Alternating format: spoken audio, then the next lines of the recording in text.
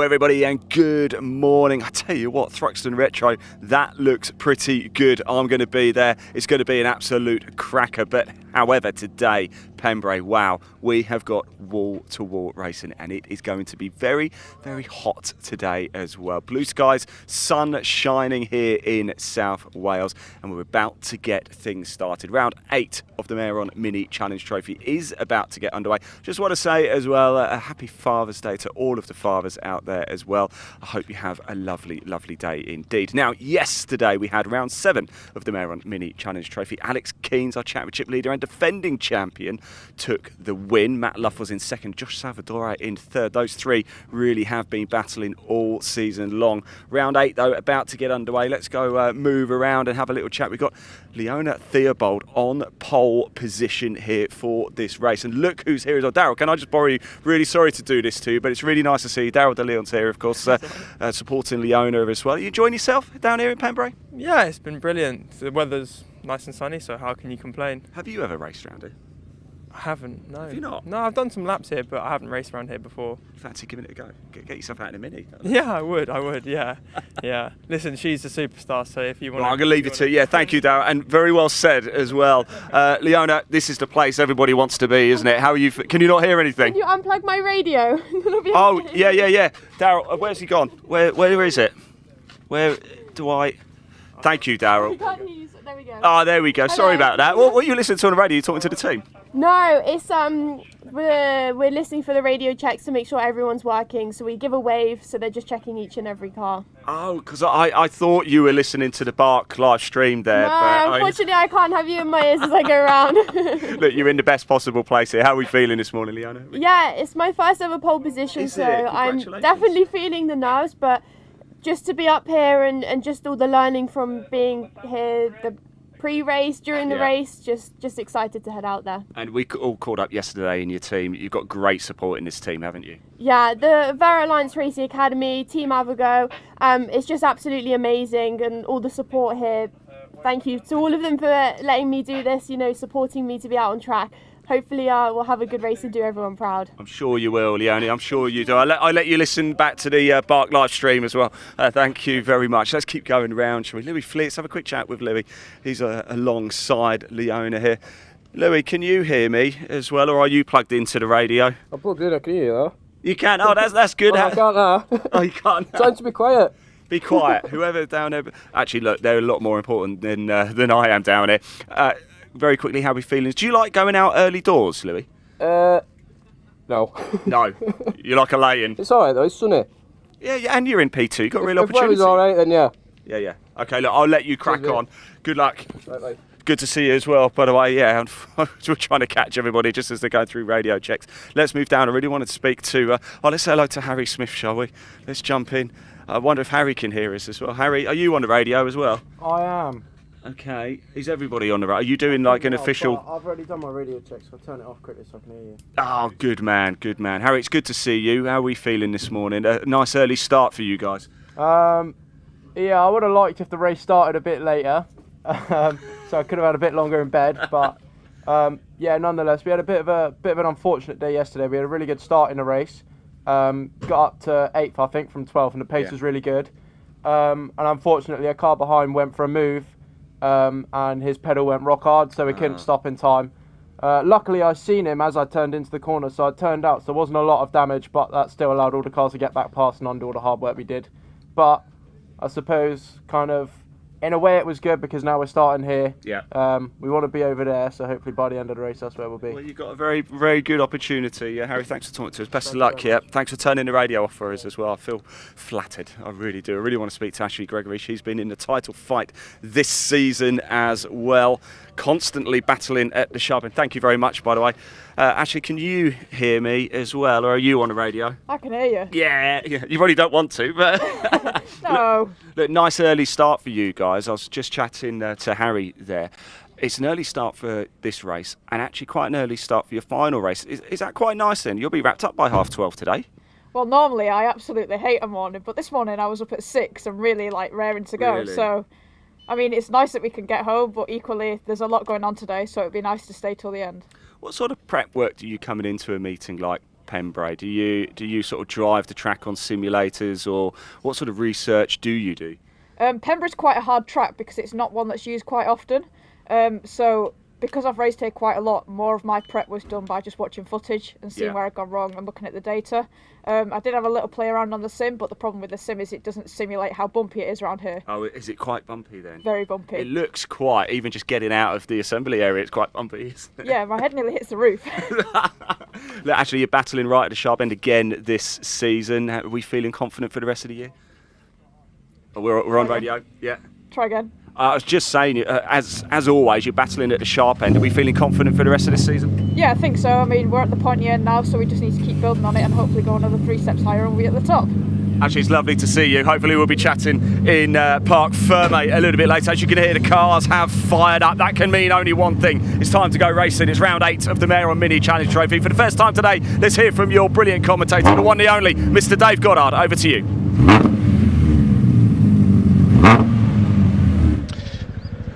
Thanks very much, Ian. Good morning, everyone, and welcome to Pembrey Circuit, the home of motorsport in South Wales, for day 2 here on BARC TV with the British Automobile Racing Club. An absolutely massive day of racing coming up today. We've got 8 races coming up just before the lunch break, and then another 6 afterwards as well. 14 races in total to bring you here today. We will be kicking off very shortly with the Meyron Motorsport Mini Challenge Trophy. They were in brilliant form yesterday. The BMW Minis absolutely fantastic around Pembrey, and we have a double header. The Mini Challenge, of course, is we've got the Mini Challenge Clubsport category here, as well the multi-class division. We kick off with the Trophy Championship, though. Their first race coming up in just a few minutes' time. That's followed by the second of our 3 races this weekend for the Junior Saloon Car Championship in their Citroën Saxo VTRs. They had a very eventful race yesterday. Matthew Swatton taking his first ever win in the championship. Then we bring on the big rigs, the British Truck Racing Championship. 3 races coming up for them this afternoon. John Bowler and Nathan Smith taking their first wins of the season here yesterday. David Jenkins looking to keep his championship lead over the course of this weekend. Then it's the second race of the weekend for the Pickup Truck Racing Championship. It was spin to win for Dale Gent in yesterday's first race. It was a very eventful race for the pickups. There were several spinners, including Dale Gent, who went on to win. Then it's the Mini Challenge Clubsport. Ollie Wilmot's looking to continue his dominance of that championship this season. Second race of the weekend for the second weekend of the season for the Audi Cup. The Audi TTs will be out in action. Andy Rogerson was on top in yesterday's race. Then the Mini Challenge Trophy come out for their third race of the weekend. Then more truck action, followed by Junior Saloon Cars, and the second race for the Civic Cup. Now, we saw Jake Hewlett take a win on the road yesterday. I can tell you that he and Wilf Butler, who finished second, were both penalised for a false start in yesterday's race. So they were given a 10-second penalty. Dave Marshall inherited yesterday's victory. And then after that, we'll have the Track Action Racing Club with their mixture of saloons and sports cars. More from the Mini Challenge Club Sport, then the final race for the pickups, and then the trucks close out today's very busy programme indeed. The Minis heading out onto track. Then we'll give you the grid in full in just a few moments' time. This is the partially reversed grid. The top 12 from the results of race 1 have been reversed. Before we get underway, it is Father's Day today, of course, as Ian told us, so a happy Father's Day to all the dads, granddads and other father figures out there. Hope you all have a great day and hope you are very spoilt today. Pulling into position on the grid then for our first race of the day, the Mini Challenge Trophy. These identical 130 bhp BMW Mini Coopers. As we say, it was a grid draw made British touring car style after the first race yesterday. Alex Keanes, the reigning champion, taking the win, but when the draw was made, number 12 was pulled, so the top 12 on the grid were reversed. And it is Leona Theobald, who we just heard from, taking her first ever pole position in the Wera Tools Alliance Racing Academy car, number 80 on pole, alongside 610 of Louis Fleet. Harry Smith, the former junior saloon car champion, on the second row alongside Ashley Gregory. And on row 3, Chris Doble, number 19, alongside the top driver in the Directors' Cup for the more senior drivers. Richard Jepp goes on row 3. Josh Wilby, number 95, on row 4, alongside Henry Foote in number 138. And then we've got on row 5, number 81, Luca Marinoni Osborne. He's had a few race wins this season. Was voted driver of the weekend at Snetterton last time out. You can vote for your Mini Challenge Trophy driver of the weekend via the Championship social media channels. So get your votes in on there. The winner of that award gets a watch, courtesy of Tsuru. So Luca Marinoni Osborne was the winner of that award at Snetterton. He lines up on row 5 here alongside Josh Salvadori in car number 10. Matt Luff, the former Civic Cup champion, on row 6 alongside yesterday's winner Alex Keys. Then we've got 32, Blair Dryborough. Alongside the Scotsman is Beanie Reese in 111. And Adam Curtis, 82. Giovanni Santora, the American-born racer, in number 71, lines up 16th. Then on row 9, it's Eleanor Reese in car number 8, alongside Irishman Leo Richardson. His race was spoiled by a puncture yesterday. Row 19th on the grid, rather, we've got Lexi Powell, failed to finish after some contact yesterday, daughter of Stephen Powell, the truck racer, alongside Isaac Doble in the 65. Jorel Julius failed to get away, really, in yesterday's race. Number 24 only did a couple of corners before pulling off and retiring. And right at the back, number 91, Finley Groom, who was excluded for contact in yesterday's race, so has to start from the back in today's event. 22 cars out there then for this second of 3 races this weekend for the Mayoron Motorsports Mini Challenge Trophy. These Mini Cooper S's, 130 bhp, 1.6 litre normally aspirated engines. Running on Team Dynamics 15-inch wheels, Goodyear tyres. A 6-speed Cooper S BKD gearbox with competition clutch. Great little race cars these are. Hugely entertaining, as we saw yesterday. This is the partially reversed grid. Now, a slight quirk of this championship, the qualifying session, the fastest time set the grid for race 3 of the weekend. The second fastest time set the grid for race 1 yesterday, and this being the reverse grid in the middle. Mini Challenge Trophy does it a little bit different. So Leona Theobald will be on pole, the number 80 car. That's the black car with the turquoise trim, the Wearer Tools colours, alongside Louis Fleet, number 610 for Team Avago. He's in black and green. Second row, Harry Smith at number 11 in the silver car with the red trim. And at number 22, Ashley Gregory in the blue, white and pink car on the outside of the second row.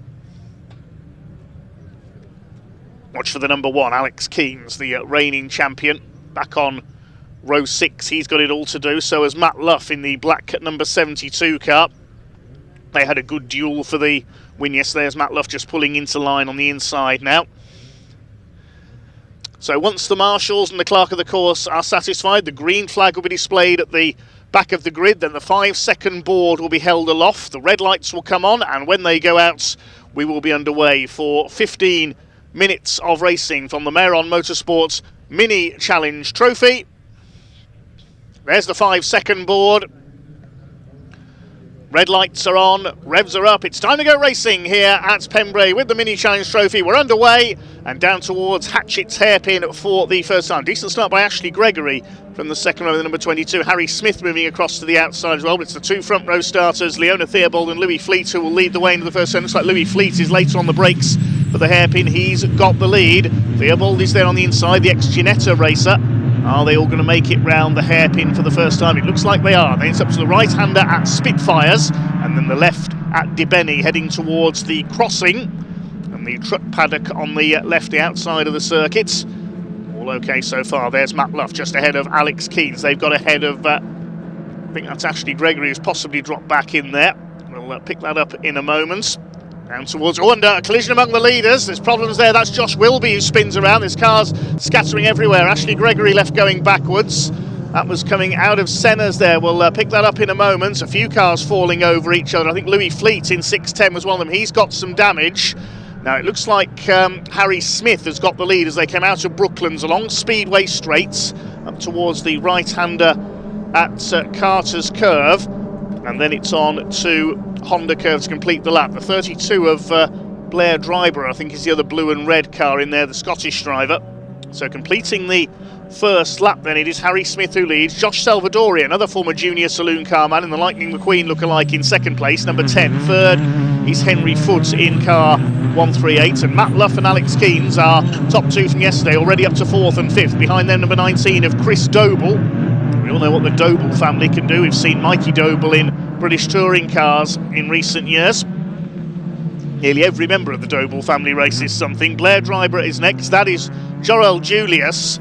Well, he hasn't completed a lap yet this weekend. I imagine we'll see the safety car because he's on the track there on the short straight between, I think that's between Senna and Brooklands, out on the back of the circuit, and he needs to get himself out of the way there with the pack racing past him.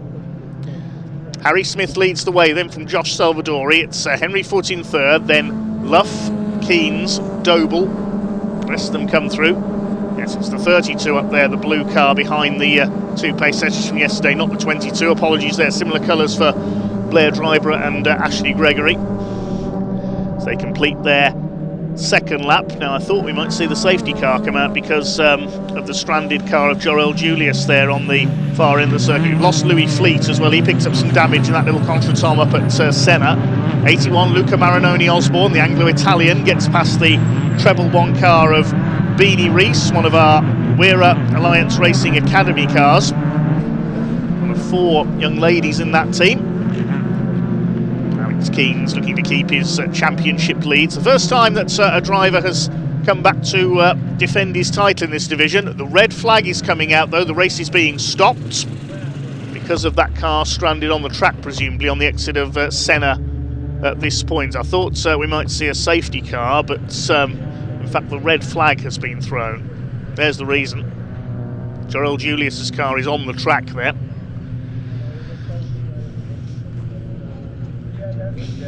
Not been a happy weekend for the Accelerate Motorsport driver. He pulled off on the first lap of yesterday's race with problems, and now taken out in that melee on the opening lap this time.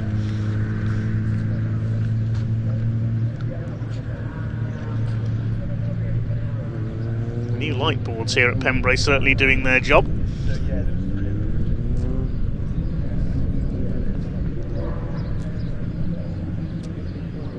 Try and see again what happened there if we can. Yeah, it looked like it was Josh Wilby and Louis Fleet came together. Harry Smith was caught up as well, and cars just went scattering everywhere.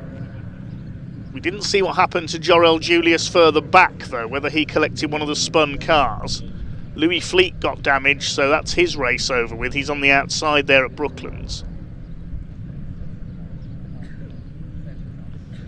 And I think everybody else was able to keep going. There's Louis Fleet's car. Marshall's just checking on him. Competes for Team Avago. Comes from Rotherham in South Yorkshire. Picked up a couple of podiums last season, was 15th in the standings. Had a fairly strong run yesterday, but out of this one, you can see it looks like his steering is damaged. Trying to limp it back to the pits.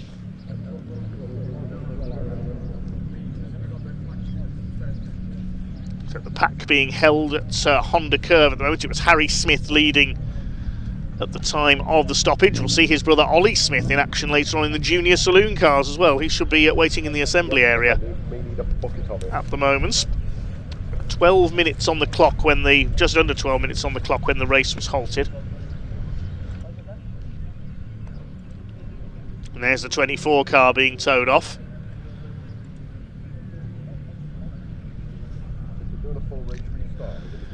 Timing screen showing a full 15-minute restart. If you want to follow the live timing from today's events, then go to TSL Timing. That's tsl-timing.com. Find the event page and click on the live timing link there.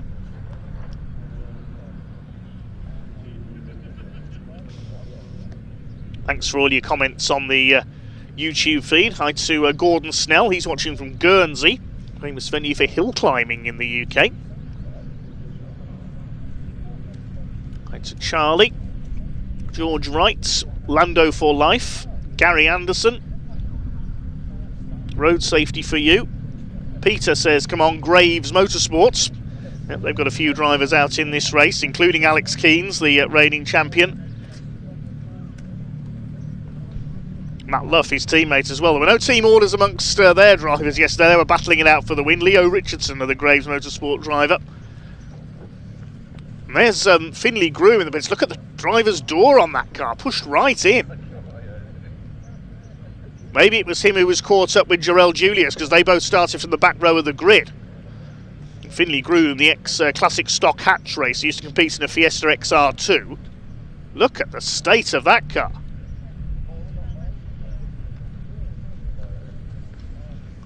Well, it's not been a happy weekend. Finley was excluded from yesterday's race for contact. And he's out of this one, I would say, as well.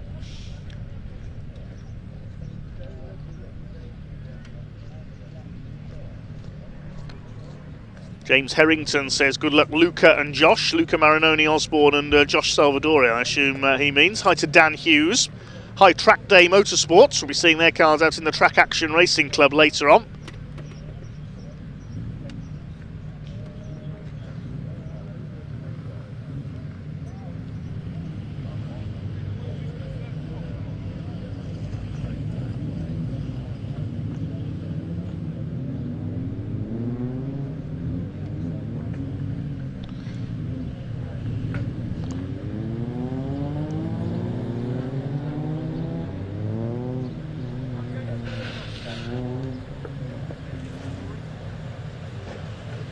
Everybody, welcome down to Parc Ferme down here. Finley Groom, as you can see, a little bit of damage.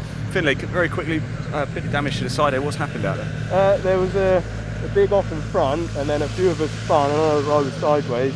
I got T-boned right in the door. So. It's just one of those things. You're a bit of collateral. Overheated, so I thought I'd better pull in. Yeah. Sounds like the right idea. Look, thank you for sharing that with us. Appreciate it. It's a thumbs up there from Finley Groom. But quite a bit of damage to the side of the car. Now, of course, it's overheating as well. So the right thing to come in. Let me just see if I can figure out what's going to happen down here. The cars are, they're still on the circuit, aren't they? Now they're actually just look like they're going to be re-gridded here, so we can get this race back underway. They are moving into position. They're going to be lined up, and then we'll get back going. I'm just trying to see, actually, I was up at the Junior Saloon Car Championship Paddock just a moment ago, and it's looking like it's going to be Harry Smith to lead everybody away. Josh Salvadori is in second place and Henry Foote in third. In fact, it looks like it's going to be restarted behind the safety car. So they've all lined up behind the safety car, and it looks like we can get things going pretty soon. So I'll hand back to your commentator, Dave Goddard, and it looks like we'll be going racing very shortly.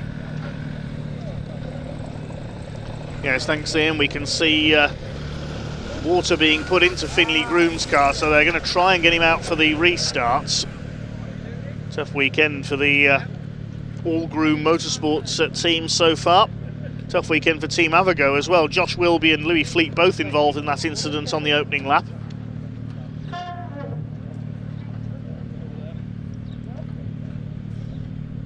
Georgia Sharrod says best of luck to all the Wearer girls. Leona Theobald, of course, started on pole for this one. We've got Beanie and Eleanor Reese out there as well. And also Lexi Powell. Black Hat says morning from the marshals.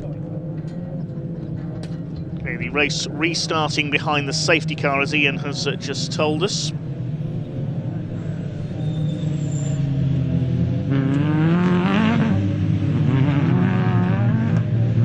Word to Steve Tarrant, who said it's now a decade since I last marshalled at Pembrey.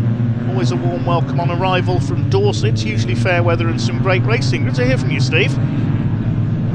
Big thanks to all our marshals here this weekend. Been a fairly busy weekend from them so far. Not go racing without the Orange family, of course. Hi to Duncan, who says, come on, Harry. Presumably meaning Harry Smith, who was leading this race. Hi to Danielle Austin as well. Says, morning from the Austin family. Had a great day at Pembrey yesterday, watching live on the stream today, and then we'll be waving as they all go past our house on the way home tonight. Good to hear from you, Danielle. So,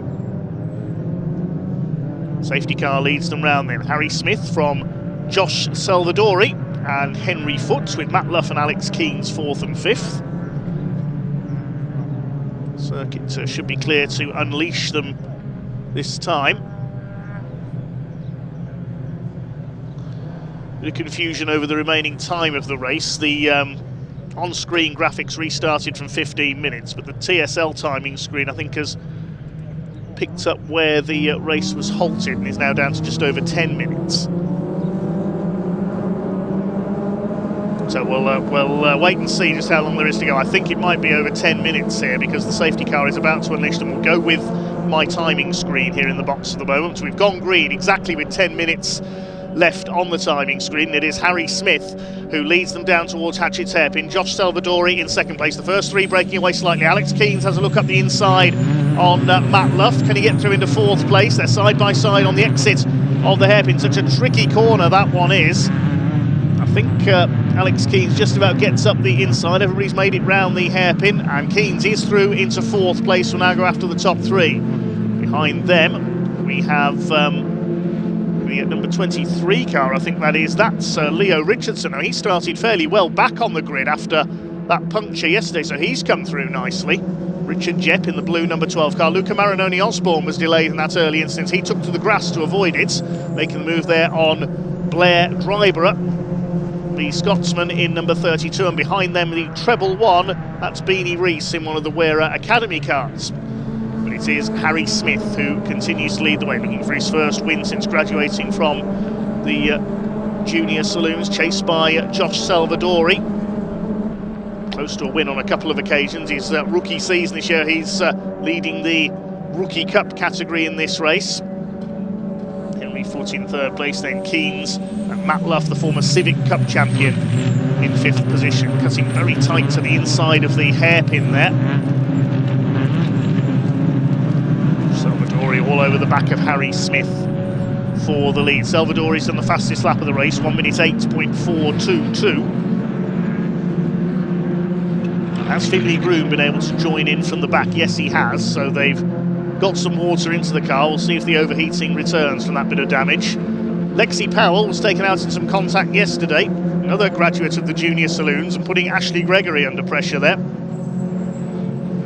As the lead pack heads around the back of the circuit. Great run by Leo Richardson in number 23, the Irishman for Graves Motorsports, up there in the top six, having started near the back of the grid. The initial start, he was down on row 9. So a great run through in the early stages. The grey car there, just ahead of Chris Doble and Richard Jepp. Across the line they come then, a change for the lead. Josh Salvadori has taken over from Harry Smith. Henry Foote in third place, but Alex Keens is now up with the top three. Almost certainly change again as Keens clips the back of Henry Foote there, going into the hairpin to Spitfires and DeBenny. Josh Salvadori out in front then in the number 10 with the Lightning McQueen livery, chased by Harry Smith in second place. Over the crossing, up towards the left-hander, then up towards Senna and Brooklands. Ayrton Senna did at one time hold the outright lap record here at the Pembrey circuit. Formula One cars did test here in the early 1990s. Keens all over the back of Henry Foote. Out of Brooklands along Speedway Straights, then up to Carter's Curve and then Honda Curve to complete the lap. Hondas we'll see out later on. You can see there's been a bit of contact there because the number plate cover on Alex Keens' car is hanging off. Looking for 2 wins out of 2.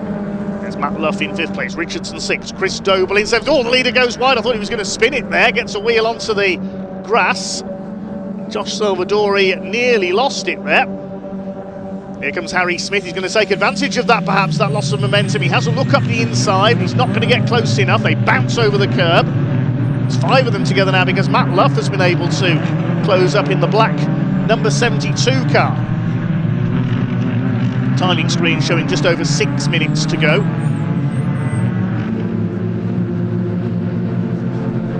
There's a battle further back in the order as well. A couple of the Wera Academy cars are in there. There's one car slowing slightly on the inside. I think that's the 71 car of Giovanni Santora, the black car, losing a couple of spots. He ran wide coming out of the hairpin. Number 80, Leona Theobald, our pole sitter in this race, is in there as well. She got delayed in that first lap incident and is now towards the tail of the field. She's just got ahead of Santora there. And behind this group is another of the Wera girls. Theobald goes wide, Santora goes through, and that's Eleanor Rees at the back of the group. Now, her previous race experience has involved pre-war cars, would you believe, at the Vintage Sports Car Club. It's getting very busy among the top 10. Alex Keens and Matt Luff together. Here's the battle for 6th place. Richardson ahead of Richard Jepp in the number 12. Luca Marinoni Osborne, a slightly quiet race for him, but he's got ahead of Chris Doble there in the number 19 car. Alex Keens still under fire from his Graves Motorsport teammate, the 72 of Matt Luff. The race to come for these cars a little bit later on, of course. It's due off at 12:05. First 5 still in that breakaway as Leo Richardson nearly drops a wheel onto the grass there, coming out of Senna towards the Brooklands hairpin. Josh Salvadori continues to lead the way, looking for his first win of the season. Harry Smith in 2nd place. Richard Jepp up the inside, gets past Leo Richardson. And here comes Luca Marinoni Osborne as well.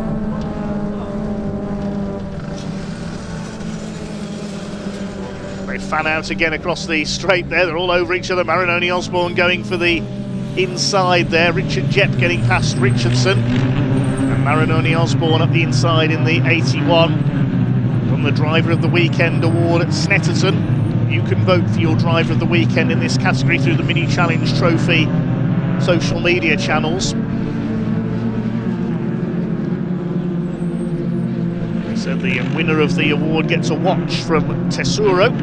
It's Luca who won it at Snetterton, who will get the watch this time.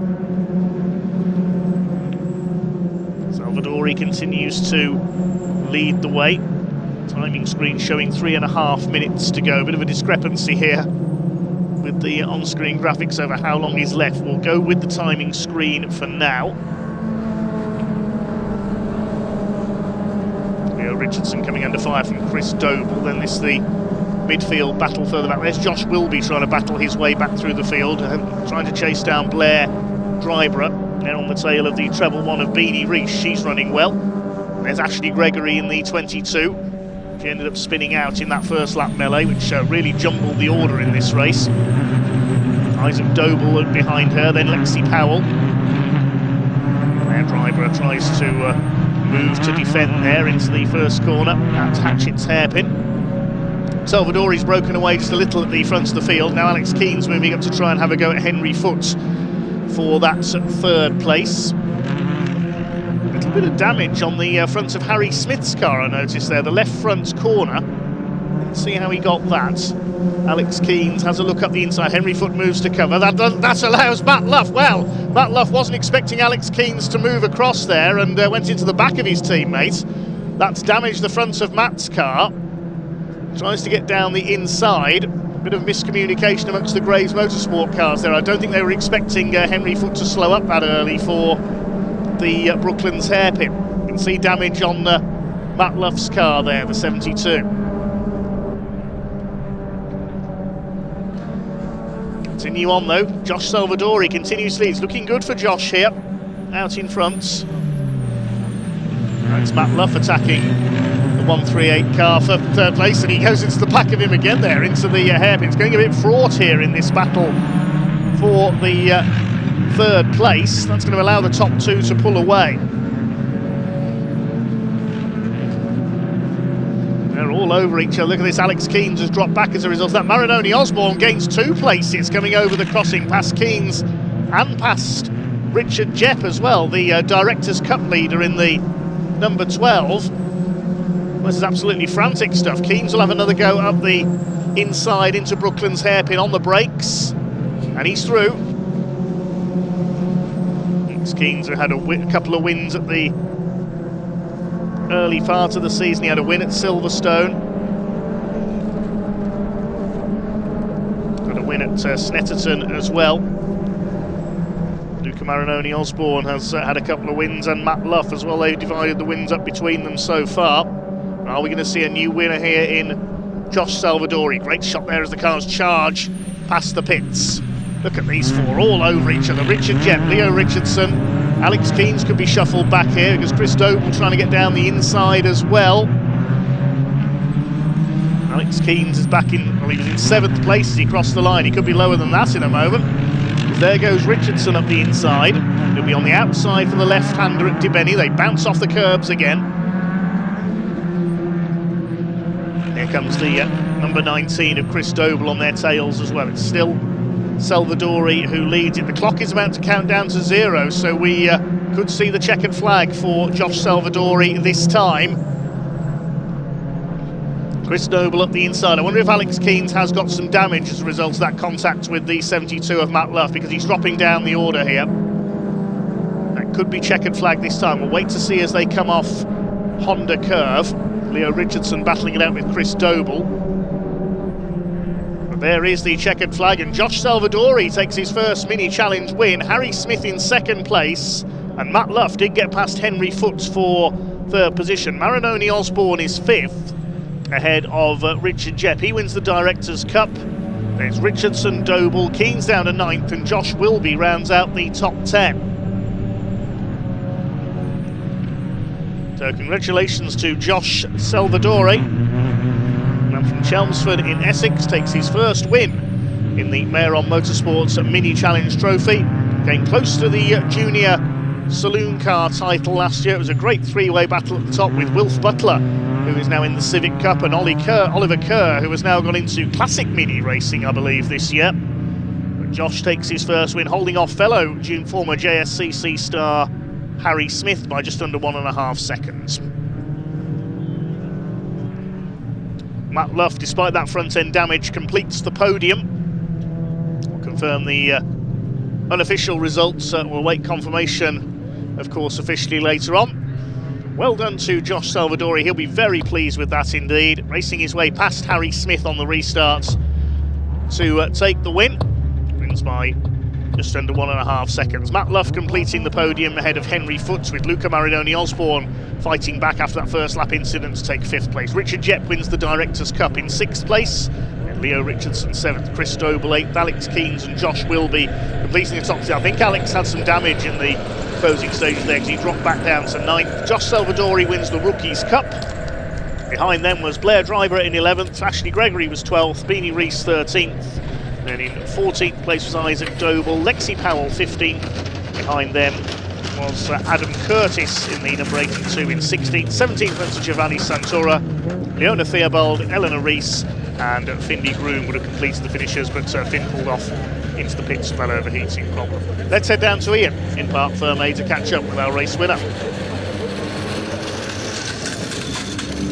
Well, here he is, Josh Salvadori. He wins round 8 of the 2026 Mehron Mini Challenge Trophy, and it is a 2nd podium of the weekend as well for Josh Salvadori. He is going to get out of the car. We'll have a quick chat with him very shortly indeed. Harry Smith coming home in 2nd place, and Matt Luff on the line taking 3rd place. We will just let him get out of the car. Matt Salisbury's going to hand him his hat. And look at Josh, he is all smiles, and look at that. Let's jump in and have a chat. Josh, congratulations. I tell you something, wow, you are, like your livery, you are lightning fast, aren't you? And a bit of a hard battle to get to the front, but when you did, you just went. Yeah, I knew second after the pits. Yeah, we had a chance of winning. I've got the best car on the grid on the day for me. The team worked really hard to get me to where we are, but yeah, extremely happy. What does it mean to you to take the number 1 spot? It means everything. It shows how much hard work we put in for my team, family, and myself included. We've driven for these results and finally got them. Josh, go celebrate. Go on, congratulate. Don't forget, you've got to do it again a little bit later as well. But go. So let's have a quick chat with Matt Luff, because Harry Smith's just chatting to Gary James here. So let's have a quick chat with Matt. I'm really interested to... Sorry, Matt, wow. That was a tense finish, wasn't it? But you got the job done. Yeah, that was extremely chaotic. It was so weird off the restart. For some reason, it felt like I had a puncture. Right. There was this weird noise coming from the front left, and it felt like I had no grip. So I was really slow to sort of get back into it. And after a few laps, I realised the car was fine. I kind of started pushing again. I think I had a very brief coming together with Alex. Unfortunately, I think we both sort of changed directions at the same time, and I was going into the back of him. I don't know where he ended up actually, but yeah, it was. I mean, it's nice to come away with a podium, but yeah, it was a pretty chaotic race. That's a third place. You had a second place yesterday. You know what's got to come a little bit later this afternoon, right? Well, I'm on pole, but I don't know, we've got to get this mended first. Let's have a quick look at it. Matt, thanks for talking to us. Really appreciate it. Congratulations. Third place there for Matt Luff. And, oh, yeah, there is the damage. You can see, I didn't see that, actually, as he pulled in, because I had all of my eyes on Josh Salvadore. Let's go have a chat with Harry Smith over here. Sorry, Danny, to pull you away. I'll just jump in behind. Harry, hey, satisfied, happy? Yeah, satisfied 100%. I'm really happy. I mean, it's a shame it couldn't have been first. We had a really good start. Yeah. And the restart after the red flag, the safety car restart, I felt that was pretty good. I got myself a good gap. Fortunately, I clipped the grass on the entry to the right-hander, which put me sideways, which is what gave Josh a nose ahead. But no, yeah, the last thing I wanted to do was fight him and then let the others catch up. But no, yeah, good points. First podium of the season, so I'm over the moon. I was going to say points make prizes. Yeah, well done, buddy. Really happy for you. Cheers, and good luck a little bit later as well. Right, we are into the racing action straight away. Junior Saloon Car Championship, they are on track already. And the man on pole position, Martin Wright, I caught up with him a little bit earlier, so let's hear from him now.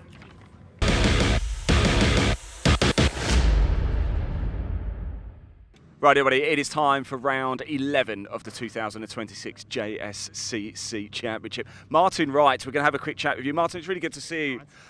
On pole position, you were yesterday. Things didn't quite go to plan yesterday, did they? What happened? Yeah, it was just a tough start, really. Just made unfortunate contact with Ollie. Yeah. And then after the red flag, then I had to come in the pits because my car was deemed unsafe without front bumper on. So starting from the pit lane, made as much places up as possible, but it's all you can do, really, isn't it? Do you know what? Today's a new day, isn't it? You're out fairly early, you're back on pole position. How's the mindset developed overnight? Yeah, I mean, it's just same start as we're going to go from, well, just the same as yesterday, really. No different, just get a good start, get out front. That was the same aim as yesterday, and it's not changed for today. You know, one of my joys of the Junior Saloon Car Championship is seeing your development in particular, from going to be the scholarship winner to right at the sharp end. What's been the biggest change for you over the last 12 months behind the wheel? I mean, definitely had more time in the car. Yeah. This team's really suited me, this car's suited me, and I'm just in a real happy place at the moment. I like to hear that. You're always smiling, Martin. It's lovely to see you. Good luck out there. I hope we're talking in Parc Fermé. All right?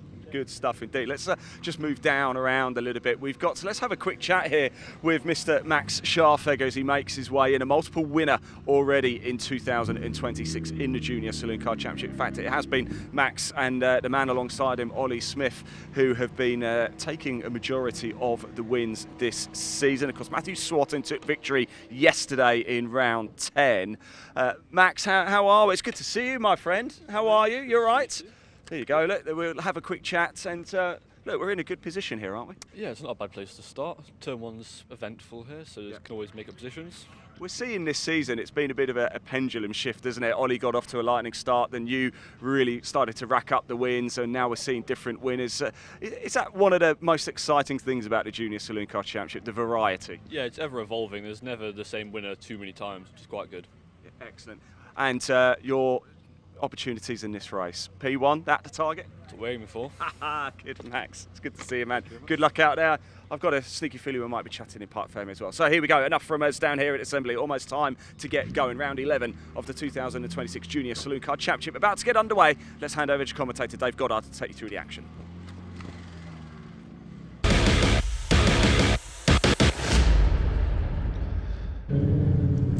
Thanks, Ian. Yes, the cars just on their way to the grid. We'll quickly take you through the lineup then. Martin Wright, as we just heard, is on the pole alongside championship leader Ollie Smith in the number 80. Second row 23, Max Scharfegger, and yesterday's winner 27, Matthew Swatton. This grid set by the second fastest time for each driver in qualifying yesterday. Jake Wardle and Leon Holly on row 3. Leon Holly came through onto the podium from 12th on the grid yesterday. Then Lachlan Homer, 94, 29, Tim Leonard on the 4th row. Row 5 will be 44, Zane Quecker, and 95, Ricky Pittman. Hasnain Khan, one of our newcomers, in number 18 on row 6 alongside William Omar in the 41. Row 7, 127, Charlie Stapleton. Ralphie Branscombe will not be there, I don't think, in the number 96 after his accident yesterday, but he is thankfully all right after a big shunt at Honda Curve. And Frankie Lawson in the 11 and Atta Huna in 81 complete the 16 cars on the grid. So away we go then, down towards a very quick start there from the JSCC in their identical Citroën Saxos, second race of the weekend. It is Martin Wright who will lead. Look at Matthew Swatton at the outside. His confidence will be well up after that maiden win yesterday. Into that first hairpin they go. That's a Huna making a move around the outside there in the Oryx Motorsport, the number 81 car. And Ralphie Branscombe is there. I was wrong. The 96 car has been repaired, so very well done to his team for getting the 96 car back out. He is on the grid. I thought that car would have been hors de combat after yesterday's shunt, but he is on the grid. That's a great effort by his team, and great to see young Ralphie, the scholarship winner, back on track. Leon Holly there side by side with Max Scharfegger for 4th place. So Matthew Swatton's got through into 3rd position. Ollie Smith, the man who dominated the early part of the championship, in 2nd place, but it's Martin Wright all the way from Cornwall who leads the way in the number 14. 87 of Leon Holly holding off Max Scharfegger and Lachlan Homer in the 94. Always seems to be the nearly man this season, Lachlan Homer. Let's see if he can get onto the podium here. He was relegated from 2nd to 5th, a couple of laps from home in yesterday's race. Chasing now Max Scharfegger, Leon Holly chasing Matthew Swatton, and Ollie Smith chasing Martin Wright for the lead. Martin looking for his first win. He's taken his first pole positions. I think he's on pole for all 3 races, because the top 3 lap times from qualifying for each driver set the grid for the 3 races over the course of the weekend. Leaders head over the curbs there into the back of the circuit, kicking up the dust. There's number 41, Will Omar in the red machine, chased by Hasnain Khan, one of our newcomers. That's Jake Wardle down there as well. He was a bit slow off the line in the number 3. He's had a couple of podiums this year, but he dropped back there. Hasnain Khan at the inside. There's contact with Will Omar. They just door-handled together. Will Omar showing his displeasure there, shaking his fist at Hasnain Khan, who's damaged his rear bumper there, I notice, in that bit of contact. Still going though. Jake Wardle next in the order. Then it's Ricky Pittman in the 95. Atahuna, Charlie Stapleton, our newcomer, just 2 weeks after his 14th birthday. He must be one of the youngest drivers ever to race in the JSCC. And then Ralphie Branscombe and Frankie Lawson at the rear of the field. Jake Wardle up the outsides, they go into the hairpin. Hasnain Khan, the Yorkshireman, with his rear bumper flapping there. If that doesn't fall off, he's going to get the black and orange flag signalling him to come into the pits to remove that rear bumper trim. So Martin Wright continues to lead, pulling away slightly now from Ollie Smith in 2nd place. And Leon Holly kicking up a bit of dust there coming out of the crossing. Could leave him prey to an attack here into Brooklands from Max Scharfegger, the grey and yellow car, for 4th place. Homer behind them. It's Leon Holly's run wide again there coming out of Brooklands. This is Scharfegger's opportunity to get alongside. Holly tries to move to defend. Scharfegger's got the nose down the inside. The wing mirrors clash together as they go through Carter's curve, up to Honda curve. Through goes Scharfegger. Holly switches back to the inside. That's a good change of line for Leon Holly, but all the time, Lachlan Homer's getting up alongside them. They haven't seen he's coming. They're going to be 3 wide across the line for 4th place. This is great stuff. Lachlan Homer, he's got past both of them. Well, if you're going to squabble with each other, I'm going to get past both of you. He says, no, you're not, says Leon Holly. Back up the inside. Homer runs wide on the hairpin. Scharfegger says, OK, I'll go back through as well. And Tim Leonard wants a piece of this as well in the Oryx competition number 29 car. Scharfegger all over the back of the 87 of Leon Holly now. This is great fight. It's allowing the top 3 to escape here. Matthew Swatton rather on his own in 3rd. Ollie Smith, whose brother was 2nd in the previous race, Harry Smith, is chasing now Martin Wright for the lead. Can Martin hang on to become our 2nd first-time winner of the weekend? Up to now it's been Ollie Smith and Max Scharfegger who've divided up the wins between them this season. Jake Wardle's come close as well, but he's further down the pack in this one. Martin Wright continues to lead the way. Ollie Smith shadowing him. He was the top rookie in last year's championship. Right a little bit sideways there going into Honda curve, as was Max Scharfegger. Hasnain Khan continuing with that bumper flapping. Ollie Smith has got the lights on, you can see there, to try and intimidate Martin Wright. Takes the tighter line into the hairpin. Ollie Smith Now right up on his bumper, he's going to try and make a move here, possibly towards Spitfires. Towards DeBenny, the left-hander. Martin Wright defends the line. Smith cuts to the inside, but he's not close enough. Over the crossing. Swing it to the left-hander. Doesn't have a name, that left-hander. I normally call it crossing corner. Then up towards Senna. There's Zane Quecker getting past Hasnain Khan. Chasing up onto the tail of Tim Lennon as well. Then a gap back to Will Omar in the 41 car. Jake Wardle and Ricky Pittman next in the order. Pittman, one of our newcomers this year, in the grey car. Martin Wright continues to defend against Ollie Smith, the championship leader in number 80. The Kersley Motorsport car of Matthew Swatton still on a high from his first ever win in yesterday's restarted race when the red flags came out when Ralphie Branscombe crashed at Honda Curve. Wonderful to see Ralphie back on the grid today. Up into the hairpin once again. Martin Wright continues to defend the lead. We're not even at halfway yet. Plenty more great action to come from these identical Citroën Saxo VTRs. Real training ground for the Saloon car stars of tomorrow. Martin Wright continues to soak up the pressure. Ollie Smith has the fastest lap, 1 minute 11.231 compared to 1:11.341 for Martin Wright. Swatton now starting to drop back into the clutches of Leon Holly. Scharfegger still 5th, Lachlan Homer in the black and white car still 6th, then Leonard 7th, Zane Quecker is 8th, Hasnain Khan is 9th, Will Omar rounds out the top 10, but he's got Jake Wardle all over the back of him. 12th is Ricky Pittman. Atahuna from the back of the grid is up into 13th. Charlie Stapleton, our newcomer, is 14th. Branscombe 15th, and Frankie Lawson at the back of the field. Coming up across the line once again. Third place battle could soon heat up. Matthew Swatton is starting to be reeled in here by Leon Holly. Leon's just done his best lap of the race, the 1:11.365. Black and orange flag goes out. That is, not surprisingly, to the number 18 car. That is Hasnain Khan. He needs to come in to have that trailing rear bumper removed.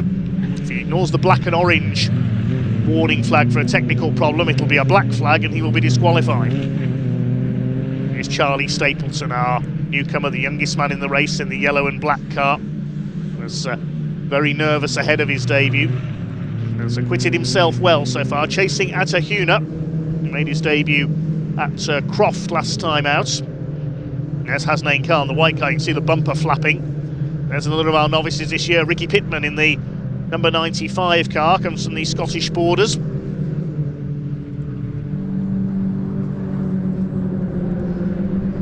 Matthew Swatton still holding third place. Leon Holly closing him down though. The man from Devon.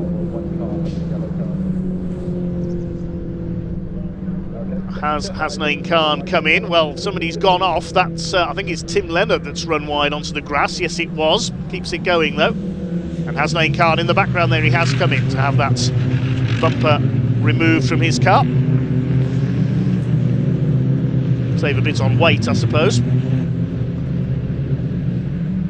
Still, Ollie Smith unable to do anything about Martin Wright for the lead. It's a good defensive drive by Martin in the pit lane. There's the rear bumper trim removed from Hasnain Khan's car, and he's sent on his way. He'll rejoin at the back of the field. See how many places he can make up in his newly lightened car. Oh, problems for Ralphie Branscombe as well. A bit of trim hanging off his car, so has he been off again somewhere? Great to see him straight back out after that crash yesterday to keep his confidence up. Third place there's Swatton. Leon Holly coming under pressure again from Max Scharfegger. He's had a couple of wins this year. Scharfegger family have competed in all sorts of classes of racing over the years, from Caterhams to Citroën C1s. Behind him Lachlan Homer, then a gap back to Tim Leonard. Keeps it on the tarmac this time coming out of Honda Curve. Zane Quecker still going well in 8th place. There's a bit of smoke there. Matthew Swatton's locked up and he's clipped there by Leon Holly. Swatton running wide into the hairpin. That's damaged the door on Matthew Swatton's car. Leon Holly gets through into third place. Nothing really he could do there as Swatton tried to get the car stopped. He's gone wide again coming out of Debeni there, loses a couple more places. Max Scharfegger goes through, so does Lachlan Homer. So Leon Holly is through into third place, and now he's going to try and go after the two leaders. Leon looking for his first win. The man from Devon. Scharfegger in fourth place. Lachlan Homer just wants to get on the podium. He's had a lot of bad luck this year. Scharfegger runs wide now. Well, Pembrey is well known for rallycross, and Saxos have been successful in rallycross as well, but we're keeping it on the tarmac today. Rallycross course goes over the infield on the inside of Senna and Brooklands. Doesn't use the pit straight part of the circuit. Where's Ralphie Branscombe? You can see he's got a few borrowed body panels on the car after that accident yesterday, battling with Frankie Lawson at the tail of the field. Martin Wright continues to defend the lead with 4 minutes of this race still to go. Can Ollie Smith snatch the lead and get back to winning ways? It's all over the back of the 14. He's been all over the back of the 14 car since the opening lap. Through the crossing, up towards Sen. Martin Wright tilts the car in. These two about 2.3 seconds clear of Leon Holly. He's not really closing in. His lap time's a couple of tenths slower. Max Scharfegger still in fourth place. He runs wide again though, coming out of Brooklands. Matthew Swatton back up the inside. You can see damage to his wing mirror there as well. Gets back ahead of Lachlan Homer though at Carter's Curve. Chased by Tim Leonard. There's Zane Quecker in 8th place.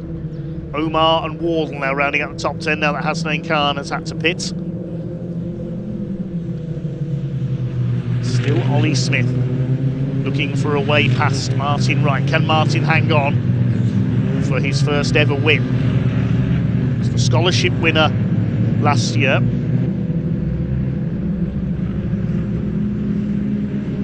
Ollie Smith comes from a racing family. Saw that in the previous race with his brother Harry finishing second in the mini challenge race. Maybe we'll see the brothers out together in years to come. Martin Wright actually pulls away a little bit there through out of the crossing towards Senna. Into the hairpin. There's Ralphie Branscombe under fire from Frankie Lawson and Hasnain Khan's bumperless car.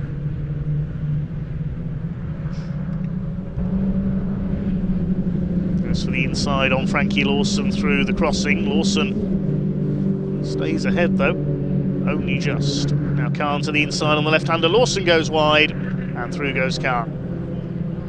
Meantime here come the leaders, and this time coming out of Honda Curve, Ollie Smith's got a run on the inside. He's surely going to take the lead here into the hairpin, onto the brakes. Is he going to get the car turned back in time? He's done it. Ollie Smith takes the lead from Martin Wright, who's going to now have to try and fight back. There's only a couple of laps left to go. Can Martin Wright fight back and try and take that first win? Ollie Smith will now get his head down, get his foot down and try and pull away. Leon Holly will try and draw up to the back of them as well, but he might have run out of time to attack the top two. An absorbing race between the two of them. Ollie Smith finally getting the move done there into the hairpin. Can Martin Wright fight back? There's Holly third, Scharfegger fourth. They're clear of, looks like a change for fifth there. Yes, Tim Leonard has come through into fifth place. He's running well. Matthew Swatton must have had a moment somewhere. He's dropped back into 8th place. Out of Honda Curve. Can Martin Wright do what Ollie Smith did a lap ago? They go into their final lap, only 30 seconds on the clock as they cross the line. Here they come down into Hatchett's hairpin. Wright tries to close up again.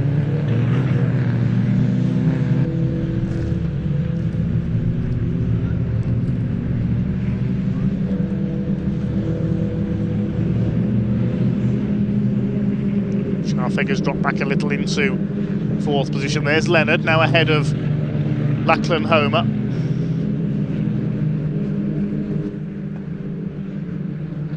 Clock has counted down to 0. Martin Wright tried his hardest to defend, but it looks like it is going to be Ollie Smith.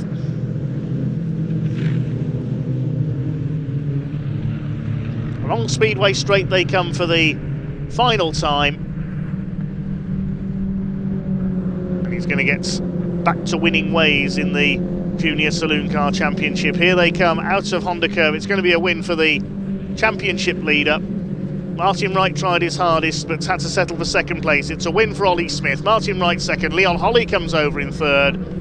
Scharfegger in fourth position. Battle to the line between Will Omar and Jake Wardle further back. Tim Leonard gets to, I think, is his highest finish of the season in fifth, ahead of Lachlan Homer. Zane Quecker seventh. Matthew Swatton dropping back to eighth in the closing stages. And the rest of them come home. Here comes Ralphie Branscombe with a bonnet borrowed from the Orex team by the look of it. And Frankie Lawson at the tail of the field. Hasnain Khan rather making it through to 14th after that pit stop.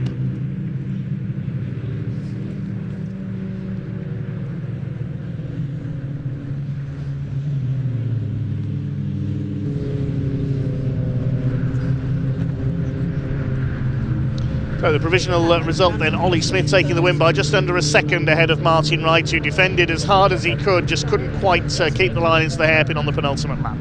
Leon Holly completes the podium with Max Scharfegger in fourth place. Tim Leonard coming through in the last couple of laps for fifth. A good result for him ahead of Lachlan Homer. Zane Quecker in seventh, Matthew Swatton dropping to eighth, and Will Omar and Jake Wardle completing the top 10. A close fight between them in the closing stages. Ricky Pittman was 11th ahead of Atta Huna. Charlie Stapleton taking 13th ahead of Hasnain Khan, who fought back after his pit stop. And Ralphie Branscombe 15th ahead of Frankie Lawson. All 16 cars going the distance. And Ollie Smith gets his name back on the top step of the podium. Scored a hat-trick at the season opener at Donington, 2 wins at Cadwell Park, 1 win at Croft. He's back to winning ways in round 11 here at Pembrey. Let's head down to Ian in Parc Ferme.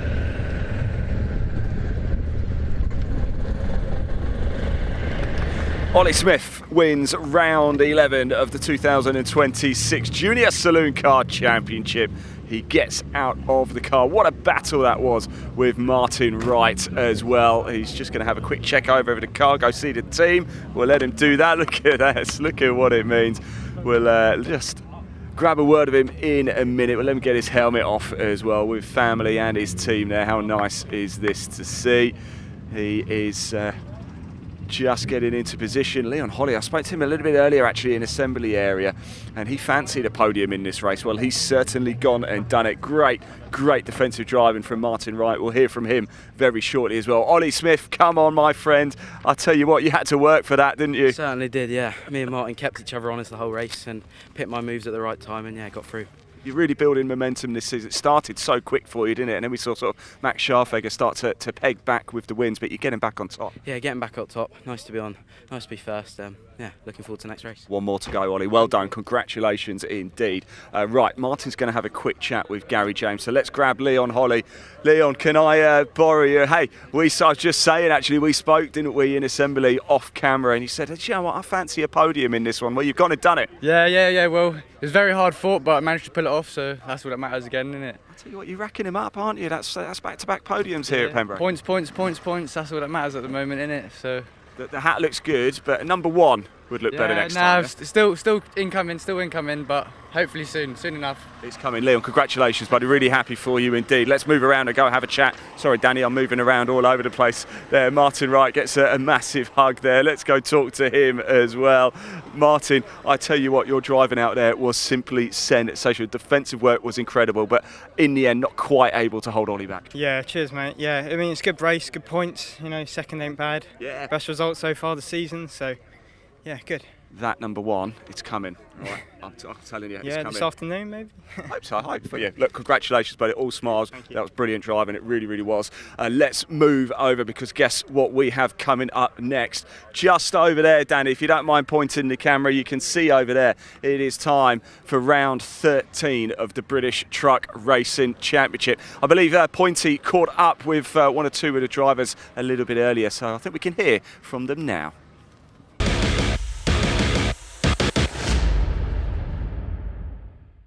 So here we are down in the paddock with the Finnish fantastic driver, Sami Ojanen.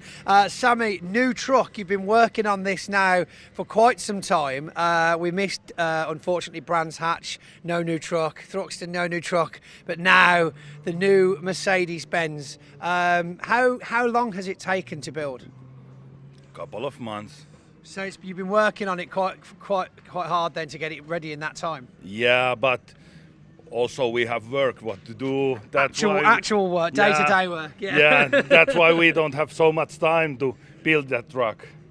So has it been difficult? Have you had any big issues or problems in the build? No, not so big issue, but also what we order, every materials and everything like that, the electric system and this, that takes time. Yeah. There's a lot of delays in getting the actual parts for it. What made you want to get the new truck? Is it, would the Sisu still be racing in Finland, or is that now a museum piece? Never know where we put that, but of course, if that is about that is old timber truck when they built that 30 years ago. Wow. Maybe that's why it is now better to change a new one. Yes, wow, I didn't know that. It used to be a timber truck. I mean, that has won some serious championships, hasn't it, that Sisu?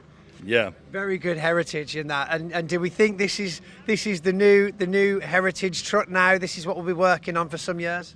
Hopefully. Let's have a look around. Let's have a look. So is it the same engine, or is it all new parts for this truck? It's nothing from the Sisu is on this. It's all different.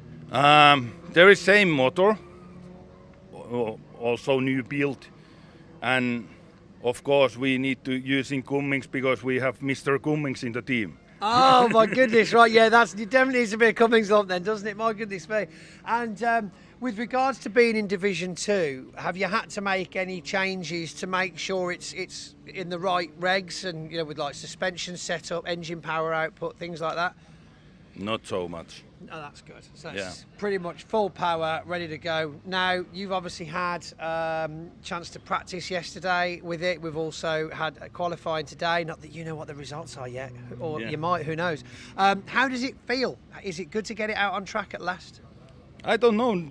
Today it is very slippery, and that is, it is not so easy to handle.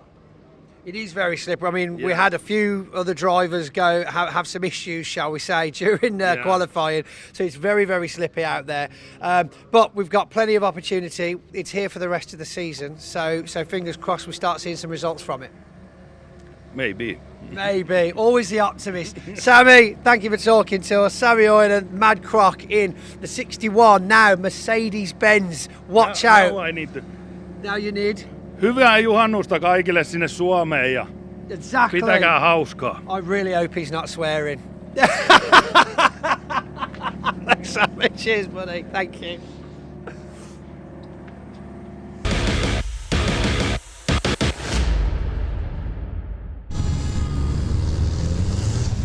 Well, good to hear from Sami Ojanen, the flying Finnish racer, debuting his brand new Mercedes Artigo here this weekend. Great to finally see that lovely machine out on track, and there it is coming up to the grid for race 3 of the weekend. It is round 13 of the British Truck Racing Championship 2026. The grid based on the result of race 1 yesterday with the top 8 reverse, so it is Neil Yates, number 33, and his MAN, who starts on pole alongside the Division 2 winner. He certainly has been a cut above the rest in the less powerful Division 2 trucks this weekend. Jake Evans will start on the front row for this race alongside Neil Yates. Second row, number 3, Stephen Powell. Took a bit of damage to his MAN yesterday, but he's hopefully back out there alongside number 12, Michael Oliver. Had to retire from race 2 yesterday after picking up a puncture. Row 3 is his father, Stuart Oliver, in the Volvo VNL. The 10 times British, 1-time European champion, Craig Reed, in his Iveco, starts alongside him. David Jenkins, who led the championship coming into this weekend in the number 69 MAN, starts on row 4 alongside 14 John Bowler. Picked up his first win of the season in race 1 yesterday, so starts 8th here. Then on the 5th row we've got 86 Tom O'Rourke in the International Navistar, the Scotsman. That's alongside Nathan Smith, who won race 2 yesterday. He'll be looking to pick up some more success. Qualified on pole for the 2 races yesterday, but with the reverse grid, starts 10th today. Then on row 6 we've got number 6 John Powell with his DAF alongside 95 Terry Gibbon driving Ricky Collett's truck. Ricky recovering from surgery at the moment, the popular Yorkshireman, so Terry Gibbon making a return to the championship in the 95. Bradley Harvey in the 96 on row 7 alongside the 41 Iveco of Simon Cole. Sammy Oyenen's Mercedes starts 15th alongside Callum Eason, who had a tricky day yesterday in his MAN. The Division 2 runner-up from last season had a tangle with Nathan Smith in race 1, so starts down in 16th. The final row of the grid, Archie Handy in his Iveco, the son of Simon Cole, and Warren Harvey, father of Bradley Harvey, starts from the back, so quite appropriate on Father's Day. We've got 3 father and son combinations out there on the grid for this one. The GT Tyres DAF is ready to lead them away on the rolling lap, and it will be a 15-minute race from a rolling start for the British Truck Racing Championship. If you've not seen truck racing before, you are in for a real treat here today, as we get ready to see the big rigs in action. These machines weigh around 5 tonnes. They're almost 1,000 horsepower each, and they're 12 and 13 litre engines, all running on environmentally friendly HVO fuel. It was Adam Binns who pioneered the use of that in the championship. Adam sadly not racing with the championship this season. Hopefully we'll see him back out in years to come, the very popular Oxfordshire driver. Now all the trucks running on HVO fuel, running on GT tyres. They are electronically limited to 100 miles an hour, these race trucks. Of course 56 mile an hour for road-going trucks. It was back in 1984 at the end of the season at Donington Park. The first truck races were held in the UK, and back then they were road-going trucks. Some of them actually left their trailers in the paddock, went out and raced, and then carried on their journeys afterwards. It was Tullio Ghislotti, the Italian, who won the very first truck race, and in front of, I think, the biggest ever crowd seen at Donington until the European Grand Prix was held there in 1993, because truck racing had never been seen before in the UK. It was an American invention, and then they decided to put an event on in the UK. Lucas were one of the main sponsors, the Birmingham-based engineering company. My parents were there, and my father, John Goddard, was a truck racing official for many years, and if it had not been for his work in the sport and his influence over the years, I probably would never have started out in motorsport myself and find myself in the position I am now. So a big thank you to him, and a happy Father's Day, Dad. So we're almost ready to get underway with the first of 3 truck races here today then. A very wide open field indeed. Looking at the championship standings coming into the weekend. Of course, been recalculated after the 2 races yesterday, but it was David Jenkins who led the way ahead of Ryan Smith, who's not racing this weekend, currently serving a suspension. We'll hopefully see Ryan back out later in the season. Stuart Oliver was just behind him, and then Michael Oliver in 4th, with Stephen Powell rounding out the top 5 after a win at Thruxton. It's not been the best of seasons for the number 3 so far this season, but he did improve with a win at Thruxton, hoping to improve further here.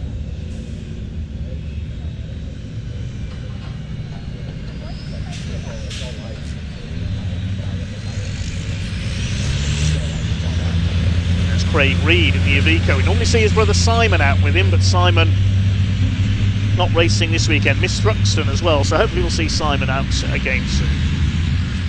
And Ricky Collett as well. Get well soon to Ricky, heavy haulage company boss from Halifax. It's Terry Gibbon from Cumbria who drives his number 95 truck this weekend. And I believe he's on pole for race 4 as well, with the top 8 being reversed. We'll confirm that later on. It's Neil Yates, the recovery company boss from Kent in his MAN, who starts on the pole, still looking for his first British truck racing victory. It's Callum Easton, the green and black MAN. Had a real duel with Jake Evans for the Division 2 title last year, with Jake prevailing. Bradley Harvey in the 96, his father Warren, newcomer this year as a novice for his first 3 meetings, has to start from the very back of the grid. There's Archie Handy, so looks like we have got the full field of 18 trucks out there. This run's a Hatchet's hairpin for the first time. He's certainly not going to be for the faint of heart. It is Jake Evans who leads the Division 2 points coming into this round, with John Powell in second place, Bradley Harvey in third, because Callum Easton had a few teething problems with the MAN at the first round at Brands Hatch, so he's only down in fourth place in the points at the moment, with Warren Harvey fifth, ahead of Sammy Oyenan, Simon Cole and Archie Handy. They appeared at Brands Hatch, but didn't manage any finishes, unfortunately. Still teething problems with their Ivecos. They skipped Thruxton to iron those problems out, so it's good to see them getting some points on the board here this weekend. It's Neil Yates on pole in the red and white Neil Yates Recovery MAN, alongside the blue and silver MAN of Jake Evans, the man from Stoke. Stephen Powell, teammate of Neil Yates, on row 2, alongside Michael Oliver. His MAN repaired after a bit of contact with Stephen Powell in race 2 yesterday. Had to retire with a puncture. Pace truck pulling into pit road.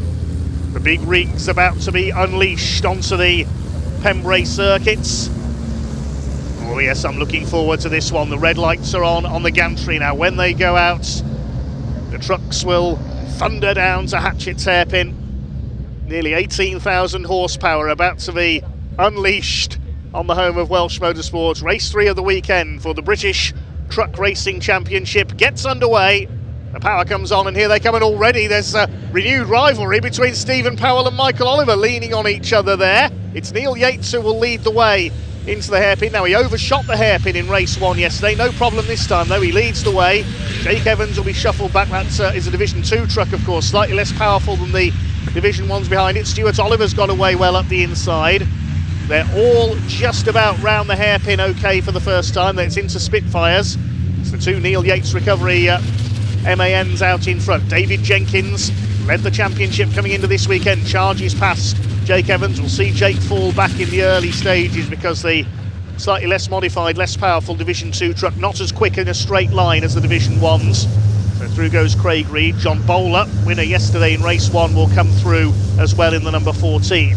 But it's Yates and Powell up front, Michael Oliver and Stuart Oliver up there with them. Nearly falling over each other down the straight there as Stuart Oliver weaves his way through. I think Michael Oliver got sideways coming off Brooklands corner there. David Jenkins under fire from Craig Reed. It is still Neil Yates who will lead the way as they come through at the end of lap number 1. Something flew off Tom O'Rourke's truck there, the number 86. Stephen Powell defending from Stuart Oliver as they come across the line for the first time. Michael Oliver in 4th place. 2 GT tyres trucks under fire there. Michael Oliver from David Jenkins. John Bowler runs wide onto the grass. That's allowed Craig Reed to come through. Then Nathan Smith and Terry Gibbon next in the order. So the Division 2's dropping back fairly quickly, and Jake Evans could lose the lead in Division 2. Yes, John Powell goes through in the number 6 DAF to take up the lead of Division 2. That's the first time that Division 2 opposition have really got near Jake Evans so far this weekend. He's been up there playing with the Division 1 trucks. Whether he's got a problem there, because he's dropped back very rapidly from the start there, Jake Evans. There's Tom O'Rourke. It was a bit of his front bodywork that flew off at the end of the first lap, so he's had some contact. The Scotsman in the International Navistar, the American body-tid truck, a boss of MV Commercials based in Scotland. Behind him is John Powell in the Greenhouse Group DAF. Then Jake Evans, second in Division 2. And behind him the 26 machine, that's Callum Easton. The Easton family appeared in our comments as well. Callum Easton celebrating his first Father's Day. Incidentally, recently became a father for the first time as David Jenkins nearly butts heads with Michael Oliver there coming out of the hairpin. He's got through into 4th place as a result of that. There's the 3 leaders, line astern, the 2 MANs ahead of Stuart Oliver. There's David Jenkins, Michael Oliver, Craig Reed and John Bowler. Neil Yates holds the lead. Is Stephen Powell going to have a look here? No, he's not close enough as they come through Senna. It's down the Speedway straight you're most likely to see overtakes take place. This is a good drive by Neil Yates so far, holding the lead, looking to hang on for his first British truck racing victory. We had Nathan Smith take his 2nd ever win and his first of the season yesterday at the wheel of his father's old MAN. David Smith, we saw race that truck last season. He handed it over to Nathan for the, there it is, the white MAN for the last round of the season last year at Brands Hatch, and he did take a win at that meeting. 1 race 2 yesterday. John Bowler got his first win of the season yesterday as well. They're starting to bunch up now behind the 2 Neil Yates Recovery and Alco sponsored MANs here, and Craig Reed trying to muscle his way past Michael Oliver, doesn't manage to do so. That's to allow John Bowler and Nathan Smith to close up as well. This is great stuff. Yates still hanging on in the lead. Take a quick look back towards Division 2. It's I think still John Powell leading the way there in 11th place overall. Black and white flag going out to a couple of trucks. The driving standards flag, that's for exceeding track limits. That's for number 6 John Powell and 69 David Jenkins. So I need to be careful here, and John Bowler needs to be careful. He's lost it. John Bowler slides his way around Brooklands and spins around. Let's hope everybody can avoid him there. John Bowler just losing the back end of the number 14, so he won't be repeating his win from race 1 yesterday. Hope he can get going again. Yes, he has. Lost a lot of places, though. He's down with the Division 2 trucks. Here's the battle for the lead. Again, they fan out across the straight here. This is like watching the mini challenge cars battle it out at the moment, the way they're throwing these trucks around. Neil Yates still leads. Stephen Powell in 2nd place. They've had to replace a few of the panels on that truck after a tangle with Michael Oliver yesterday. Stuart Oliver in 3rd place, the 10-time British champion. Michael Oliver holding off David Jenkins for 4th position. Craig Reed up behind them. Here come your leaders down into Senna. I think they just lapped somebody there. That's one of the Harveys has gone a lap down. Still Neil Yates leads. Michael Oliver's closing up. They're all closing up behind Stuart Oliver now. Jenkins and Reed having a good scrap here for 5th position. Here comes Nathan Smith as well in the number 11. This race sets the grid for the final race of the weekend as well, race 5 with the top 8s reversed. And that spin for John Bowler. Nathan Smith is now 7th. It's Terry Gibbon running in 8th place in Ricky Collett's truck at the moment. We've got a 7-truck scrap for the lead here. This is brilliant stuff, and Neil Yates continues to hang on in front. Here comes Michael Oliver. He's going for broke round the outside. He won't get round there into the hairpin, I don't think. You can't really do that in a car, never mind a truck. He's side by side with his dad though. Family ties perhaps being ditched here, and Michael wants to get through into 3rd place, and he's done so. Bit cheeky, it is Father's Day after all. Michael Oliver's just overtaken his father for 3rd place. David Jenkins having a go as well. So Michael Oliver, tough, ebullient young racer from Northumberland, trying to reel in the 2 Alco NYR trucks for the lead. There's Warren Harvey, the number 97. I think that's the truck that's been lapped. He's going very slowly. His last lap was a 1:55. There's a problem with the 97. More warnings for track limits going out. Sammy Oyanen and Callum Eason have been warned as well. Any more transgressions, you risk a 5-second penalty. We saw Tom O'Rourke and Nathan Smith suffer that fate in race 1 yesterday.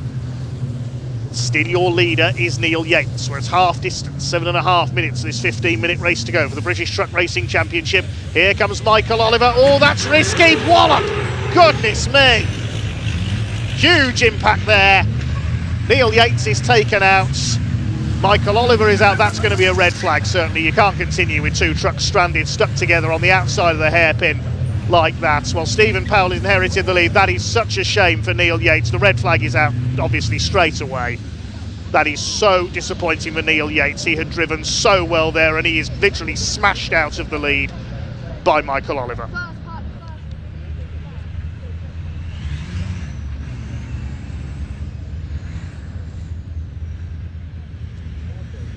Well, look at the state of that. There's debris everywhere. There's going to be a considerable clear up here.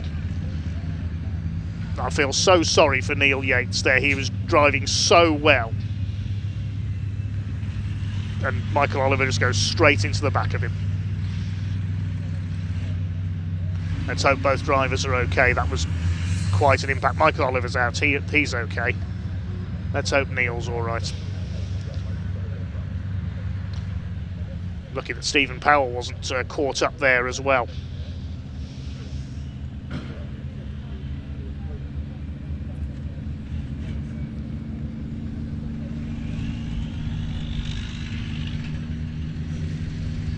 Yes, there will be a considerable clear up here. There's fluid everywhere. Looks like the radiator's smashed in Michael Oliver's MAN.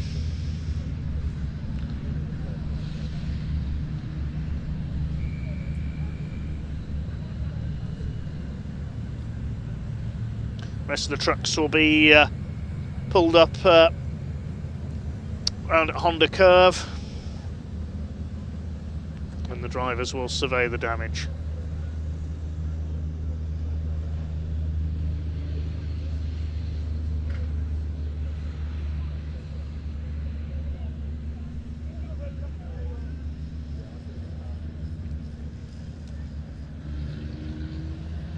Well, I don't know what's happened there, whether something broke, because we saw the previous lap, Michael Oliver seemed to be very late on the brakes into the hairpin.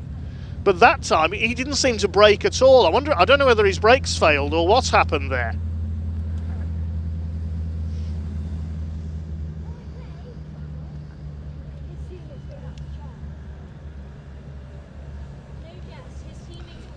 Well, let's have a look at that again. As they came down to the hairpin, Michael Oliver goes to the outside. He just didn't seem to brake at all, and then bang! It was lucky Michael didn't fly straight over the top of Neil Yates there. I'm wondering if that was a brake failure.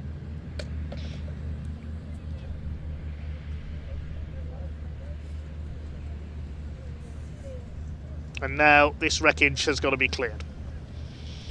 We will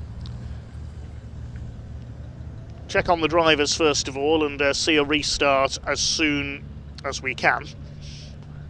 Well, there's a lot of clearing up to do there.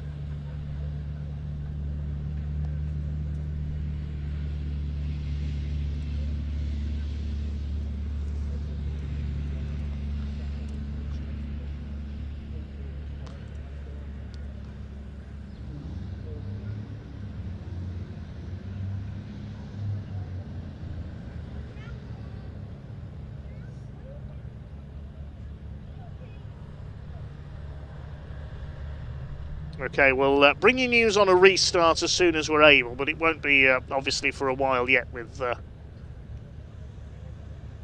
clear up needed down there.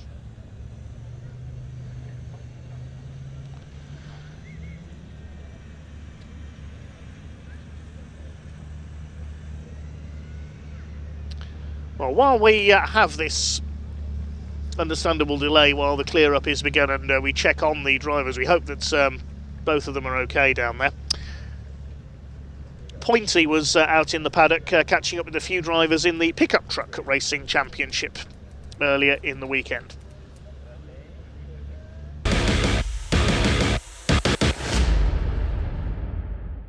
So here we are with Michael Smith from the British Pickup Truck Championship, and off the back of a fantastic weekend at Brands Hatch, effectively.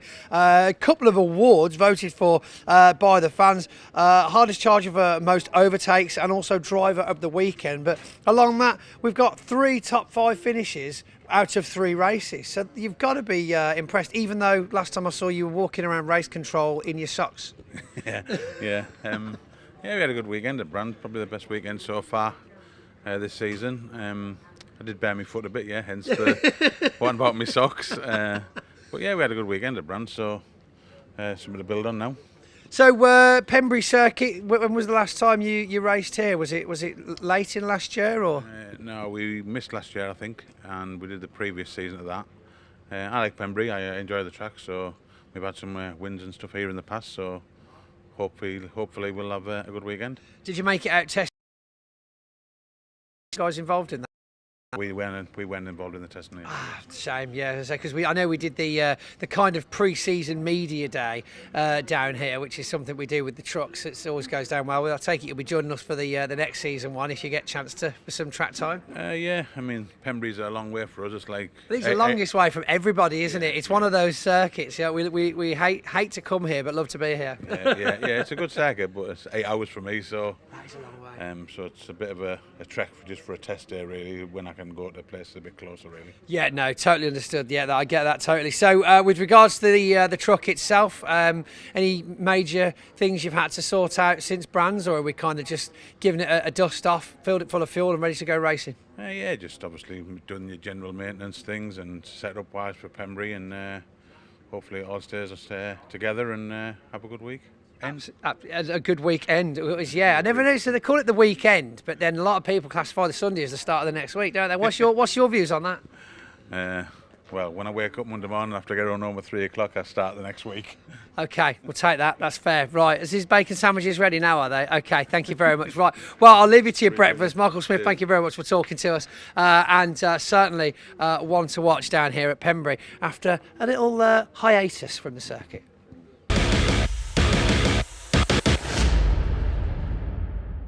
So now we join Tom Hutchins, fresh off the back of his first podium finish of the season at Brands Hatch Speedfest. Tell us, second weekend of the year at Brands Hatch. Was it weird being there with Speedfest rather than the trucks? Yeah, it was different than the trucks. Still got a big crowd. And it's nice to watch something a bit different in NASCAR being there. Yeah, it's an experience, isn't it? It's one of Brands' bigger events of the year, but there's got so much going on around the circuit, whether it be on or off track. There's obviously quite a bit to do in between your races, isn't there? Yeah, there's plenty. They had the live action arena in the bottom paddock. I don't know who was hosting that. I couldn't hear them at all, could you? And then you had all the show cars and all the stalls up top. So yeah, there was plenty to do on and off the track, which was quite nice. And so onto the actual racing. Obviously, you guys had 3 races that weekend, as always. Great result for one of them. Yeah. Where did it come from? Was it just in the stars, or had you tried something different? What happened there? No, we were working our way forward all weekend, and it just seemed to fall right in the final. The car was great, got a good start, and I managed to hang on. That's excellent. I mean, that's what it is really sometimes. I mean, that last race of the weekend as well was touch and go for a few drivers, wasn't it? I mean, it was getting very close. Yeah, definitely. You had the red flag safety car, so it was it was chaos. I managed to stay out of it and get the good result. And what a result it was too. So into Pembrey, where does Pembrey sit on your list of circuits? Is it up there as a favourite, or just kind of it's just tarmac to me and we're going to do the best we can? I've only really been here a few times, so okay. Yeah, I don't know. We'll see what happens. Speak to me after qualifying and I'll let you know how good it is or not. And when is qualifying for you today? It is 11:10. Right, well, you might be seeing this after qualifying, so you might actually know the results before we do, if that works. Do some weird Back to the Future stuff there, aren't we, I think? Yeah. Right, well, very good result. Thank you very much for talking to us. And yeah, Tom Hutchins, ladies and gentlemen, good luck for the weekend at Pembrey. Thank you.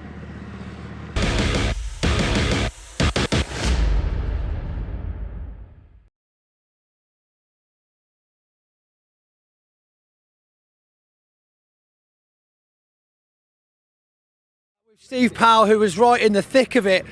Steve, I've been in the thick of it all weekend. Well, watching the replays, it was. It was a near miss for you as well. Managed to avoid that incident.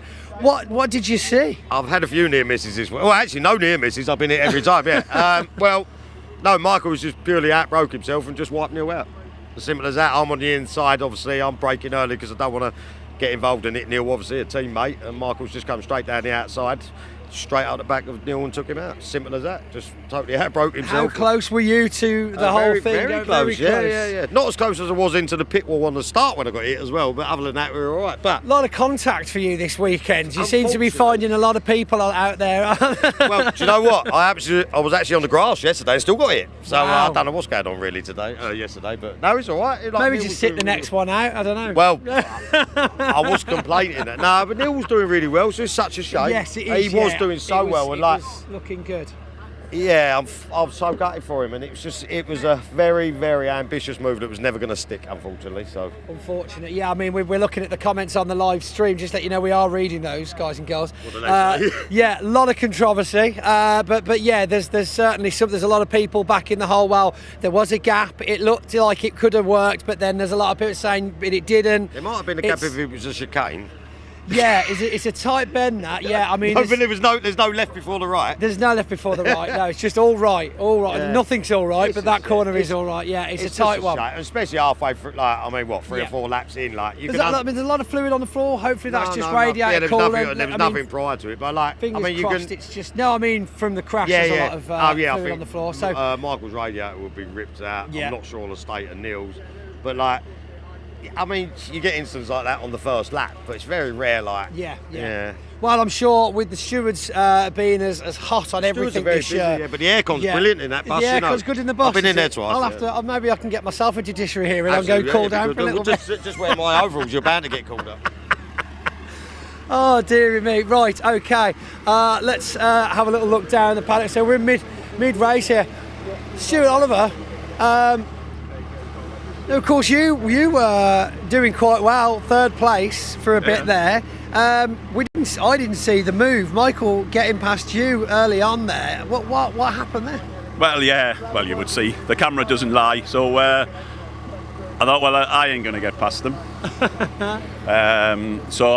Michael, the truck in front of us braked hard a long way before the corner. Michael came past us. I thought, oh well, we'll see what happens now, and the inevitable happened. But yeah, it was a good race. It was good, up to lane. It was good. It was, it was hard, and it was what I expected. But as long as nobody gets hurt and everybody enjoys it, that's the main thing. Well, I've not seen any ambulances, and the tractor's gone over to drag things back. On the subject of the tractor, changing the subject sort of completely. We don't really see a tractor pulling trucks out at many circuits, and yet if you speak to most of the drivers in the paddock, they actually prefer it time-wise to just get a chain round the toe and drag them out. Well, that's right. The trucks are pretty sturdy. Obviously, they've got steel all around them, bumpers, side rails, and rear bumper. So a tractor can execute a recovery quite quickly, and the chances are they don't do any more damage. Obviously sending a tractor down on the M25 to tow a truck off maybe is a bit different, but a race track, you can get away with it. Get in, get out, jobs are good. Absolutely, keep the punters happy. Keep the punters happy, exactly. Right, and in that, let's carry on and see who else we can find down here. That's hopped out. Have a quick look inside Dave Jenkins' cab here. You can have a quick look at what's going on. This is what you don't usually get to see as much.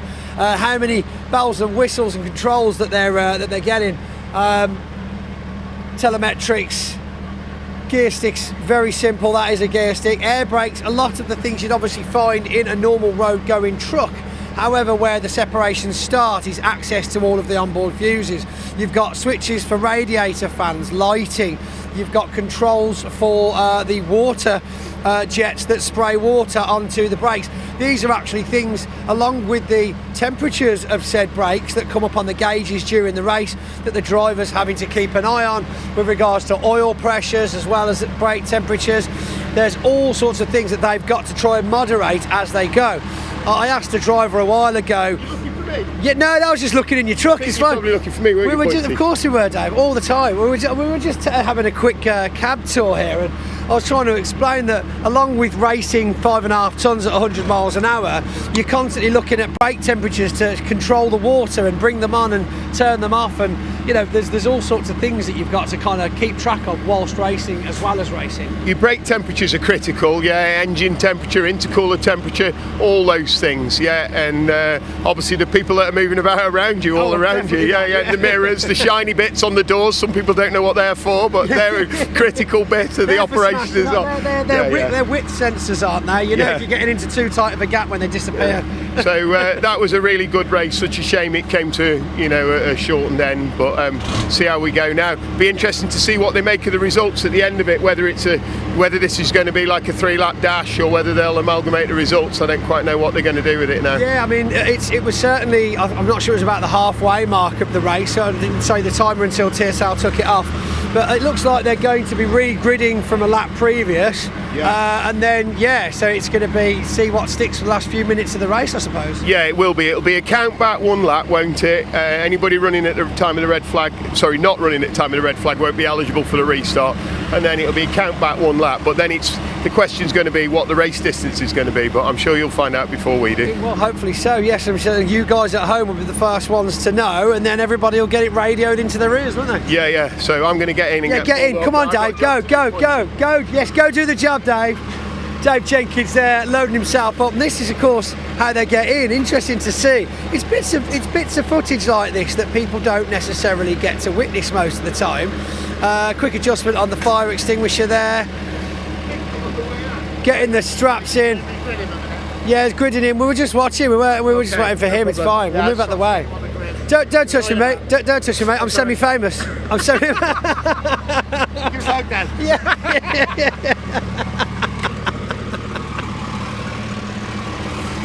And off Dave Jenkins goes to re-grid. Quick get in, Waterhouse looking cool. Oh yeah, and Ollie from BARC there.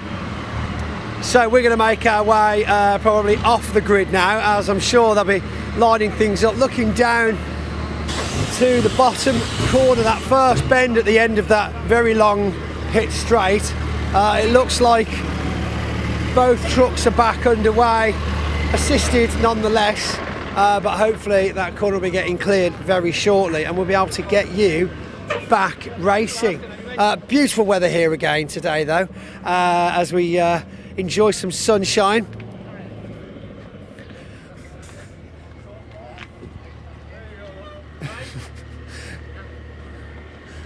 So, Terry Gibbon. Now, we've not had much chance. Just want a quick chat with Terry Gibbon. Terry runs too late. I've got him. And hold on to their race. This is why they have handles on their race suits. Did you know? You see, you can hold on to them so they don't run away for interviews. Terry, obviously you're standing in for Ricky Collett this weekend. Minor incident with a bit of traction control on the practice session. On qualifying yesterday. But how's it been back in the saddle? Because of course it's been a little break for you, hasn't it? It has. It's been a few years now, but it's fantastic to be back in the race. And I've got to thank Rick and the team for inviting me back to drive their truck. So yeah, it's really a good opportunity and I'm looking forward to it. Are you enjoying it so far? Yeah, so far, yeah. We're doing a bit of development on the truck this weekend, so step by step, but yeah, making progress. Because of course your gap in racing, your break from racing hasn't necessarily been from racing as a whole, just from the driver's seat, hasn't it? Because you've been spannering for a couple of years now in the FIA, I think, as well as here. Yeah, building the trucks and also engineering them in the FIA Championship. So if I wasn't here this weekend, I would have been in Lausitz with John. Oh my goodness me! So I suppose we know what trumps the opportunities. Is like, no, getting behind the wheel definitely will always win. Definitely, always. And on the subject, of course, of its normal pilot, Ricky Collett, how is Rick? It's definitely on the mend. So every day is a step forward. So yeah, it's looking promising. That's good. That's fantastic news. Well, send our regards, everybody at home from BARC, Clubsport, British Truck Racing. We're all sending positive thoughts. Me too. Excellent. Right, good luck in the rest of the first race. Right, now let's see who else we've got. Where's he got? Has he hidden? He's run away. Okay, shall we get him over there? We'll speak to Ollie. Go get Ollie. Ian, go get Ollie. Yeah. Actually, whilst Ian gets Ollie, ex-racer now, I suppose we'd call you team manager, I suppose, just to put words in someone's mouth. Steve Horn, a bit of a legend of the sport, actually. How many years were you actually behind the wheel? Plenty. That's a very diplomatic answer, Steve. I started in 1986 at Silverstone along with Paddy Mack, so yesterday was a bit special. And Roy Clark, 3 of us all started at that same event. And I had 6 race trucks altogether. Finished racing in 2012, I think it was, to concentrate on Ben and his campaign. So yeah, many years here. Many years, on the 2 grid. generations of racing as well at that point. Yeah, that's right, yeah. And then the third one coming on strong now, young Thomas. So How is Thomas doing under your watchful eye? Well, yeah, he's growing into a proper nice young man, to be honest, and very interested in trucks, racing, and everything that goes with that. He's just found out about girls, unfortunately. Oh no, he always comes at that. There's a certain time in a boy's life when they find out about girls. They can cost a lot more than truck racing. Yeah, you're quite Not right. much more. But hey, isn't it fantastic, this weather down here at Pembrey this weekend? yeah. And the trucks look fantastic out there as well, don't they? A very good show being put on by everyone. Fantastic, Steve. Good to talk to you, buddy. It's been too long. Thank you very much. Steve Horn, ladies and gentlemen, of course, father of Ben Horn, and yes, a true linchpin in the history of British truck racing. It's lovely to get to see, shouts from the past there, because, of course, it's chaps like that is why truck racing exists. So, yes. Ole, ole, ole, ole, ole. You can't rely. You can't rely.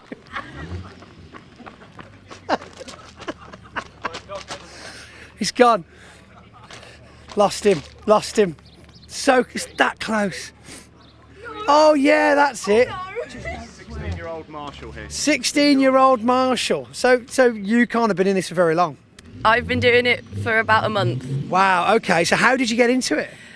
My whole family's kind of in marshalling, so my dad's, my uncles, and I've been coming to the racetrack since I was very tiny. Wow. So it's in your blood, effectively. Pretty much, yeah. So what was because obviously it would still be quite fresh for you. For those out there that think, could you imagine getting to do that volunteering on a weekend? I mean, yes, it's given a lot of time away, but to be around this effectively for free. Let's put it in that positive spin. Yeah. What was the process? How did you reach out? How did you get involved? So because the fact that my whole family's kind of been in it, they showed me kind of the ropes of how to apply for it. I had to go do a training day where I got to be taught like all the flags, how to put out the fires, make sure the drivers are safe, and like the main priority is obviously keeping ourselves safe. So getting to learn all of the rules, and then it was kind of just go to as many race meets as kind of possible. Yeah, I mean, that's to get involved. So how long did it actually take you in total to, kind of get from, I want to do this, to, okay, here's your orange overalls, welcome to the army? So I had to wait till I was 16. I could do my training at 15, but I can't actually become a marshal till I'm 16. Right. Because you can't be anywhere near the live circuit. But health and safety, Health obviously, and and safety. insurance. But the minute I kind of turned 16, my dad went, we're going to go book a load of race meets and we'll go have a bit of fun with cars. So which was your first actual official I'm at work now kind of meeting? Can you remember? I went to a race meet at Mallory a couple of weeks ago. Nice. Just the one day, and I played with a lot of different cars. Can't remember the names of them because it was a couple of weeks ago. But it was cars, wasn't it? cars. Certainly wasn't trucks. No, it wasn't trucks, wasn't motorbikes, it was all cars, which was very exciting. Very exciting. And so I take it you're hooked now. Out of all the things you've seen so far, where do the trucks and pickups sit on that list? Trucks have always been at the top for me. Ever since I was little and watching them for the first time, they have been my absolute favourites. Absolutely, and that's the correct answer. Well done. The check's in the post. I do like the pickups. I think they're very entertaining. When there's a lot of them, makes for a better race just because it's absolute carnage when they start going for it. And I like the junior saloons. Really? I do like the juniors just because they have no fear. Well, we saw that yesterday. I mean, how was it? It was upside down finish for one of them yesterday, wasn't it? Yeah, it was just up here, and it was quite. I was going to say he was back out today. He was racing this morning. Wow. I mean, that's a true testament to the driver, but also to the team that must have got that car. And he's 14. Wow. Wow, 14. You could have been racing for 2 years by now. I don't think I trust myself behind a high-powered vehicle. No, I don't think I trust myself either. I'm safe doing this Yeah. bit. Yeah, I'll just talk to the drivers. I think it'd be a driver. It wouldn't last very long. No. It wouldn't last very long at all. On to marshalling. There's a bit of a thing about marshalling, and it's surrounding pork pies. Have you ever heard about this? Oh, you're not meant to have pork pies on post.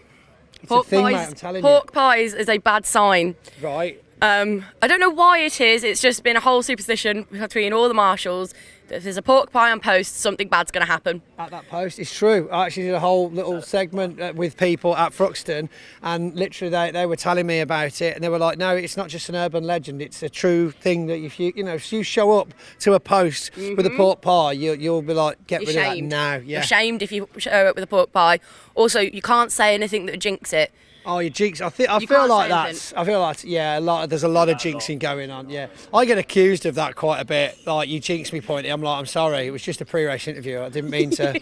You just shouldn't ask drivers where do you think they'll end up, because then it's like the only way they can do is answer with a jinx. Yeah, no, honestly.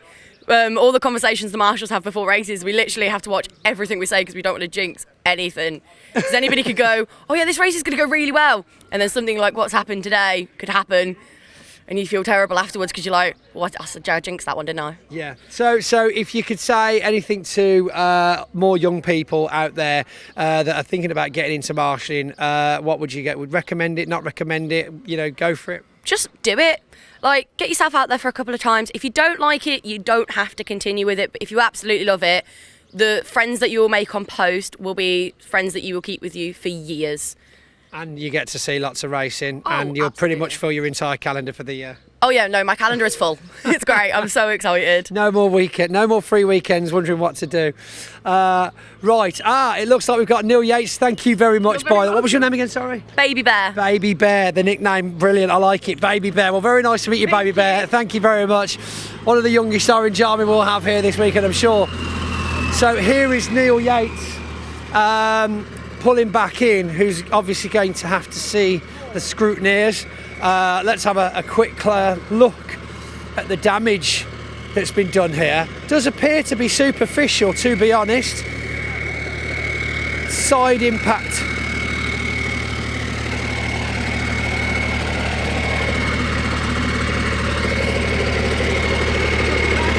Right, so we've got quite a bit of damage on the side impact here. Some snapped welds. Main chassis looks okay. The exhaust could be slightly damaged, but it's not producing smoke.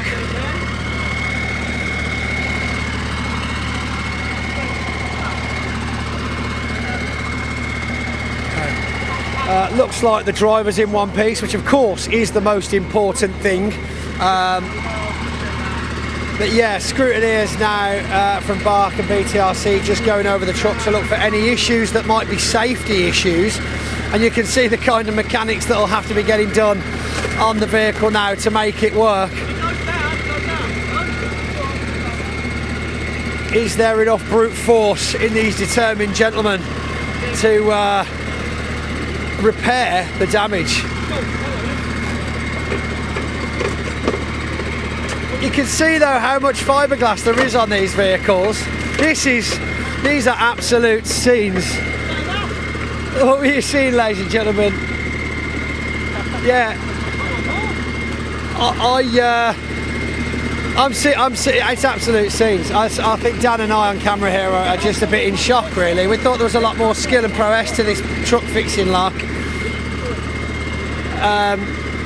Look, it's gone well. It's lower down than it was before, and that's, I think, what they were aiming for. We're checking welds, checking tightnesses of things. It's certainly not something you've seen on this show before, so I'm grateful that I'm here to bring you a first. There is quite a bit of damage to the exhaust there, but that is the flexible section of the exhaust, so hopefully we'll see.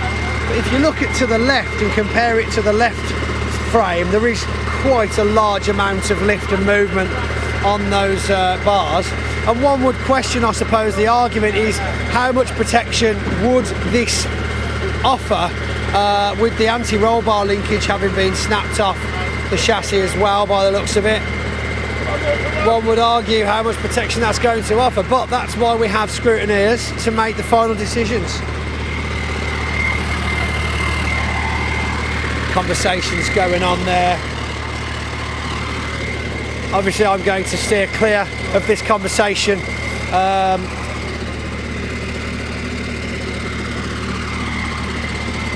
Yeah, what's actually going on in here? So.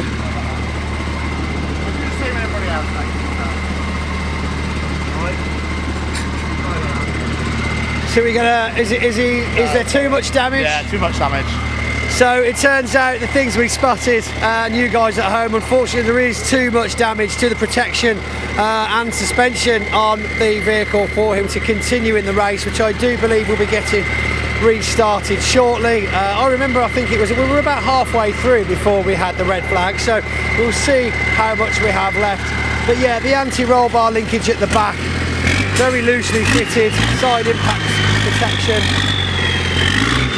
I suppose as well, the question on safety, which of course is always the most important point in any of these situations, is what could be damaged that isn't visible on the vehicle, that could of course go wrong at 100 miles an hour when we continue the race. So we've still got drivers out of their vehicles. However, I'm sure soon we'll be getting an update on the race. Tell you what, let's have a chat to Daz. Daz. Hello. Hello, mate. You got absolutely covered in champagne yesterday, didn't you? I did, yes. The best photo ever, though. Was it good? Did you get a good photo? It was all for the photo, yeah. It was all for the I think photo. Jake got me first, and then John got me, yeah. Excellent. So that was caught on camera. Yes. That's the main thing. Yes. Where can we see this? Oh, you're going to get it out? Okay, fine. It's going to get it out. On his phone. On his phone. On his phone. Just sound the best. His password 6621. Okay, there we go. Lovely. Just in case you ever find Daz's phone, 6621's the password. There you go. Oh, wow. I say you call that where's the best way to get this? You hold that close. Can you see that? That is an excellent picture. My goodness me. I'm not sure if it's a picture or like just a seascape. Yeah, so that is incredible. And so that's what it looks like when you stood in front of 2 bottles of winners champagne on the podium, which of course that will be slightly delayed today as well. We'll be doing the pickup trucks. That is excellent, mate. You caught the bubbles and everything. Wow, brought to you by iPhone. Other phones are available and sometimes better. Anyway. Oh my goodness, it was frothing. You caught the cork. There was a cork mid-flight there in the next photo as well. How long did it take you to dry off, and what's the process? Because of course drivers have to experience this, and they usually only bring one race suit, don't they? Yes, well he was alright because he's drying it, so I had to put my spare t-shirt on. They wouldn't let me. They wouldn't let you carry on. No. And Mr. Poole kindly washed it for me last time. Oh, that's terribly kind. Yes. This, of course, is Graham Paul, Yes. who raced last year, Yes. now back as top 100% number 1 supporter in the John Bowler camp. That's the one. Top bloke. It's an unfortunate season for Graham Paul, wasn't it, in the end? But of course, as I said I spoke to him personally, and he told me that it was on his bucket list. It was something he was passionate about, that he had to try, and that he got to try it, and that was the most important thing. He always wanted to do it, so he always said he was doing it, so he's done it. I mean, that's determination. That is the true root of manifestation, isn't it? It's like, I want to do this, I'm going to make it happen. He probably enjoys the inches more than now, doesn't he? He can have a pint or two at night. Exactly right. I know. This is it. I mean, yeah, there's been a lot of changes to racing, especially the Paddock. Do you feel, because you've been coming for quite a few years now, and especially from a team synonymous with the late I know what night. you're talking about. Right, I'm sorry, I'm going to put you out there.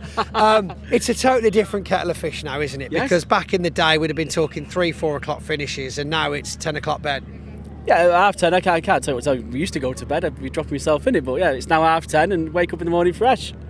I'm getting old now, though, aren't I? We are, right. Well, I tell you what, I just heard the whistle in the background, which means we are about to get started. So let's throw back to Dave in the commentary as we restart this first truck race of Sunday. Thank you very much to Pointy and Ian down there in the paddock, keeping us abreast of things. Well, we are almost ready for what will be a short restart. It'll be a 5-minute restart to round 13 of the British Truck Racing Championship. Obviously no Michael Oliver, no Neil Yates by the look of it either, because they were the cause of the stoppage. So it'll be Stephen Powell, who was leading at the time of the stoppage. He inherited the lead when the red flag came out, with Stuart Oliver alongside him, ready for the rolling restarts. Thanks to all your comments coming in. Hi to Caitlin Penny, top sim racing commentator. Good to see you watching on. Hope to see you at Snetterton for the next round in July as well. Hi to Dirt Devil RC Motorsports, watching from Australia. Hi to Kerry Johnson as well. Kerry's dad is present at Pembrey, mechanicking for Mark Willis in the pickup truck racing championship this weekend. They're out next after the truck race. Flack says, let's go Tom O'Rourke in the 86. Summer Whiteley is saying, get well soon, Ricky Collett. Hi to Ant, who's watching from a sunbed in Turkey. Lucky you. So it looks like we are nearly ready to get this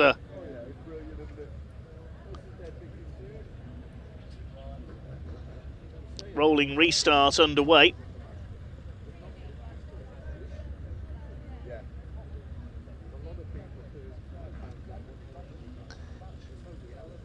See how many trucks we've got remaining out there for this restarted race.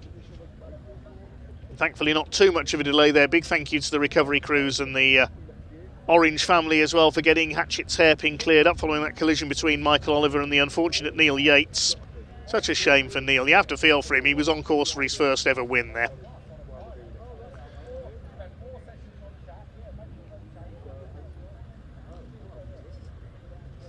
Right to Toby Pentney, watching in Wiltshire.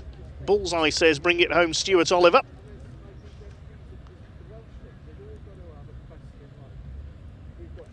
Dickie G says, watching from home today, but was there yesterday. Cracking day it was.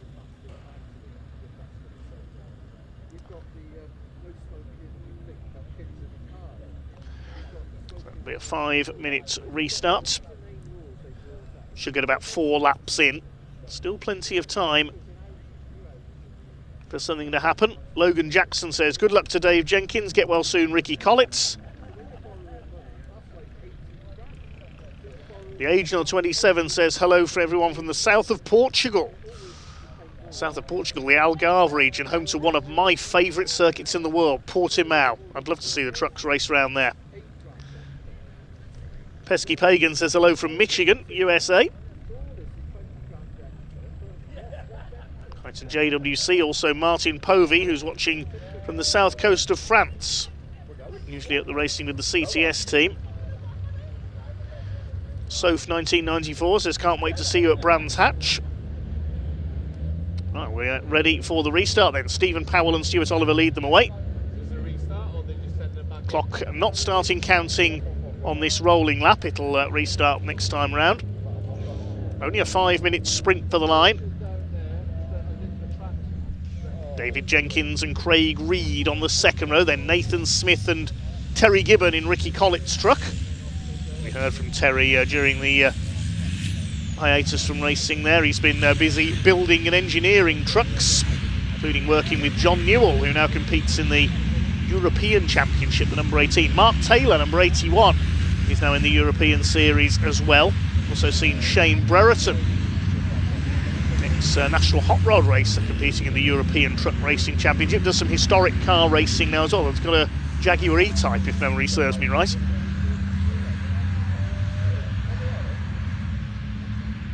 Top names in Europe, the likes of Norbert Kiss, the Hungarian driver, Adam Lashko from the Czech Republic as well.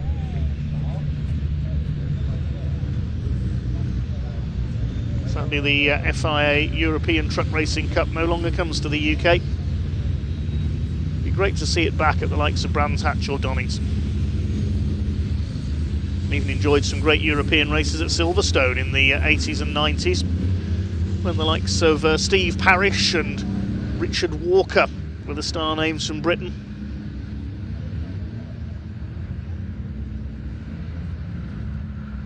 Anyway, that's enough nostalgia.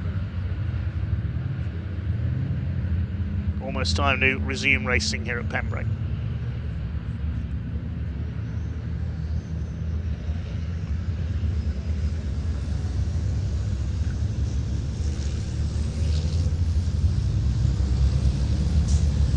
Thanks for all your comments coming. We've got spectators from Missouri, from New Zealand and beyond. Great to see you tuning in from all over the world to enjoy the British Truck Racing Championship. We're about to resume with a 5-minute sprint for the line. Round 13 of the season. Are we going to see a new winner perhaps for 2026? Will Jake Evans keep up his run of success in Division 2? He'd lost the lead at the time of the stoppage to John Powell in the number 6 DAF. Looking for his second win of the season, had a win at Brands Hatch. Stephen Powell looking for his second Division 1 win of the season. Stuart Oliver's had a couple of wins already, so he looks for his 11th British title. Pace truck is into pit lane.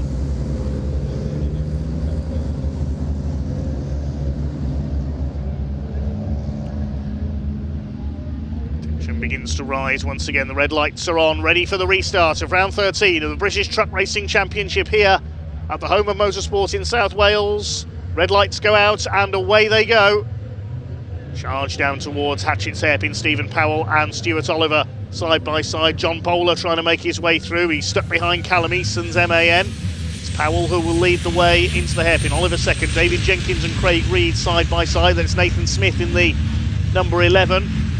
Will make their way cautiously through the hairpin for the first time. They've all made it round. Good to see Warren Harvey still out there and slowed up just before the red flag. Hopefully he's rectified wherever the problem with his DAF was. They make their way towards the crossing. John Powell side by side with Tom O'Rourke and Callum Eason trying to go through for second in Division 2. John Bowler trying to get past all of them. The smoke out of the back of Bradley Harvey's DAF there as well. Look at this in Division 2, 3 of them together for the lead. John Powell ahead of Jake Evans, who gets back ahead of Callum Eason. The two MANs behind the DAF though, bit of dust being kicked up there by John Powell. They swing their way into Brooklands. John Bowler stuck in the pack after he spun earlier on before the red flags came out.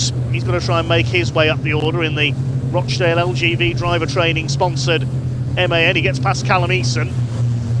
It will be Stephen Powell, the man from Kent who lives just an exhaust roar away from Brands Hatch, who leads the way.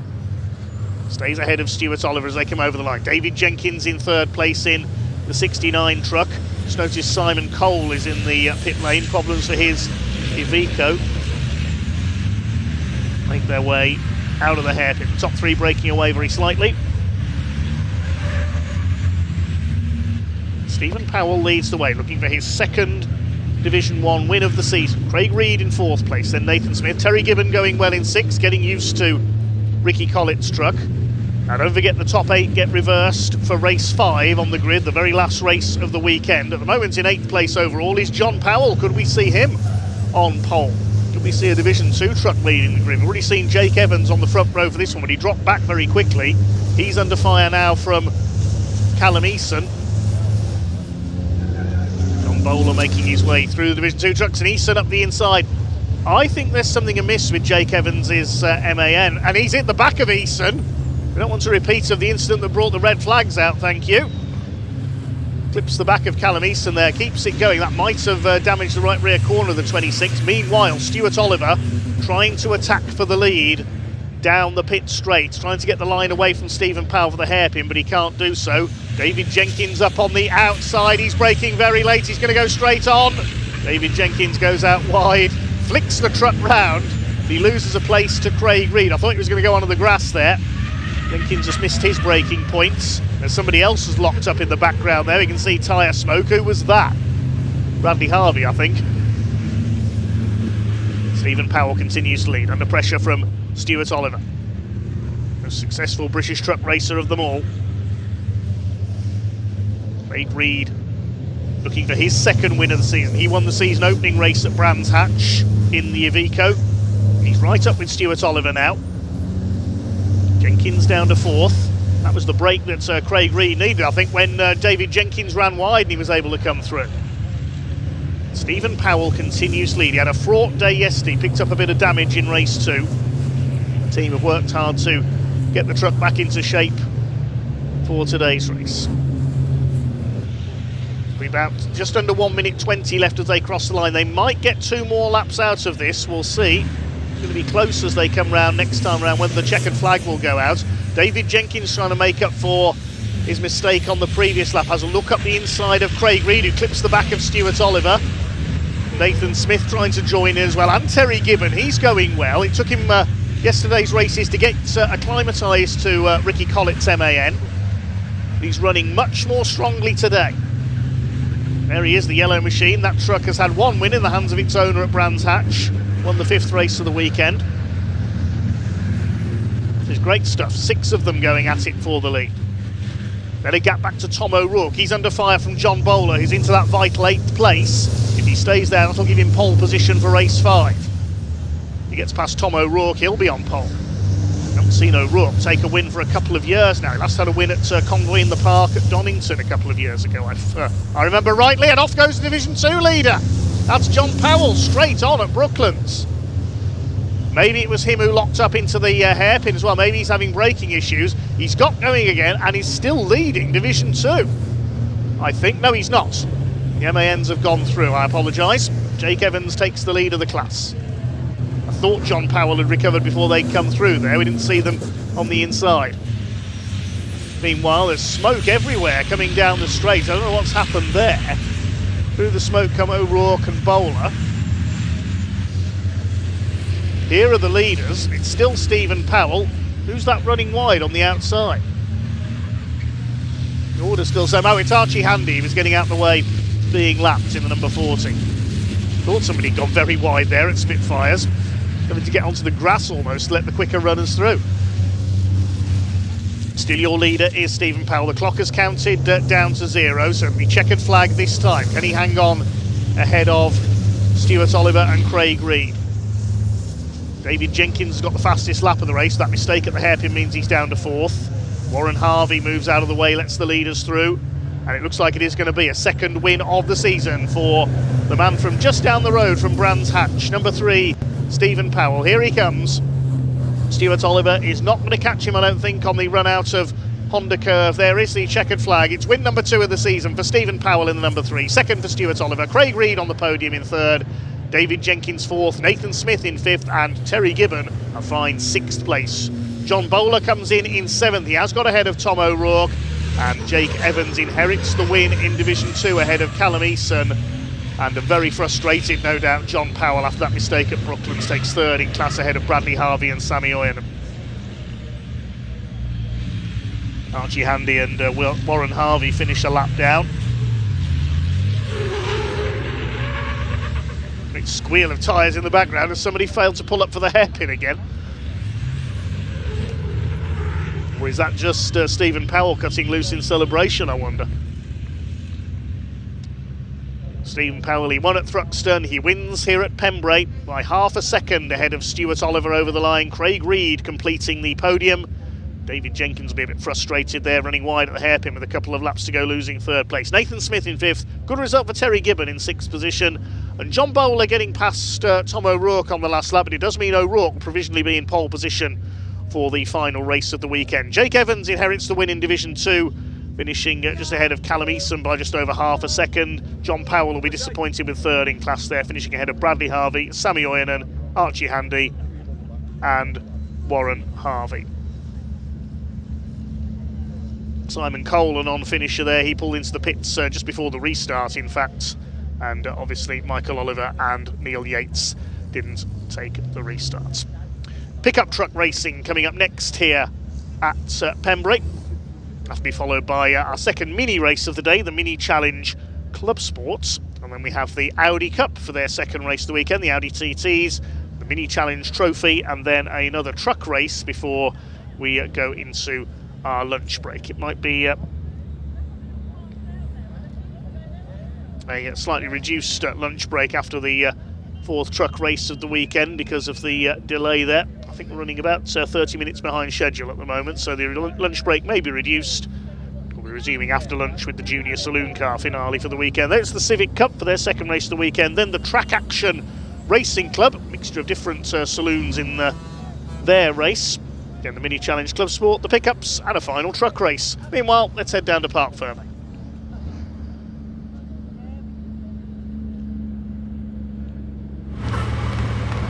Oh, well, we got there eventually, didn't we? Let's run over to Neil Yates' teammate, Steve Powell, who after quite a start to the day managed to make it stick. We've got celebration from young racer and daughter Lexi. Teammate Neil getting in there as well, congratulating the first place, making it stick. That's for you, he says. Lots of emotion here. Huge amounts of emotion. Let's get a few words as we can get Steve out from his cab. The dismount after the win. Steve, come on in. Neil, do you want to be part of this? Yeah. Come on. There we go. So, that was what you were looking for. Not quite as many of the Team 333 at the top of the grid as you wanted, but it's, you know what? It's a win, and I'm gutted for him. So it pisses over. Sorry. Sorry about that. Sorry about it. It rains on my win, and yeah, it's an unfortunate situation. And every time he gets there, something happens, and I was there to pick, and I'm glad I won and no one else because we're a team. But you see what I'm saying? And I don't want it, but I've got to. I'm better than me winning than someone else, but. Yeah, I'm just gutted for him, gutted for the team. But of course, you know, you thought you weren't far off getting back out there for that race. Unfortunately, the scrutiny has made a decision on safety. I mean, we got damage to the sidebars, anti-roll bar, anti-roll bar linkage was snapped. I mean, other things you might not find yet until you get it back to the garage. Although, that being said, surely we'll be back out for a second race today. 100%, yeah, we're on left pole, so we stand another chance. You're brave, we can do it again. Gonna do it again. I've got some of them rubber things we're putting around the outside, like bumper cars. That'd work. Maybe that's something we should do before the race weekend, just to take the edge off. Thanks, chaps. Right, where I've asked to see, here he is, Division 2 driver Callum Eason. I'll wait for Dan to come round. Here we go. Right then, we'll undo some straps here and we get this out to one side so we can see you. Oh, hello, from behind the curtain. So, you all right there, Dan? Brilliant.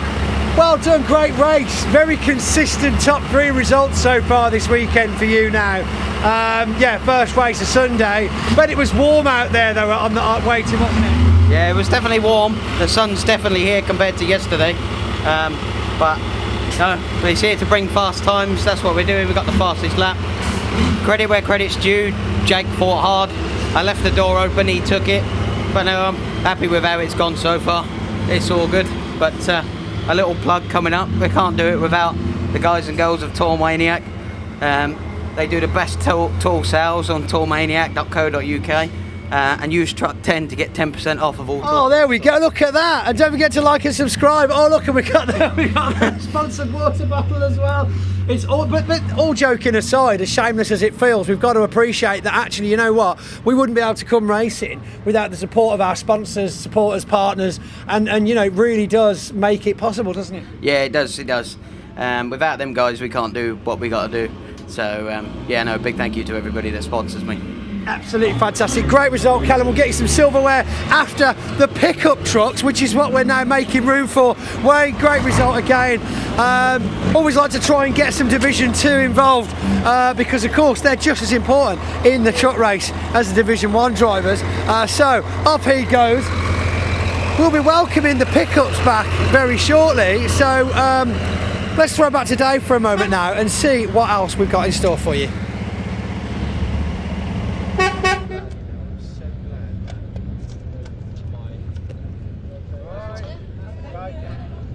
Okay, so the trucks making their way back to the outer paddock then, out near the fairground on the wider part of the circuit. Plenty of off-track attractions here this weekend at Convoy, South Wales. Always a great event this is, plenty of fun for all the family, off-track as well as on-track this weekend. Next up it is the Pickup Truck Racing Championship. If you've not seen them before, you've got a real treat coming up here at Pembrey, the second of their 3 races this weekend. We caught up with some of the drivers a little earlier on.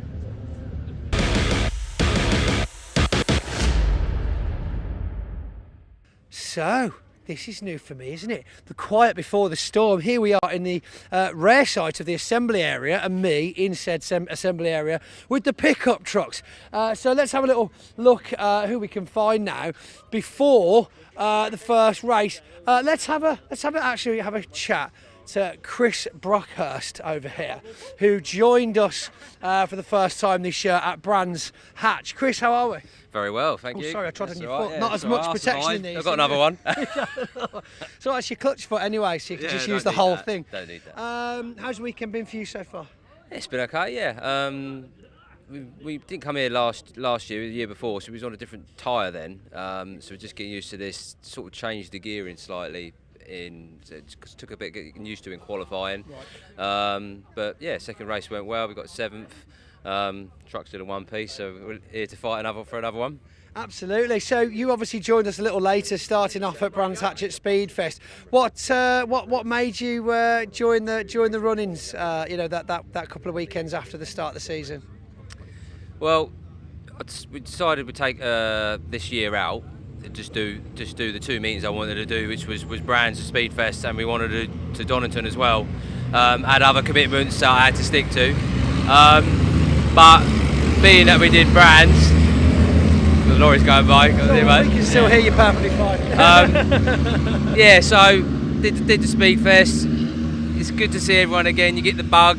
A lot of people sort of saying, "Oh, you got to do it." That's how it gets you, isn't it? When you get the bug. Yeah, so we thought, let's go. Let's take the trip to Wales, and we'll do another one. We do Pembrey. So yeah, here we are. And we will be seeing you at Snetterton then in a couple of weeks. No, I doubt Snetterton. We're going to miss Snetterton, but we will be at Donington. Brilliant for the big convoy event. Yeah, great Have event. you ever been to one of those? Oh, yeah, do it. We've done it the last few years with the trucks and everything, and previous formulas as well. So yeah, great event. Really want to be there for that one. Absolutely fantastic. Glad to hear that you want to be there. Right then, so I think that's all we've got time for. So by the time you see this, we'll be ready to throw back to Dave and let's go racing.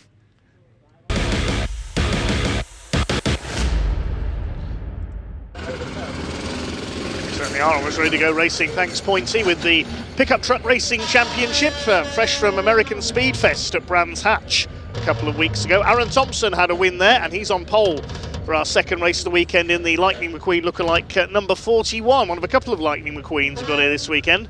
This grid incidentally set by the second fastest time for each driver from qualifying yesterday. Reigning champion Ryan Hadfield in the gold number 1.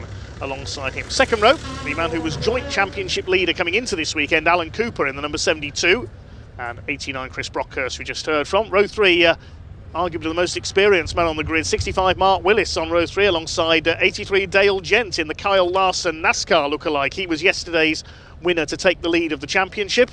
Row 4, 29 Tom Hutchins starts alongside another veteran pickup racer, 93 Michael Smith.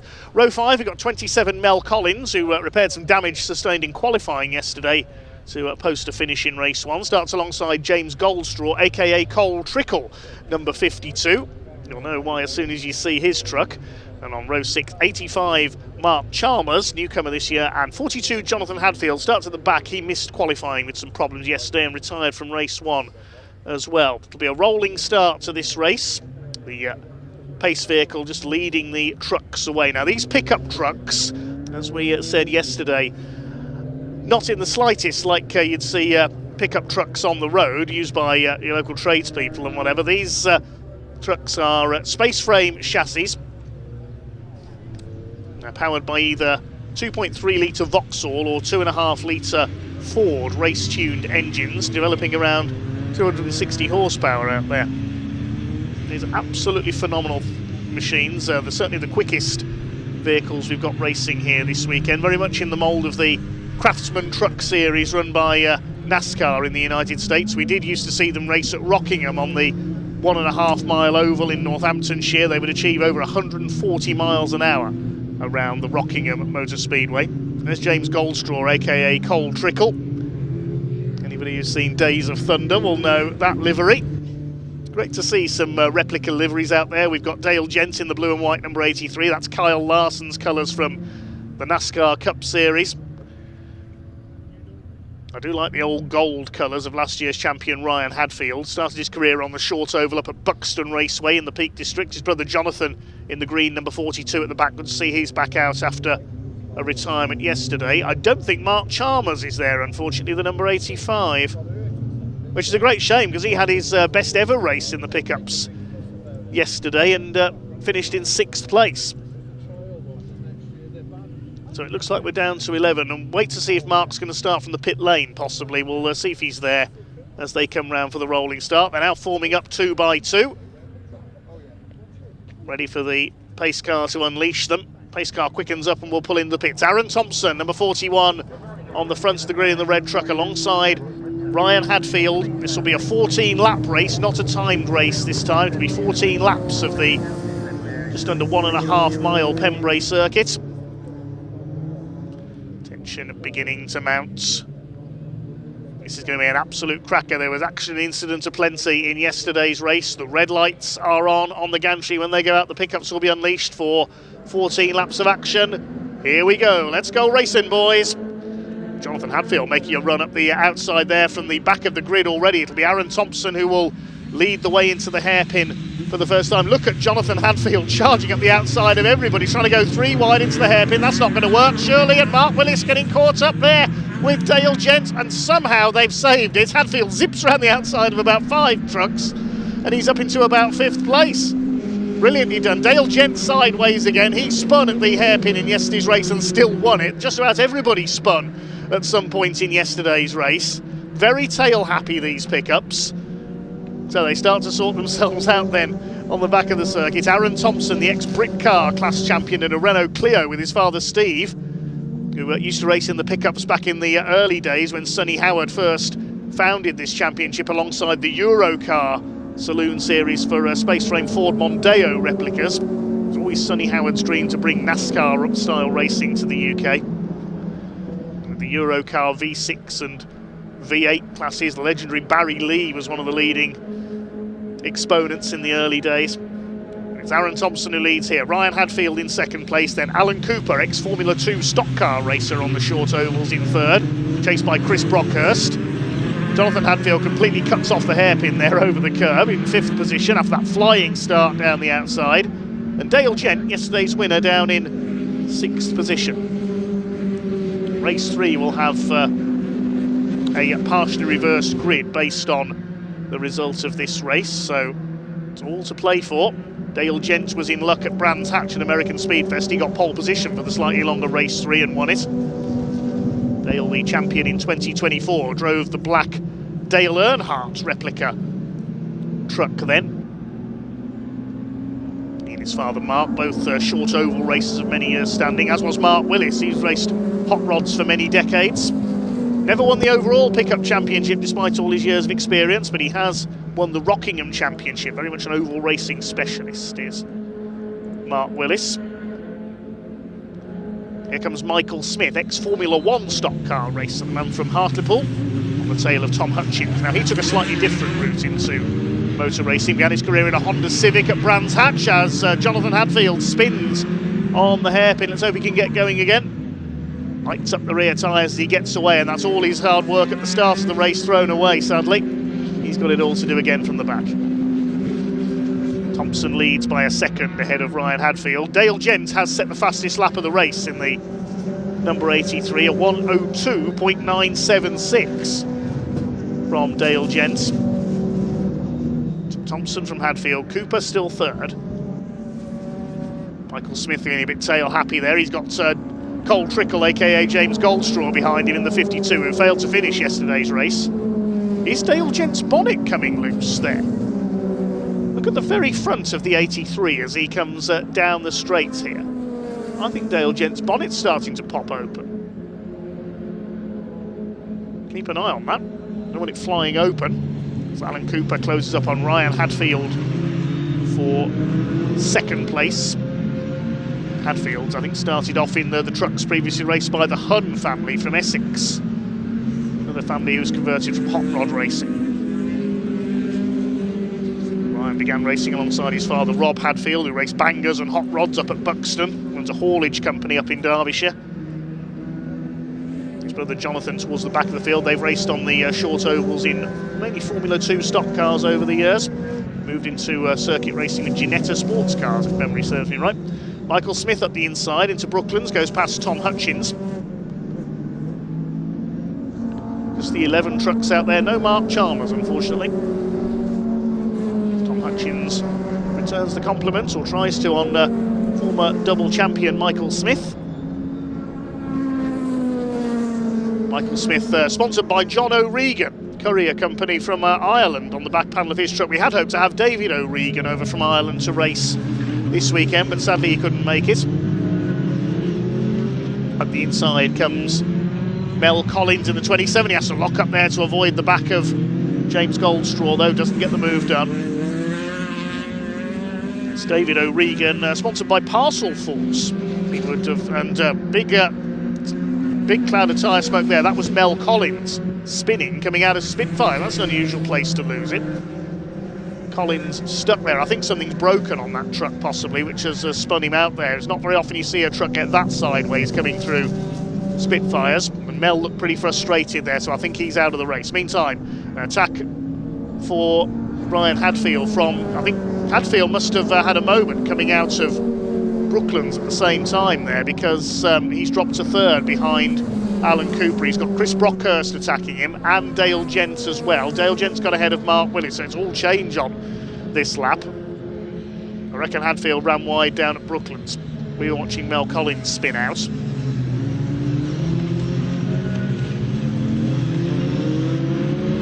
The right-hander at Hutchins hairpin up to Spitfires. Yellow flag out there because Mel Collins stranded on the side of the circuit. I wonder if we might see a safety car because of that.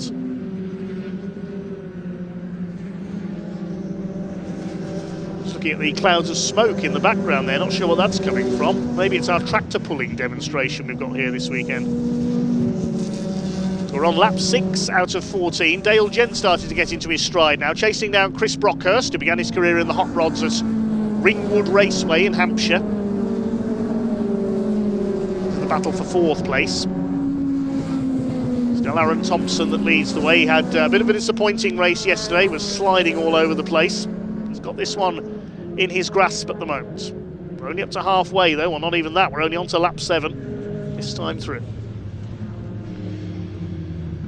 Mel Collins stuck there on the side of the road. I think we may be seeing the safety car though, possibly. Yes indeed we are, because of Mel Collins' stranded truck there. He was given a chance to get it going again, but I think something broke there, which is what spun him out. So he's stuck there on the edge of the circuit, and for the second time this weekend in the Pickup Truck Racing Championship we have a safety car. So the trucks will line up, line astern. There's the reason. Mel Collins' truck stuck there on the exit of Spitfires. So we're down to 10 runners.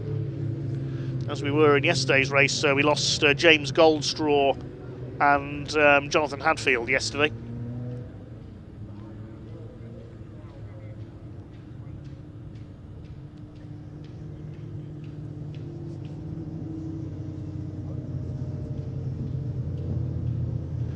It's Jonathan Hadfield. He's going again after his spin at the hairpin. This at least allows him a chance to catch up to the back of the field and to attack James Goldstraw, aka Cole Trickle, on the restart. Of course, Cole Trickle's rival was Rowdy Burns in Days of Thunder, and Rowdy was the nickname given to the great NASCAR racer Kyle Busch, certainly the most successful driver of the modern era in NASCAR, who very sadly and very suddenly passed away a couple of weeks ago at the age of just 41. Send our condolences to the NASCAR world and Kyle's family and many friends. Great loss to the sport. Got it down for 12:35, probably going to be a little bit delayed. Yeah. It'd be nice to see a Kyle Busch tribute livery on one of these pickups one day. He was famous for running the M&M's colours. Other snacks are available.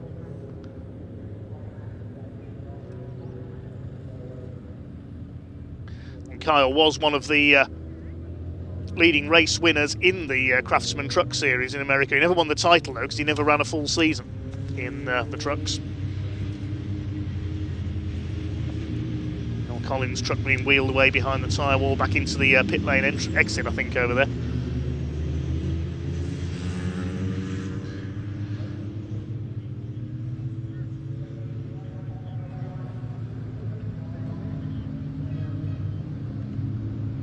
Aaron Thompson leads. He's leading by a couple of seconds before the safety car came out. Now he's got it all to do again to pull away.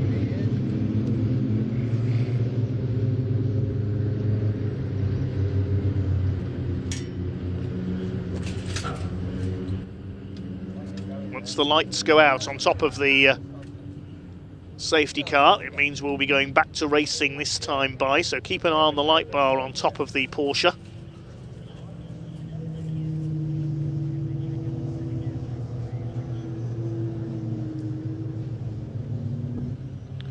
Will it go out this time by? I think Aaron Thompson is anticipating it going out because he's dropped back from the safety car to try and back the pack up slightly. We might do one more lap though. Let's see as they come down Speedway Straight. Are those lights going to go out? Yes, they have. So Aaron Thompson did the right thing. He's backed the pack up, Sebastian Vettel style, and will now try and get on the throttle to anticipate the restart. They can't overtake until they cross the timing line, past the green lights and flag. Here they come then through Honda Curve. The race about to resume as you go into lap 9.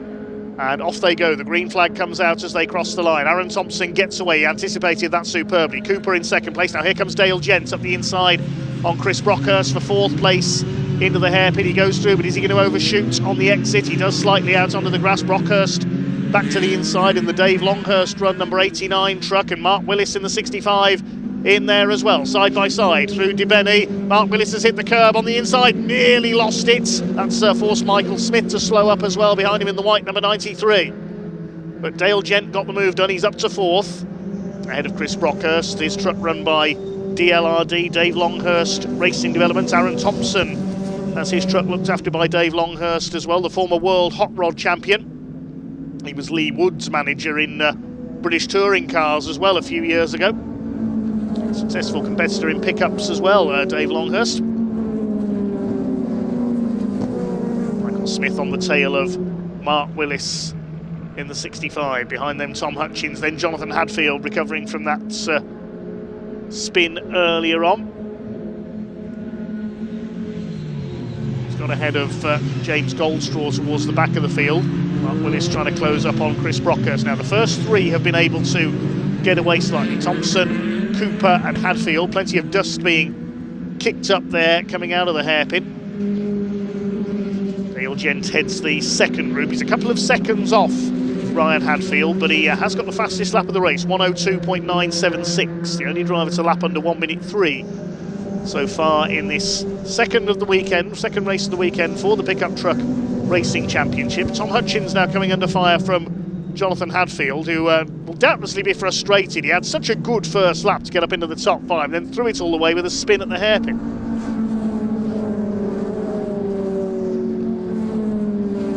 Through Carter's Curve up towards Honda. Real sensation of the speed these trucks can achieve through there. Still Thompson that sets the pace out in front. Had a rather fraught season opener at Brands Hatch. He had to get the black and orange flag in one race because his rear panel was hanging off after some contact. Mark Willis, a bit of a cut of the hairpin there.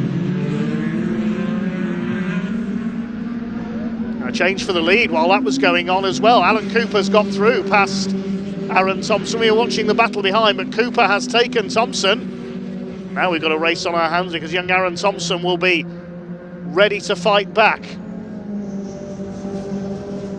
Cooper, the shale racing specialist in his Formula 2 stock car days at the likes of Kings Lynn and Mildenhall. He had a win at the American Speed Fest this year when the pickup supported the Euro NASCAR series at Brands Hatch. Legends cars were out on that occasion as well, and the Ford v Chevy race as well. There's the move for the lead. Aaron Thompson ran wide coming out of the hairpin, and Alan Cooper didn't need asking twice. He saw the gap and went for it. Slightest mistake there by Aaron Thompson. Now he's the one doing the attacking into the hairpin, and this time he gets the tighter line. He could repay Alan Cooper here. No, Cooper cuts his nose off going into Spitfires and holds the lead in the 72. We're on lap 12 now. There'll be 2 to go after this one. We've got a race on our hands for the lead. Ryan Hadfield looking on from 3rd place. Thompson, oh, he's onto the grass there, coming out. He throws it down the inside into centres and cuts straight across the nose of Alan Cooper. That was a brilliant bit of driving. How did he get the truck stopped there? I thought for certain he was going to run wide onto the grass. That was a move worthy of Lightning McQueen. Absolutely brilliant. How he didn't go into the side of Alan Cooper there. He cut straight across the nose of the 72 and effectively forced him to lift off. Having gone onto the grass coming out of the crossing. That was a brilliant gathering of control by Aaron Thompson, and he's got the lead back again. But that's backed them up into Ryan Hadfield, and look who's coming up behind them, Kyle Larson, aka Dale Gent. Cooper now goes to the outside on the hairpin. Is that to try and outfox Aaron Thompson? And then cut back to the inside at Spitfires. He's trying. He's on the tail of the 41. What's going to happen towards Senna this time? This is where Thompson took the lead a lap ago, having run onto the grass. He then came back across. He's done the same again. Look, he gets a wheel onto the grass, and that gets him the tighter line for Senna. Cooper's run wide though. He's under pressure now from Ryan Hadfield for 2nd place. Dale Gent on the back of all 3 of them. It's Brockhurst 5th, Willis 6th, Michael Smith in 7th place. Can Aaron Thompson hang on for what will be a deserved victory? Ryan Hadfield wants to attack, but his mirrors are full of Dale Gent, who's going for 3rd place here into Honda Curve. He's up the inside, he's going to take P3, he's done it. Good move there by Dale Gent into the podium places. Chris Brockhurst is wide onto the grass.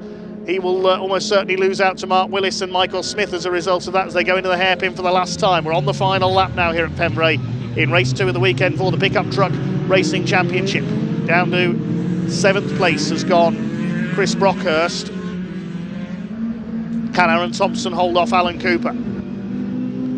2 of our potential championship contenders this year. Through the crossing, what's Thompson going to do this time? Keeps it on the island this time on the tarmac. Dale Gent trying to close up. He's not going to steal another win, surely. I don't think he's quite going to have the time to get past these 2 because they're coming through Brooklands for the last time. Now, only 2 corners to go.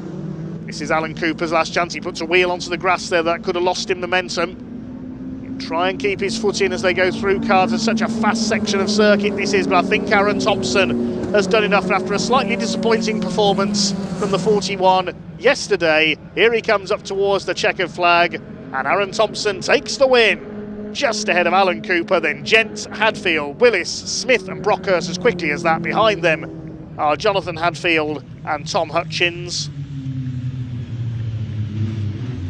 And James Goldstraw will come through to be the final finisher. I thought we'd lost him on the last lap there, but he does make it through to finish 10th.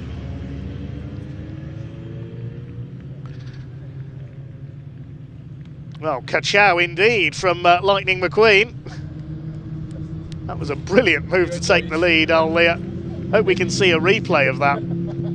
How he took the lead into, yes, here's the move. Cooper got slightly sideways coming out of the crossing. That forced Thompson onto the grass, but then he just threw it down the inside. So close to collecting the front corner of Cooper's truck there. And he kept his foot in, Aaron Thompson, and was able to pull ahead down the short straight into Brooklands. Masterful piece of driving from Aaron Thompson. Takes the win by 1/4 of a second ahead of Alan Cooper. Dale Gent coming through for P3 in the closing stages. He got fastest lap as well. 1/2 a second covers the top 3. Ryan Hadfield in 4th place. Chris Brockhurst slipping back with a couple of laps to go to 7th behind Mark Willis and Michael Smith. Then Jonathan Hadfield in 8th. Tom Hutchins 9th and James Goldstraw completing the finishes. We lost Mel Collins with that spin at Spitfires. Always so entertaining, the pickups.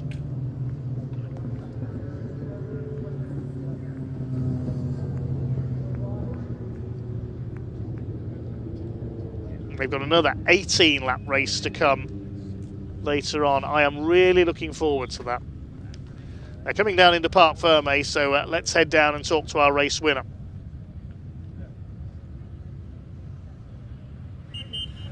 Now, I've got the earpiece in that can hear the camera crew all around the circuit talking to each other after that race, and they've just said themselves, I really like these guys can race, and it's true, they really can. Let's have a word with none other than Aaron Thompson. I tell you, if you were watching that as closely as we were, that move, the little bit of grass across the front, the fact he made that stick, watch this, watch him, watch this as a reaction, because that was a battle, that was a race. Yes, where is he? Where's the rest of the pack, he says. Takes a bow as he jumps down from the 41 Lightning McQueen pickup truck. Let's give him a second to get his helmet off unless he can hear us. We need to get these trucks out of here as quickly as possible, so we're going to take the drivers over here and we'll get the trucks out, because we are running very late today, ladies and gentlemen, so we still want to chat to the drivers. Celebrations all around. Aaron, what a drive! What a drive! Mate, I tell you what, contrast from yesterday when there was blood in the water and we were having fish tonight.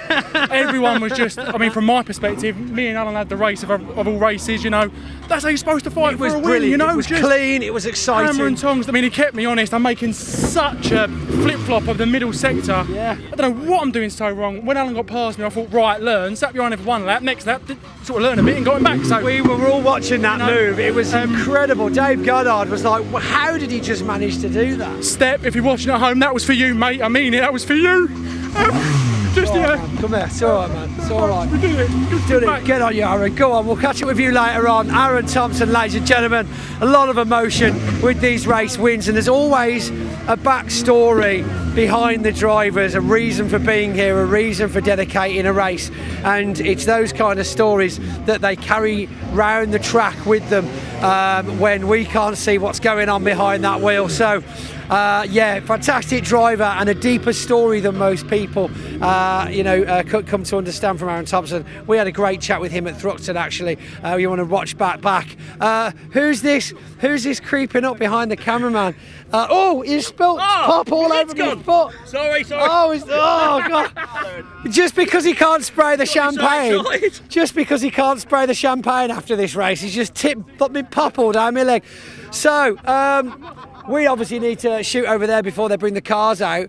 But yeah, how was that? Good result? Yeah, very good. Really happy with that. Second place. Hell of a race. I mean, we thought you had him, and then no, he had you back. Yeah, he kept looking. He's got the pace on me all the time, Tony, but he just kept looking in the mirrors, making silly little mistakes, and then as soon as I get in front of him, he done me straight away. I don't know where he got his speed from down there. I did.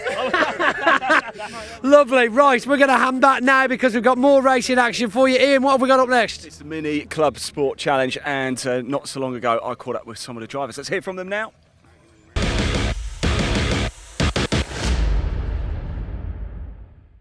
Right, round 8 of the Mini Challenge Clubsport about to get underway. I'm down here with Jacob Heath, and we've come down here actually to catch a little bit of shade, haven't we, Jacob? But things have been going well for you in the Cooper class this season. Yeah, really well so far, especially that race yesterday.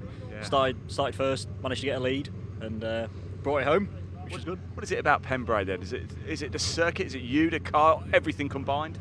Yeah, I think everything just came together yesterday for that first race, really. Yeah. The car felt great, I was in good headspace, and yeah, it all came together. Talk about delivery with me. It looks amazing, doesn't it? Yeah, when I was building the car, I think it was a Cooper S with the Gulf livery on. I thought, I've got to do this. So, what's your expectation for this one then? I'm hoping for another win. Yeah. Start first, finish first. And that's the expectation for the season, right? I mean, you've been rapid all season so far. Yeah, hopefully. Obviously, wanting to win my first championship, so let's go see what we can do. Jacob, let's go see what we can do. Best of luck, mate. Really looking forward to it. You can see the cars coming down now. There's Mr. Sawyer. Let's give him a hello, Paul. There he goes. Across comes Mr. Sinfield. Let's get. Look, he wants to have a bit of attention as well. There we go, Mr. Sinfield. There we go. Thumbs up. And here comes Mr. Webb as well. Jacob, you better get in the car. You've got to get up to assembly right now because it is time to go racing for round 8 of the Mini Challenge Clubsport here at Pembrey. Let's hand over to your commentator, Dave Goddard, to take you through the action. Enjoy.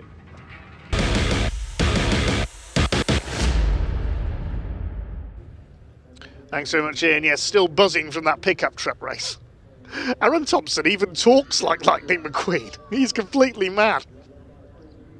Anyway, time for more mini action. It is the Mini Challenge Club Sports multi-class in this one. We've got the S56 and S53 classes on the front half of the grid, and the normally aspirated Coopers start from the second half of the grid. Ollie Wilmot was yesterday's winner, so takes pole position for race 2, with Adrian Lingy alongside him, got his best ever finish with a second place yesterday. Freddie Hewitt and James Dudley on the second row, with Ian Trundley on row 3.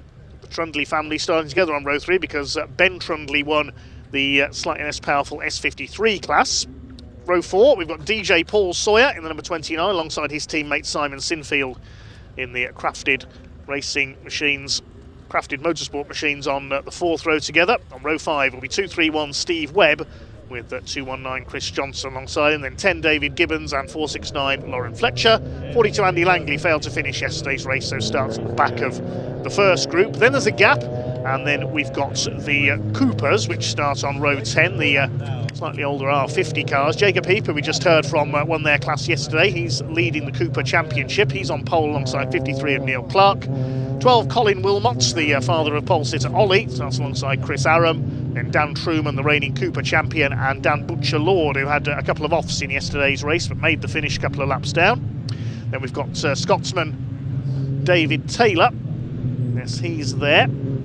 Mark Reed, one of our newcomers this year, number 67. At the back of the field, Jacob Baldry, number 33. He failed to finish yesterday's race, so has to start from the back. Another 15 minutes of racing coming your way. Vast majority of the winning in this championship has been done by the Swiss-based Brit. Try saying that after a few drinks. Ollie Wilmot with the number 70 car. His father Colin, based out in Switzerland where they work in the skiing industry. Adrian Lingy, who set pole position for the first time in his career yesterday, he's being coached by Bradley Gravitz, the son of the former British touring car champion Rob Gravitz, won the title back in 1990 in the Sierra Cosworth, beats Andy Rouse in a straight fight. Bradley now carving out his own career as a racer and instructor. Adrian Lingy will line up on the front row of the grid in his green machine. Upholding Welsh honour is Cardiff's James Dudley, who starts from 4th on the grid in the number 7, alongside Freddie Hewitt in the grey car with the green headlamps there. Watch for Freddie off the line. He is a demon starter in the car that his sister Chloe used to race. Then on row 3 we have the Trundleys, Ian and Ben. Ben, a class winner in yesterday's race, won the S53 class. Paul Sawyer, Radio 1 DJ in the number 29, continuing a tradition of Radio 1 presenters who've taken part in motorsport. Dave Lee Travis was, of course, a leading performer in drag racing. Noel Edmonds, of course, had a big passion for motorsports. Remember his documentary about Le Mans 24 Hours in the late 90s. Johnny Walker, long-time radio DJ, he was a stock car racer. Green flag is waved at the back, then 15 minutes for the mini challenge Clubsport about to get underway. Red lights are on. Ollie Wilmot and Adrian Lingy on the front row of the grid. Away they go. Watch for Freddie Hewitt from the second row. Is he going to make his usual quick start? He is. He's up alongside Adrian Lingy. He's up into second place. Trying to come through on the inside is Ian Trundley. He's got away well, but it is Ollie Wilmot who leads the way into the first turn. Adrian Lingy will be late on the brakes into the first corner, but Freddie Hewitt up into second place. Who's leading the Coopers? Are already overlapping with the slightly slower S53s towards the back. One of the Crafted Motorsport cars on the grass there. Somebody slowing possibly sideways at the back. Yes, we've had a spinner at the back of the field. The yellow is out there in the background. Neil Clark is leading the Coopers in the 53, the Union Flag liveried car. I think it might be Mark Reed from the back of the field who had that spin there in the number 67. There's Andy Langley, the green car with the white roof, number 42. Not in his Mini Clubman estate that he had a win at Thruxton in this weekend. In a new car to him. So Wilmot leads from Hewitt. Ian Trundley up into third. Lingy is in fourth place. Paul Sawyer up into P5. So he will be leading the S53 class. He's got ahead of Ben Trundley. Steve Webb under fire from Andy Langley, who's coming through from the back after that non-finish in yesterday's race. Steve Webb cuts back towards the inside. Behind them is Chris Johnson. His car's been rebuilt following a smash at Thruxton last time out. Side by side into the hairpin. Andy Langley late on the brakes on the outside line, but he's gone in too deep there, and Steve Webb will get back up the inside. So Wilmot leads from Hewitt, Ian Trundley in third place. Class 53 is led by Paul Sawyer, ahead of Ben Trundley, Chris Johnson third in that class. The Coopers led by Neil Clark in the number 53, the Norfolk Cars Run machine. Norfolk Cars running a couple of cars in this championship. They've got Andy Langley under their belt this weekend as well. So settle in then around the first couple of laps. Good to see Ian Trundley up there going well in that third place. There's James Dudley from South Wales up in 5th position. Looks like he's got ahead of Paul Sawyer. Here comes Langley on his charge from the back of the first part of the grid. Pick up the Coopers shortly as well as Langley runs wide there. Still side by side with Steve Webb. They're having a good ding-dong. Fighting for 6th in class and 8th overall. Closing up on Ben Trundley and Paul Sawyer. They're starting a battle for the lead of the S53 class. It's the quicker cars in the first group. They're the forced induction engines. The Coopers further back are normally aspirated. It's Jacob Heap still leading the Coopers. He's taken the lead from Neil Clark. There's a yellow out at the hairpin though. Has somebody come to grief there? Yeah, I can see a spun car in the background. It's Colin Wilmot. Oh, he's pulling off. So Colin Wilmot Senior. Ah, there's the reason. He's blown a tyre. There's been some contact there. You can see the telltale marks on the door. So that's blown a tyre on Colin Wilmot's car. His race is run.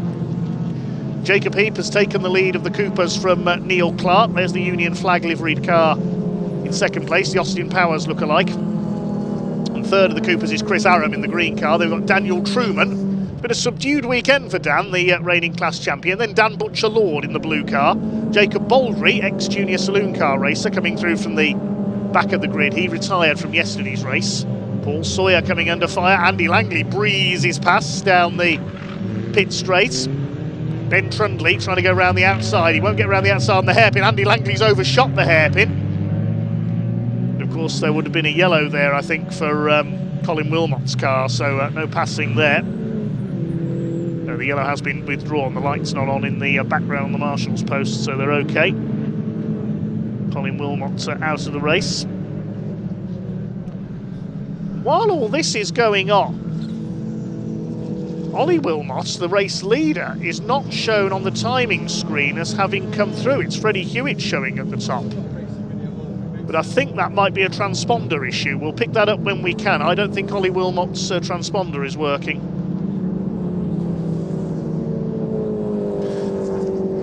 Ian Trundley under fire from the 77 of Adrian Lingy. So Ollie Wilmot's there. He is still there. Yeah, the transponder has stopped working on the number 70 car. Still leads the way ahead of Freddie Hewitt. We can't tell you the gap, unfortunately, with no times coming in from the number 70 car. I can tell you he's done the fastest lap of the race, though, 108.075. Yeah, he's still on the timing screen. He's showing as a lap down, so for whatever reason his transponder didn't trigger on the previous lap. Somebody pulling in. Oh, that's Jacob Baldry again. His problems from yesterday have returned. So the 33 with a second retirement, making his way very slowly into pit lane. Here are the crafted motorsport cars. I have to tell them apart by the colour of their wheels. Paul Sawyer has got the green wheels. That's Simon Sinfield with the purple wheels, and behind them David Gibbons, the number 10, has got orange wheels. On the outside comes Simon Sinfield. He goes ahead of Paul Sawyer. Sinfield is in a Class 56 car, so slightly more powerful than his team boss's Class 53 car. Battling the Coopers, Chris Aram, Dan Truman and Dan Butcher-Lord. Finished a couple of laps down, having made a pit stop in yesterday's race, Dan Butcher-Lord in the blue car. Here's the battle for the lead in the Coopers. It is still Jacob Heap in the powder blue and orange, the Gulf livery from made so famous at Le Mans in the 60s and 70s on the Ford GT40s, and then the legendary Porsche 917s. In my opinion, one of the greatest race cars of all time. Certainly in terms of sound. the number 20 was used on the Porsches, was seen in the Steve McQueen film Le Mans. Neil Clark behind him. This is the battle for third in the Coopers. Dan Butcher-Lord has got ahead of Dan Truman into fourth in class. Then a small gap back behind this group. That's Lauren Fletcher in her S53 class car.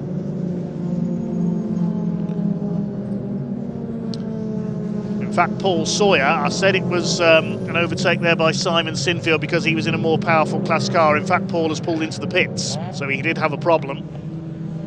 So we've lost the DJ.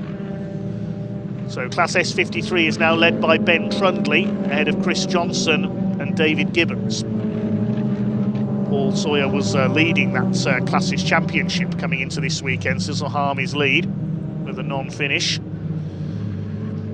Still your leader is Ollie Wilmot, although he's showing us a lap down. The timekeepers haven't picked up that it was on lap 4. For some reason his transponder wasn't picked up by the timing loop, and he's showing us a lap down.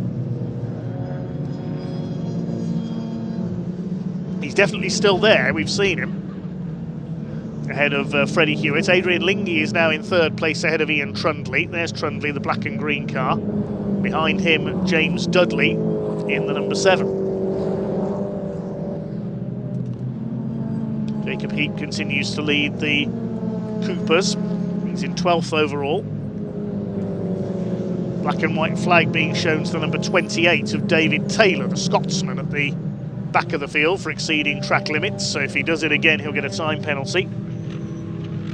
It's towards the tail of the pack at the moment. He's ahead of Mark Reed, who spun earlier on.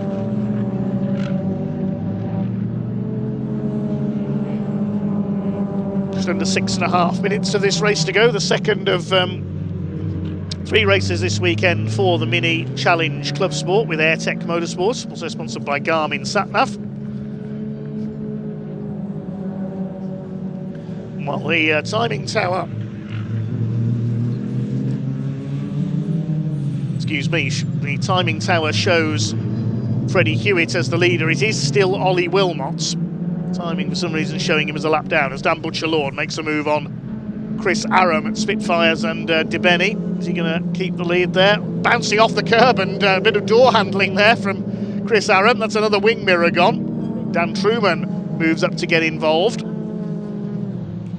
Butcher-Lord gets the move done though, and here comes Truman on the inside. He's going to go past Chris Aram. So Aram lost out there in that bit of argy-bargy at DeBenny.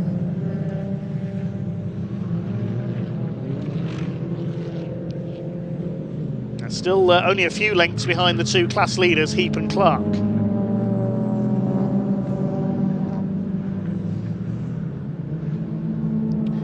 So 3 retirements so far. I've lost Colin Wilmot with that burst tyre. Jacob Baldry and Paul Sawyer have both pulled into the pits. Pick up our leaders shortly. We're just under 5 minutes of this race to go. Chris Aram now in the clutches of Lauren Fletcher in her S53 class car. Still Ollie Wilmot showing us down in 18th place for some reason. There he is, he's still leading as far as we can tell.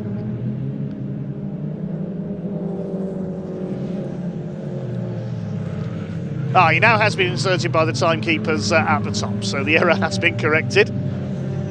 Best lap of the race, a 1:07.834. He laps David Taylor. His lead is just over 6 seconds, we can tell you, over Freddie Hewitt now. So dominance from Ollie Wilmot once again. Apologies for the confusion there with his transponder playing up. Let's look back and see if we can see second place there. Is Hewitt in the grey car. He's 3 seconds clear in turn of Adrian Lingy, who's in third position. It's still Ian Trundley in fourth. And James Dudley. Here's Steve Webb, 2-3-1, in a battle with Paul Sawyer, among others, early on. Being chased by Chris Johnson, the number 219 for what is 8th position. Ben Trundley, number 16, still leads the S53 class with the demise of Paul Sawyer. He's in 7th place. There's Webb and Johnson behind him. Simon Sinfield rounding out the top 10 overall. 3 minutes of this race to go for the Mini Challenge Clubsport.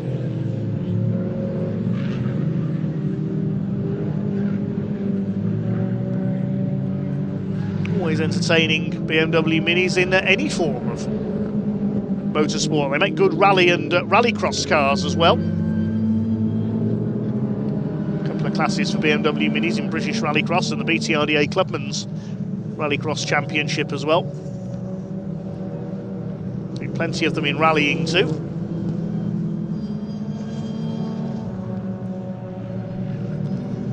Very versatile little cars, BMW Minis.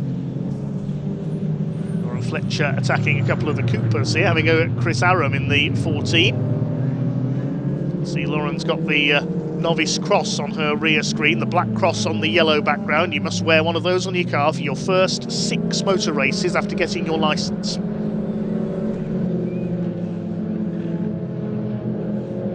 Learning quickly this year.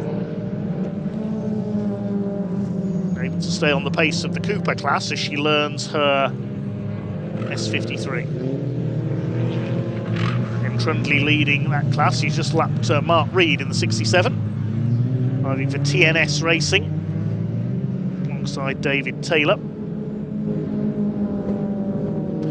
Wilmot's lead up to 7.5 seconds now, so it looks like he's got a second win of the weekend in the bag. Beaten only by Andy Langley at Thruxton this year. Freddie Hewitt took a couple of wins last season, but other than that, it's been Wilmot all the way for the past 2 years. There's the number 10, that's David Gibbons, the man from Norwich. That's, apologies, his teammate. David Gibbons has got the orange wheels, Simon Sinfield has got the purple ones. Crafted motorsport cars, when you can't see the wheels, they do look very similar. The yellow number's not the easiest to read on them either. Maybe that's just my eyesight. We're in the closing stages now. Ollie Wilmot almost certainly heading for victory, as Ben Trundley almost certainly heading for victory in his class, gets past Dave Taylor.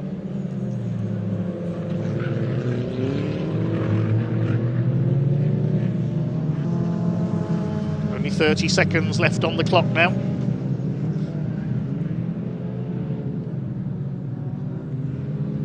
Somebody's off, that's Simon Sinfield. He's gone off at the hairpin. Doesn't look as if he's hit anything.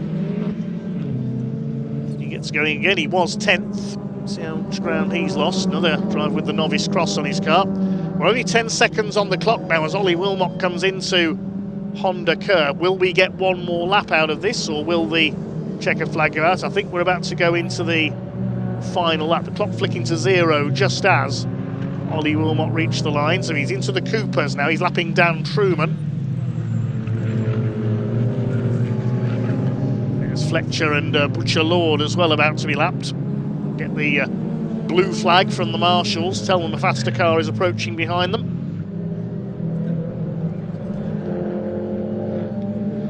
Part of getting your race licence, a test on knowing your flags.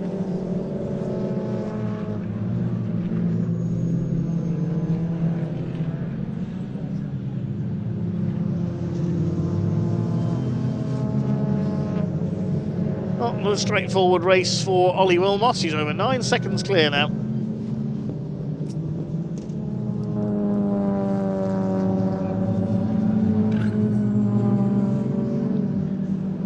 Here comes Ollie Wilmot in for his second win of the weekend. It'll be checkered flag this time. Just the one defeat for him so far this year. Here comes Wilmot towards the checkered flag and takes another victory. Well clear of Freddie Hewitt in second place. What's the eventual gap going to be? 8.3 seconds, the winning margin. And Adrian Lingy on the podium again in third place ahead of Ian Trundley. Well done, Andy Langley. Good run through the field there from the back of the first segment of the grid to take 5th place. James Dudley under fire from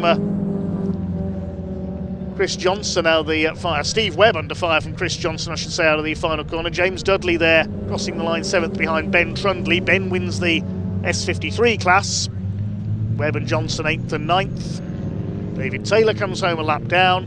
10th place it will be David Gibbons, I think, instead of Simon Sinfield. No, Sinfield's got back ahead of his teammate there coming out of the final corner.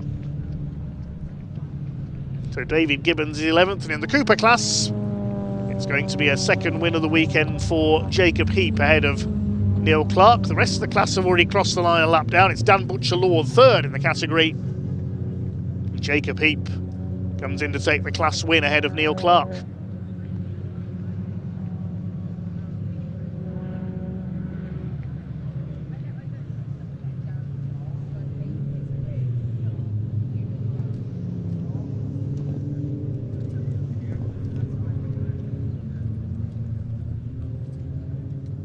Provisional result then, Ollie Wilmot the winner by nearly 8.5 seconds over Freddie Hewitt in the end, with Adrian Lingy completing the podium. Ian Trundley in 4th place, Andy Langley running through from 13th on the grid to take 5th.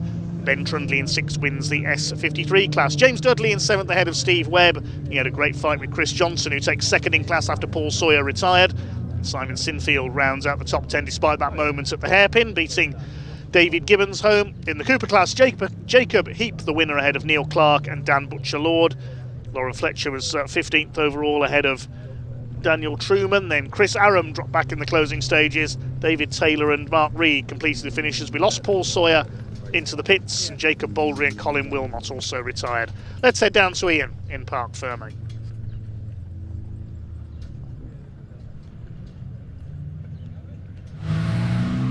Well, here he is, Ollie Wilmot, winner of round 8 of the 2026 Mini Challenge at Clubsport. Freddie Hewitt coming home in 2nd place, and Adrian Lingy coming home in 3rd. It is a pair of podiums this weekend for Adrian Lingy, a pair of wins for Ollie Wilmot, and also a pair of podiums for Freddie Hewitt as well.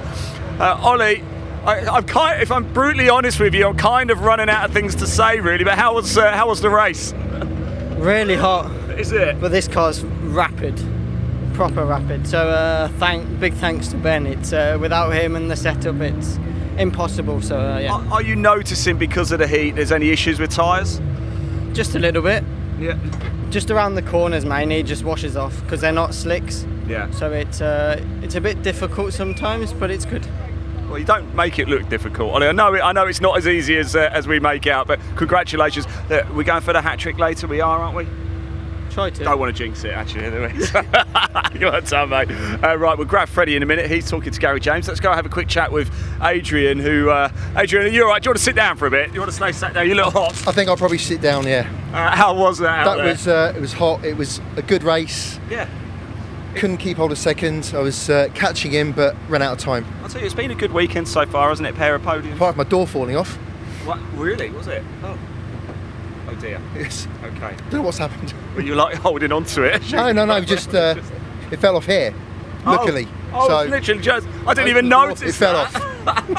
Well, I hope you get it fixed, David. Although it might be a nice bit of air conditioning, mightn't it? Next one, well done. Thank you. P3 there for Adrian Lingy. Let's go have a quick chat with Freddie Hewitt over here. He had a 3rd place yesterday in round 7. Now he's got a 2nd place in round 8. Will it be the win in round 9? Freddie, we're getting there, aren't we? We're getting there. It's better than yesterday. Yeah. It sounds like my times are a bit closer to Ollie's than yesterday, which is good. So it's promising. It's coming, Freddie, isn't it? Yep. Yeah, of course it is. He's so quick though, Ollie, though, isn't he? But He's a rapid driver, and we just can't keep up. The couple of tenths of laps doesn't sound like a lot, but when in a race, it does add up. Freddie, you're an exceptional driver yourself. Keep that pressure on. It's coming. Thank you so much. Freddie Hewitt there had a 3rd yesterday, a 2nd today. Right, we have got round 5 of the Audi Cup about to come up, and a little bit earlier I caught up with James Blake up assembly area, and we can hear from him now.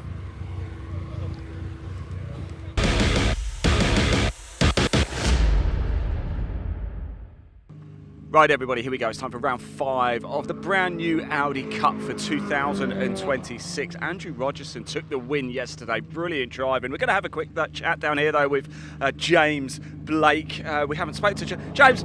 I just want to say hello. I haven't spoken to you yet this weekend. You all right? Yeah, hi Ian. How you doing? Good to see you. I'm very well. More importantly, how are you? How are we feeling ahead of this race? Yeah, pretty excited, I guess. We've got a little bit of a reverse grid going on. Yeah. So I found myself in second on the grid. So, yeah, we're going to see if we can get a good start and, you know, get away from the pack, because these guys are pretty quick. So if I can get a little breathing space, I might be able to get my head down and get out of there, because, you know, lap times aren't that different. So we'll see.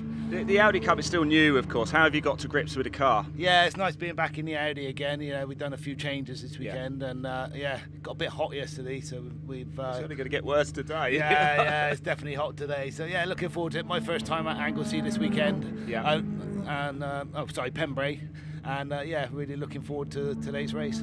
Where's home for you, James? I'm really from Bristol Bath area. Oh, so it's not too far. This is a home one for you then. Yeah, it's pretty close. Just never ended up coming here before, so yeah, it's growing on me. So been studying the track and watching lots of videos, and it's quite blind on a lot of the apexes. So really trying to improve on yesterday. Really. I haven't asked anybody this. What's it like going into turn 1? Because from where I stand, sort of in where Parc Fermé is, it looks like you guys all go in, and not just you, but every series here looks like you go in so slow, but you're not, are you? Yeah, yesterday, you don't obviously go as quick as you normally do, and I thought I found a space on the outside, because and then it sort of ended up that it all came back to the outside, so I got a bit bunched up there. But you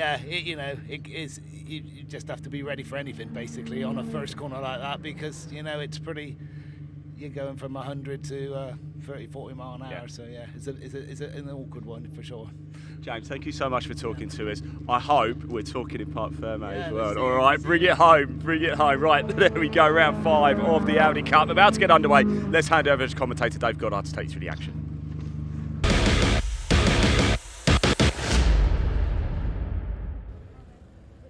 Cars on the grid then, thanks Ian. Ready for the second race of the weekend for the Audi Cup. 7 identical Audi TTs out there. Good to see that all 7 of them are there. We had a couple of retirements from yesterday's race. As we mentioned, a partially reversed grid. The top 5 of the 5 cars that finished yesterday's race flipped around. So the car that finished 5th, Harrison Foley, number 273, the former rallycrosser, is on pole alongside number 39, James Blake. Ross Makeup, the Scottish driver, starts on row 2, dropped back with some handling issues in yesterday's race into 3rd place, starts alongside Sam Meagher in car number 5. He got his first ever pole position yesterday. Completing the top 5 is yesterday's winner, Andy Rogerson, number 113. Alongside him, 55, Ian Dowler. He pulled off with a misfire in yesterday's race. And at the back of the field, number 33, Patrick Booth, who sadly only made it as far as Brooklands on the first lap before his car let him down and he had to pull over yesterday. As the car set off on their green flag lap. New series this year promoted by Maximum Motorsports, the Audi Cup, for identical 2-litre Audi TT coupes.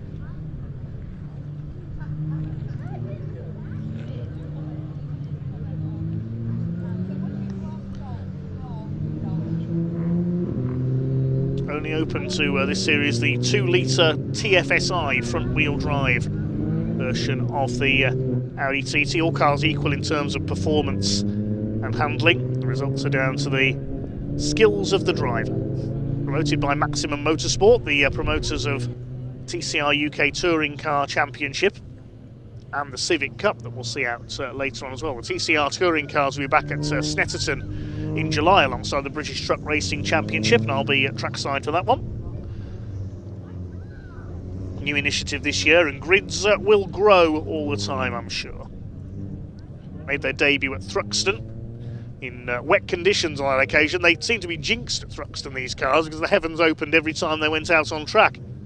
It was Ross Makeup, the Scotsman, who got 3 wins out of 3 on that occasion, but a few handling problems, had some understeer on his car yesterday, and it was Andy Rogerson in the yellow and black car who took the win in yesterday's race, raced his way past Sam Meagher in the white and black car with the yellow stripes. Good to see the Martini stripes out there on the 4G racing cars of Ross Maker and Patrick Booth. It's the two black cars on the front row this time. 273 with the yellow numbers on his car is Harrison Foley. He'll start alongside James Blake in the 39. First of the Martini cars is Ross Maker on row 2 alongside Sam Meeker. And we've got Andrew Rogerson on row 3 in the yellow car. The red car is Ian Dowler, the ex-Metro racer. Completing the field at the back is Patrick Booth. The green flag waves, then 15 minutes of racing. Race 2 of the weekend for the Audi Cup. 5-second board has been shown. Revs are up and away they go. Down towards the first corner. Let's see how the partially reversed grid affects things. Well, Harrison Foley gets away well and leads the way towards the hairpin. James Blake in second. Sam Meeker coming through the middle in the number 5. Is he going to overshoot at the hairpin? No, he gets the car stopped. He doesn't quite get the lead away. And the pack of 7 very close as they head out towards the back of the circuit for the first time. Through the crossing, Harrison Foley leads under pressure from Sam Meeker. There's Ross Maker, the Thruxton triple winner in the 73. Ian Dowler, who has cured the misfire on the 55 car in behind him. Andy Rogerson up the inside, and he and Meeker have gone through. Sam Meeker's taken the lead. Rogerson straight through into second place. He wants a double. Down to third has gone Harrison Foley. James Blake in fourth position. Sam Meeker holding the inside there through Brooklands, but Andy Rogerson, the ex-Jaguar and MG racer, right on his tail. Certainly handle an Audi TT if he can handle the big Jaguar XJs and XJSs from their championship a few years ago. Going for the inside there, that's one of the 4G racing cars. That's Ross Maker coming through into third place past Harrison Foley. So Meeker leads as they complete the opening lap. He and Rogerson gaining 3 places each off the line. The D&M Plantire car of Sam Meeker leads the way, then chased by Rogerson in second, and a tangle there. Oh, Skittles into the hairpin. That's Patrick Booth taken out. Harrison Foley, I think, was the bowling ball there, possibly. And James Blake caught up as well. Real mess there into the hairpin. They've been watching the trucks, I think. So Ian Dowler up into fourth place. Meanwhile, it's side by side for the lead. These two missed all that behind them. And Sam Meeker just about holding the lead there through Senna. Ahead of Andy Rogerson. Third place up with them is Ross Maker. And fourth place, Ian Dowler in the red, number 55.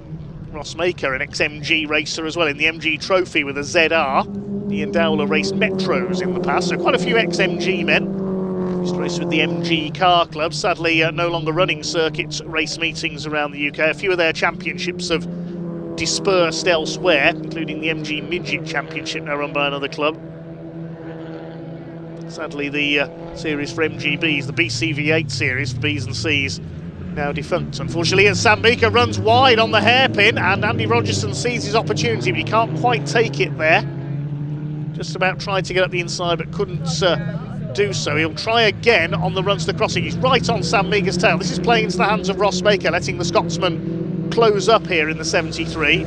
Now, is everybody else still running after that conference on behind? I think they are.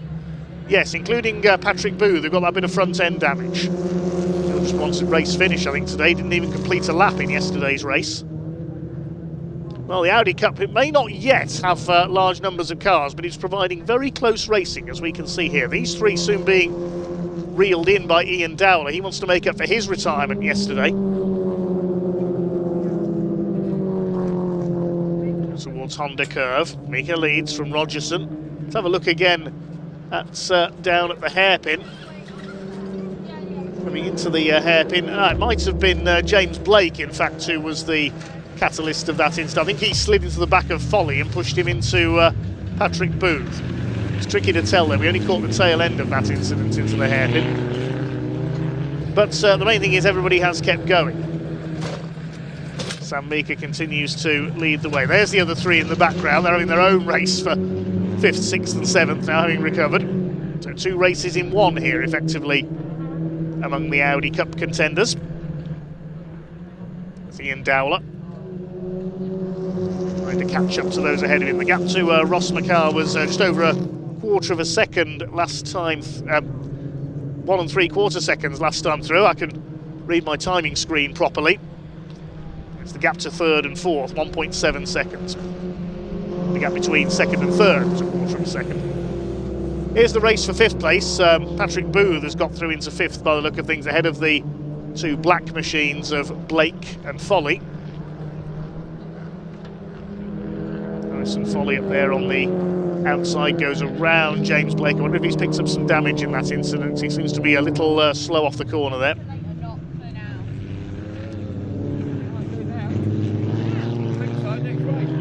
See the damage on the front of Patrick Booth as well. The location of that damage, did he go into the back of the two black cars? I thought he'd been hitting the front end as he spun, but I wonder now. Single leader is Sam Meagher ahead of Andy Rogerson by just under a second.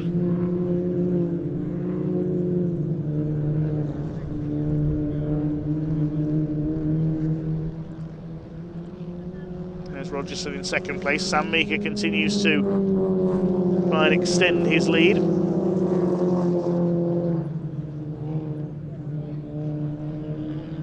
Things settling down now after that earlier little contretemps up at the hairpin. See what the lead gap is as they come over the line this time. It's 1 1/4 seconds now, so Meagher starting to pull away from Rogerson. The man to watch is Ian Dowler. He's just done the fastest lap of the race, 106.316. And a personal best last time for Meagher as well, 106.437. The other two in the lead battle lapping in the high 106s as well, so they're all fairly evenly matched, just under 80 miles an hour average speed around this 1.4 mile Pembrey circuit. Ian Dowler, the man from Stroud in Gloucestershire, trying to close in on the man from Falkirk, Rossmaker in third place.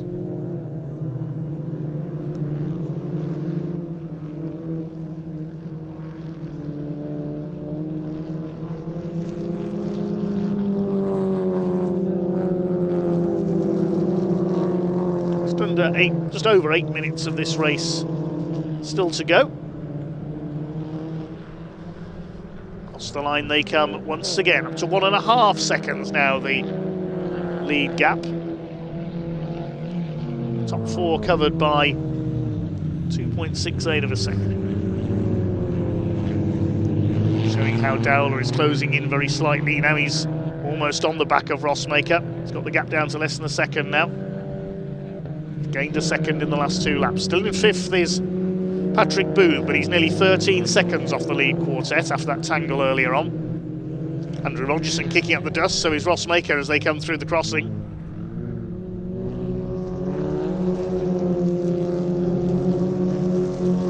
Down to Brooklands. Meagher from Rogerson by 1.5 seconds. Here's James Blake, he's at the back of the field.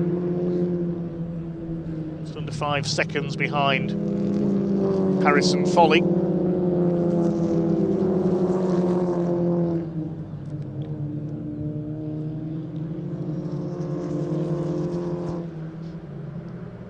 Across the line they come once again. The lead gap has stabilised between Meagher and Rogerson.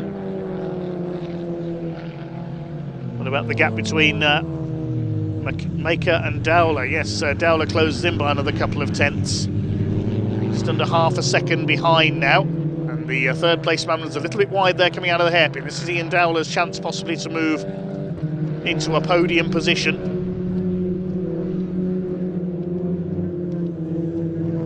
Sam Meagher looking for his first ever win in the Audi Cup. It was a hat-trick for Rossmaker at Thruxton in the first meeting. Andy Rogerson won yesterday. And we see Rossmaker running wide into the Brooklands hairpin. Car just not handling nearly as well as it was at Thruxton, and through goes Dowler, and he drove past very rapidly there. Has Rossmaker got a problem? Because Ian Dowler went through very quickly there. Did he miss a gear perhaps coming off the corner, because he suddenly dropped back? Still going as Ian Dowler is up to third. Keep an eye on the number 73 car, see if it is developing an issue.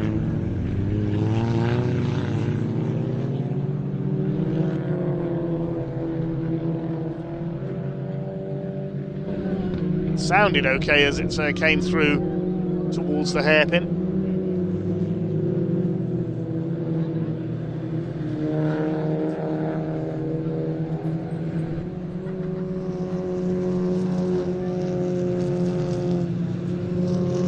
The closing stages now, just over 5 minutes of this race to go. Race 2 of the weekend for the Audi Cup.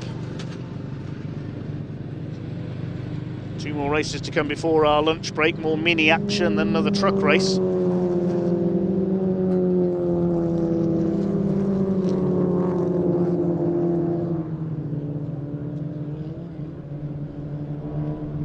Cruz completes another lap. Mika still leads, he increased his lead over Rogerson by close to a second on that last lap, so nearly 2.5 seconds in it now for the lead. It's looking good for Sam Mika to score his first ever Audi Cup success. Through the crossing he comes, definitely pulling away from Andy Rogerson. And Rogerson's gone wide there coming out of the crossing. He was on the grass. Has he got a problem?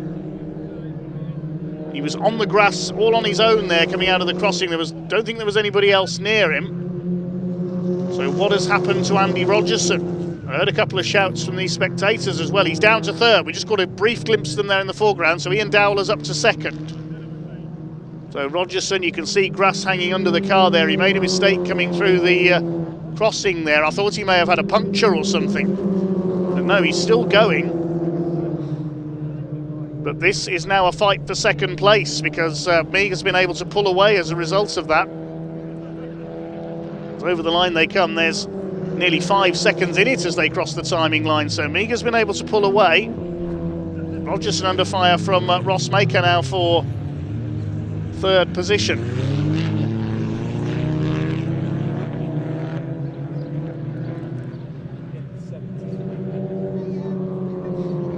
Seen any Audi TTs in rallying in my time in the sports. I've seen one in rallycross. Memory serves me correctly, it was Brian Dukes. As talking of rallycross, that wasn't an instruction for Ian Dowler to go rallycrossing. Look at the grass on the front of his car now. It looks like he's turned it into a lawnmower. Now, I hope that doesn't lead to Ian's car overheating. He does not want a second retirement to the weekend. He's got to hope there isn't too much grass in there and the car doesn't overheat. Crossmaker attacking Andy Rogerson. Before that I was saying that we have seen an Audi TT in Rallycross in the past. If I remember correctly, it was Brian Dukes who had a diesel-powered Audi TT a few years ago.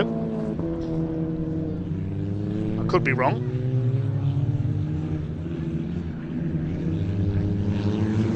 Dowler shedding grass around the circuit.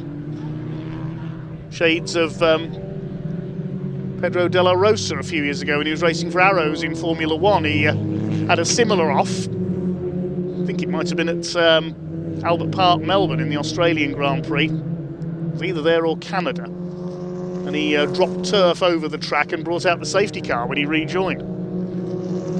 Back in the early to mid-2000s. Maybe in the late 90s, because Arrows had disappeared by the mid-2000s. Anyway, this race continues, just over 90 seconds on the clock for the Audi Cup, led by Sam Meagher. Ian Dowler up there in second, and Ross Maker still challenging Andy Rogerson for third place.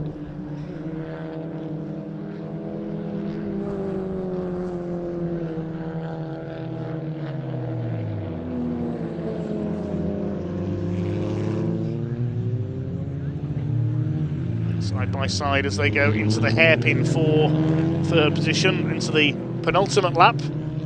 Fastest lap of the race of 1:06. There's just under 1:06 left on the clock now, so we'll get 2 more laps out of this for Sam Meagher, heading for provisionally his first ever Audi Cup victory. Nearly 5 seconds clear of Ian Dowler in second, and Rossmaker nearly does some rally crossing there as well. No, you turn right there to go onto the rally cross course.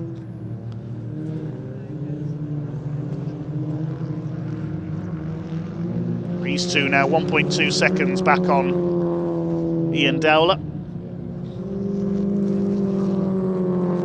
Nearly 10 seconds ahead of the other Martini car of Patrick Booth in 5th position. Harrison Foley still 6th and James Blake 7th.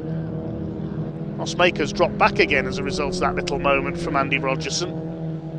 Into the last lap we go. Last lap of the weekend for the Audi Cup. Just 2 races for them this weekend.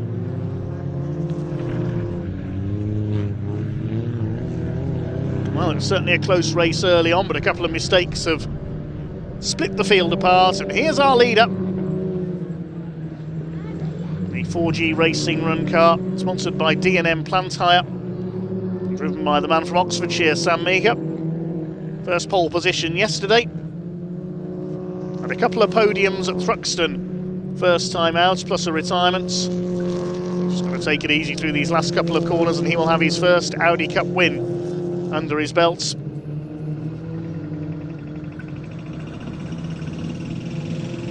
Through Carter's curve for the final time, easing it to the checkered flag.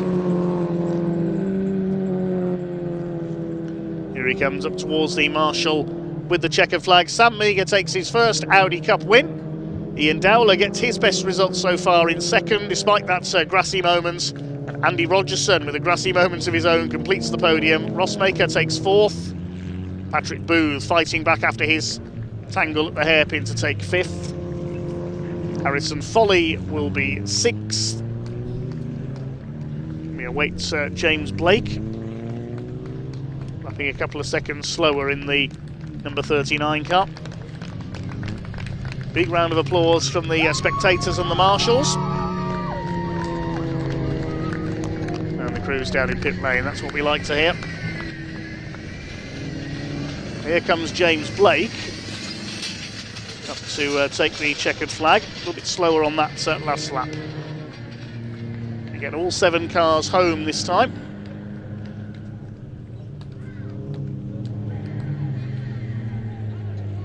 Give you the provisional results in just a second.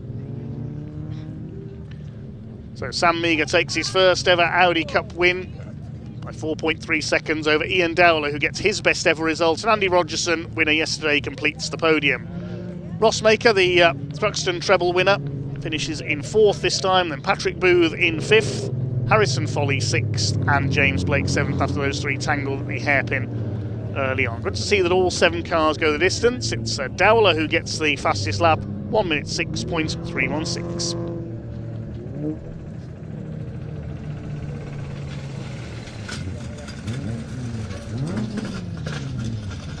Two more races to come before our lunch break, but we can hand down to Ian in the meantime in Parc Fermé.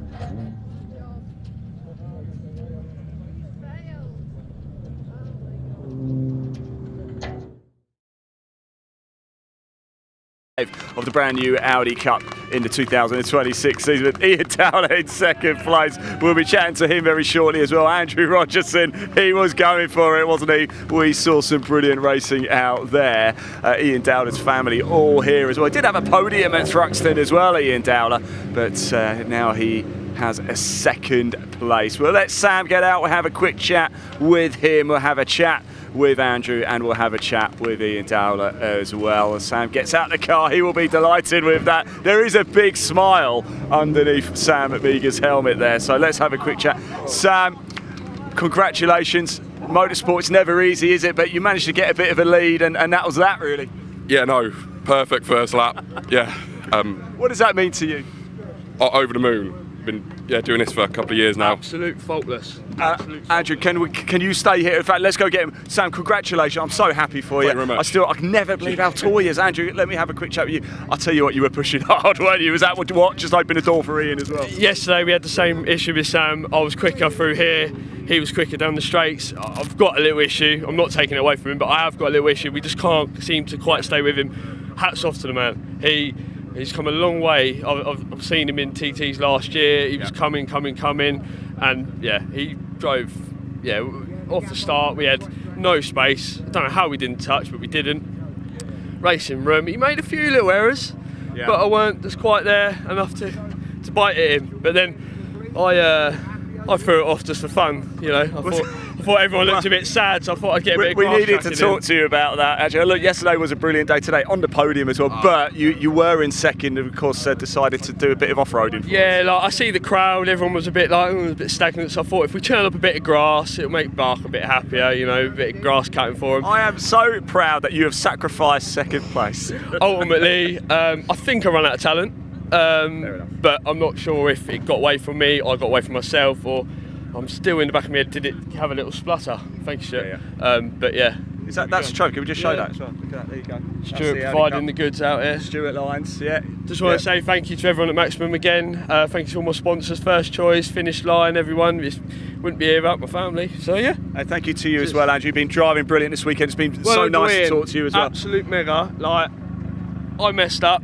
He took it. Good lad. And he got away as well, didn't he? Yeah, and he got past Ross on merit. So it's amazing. Even at the start, like Blake and Harrison, they didn't make it easy. Yeah. Like, everybody's quick. It is great to see. It really is good to see. Wonderful words. Thank you so much. Lovely to see you as well. Right, I want to have a chat with this man over here. He's just having a quick chat with John Ward. Ian Dowler. Wow, what a race. His family. Big cheer for Ian, everybody. There we go. We're going to have to do it very quickly because Mini Challenge Trophy are actually already out on track. They're just on the green flag lap. Let's very quickly just jump in with Ian and congratulate him. I want to give him a big, big, big hug. That was brilliant. You can see the Mini Challenge Trophy cars already out on track. They're about to start their final race of the weekend. So we'll have a chat with Ian and then we'll get straight into the racing action. Don't worry, you won't miss any of it, but we have to talk to this young man. You certainly have. Wow. I mean, look, you earned that third place. I was joking with your family. I said, if you want to come talk to me apart from you've got to earn it. Yeah, definitely. That was awesome. Absolutely fantastic. Just sit there and wait. Just wait. You never expect anybody to make a mistake, but you never know. And well, I went off as well. So I did go off, not as far as Andrew, but yeah, so chuffed to bits with that. It's absolutely fantastic. The family here and everything. Come round and see this. This is why we do this. Oh, go on then. This is why we do this. That there. That's my uncle, this is. Uncle Steve, massive thanks very much. Brilliant, for this. Ian. Well done. Brilliant. So happy for you. Thanks. Right, we're going to have to hand back because we are straight into the racing action. Let's go straight to Dave Goddard for the next round of the Mini Challenge Trophy. Yes, thanks Ian. The car's just coming to the grid for race 3. Sorry, I had to cut you slightly short there for the Mini Challenge Trophy. Matt Luff and Josh Wilby on the front row for this one. This grid set by qualifying yesterday. Alex Keynes and Luca Marinoni Osborne on row 2. Josh Salvadori, our earlier winner, and Chris Doble, the 2 Rookie Cup contenders on row 3. Then Henry Foote and Ashley Gregory on the 4th row. Leo Richardson and Isaac Doble on the 5th row. Richard Jett, the top of the Directors' Cup cars on row 6, along with Harry Smith, who was 2nd earlier on. Jarell Julius hoping to get a race this time on row 7 alongside Louis Fleets. Then Leona Theobald and Blair Dryber completing the top 16. On row 9, it's Beanie and Eleanor Reese, the 2 sisters. Then Adam Curtis and Finley Groom, Lexi Powell and Giovanni Santora round out the grid. And we just got through the grid in time there. The car's already coming up to the start line. Matt Luff in the very dark blue car, you can just see in the sunlight there rather than black, is on pole position, looking for his 3rd win of the season. The former Civic Cup champion Josh Wilby looking for his 1st win of the season alongside him. Race 3 of the weekend for the Meyron Motorsports Mini Challenge Trophy. The red lights come on, the revs are up, and away they go. Down towards the first corner it is. Matt Luff, the pole sitter, gets away well. Alex Keynes, the reigning champion, on the inside, looking to attack his teammate into that first corner. It's Matt Luff who's got the lead. Josh Wilby is there on the outside. The first 3 breaking away very slightly. Keynes will go up the inside, trying to take 2nd through the hairpin. They've all made it through okay so far. It is Matt Luff and Alex Keynes who set the pace for Graves Motorsports. Josh Wilby in 3rd. Luca Marinoni Osborne in 4th. Leo Richardson side by side with Harry Smith through the crossing. A little bit of bodywork flying off further back. The 4 leaders together don't tangle again through Senna. We saw them come to grief here in the race this morning. They've got round so far this time. Here comes Josh Salvadori and Lightning McQueen up on the outside. Then behind them in the blue and white car, that's Ashley Gregory, the 22. So the 72 of Matt Luff, it is who leads the way. In fact, the navy blue I said on that car, I think he's had to put a replacement bonnet on because he had some contact in the race earlier on, of course. Luca Marinoni Osborne, Ashley Gregory getting ahead of Josh Salvadori, who's stuck on the outside line. I think that's Louis Fleet trying to come through as well.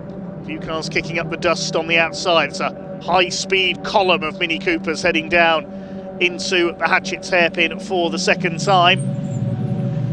Matt Luff just with the lead. Let's hope nobody's going to fall over each other through the hairpin. It's Henry Foots trying to get past Josh Salvadori, not Louis Fleets. Chris Doble in behind them, then the number 11 of Harry Smith. Leo Richardson, we know he can overtake. One car bouncing over the curb like Zebedee there. That was the number 10 of Salvadori, I think. Saying Leo Richardson, we know he can overtake, coming through the field in the race this morning from the penultimate row of the grid. Harry Smith to the inside on Chris Doble. Thinks better of an attack there, though. There wasn't quite room on the inside. Matt Luff and Alex Keynes chased by Josh Wilby out in front. Josh Wilby looking for his maiden win of the season. The car pulling to the inside, having a look there further back. I think that was Jorel Julius, just happy to get some racing laps in after 2 first lap retirements so far this weekend. There is the number 24 with the red back end. Harry Smith does a bit of grass tracking. Matt Luff, it is just with the lead. Josh Wilby having a look up the inside. The rest of the field surges down towards the hairpin. Matt Luff understeering a bit wide. Josh Wilby has got through into second place in the number 95 for Team Avago Racing. They've not had the best of weekends so far. Josh Wilby was caught in that first lap melee at Senna in the first race. He's done the fastest lap of the race so far, though, 108.715. The rest of the pack now settled down behind. Isaac Doble coming under fire from Jorel Julius, the black, yellow and red car there. And Louis Fleet in behind them in the 610. Here's a replay of Josh Wilby's move into the hairpin down the inside on the reigning champion, Alex Keynes. Good move there for second place behind Matt Luff. Harry Smith under fire in the number 11. He's got the number 12 of Richard Jepp, the Directors' Cup leader, on his tail. The rest of the pack surges through Honda Curve behind. Still a long way to go. Matt Luff trying to hang on in front for as long as he can with Josh Wilby and Alex Keynes on his tail.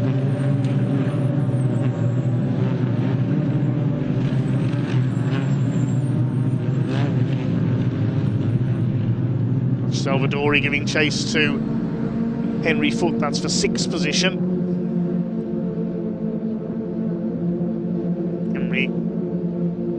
Leo Richardson rather doing likewise to Harry Smith. With Richard Jepp in behind them down to the bottom reaches of the top 10.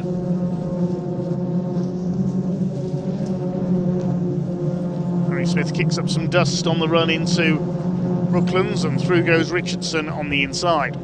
This is for just outside the top 10 places.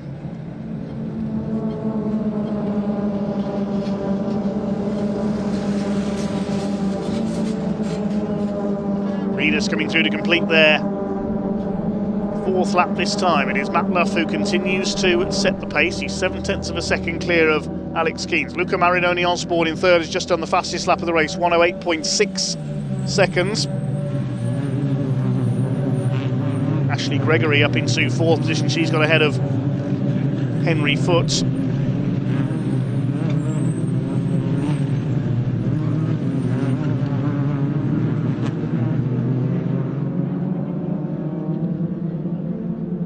Josh Wilby not showing on the timing screen that time through. I can tell you Finley Groom has pulled into the pits, so a luckless weekend for the number 91. Is Alex Keynes showing in 2nd place? Have we lost Josh Wilby, or is it a transponder issue for the 95? We'll pick up the leaders in just a second and confirm. No, he's reappeared now, his transponder's not working, just to clear up there. What is it with minis and transponders this weekend? And well, minis battling it out here as they come through Carter's Curve. Luca Marinoni Osborne makes up 2 places. Wilby's down to 4th, and into the lead goes Luca Marinoni Osborne. That was an opportunist move down Speedway Straight. They were 3 wide. Alex Keane's in the middle. Matt Luff goes down to 3rd. He was caught on the outside. Matt Luff will now have a go into the hairpin, back down the inside of his teammates. Ooh, very close between the 2 of them. So Osborne has got the lead in the Westbourne Motorsport car. Through goes Matt Luff back into 2nd. Don't forget to get on the Mini Challenge social media. Vote for your driver of the weekend. Driver who gets the most votes wins a watch. Who's it going to be? Plenty of candidates out there. Ashley Gregory in 5th position, ahead of Henry Foote in the number 138. They look on to this fantastic 4-way lead battle. Luca Marinoni Osborne, the Anglo-Italian driver in number 81, looking to try and pull away. 2nd year in the championship. As Ashley Gregory in the 22 began her career in mini stocks on the short ovals. Henry Foote right behind her, then Josh Salvadori, then Chris Doble in the number 19 of the famous saloon car racing family. Gregory covers the inside as they go into the hairpin. The leader has run wide there. Luca Marinoni Osborne, he just about holds off Matt Luff for the lead of the race. Alex Keane's again side by side with his teammate. You think these 2 were tied together by a piece of string, wouldn't you? Josh Wilby trying to get back into this as well. He ran 2nd early on. 4 of them scrapping away for the lead. Marvellous stuff. We're only just past half distance in this 3rd and final race of the weekend for the Meyron Motorsport Management's Mini Challenge Trophy. These cars really do provide some of the UK's best club-level saloon car racing.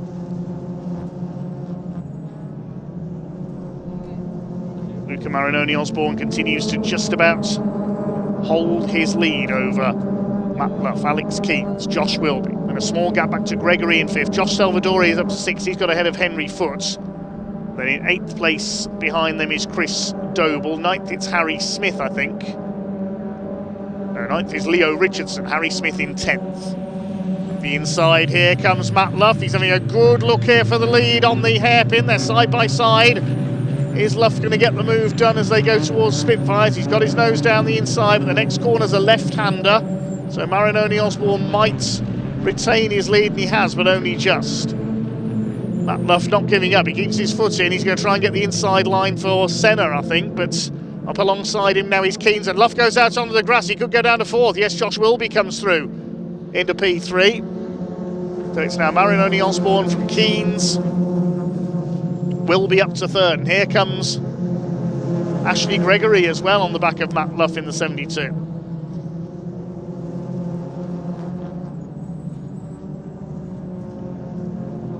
Salvadori tucks in behind Matt Luff. He's going to go past Ashley Gregory.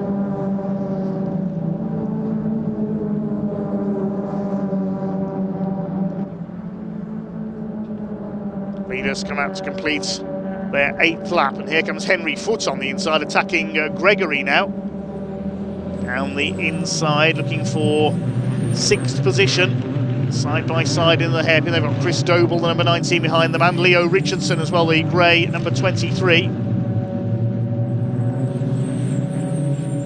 Marinoni Osborne led by 0.2 of a second at the line. Gregory still side by side with the number 19. A scrap further back in the order, Jorel Julius just pleased to get a race in this time for those 2 first lap retirements, battling it out with Richard Jepp and Isaac Doble in there. I think it's the 610 of Louis Fleet, sorry.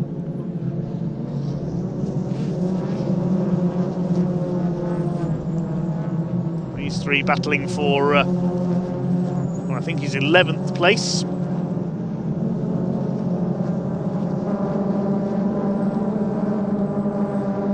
Harry Smith, meanwhile, heads up Isaac Doble. There is the number 12 of Richard Jepp. He leads the Directors' Cup. Blair Dryburgh, the 2nd contender, down in 15th place.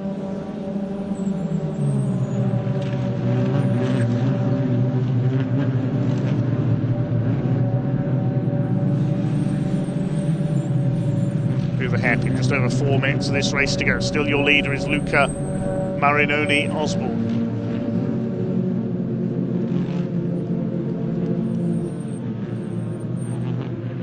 From Alex Keens, who's getting closer and closer, ready to attack in the Graves Motorsport car. Luca Marinoni Osborne puts a wheel onto the grass there, coming out of Senna towards Brooklands. This could be the opportunity for Alex Keens to take a second win of the weekend and consolidate his championship lead.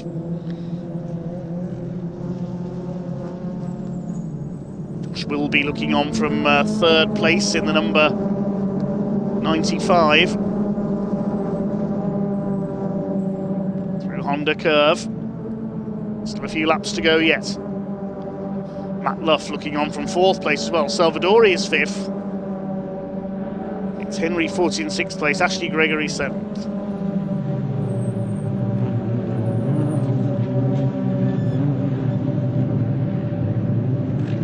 Running wide there, that's Ashley Gregory in the 22. Don't know whether there was possibly some contact there with Leo Richardson, but she drops a place.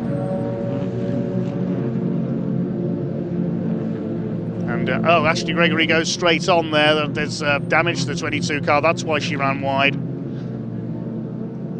Ashley Gregory really does seem to have all the luck, and it's all bad. She never seems to get the fortune she deserves, Ashley Gregory. It's such a shame. She's a very talented racer. Meanwhile, another very talented racer is Luca Marinoni Osborne. He continues to lead Alex Keens and Josh Wilby. Wilby still with the fastest lap of the race, 108.353. It's up over the line they come. Should be, I think, 2 laps to go. Alex Keens is going to start turning up the heat. He's forced to go the long way round there into the hairpin. This time will be third. There's Matt Luff behind them. Salvadori is fifth.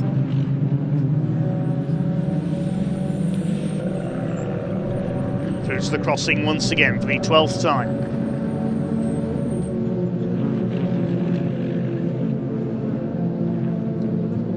Four cars line astern for the lead. Salvadori a little further back in fifth ahead of Henry Foote. Chris Doble now in 7th place.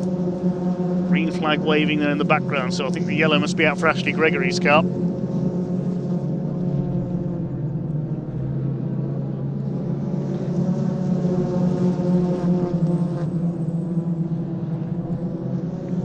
It's Leo Richardson, he's in 8th place behind Chris Doble. Harry Smith and Isaac Doble will round out the top 10. There's Isaac Doble trying to hold off Richard Jepp in the number 12. He's got Jorel Julius behind him. Then it's Louis Fleet and Blair Dryber next in the order. It's the minute on the clock now, and a big lock-up and wallop. That's the leaders tangling up. Matt Luff goes from 4th to 1st in one move. It looks to me as though Josh Wilby hit the back of Luca Marinoni Osborne. He locked up under braking for the hairpin, and Matt Luff says, thank you very much, I'll go through and take the lead. There's more damage on Josh Salvadori's car as well. He's hit somebody. He's in a battle there with Henry Foote as well, so it's all kicked off towards the front of the field. Foote goes through. Look at the damage to Josh Salvadori's car. Didn't see how that happened. Chris Doble in behind them in the number 19. So there's only 10 seconds left on the clock. I think we're going to see the checkered flag this time, and it's going to be Matt Luff. We'll try and get a replay of what happened there at the hairpin. Alex Keens in 2nd place. Graves Motorsport 1 and 2 as they come up towards Honda Curve. I think we'll see the checkered flag go out this time. Indeed we will, and Matt Luff takes race 3 of the weekend for the Mini Challenge Trophy. Keens 2nd, Marinoni Osborne 3rd, Wilby 4th. Then Foote, Salvadori, Doble, Richardson, Smith and Isaac Doble. Richard Jepp wins the Directors' Cup, but the result may need, that last lap may need to be looked at there.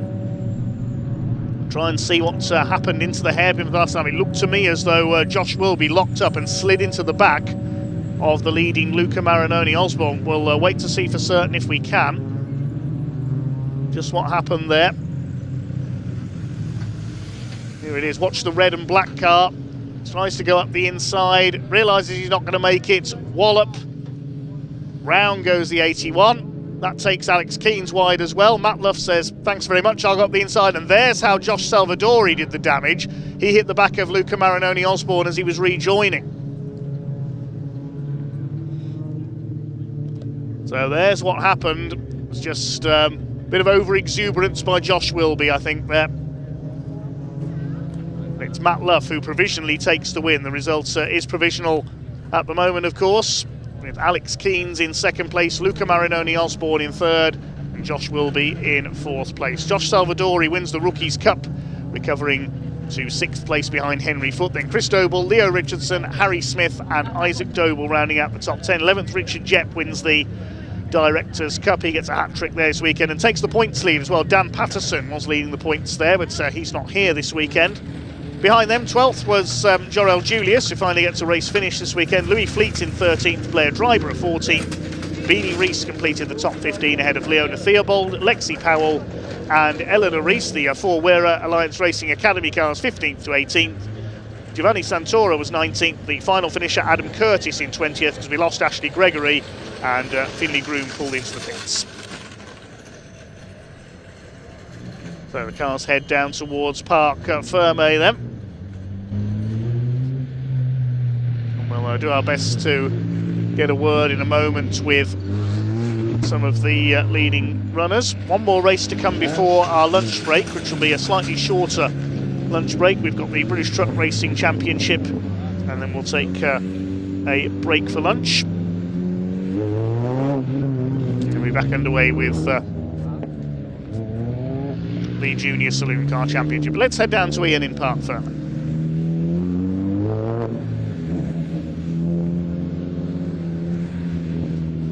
Well, that was a dramatic end to round 9 of the 2026 Meyron Mini Challenge Trophy. We'll have a quick chat with Matt Luff, and he's completed quite a unique results this weekend. He's had a third, he's had a second, now he's had the first, Matt. And wow, what a way to finish, huh? Oh, God, that was one of the most eventful final laps I think I've ever had. It certainly was for all of us watching. Yeah, I mean, I led early on, built a bit of a gap. It was actually a mistake on my part. I just outbraked myself. That's when Luca and Alex got through. I was sitting behind, I didn't quite have the pace to keep with them. I think the tyres had got hot, I just couldn't hold on. I dropped back to fourth at one point, and then literally in that last lap, I think Wilby made a lunge on Alex, and it all went pear-shaped, and I was in the prime spot to capitalise on it, so well, yeah. You certainly did. Look, how have you managed the temperature, because it's probably the hottest it's been all weekend right now, isn't it? I mean, in all honesty, it's nothing compared to Snetterton. So yeah, Snetterton was about 30 degrees. Yeah. So this is a lot more manageable. Still hot in the car, you still feel a sweat on, but yeah, no, it wasn't too bad. You've had a third, you've had a second, but this is the sweetest of all, right? Yeah, 100%. I think we're now championship leaders as well, so yeah, that's a good way to end the weekend. Well, congratulations, Matt. There we go. Great stuff indeed. Thanks for talking to us. Let's go have a quick chat with Alex Keanes as well. And Alex, wow, I was just talking to Matt about that final lap, and you know, you managed to take a bit of advantage. You get second. Yeah, well, I was second going on to the last lap, and I was lining up a move for Luca. I'd sort of been watching him the majority of the race, it felt like. And yeah, I was lining it up. He went defensive, and then it was a bit of a incident. Don't believe I was involved, but we'll see.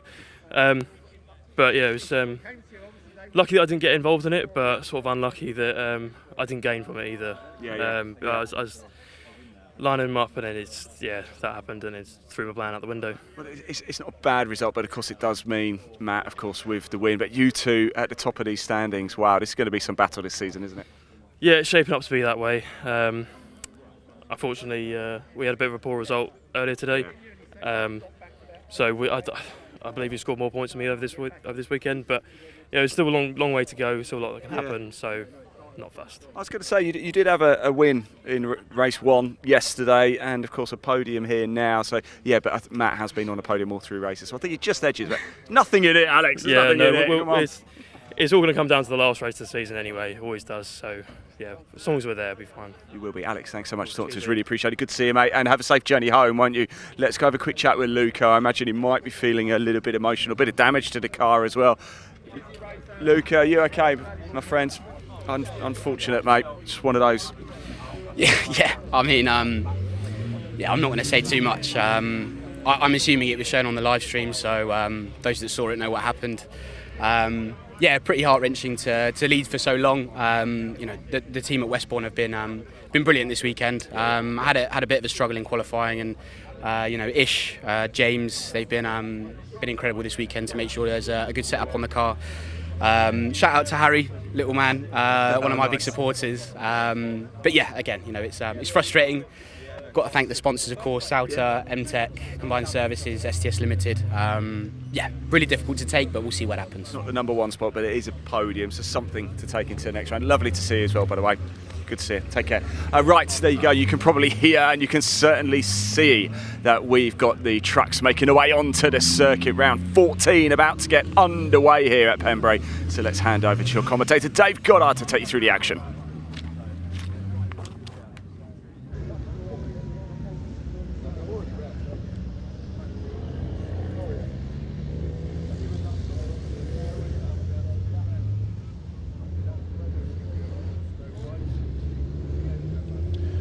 Race number 4 of the weekend for the British Truck Racing Championship coming out onto the grid then.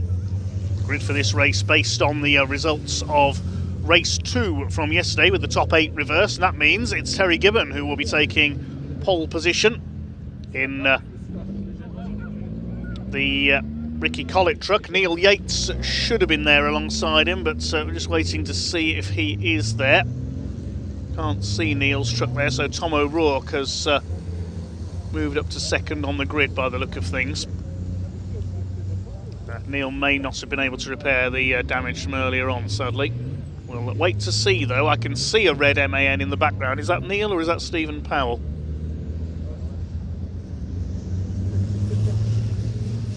Stephen Powell will be starting towards the back in this one. I can see 2 red MANs, so Neil Yates is there. That's good to see. But they're a bit out of order at the moment on this lap. Yes, Neil's a bit late out of the paddock. He's trying to catch up with the field. So I think he will take his place on the front row for this one. Second row will be Tom O'Rourke and the 68 of Craig Reed. Then David Jenkins and Stuart Oliver on row 3 with John Bowler and Nathan Smith on row 4. Nathan taking his first win of the season in yesterday's second race.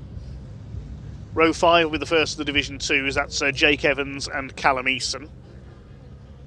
6th row, Bradley Harvey and John Powell. On the 7th row, Stephen Powell. He was delayed after a tangle with Michael Oliver in race 2 yesterday. He'll start on row 7 along with Sami Ojanen. Confirmation of the grid, then it will be Terry Gibbon in pole position at the wheel of Ricky Collett's MAN. And Neil Yates is now making his way forward. He will take his front row slot. So full credit to Neil and his team for repairing that truck after he got rather harpooned by Michael Oliver at the hairpin in the earlier race. Is Neil, if he gets a decent start here, could he hang on this time for his first win? Sure, plenty will be pinning their hopes on him here. Tom O'Rourke and Craig Reed on row 2, then Jenkins and Stuart Oliver on row 3, Bowler and Smith on the 4th row. Completing the top 10 are the top of the Division 2, Jake Evans and Callum Eason, the title rivals from last season. Then Bradley Harvey and John Powell. Stephen Powell, further back than he would have liked to have been. We'll watch for him coming through. Starts alongside Sami Ojanen, then Archie Handy. Michael Oliver should be there on the outside, but we'll have to wait to see if the team have repaired the damage from earlier on. Simon Cole and Warren Harvey rounding out the grid for this one. Just looking to see if I can see Michael Oliver down there towards the back of the grid.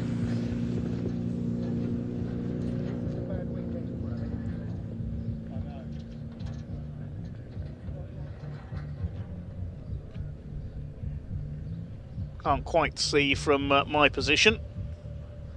Wait and see as they come round. So Gibbon and Yates on the front row. O'Rourke, Reed, Jenkins, Oliver Senior, Bowler, Smith. Look further back to see if we can see Michael Oliver. Yes, he is there. There is the number 12 at the back. Simon Cole, I don't think is there.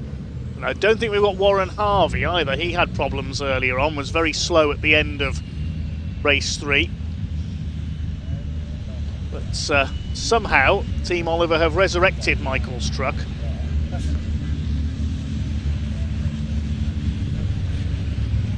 We'll watch for him coming through the field.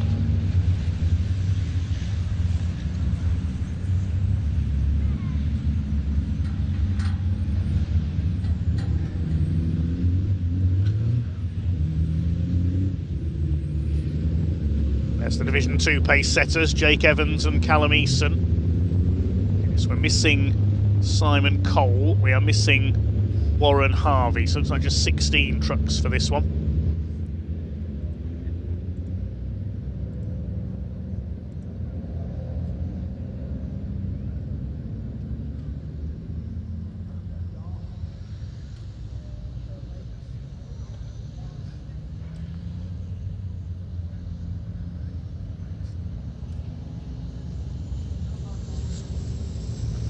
For all your comments coming in. We haven't had a lot of time to read them out recently. Plenty of support for Callum Easton in the comments at the moment. Let's see if he can pick up a Division 2 win here. Who will it be in Division 1? Will Terry Gibbon hang on in front for a comeback victory? That truck has already had a win in the hands of Ricky Collett at Brands Hatch this year. Neil Yates on the outside the front row. He'll be looking to make a good start down the outside. Tom O'Rourke on the second row. I think he's starting on pole for race 5. He starts to quicken then. 15 minutes of racing for the British Truck Racing Championship, round 14 of the season. Red lights already on the gantry. The GT Tyres pace truck pulls into pit lane.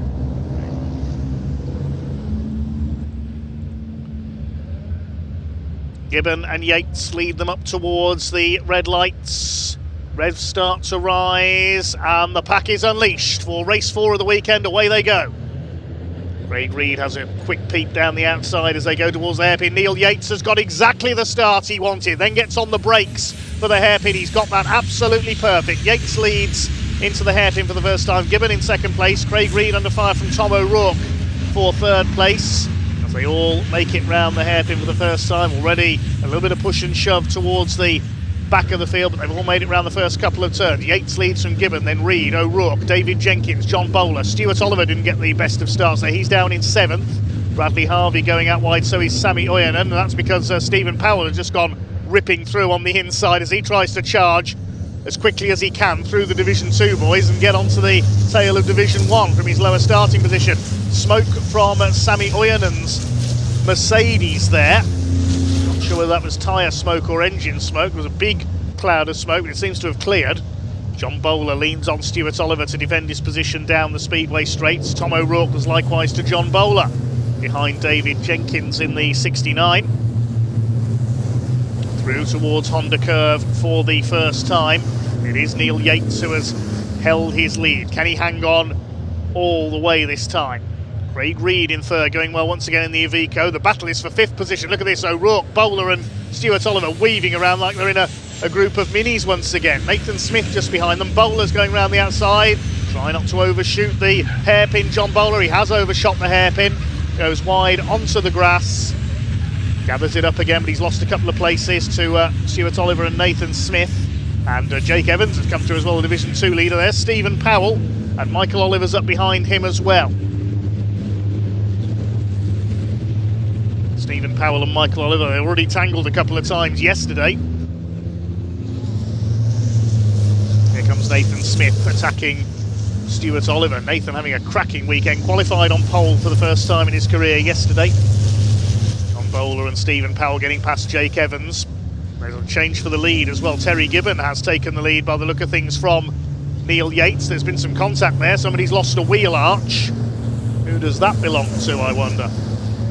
Two bonneted trucks fighting it out, Stuart Oliver and the 86 of Tom O'Rourke. The leaders come round to complete their second lap. It is Terry Gibbon who leads the way in the number 95. Neil Yates in second place. It's Yates, I think, who's lost that wheel arch. Yes, look at the left rear wheel.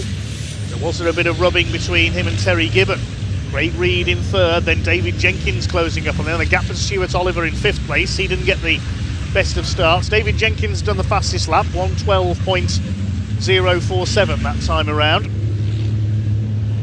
First four breaking away slightly. Stuart Oliver going after them. And the next group is, and Michael Oliver. I thought he was going to go into the back of Stephen Powell there. Is he still having braking issues with that number 12, I wonder? Nathan Smith side by side with Tom O'Rourke. O'Rourke back up the inside into Senna. You can't get two trucks through there side by side very easily. They're trying it though. They'll try anything around Pembrey, this lot. O'Rourke to the inside at Brooklands. They rub each other again. They're leaning on each other here. There goes the bodywork that was there a couple of laps ago. Tom O'Rourke just booted that out of the way. Nathan Smith is not giving way here, and they're going to tangle up. Oh, that was close. I thought Nathan Smith was going to be spun around, but he's held it together and he's got the place away from O'Rourke around the outside. Just kept his foot in there. He knows no fear, Nathan Smith. Now here comes Stephen Powell into the mix. John Bowler as well. And that man, Michael Oliver, he's bringing the Division 2 boys up with him. This is great stuff. Stephen Powell to the inside on John Bowler. Don't overshoot the hairpin again, John. Oh, and Tom O'Rourke was slow off the hairpin there. He's tagged Stephen Powell. Powell keeps his foot in. Powell's just about gathered it up there. Tom O'Rourke.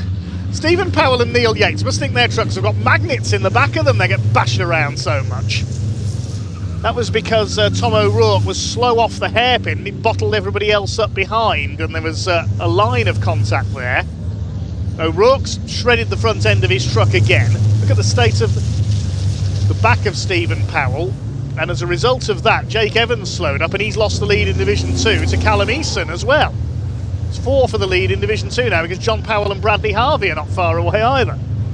Archie Handy has pulled into the pits in number 40 at the back of the field. The state of Stephen Powell's truck, that tyre's going to let go if he's not careful. Here comes Craig Reed on the inside, side by side with David Jenkins, who's trying to go around the outside on the hairpin. That's not going to work. And all this is allowing our super sub, Terry Gibbon, to get away at the front. Stuart Oliver up the inside. He's taken Jenkins up into P4 now. This could be harming David Jenkins' efforts to keep his championship lead. Here comes Craig Reed. Now there's Gibbon. He's got away by nearly 3 seconds. He'll be looking in his mirrors thinking, well, if you're all going to squabble with each other, I'm going to disappear. Could we see a win for the Super Sub? Could we see a win for Craig Reed, a second of the season in the Iveco? Could we see Neil Yates fight his way through? Well, Yates up the inside there off Brooklands. He's going for second place on the inside. This is certainly this weekend's the best we've seen Neil Yates run in this championship. Craig Reed's not giving way. You can't go 2 by 2 through there. They're going to go 3 wide into Honda. Look at Stuart Oliver up the inside. They're going to go off. Surely Oliver's off. Off goes Craig Reed as well. Oh dear, oh dear. You can't fit 3 cars wide through Honda Curve. Never mind 3 trucks. That was never going to work. And Stuart Oliver and Craig Reed go spinning out. Luckily, they didn't go into the barriers, else that would have been a red flag. So, what's that done to the race order then? Well, Terry Gibbon is now over 6 seconds clear because of everybody else falling over each other behind him. Neil Yates is in second place. It's David Jenkins third. Nathan Smith is up into 4th place. And behind, well, I'm not too sure now. There's Stuart Oliver. He's in the Young Division 2. The Division 2 lot are getting together as well. Bradley Harvey nearly goes into the side of John Powell. Something happened to Callum Eason in all of that as well, because he's gone from 1st to 4th in Division 2. The black and white flag for track limits has been shown to, I think, nearly the whole field on that lap. Goodness gracious me. Right, we'll take stock of the race order next time they cross the timing line. What we do know is Terry Gibbon has escaped in the lead. And this is the fight now for second place. David Jenkins chasing down Neil Yates. Look at the state of the pit straight. There's debris everywhere. No wonder the red and yellow flag's out. Here's the fight for 5th coming through. So it's Yates, Jenkins and Smith 2nd, 3rd and 4th. O'Rourke is 5th in what's left of the 86 truck. Then John Bowler, Craig Reed's got going again, and then Stephen Powell and Michael Oliver. They can't keep those two away from each other this weekend. Absolute mayhem. The black and white warning flag, that was shown to about 7 trucks on that last lap for exceeding track limits. Track limits don't seem to mean a thing to these drivers in this race. And Terry Gibbons probably wondering where everybody else has gone. He's away in front. Ricky Collins will be pleased. It's his truck that's out in front. This lot is still at it. Tom O'Rourke's dropped back a couple of spots now. Craig Reed and John Bowler have got past him.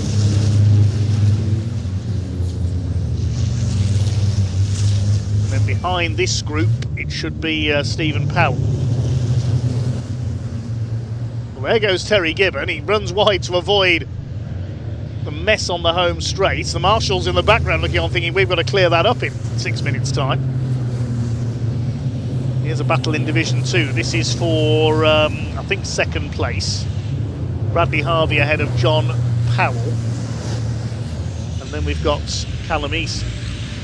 Stephen Powell under fire from Michael Oliver. He doesn't care about debris down the straight, he just runs over it.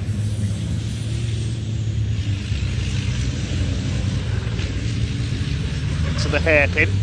Michael Oliver trying to go round the outside. We learnt earlier that doesn't work.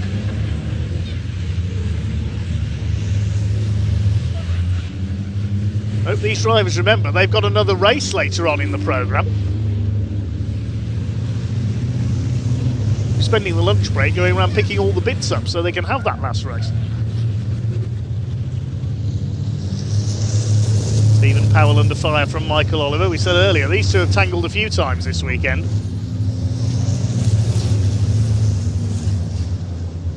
Not going to get round the outside of Brooklands. Stephen Powell might be about to be double teamed by the Olivers because Stewart's closing up as well.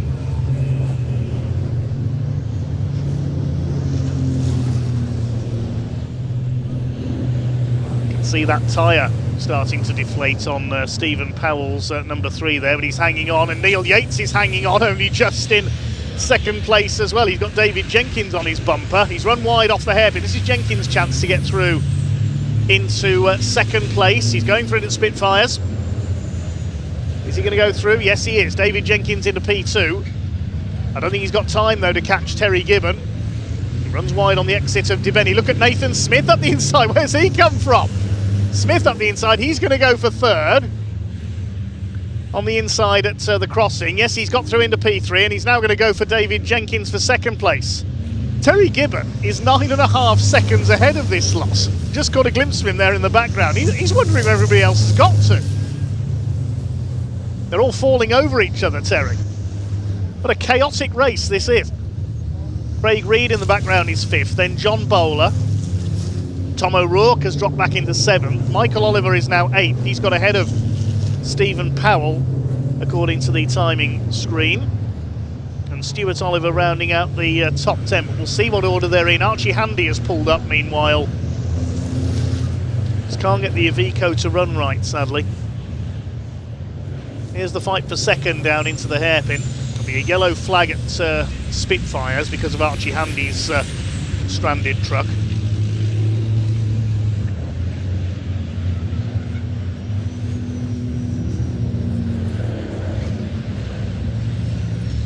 Through towards the 2nd half of the lap. Stephen Powell still holding off the Olivers. The timing screen did say that Michael had got ahead on the previous lap, but he hasn't. He's dropped behind Stewart now. Still Stephen Powell hanging on ahead of the Olivers.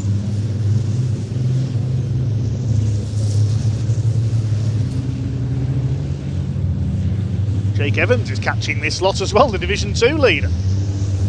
He's about 3.5 seconds clear of Bradley Harvey, who's 2nd in Division 2. There he is in the background. Callum Easton 3rd. I think John Powell has hit problems. He's dropped back down the order.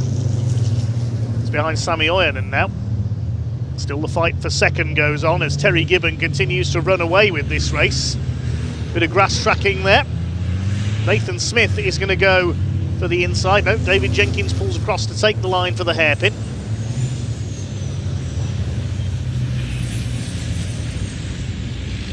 Smith will try and go for the inside, but remember the yellows are out at the next corner because of Archie Handy's truck. Neil Yates drops away a little bit into 4th place. Just over 2 minutes of this race to go. Trying to remember the last time that Terry Gibbon tasted victory in a British truck racing championship event. In fact, I can't remember him ever taking a victory before in his own MAN. So we could be on for a first here for the Super Sub. Here he is. Nearly 12 seconds ahead of the field. I think it's 2 laps to go this time, looking at the clock.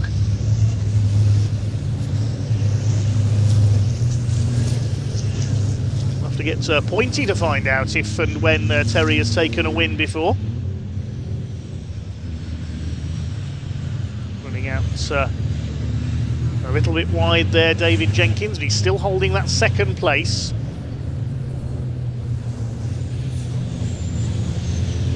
To the hair. It's calming down a little in this rather crazy race in its closing stages, and look who's arrived on the scene now. That's John Bowler up onto the tail of Craig Reed in 4th place. What's happened to Neil Yates? Where's the 33 gone? He was 4th. We have lost Neil Yates, unfortunately. He has no luck at all, does he? Has he pulled into the pits? That's the only place I can think. Yes, he has pulled into the pits. Just checking the timing screen there. So we've lost Neil, sadly. Yes, there he is. What a disappointing weekend. Well, we're into the final lap now. It's all about the race for second because they're not going to catch Terry Gibbon.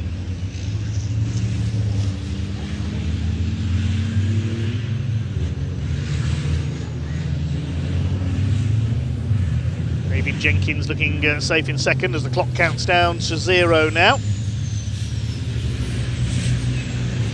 Nathan Smith on for a podium. Jake Evans on for another win in Division 2. Or is he? Or is he? Because Bradley Harvey's closing on. Division 2 might not be over yet, you know.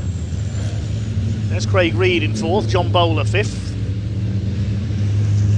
The battle for 6th is between O'Rourke and the Olivers.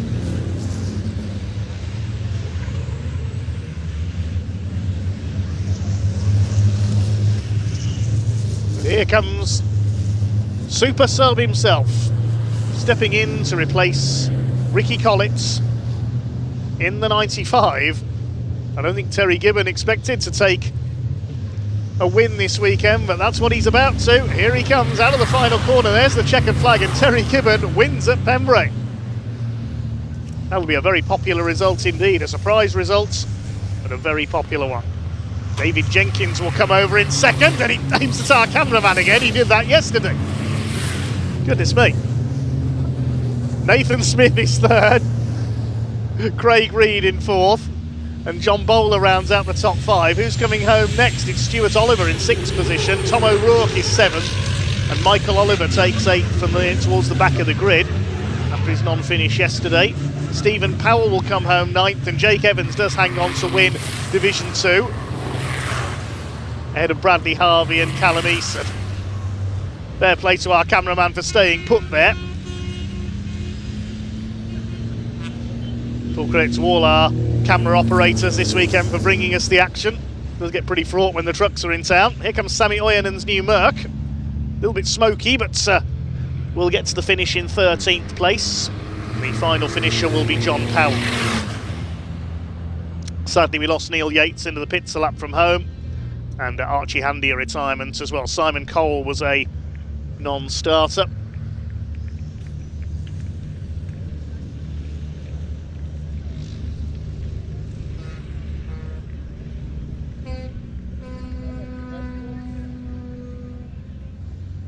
Well, what a crazy race that was for the British Truck Racing Championship here at Pembrey, race 4 of the weekend, and it was won by Terry Gibbon in Ricky Collett's MAN. 10.5 seconds his winning margin over David Jenkins, who held off Nathan Smith all the way.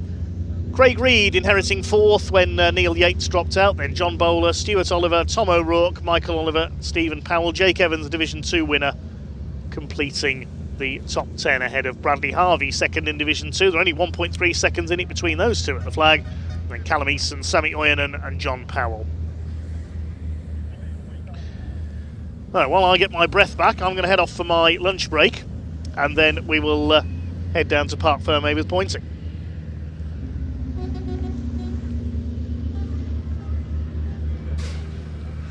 Wow, what a result. Terry Gibbon in the borrowed truck from Ricky Collett. We obviously had a chance to speak to him earlier on. And here we go. The number one spot, he almost didn't make it. Look at this. Let's give him a minute to put the brakes on. We've got water spraying on the brakes. We've got team unstrapping him here. What a result. We thought he'd lost it there, that first lap, as he dropped back into second. Oh, he's not used to this getting undressed quickly for the race win thing at all. Come on, Terry. Goodness me, glad you're quicker at driving. I'm a little bit rusty at this. I bet you are a bit rusty, but absolutely what a result. You can see you're shaking. That's got to be a race of a lifetime so far. Yeah, that was it. Definitely up there, yeah. Just a fantastic result for the full team. We've been developing the truck through the weekend and now it's starting to pay off, so yeah, really good. I mean, I'll be honest, I think the pit's heart sank when we saw you drop back, but of course, you know, lots of support for Neil Yates as well as he came past you there, but then you pulled it back. It was a beautifully smooth down the inside take on that first corner, and then you just made it stick for the rest of the race. Clean air, and I think it was about a 12-second lead. Really? 12 seconds? Yeah. Wow. I wasn't expecting that. It was mega. It was incredible. I mean, they were fighting behind you the whole way, and you just went off for a beautiful Sunday drive round Wales. Not quite so easy, but yeah, I'll take that. Well, Terry, well done. I think you made Ricky proud, you made the truck proud, and yeah, Ricky, when you're back in the saddle, just know it can do it. We need you back, Ricky. Get back soon. Get back soon, but not too soon, because I think Terry likes it here. Yeah, it's pretty nice in here, yeah. Absolutely phenomenal. Round of applause for Terry. Come on, excellent. Right, we got Dave Jackson, but Nathan Smith. Seeing you again, we were talking earlier on this morning about manifesting a top 3 result, and here we are. That's all on you, that is. Of course it was. I think you and Dave parked in the wrong spaces though, didn't you? Oh, we went in there, so I thought, exactly, just have the two, it's fine. But again, great race, and I think when you and Dave both kind of tussled past Neil Yates, we were stood here, and I'll be honest, there were officials, there were mechanics, and we were all like, oh, this is going to be... wasn't it? No, this was Neil Yates. Yeah, Neil Yates dropped back from first behind Terry Gibbon, and then it took you about 3 or 4 laps to catch up with him, and then it was right on it. Oh, Dave as well. We were just talking about that kind of double overtake that you and Nathan did past Neil Yates around here, and from the spectators looking on, it was tight, but it was smooth. I don't think they realised there was 2 of us on his side. He's a mugger. He snuck in and picked your pocket. He did. He's a definite pickpocket, but he's a fast pickpocket. I'll give him that. It was great racing. Great racing. It really was. It was a fantastic move. Thank you. Well done, guys. Absolutely incredible. Now, obviously, because of earlier on's incidents, I'm not sure how much lunch break we're going to get, but I know that the guys on the circuit want to move things along and keep things quick. As we can see, trucks already making their way back to the paddock. We've got one more truck race and one more pickup truck race left this afternoon, but of course lots more action on circuit to come to you this afternoon, and let's have a look what we've got for you next.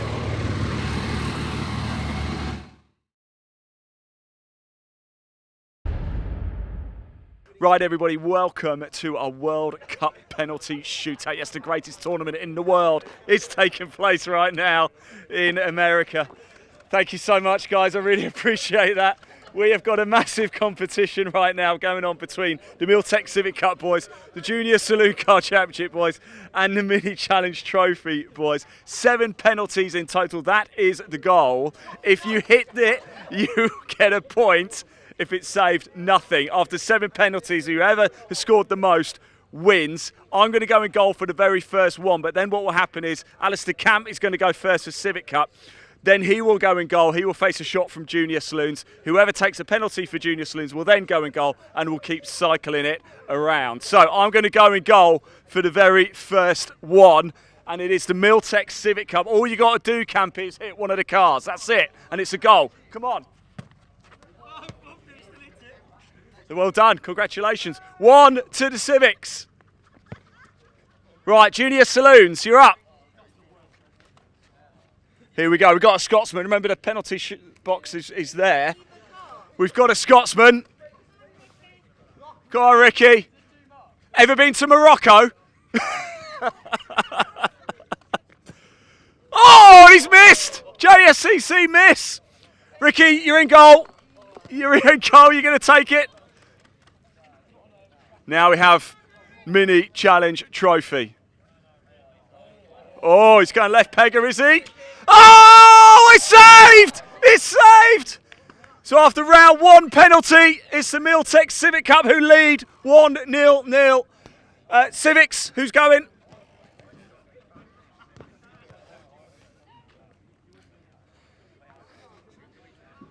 Here we go, Civics up.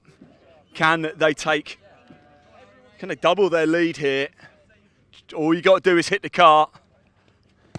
It's a shot and it's a save. It's a save. Right, Junior Saloons. You can go closer. That's the penalty spot, by the way. So it's still 1-0 to Civic. Oh, he's got to put it back. Yeah, no, referee says that's not acceptable. So here we go, Junior Saloons. Can they finally get on the score sheet? Oh, they said a comfortable save. It's a comfortable save. Mini challenge. Who's having it? It's Luca Mariano Osborne representing Italy. How are Italy getting on at the World Cup, Luca? How are they getting on? How are they doing? Oh, it's a goal! It's a goal. There we go. And it's back onto the Civics after 2 penalties. It's 1 to Civics, 0 to JSCC, and 1 to Mini Challenge. Civics, who's up? Here we go, next penalty. 3rd penalty for the Miltech Civic Cup. Liz, are you helping me score this? Because I might forget. Oh, that's an absolute shocker from the Miltech Civic Cup. Right, Junior Saloons, who's up? You're in goal now, yeah. And he's going to do it. Just be careful because you've got no shoes on. Just please be careful. Timothy Leonard here, just please be careful. Can they finally get on the score sheet? They can. And it's 1-1-1. It's Mini Challenge up now though. Minis, who's up? This is to take the lead. This is to take the lead after 3 penalties. So it's 1-1-1 right now. Up against Timothy Leonard. He steps up. Oh, and he's missed it! After 3 penalties, it's 1 each. Right, Civics, who's up? Civics. Civics. Right, 3 penalties down, 7 in total. It's 1-1-1. This is to take the lead. Upset the Civic Cup. Oh, and it's saved! It's saved! Right, JSCC, who's up? Junior Saloons. I think we need a ball, please. Can we have a ball? Thank you. Now this is to take the lead for the Junior Saloon Car Championship. He steps up. Oh, cool, calm and collected. It's this side. It's this side. It's probably easier to get here. So Junior Saloon. Yeah, that's a goal. Yeah, that's a goal. So Junior Saloon's the first to get to 2. Right, Minis, who's up? Josh. Joshua Wilby is up. Come on, Josh. This is our 4th penalty. This is to level things up. Oh, it's a good goal. It's a good goal. It's 1 to Civics, 2 to JSCC, 2 to Mini Challenge. Civics, who's up? Go on, Civics. 5th penalty. 5th penalty. Kind of need to score this, really, mate. As you boys in a bit of pressure. Remember, it's from here. You can go from here if you like. Yeah, this little. There you go. Here we go. Going for the corners. Probably the best place to go. Oh, it's a shocker. It's an absolute terrible penalty. And Civic still only have the one. JSCC, who's up? Here we go. So this is our 5th penalties we're on to now. This is to take the lead. This is for a 3rd penalty. Oh, it's saved. It is saved. No, well done, well done. Minis. Oh, look who it is. It's the champ. The champion has come to play. Alex Keynes with a chance to give Mini Challenge Trophy the lead here after 5 penalties. Oh! Was that saved? You saved that? Was that a goal? Was it a goal? Was that a goal? I didn't see. It was a goal. It was a goal. It was a goal. So it's 1 to Civics, 2 to JSCC, 3 to Mini Challenge Civics. Who's up? Your 6th penalty. He's only got 2 left. In fact, you have to score this, otherwise you're out. You have to score this, otherwise you cannot catch up to Mini Challenge Trophy. Here we go. It's got to. Ah. Well done. Thanks for playing, Civics. JSCC, you're up. It's Ralphie. That's fine. So here we go. JSCC to level things up. Oh, he scores it! He scores it. Right, Mini Challenge. This is your 6th penalty. This is your 6th penalty. If you score it, you could be 1 penalty away from victory. So here we go. It's 1, 2, 3. Here we go. Yeah, go on then. You just got to hit a car. That's all you got to do. Oh, he scores it! Right. Right. Civics, do you want to take your 7th penalty? Anyway, you can't do anything, but you can take it if you want. Yeah, come on, Jake. Smash your car. Jake Hewlett, it's his car. Yeah, you can use... Luca, can we have that ball? Whatever happens, Civics... No, they can still level it up. No. Here we go. To get a little bit of pride. Yes, Civics. Civics finish on 2. Civics finish on 2. Right, JSCC, you have to score. Otherwise, Mini Challenge Trophy are the champions. You go from here if you want.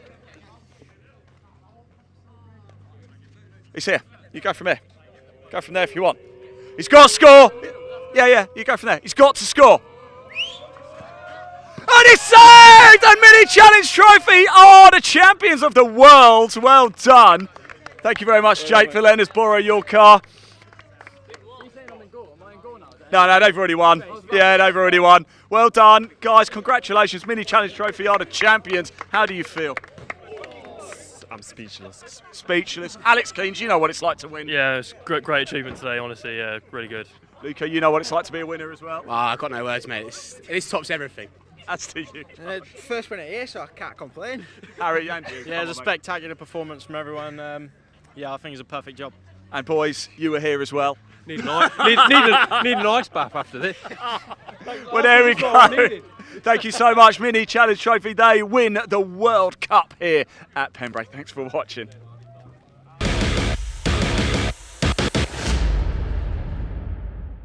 Right, I've popped down to the outer paddock here. I'm here with Ryan Hadfield. Ryan, how's the season going for you so far?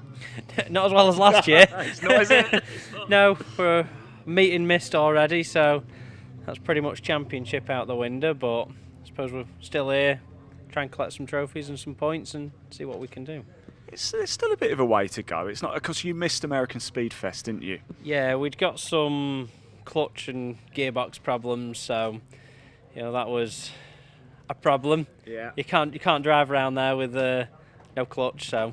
I don't think you could drive anywhere with no clutch, can you? You drive anywhere flat.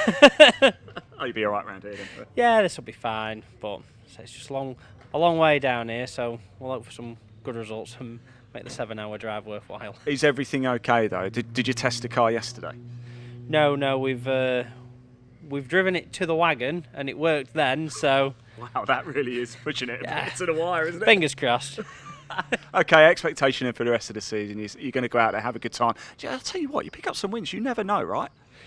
Oh, yeah, that's it. We'll go out, we'll aim for some wins, aim for some good laps, aim for some good races, and we'll see where that leaves us at the end of the year. What does it mean to you, though, to be part of the Pickup Truck Racing Championship? It's something we've watched from me being eye to a grasshopper round Rockingham back in the day. It's definitely something we've always wanted to do, so the being here and being part of it and being a champion and a long list of people that were very good in them, so... You're not bad yourself, Ryan, come on. Well, we've done all right, I suppose. We've done all right, very humble, very humble. Look, Pembrey, what do you make of it? We talk about flat circuits, this one's pretty flat. It's flat, it's quick, it's exciting. Yeah. It'll be interesting to drive one of these around here after a couple of years not being here, so yeah, we'll see if it's changed much. I want to know, Ryan, what does a race driver get up to on a Saturday night at Pembrey? Can you tell us? Can't tell you. Remember, this is going out before 9 o'clock. Well, we'll go and have a look around the wagon, see if there's anything worth buying or... Buying? Okay, wow. Well, okay. There might be some nice light bars on them. We could have on some of our own, and there's bound to be some tyre shine somewhere to keep someone happy, and yeah, if it goes well today, we might have a beer. Who knows? Just the one, more racing tomorrow. Ryan, thank you so much for talking to us. Good luck, mate. Thank really you good to very see you much. as well. And you. Top man, Cheers. thank you.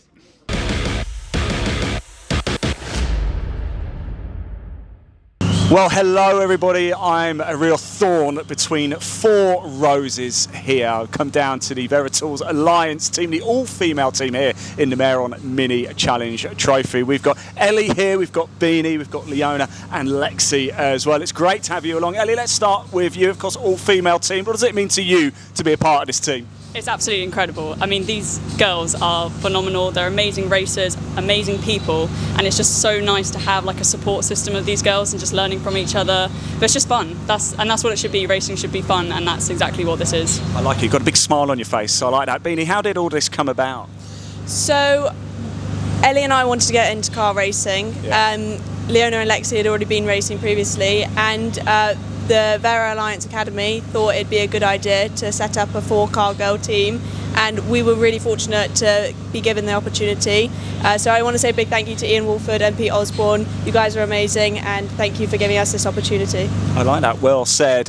Leona, obviously I know you from previous series as well. What's it like being part of this team? Yeah, it's absolutely amazing. I've been in championships where I'm the only female racing, and here, just like Eddie said, to have the support of all four of us, not only us girls but the entire academy, it's just amazing, and I'm really looking forward to what we can all do going forwards together. And Lexi, of course, JSCC last season, now you're in the minis. What's the step up been like?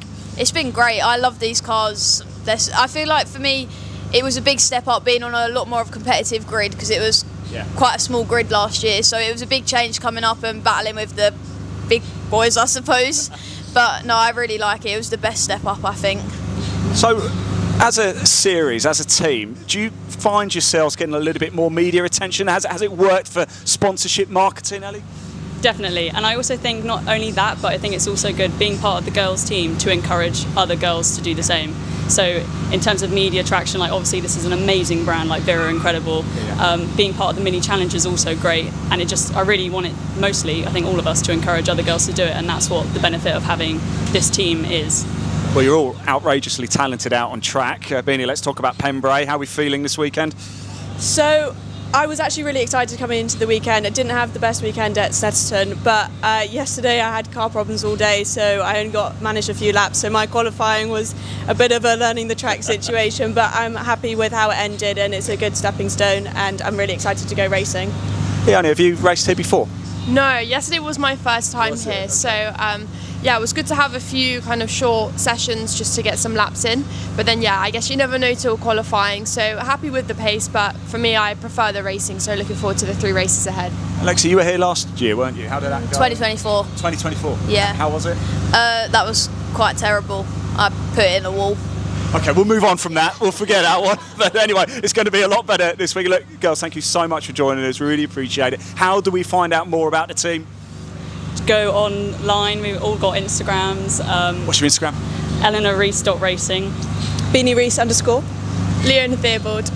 I think it's Lexi J _ I don't know. There you go. Check it all out on Instagram. Time to go racing. Thank you so much. Really appreciate it.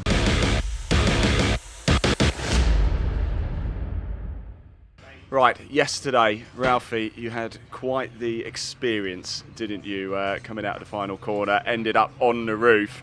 However, you got out, great job by the marshals, and I know you want to thank the team here, don't you, at Pembrey? Yeah, I want to thank all the marshals here, really helping me get out of the car, making sure I'm safe.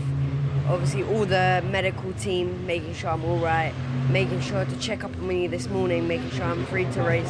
And also a big thank you to the Team RX, getting my car ready for this weekend day after the It was quite a moment, wasn't it? We saw it happen. What was going through your mind when you suddenly realised, oh my goodness, I'm upside down here? Well, it was a bit like I caught it, I lost it again, I broke the car, sped up and hit the barrier, rolled it, and I was just like, okay, let's just get out. But one thing though, today, you've picked yourself up, you've gone out in the car, and you got classified in this morning's race. How did you feel waking up this morning? Were you a bit nervous? Or? I felt fine. I felt ready to get out there and try it again. No power steering today, so it's a bit harder to get the corrections on, but we'll still push through and make it work.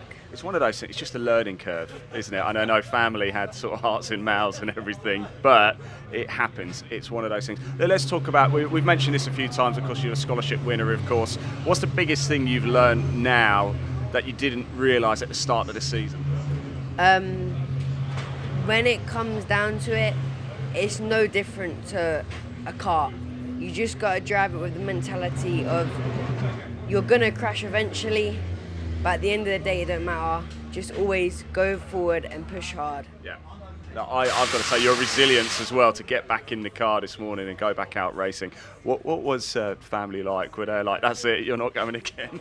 No, they were all, my mum was like, yeah, if the car gets fixed, we're 100% going back out. Same with Dad, because I've always been like it in karting. I would crash, we would stay up all night fixing the car, and then I'd go back out and race. It's part of it. It's part of it, isn't it? Look, you've done a few meetings now. Which has been your favourite track so far?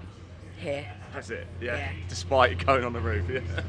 You go on the roof, it don't make a difference. Still my favourite track. I won the scholarship here. Yeah. It's just a lovely track. It's a great talking point as well. You know, when you go back to school tomorrow, you're going to tell everybody about it. I've already had about 20,000 people texting my phone asking if I'm okay. Wow. Okay, so sometimes good can come from an unfortunate situation, right? Yeah, yeah. But Ralphie, thank you so much. I'm so glad you're okay as well. That's the most important thing. But hey, 14 years of age, was on the roof yesterday, back out racing this morning. You guys are tough. You're tough. Ralphie Branscombe.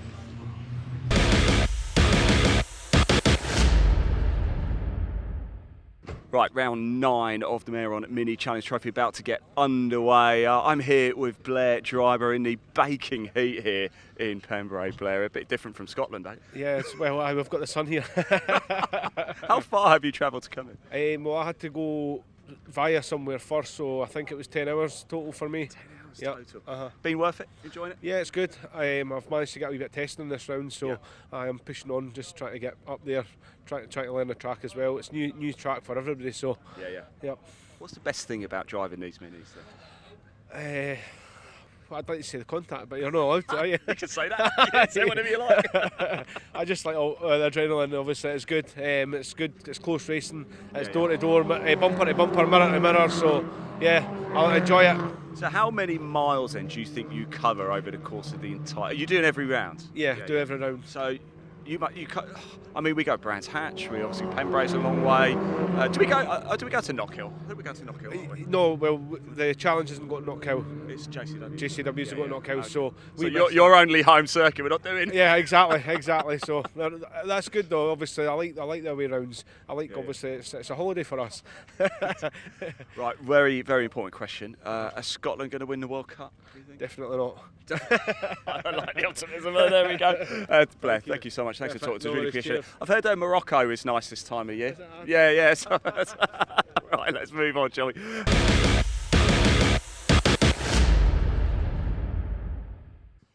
Right, in yesterday's Junior Saloon Car Championship race, Ralphie Brown's come here. Unfortunately, ended up on his roof.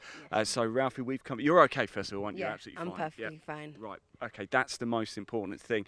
However, Ralphie wants to come down and have a chat with the marshals and thank them for all of their hard work. So, Ralphie, do you want to go on over and do the honours? And what a wonderful job by the marshals. I've got you all a hat for helping me. Thank you very much. And poster, my signature on it. Excellent. Thank you very much. We've got somebody hiding one around here more as well. hiding away. Robert's over here, look. Oh, thank you. And a poster with my signature on it. And I just want to say a big thank you for what you guys did yesterday, helping me. Like, I think it's awesome what you do, putting time and effort in to help people. And it's great, because I'm sure some of you are fathers, to be out here on Father's Day and putting in the work so we can race means a lot to me. Oh, it's fine. We just do what we're trained to do, basically. I'm the post chief, so I'm in charge of the guys that went to your rescue. Yeah. I'm just overseeing what they do. This is one of the team that actually made sure you were okay in the car, and made sure you got out safe. And then I was one that called all the rescue people to come to your aid as well. So I'm glad you're okay, and I'm glad you're out racing again today. Yeah, I'm back out. In like, I think I'm the first one on after lunch. So, yeah. Good. Well said, Ralphie. We're going to let you go because, yes, you do have to get back up to assembly area to get going. Guys, can I just borrow you for a second? Just have a quick chat. There's two other marshals which weren't here. But they're not. There's two other marshals who aren't here right now. Can we? Is that okay if we can keep the bits and bobs? Well, yeah, thank you. Well said. Yeah. So what I want to do as well, guys, is just find out what your roles were in that situation, how you reacted. So you're post chief here. I'll explain my role. I'm the post chief, so I'm in charge of the post. So I report back to race control if there's any incidents. So when was his name? Charlie? Ralphie, sorry. When Ralphie's incident, I called a priority incident because he was upside down in the middle of the circuit.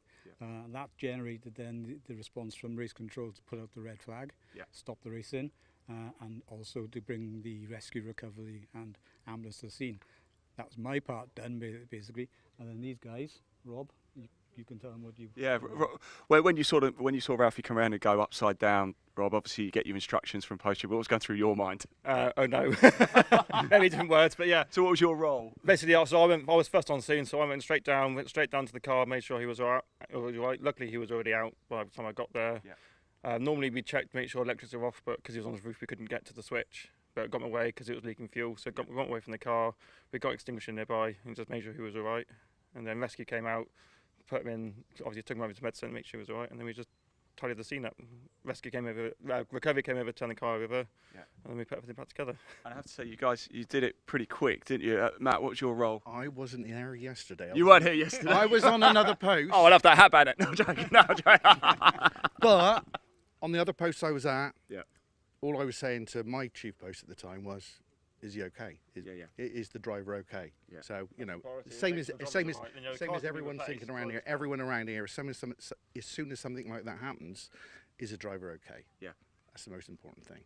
It's good to see he is. I mean, you guys do an absolutely incredible job. I don't want it to be like cliche or patronising or anything, but we really can't go racing without you guys. And to give up your time, it's roasting. I mean, you have to wear these. It is baking, isn't it? How do you cope with those? You get used to it. Plenty of fluids. On the flip side, when it's cold, you're okay. So how does one... Right, we'll talk about getting into marshalling in a moment, but how does one become post chief? How many... Do you have to do a certain number of events or... Well, yeah, basically you start off as a trainee, then you go through the trainee accreditation process to become then a course marshal, and then from there then you can grade to post chief or flag or something like that. So to get to post chief, it would probably take you, with the new regulations, around 6 to 8 years, going through the training and the steps you have to do before that. How many race meetings do you think you've done? What, in total? Yeah. In your lifetime. I've been at it for 24 years, so quite a few. So quite a few. Robert, whereabouts are you in your marshalling journey at the minute? So I'm grade 2, it's experience, and I'm currently working up to do my grade 3, which is IO. Yeah. So that's one step down from post chief. Okay, how about you, Matt? Whereabouts?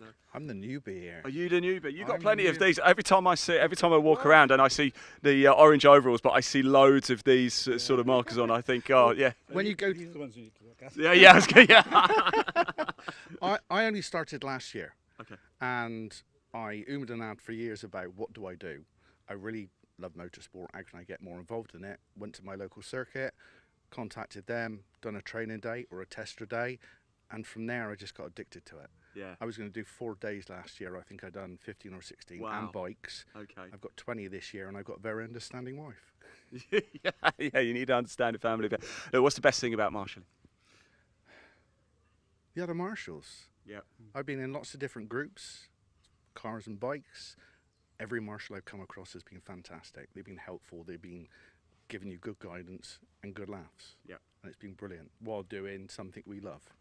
Robert, same question. What's the best thing about marshalling? Again, probably the social side of it. Yeah. Yeah, it's, you know, you have a rubbish day on post, but get back to the campsite in the evening, have a few drinks, chill out, and that's what makes it the weekend. And you're the post chief, so slightly harder question for you. Why should somebody get involved in marshalling? Well, it's an excellent hobby. It gets you out in the fresh air.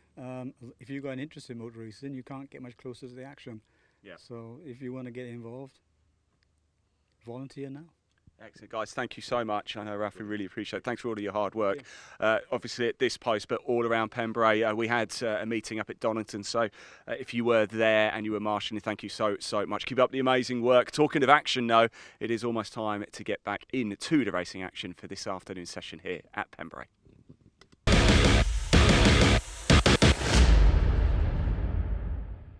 Right, everybody, you join us in our office here at Pembrey. Very posh indeed, as you can see. Now, apologies if we're going to teach you how to suck eggs here, but over the course of a weekend for the British Truck Racing Championship, there are 5 races. However, there's only 1 qualifying session, so we need to figure out how the grid is set for each of those 5 races. Now, in order to do this, we need an expert, somebody who goes to bed reading the rules and regulations of the British Truck Racing Championship. Unfortunately, nobody was available, so we got Pointy instead. Pointy, thank you for joining us. It's lovely to see you. You look shocked. I don't know why. I am disappointed. Anyway, yes, good morning, how are we? Right, now, before we get into this, yes. as you can see, I have brought props with us to Fantastic explain. props. So, Yes. I have decided, assigned us trucks as well. So we're going to pretend for the sake of this, top quality die-cast it is construction. These the are. budget has I really pushed the budget out on this one. I'm going to be this one. So Yeah. this is me. It's play fast. Play fast. You're this one, gas. I really like this one, though, dump truck build oil. That one, Yeah. I like that guy. We've got bread here. We've got recovery. I feel School like bus, we should probably eco have car. recovery over here because we're inevitably going to need a recovery during this demonstration. Yes, but anyway, right. Right, so apology again, if you already know this, now might be a good time to go get a quick cup of tea or coffee. But if you don't know it, it's actually going to be quite a worthwhile exercise in all seriousness. So there are 5 races, 1 qualifying session. Yeah. So race 1, Pointy. Yeah. How is the grid set? Well, race 1 is as you would expect, traditionally set by the fastest laps of qualifying. Okay. So here we've got, the fastest one. Ian managed to get round. His fast lap was faster than everybody else's. So you would obviously start race 1 in first. Okay. And then second, third, fourth, fifth, and as you go all the way down the grid. Again, also into Division 2, because of course we do combined division racing. I personally can't remember a time where we've ended up with a Division 2 truck qualifying fast enough to be mixed in with Division 1. But I mean, that would be a thing if it happened, I suppose. And it could be round circuits like Pembrey, which are a bit shorter. But that's Div 1, that's Div 2. So I'm fastest of all. I'm a Div 1 driver. I start race 1 on pole position. And you're the eco car. And in Div 2, you're the fastest, so you start on pole. Okay, this is it. So there we go. Now, we'll race 1 effectively. That's how we'll start race 1. Yeah. But because of the timings and if there's any issues that we need to go to judicials for and things like that, well, how are we going to get the grid layout for race 2 on Saturday? And how do we continue the weekend? Yep. So we revert back to the same qualifying session, but go for the second fastest laps. Okay. So everybody's got a list of their lap times. Yep. And then their second fastest is where we go from. and then if actually you could have a situation where the fastest in qualifying as a session as a whole was you, which is why you started in first. But actually, your second was, 0.3 of a second slower than my second fastest. Yeah. So therefore, I would start race 2 ahead of you. Okay. Now, that race, again, usually on the Saturday, the second race on Saturday, would race to completion, and that would be the starting order for race 2. And that's the same for Div 1 and Div 2. Exactly. Both would get, or whatever, but you could also have that, third place on race 1 ended up getting the second fastest lap from qualifying, so they'd start in first and everything would get very jumbled. But nonetheless, that's okay. the So race 2 is based on your second fastest lap in qualifying. Same qualifying session, but the next lot down of results, effectively. Let's move into race 3. Now, surely it's going to start getting complicated, right? A little bit, yeah. So it's reverse grid. Let me just put me back in Put first. you back. Oh, okay. Sorry, make sure sorry, we do. Yeah. Okay. Yeah. So I suppose it is only a demonstration, isn't it?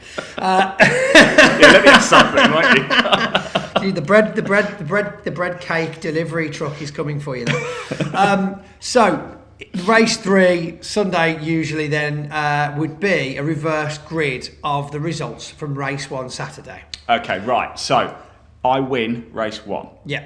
Okay, for argument's sake, where do I start race 3 then? So as it stands in Division 1, because we've actually got, let's pretend here, because we've got 8 trucks, we've got more than 8 trucks in Division 1. And Div 1 and Div 2 the same. So let's just assume it's... Yeah. Let's just go with Div 1 So for we've got 10 argument's sake. trucks here, and we'll pretend that we've reversed the grid. Yeah. So if these two finished in these two positions in race 1 So yesterday, Water- they'd stay at the back because they're 9 and 10. Yeah. So they'd stay where they are. However, these would all be reverse grid, which means that first and second would be 7th and 8th. Yeah. They would then move back there. They would then move back there. And then you would end up with 8th place. 7th and 8th in first place. Yeah, 8th place would be in first. 8th place is on pole, 7th, 6th, 5, 4, 3, so Exactly. and then you would still end up with 9 and 10 it's the in top 9 and 10. 8 It's are the top reversed. 8 that are reversed. Yeah. Okay, so that's race 3, a reverse grid top of the 8. results of race 1. And that's Div 1 and Div 2. Yep. Race, right now we're really getting complicated. Is everybody followed so far? So race 1, it is just fastest lap, you're on pole. Race 2, second fastest lap. Race 3, top 8 reverse grid. Race 4, Pointy. Race 4, wow, again, we can't go off reverse grid of race 3 because that's just happened, and we've also, of course, got now a reverse grid from race 2 on Saturday. So, we had 2 separate qualifying results. 1 session, but 2 sets of results, which then gave us 2 grid formations for 2 races, which effectively means we're running 2 sets of races through the weekend. It sounds a lot more complicated than it is, because there's a lot of words to explain it. But in reality, qualifying, first set of results is race 1, second set of results is race 2. You get a reverse set of results from race 1 for race 1 Sunday, a reverse set of results for race 2 Sunday from race 2 Saturday, and then by the time all that's sorted out, the last race of the weekend would be a reverse grid of race 1 Sunday, because we'll have had time to sort anything out, and now before we have a race that we can reverse the grid of to finish the weekend. Okay. And effectively, if we had 6 races in a weekend, that would be a reverse grid of race 2 Sunday, because there's 2 sets of race results that we're running off all weekend until last race Sunday, effectively. Perfect. So just give us a very brief overview. 1 to 5, go. 1 to 5. 1 set of qualifying with 2 sets of results. 2 races after that using those 2 sets of results for the fastest laps and the positions on the grid. Then Sunday is reverse of race 1, reverse of race 2, only the top 8 in both divisions, I might add. And then race 3 is your reverse grid of race 1 Sunday. Yeah. And it's that simple. My brain hurts. My brain really, really hurts. In fact, well, thank you so much for explaining that, Pointy. Next time we'll try and find an expert. I promise. That was expert. That was good. I jest. What information do they want? I mean, were you not entertained? Pointy, thank you so much for that. It crashed. Red flag. We've got a red flag. 2 hour delay. Time to go. That's it. That's a wrap.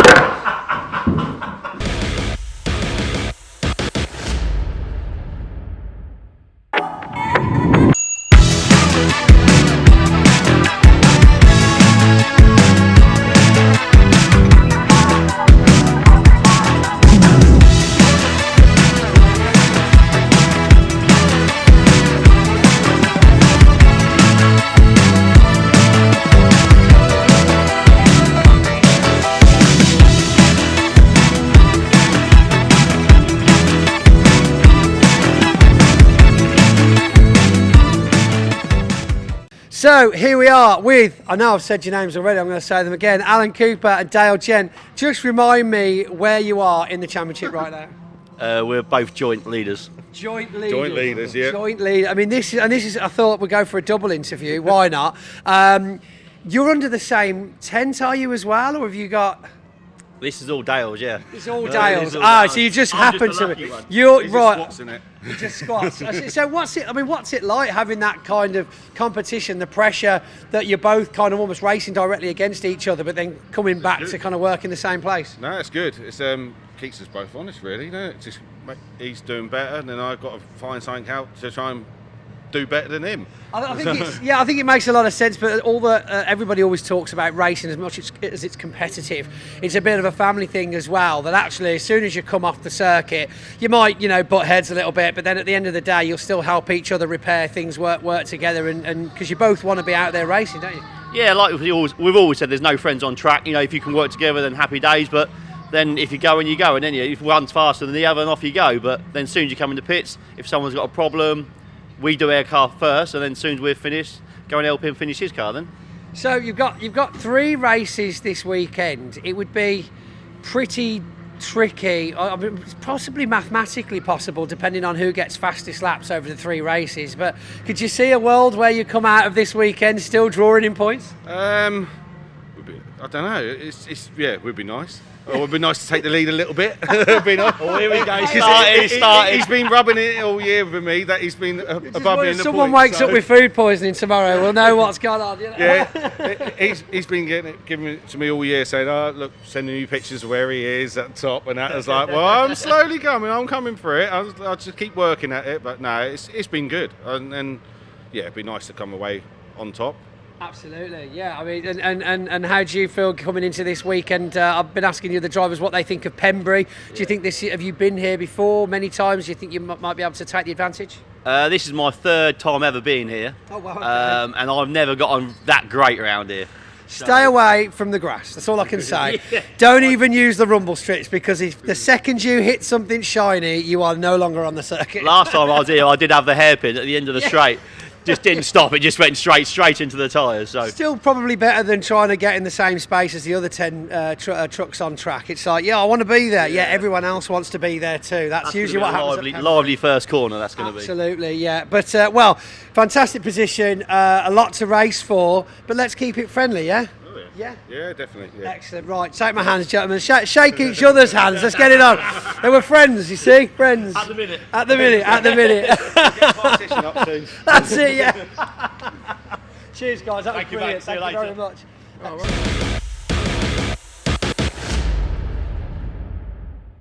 Right, I'm down here in the paddock with Atta, part of the Junior Saloon Car Championship for 2026. Atta, we're about to go into the final race of the weekend. How's it been at Pembrey for you? It's been okay. Qualifying's been a little bit disappointing due to contact. I only managed to finish just about 3 laps, so I didn't start from the pit lane, but I've been starting last and I'm just trying to work my way up. It's a bit of a disaster, really. Are you finding yourself getting more and more confident now as the season goes on? Yeah, definitely. Like the team working around me, I can finally get used to the car, I can change the setup, so I'm getting a lot more comfortable, yes. I tell you, you're getting more confident. You're very popular on social media as well. We always seem to, every time I look in the live chat and it's Junior Saloons, there's so much support for you. Why are you so popular? I don't know. I mean, if you have connections all around the world, then it's just better, isn't it? It certainly is. Look, why did you decide to race for the Junior Saloon Car Championship? Well, I've always wanted to race, but of course, racing is expensive. Yeah. And rallying is going to be even more expensive if I whack it around the wall, so... Don't do that. Who would you say who is your inspiration in motorsport? Definitely, well, I'm going to go with the common answer. It was Max Verstappen. Yeah. But for rallying, I used to love Colin McRae and I watched him all the time. Amazing. Yeah. Very well said, Atta. Thank you so much. Best of luck here. It's time to get racing for the Junior Saloon Car Championship. Dave, over to you.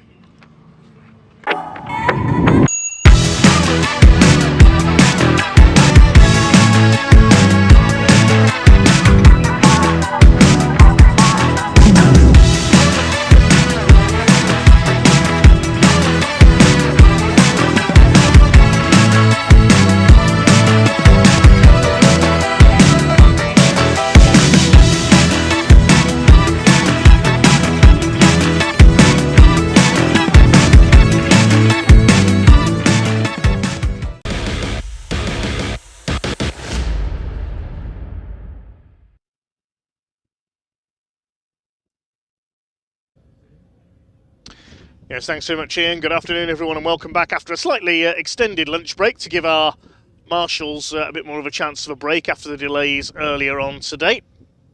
Beautiful, if slightly windy conditions here in South Wales at the Pembrey circuit as we get ready to get back on the way. Just getting everyone in position back around the circuit for our next race, which is the third and final race for the junior saloon cars. And we have our second race of the weekend for the Civic Cup. We saw them in action yesterday. There has been a change to the results of yesterday's race. If you were with us earlier, you'll have heard that Jake Hewlett and Wilf Butler, who finished first and second, they were given penalties of 10 seconds each for a false start. So Dave Marshall inherited the win there. That's followed by the Track Action Racing Club. They were in good form yesterday with their mixture of saloon cars. Adam Croft taking the win in his Volkswagen Scirocco. And then that's followed by the third race of the weekend for the Mini Challenge Clubsport. Then the pickup trucks will have their final, effectively, the longer third race, and then we close out with our final truck race of the weekend, assuming that all the drivers went round after race 4 and picked up all the bits they dropped and put them back on their trucks. A jest, of course. It was a bit lively, wasn't it, that last truck race? Those of you who were watching during the break, I have to say, fair play to Ralphie Branscombe there with his thank you gifts to the marshals. What a lovely thing to do that was. He will go far in motorsport, young Ralphie, and it's great to see him and his team back out today after his accident at Honda Curve yesterday. Do give us a follow on our social platforms. And keep an eye on barc.net for all the latest news. The next action, as you said, is out in 2 weeks' time. We will be at the Thruxton Retro, celebrating everything 80s, and a real mouth-watering lineup there. We are headlined by the Jochen Rindt Trophy for historic single-seaters. Jochen Rindt was a great star at Thruxton in his days in Formula 3 and Formula 2.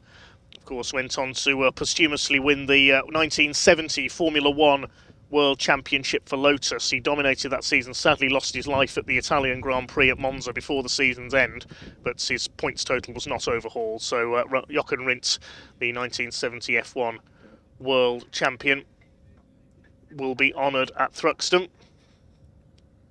A couple of your comments coming in. Said that Atahuna had plenty of fans on our socials. They've been noted in the comments again. Hi to Wayne Sheehan as well. He's cheering on Jake Hewlett in the Civics, so we'll see how he gets on later. Mary Joyce is cheering on Zane Quecker in the junior saloon cars. They're up next. Let's see who Ian's been able to catch up to in the meantime.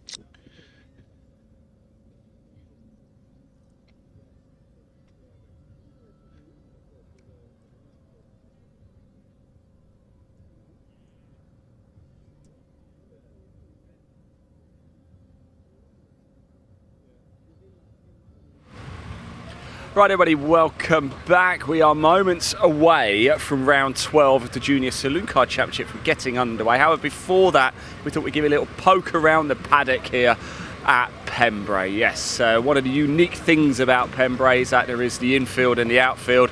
There's no bridges, there's no tunnels, so once you're stuck at one and the cars go out on track, there is no getting over to the other side. Fortunately, Parc Ferme and assembly area is in the infield, so that's where we spend most of our time. Now we've come down, as you can see, to a congregation of the Miltech Civic Cup cars. There's Freddie Ingram's car there. Somebody I saw down here is Ben Sharp, of course, from Ben Sharp Racing. I just want to have a quick chat. Ben, can I borrow you for a wow? That looks nice. That looks good. Ben, of course, from Ben Sharp Racing. A racer yourself, Ben, but these days you tend to look after people more, don't you?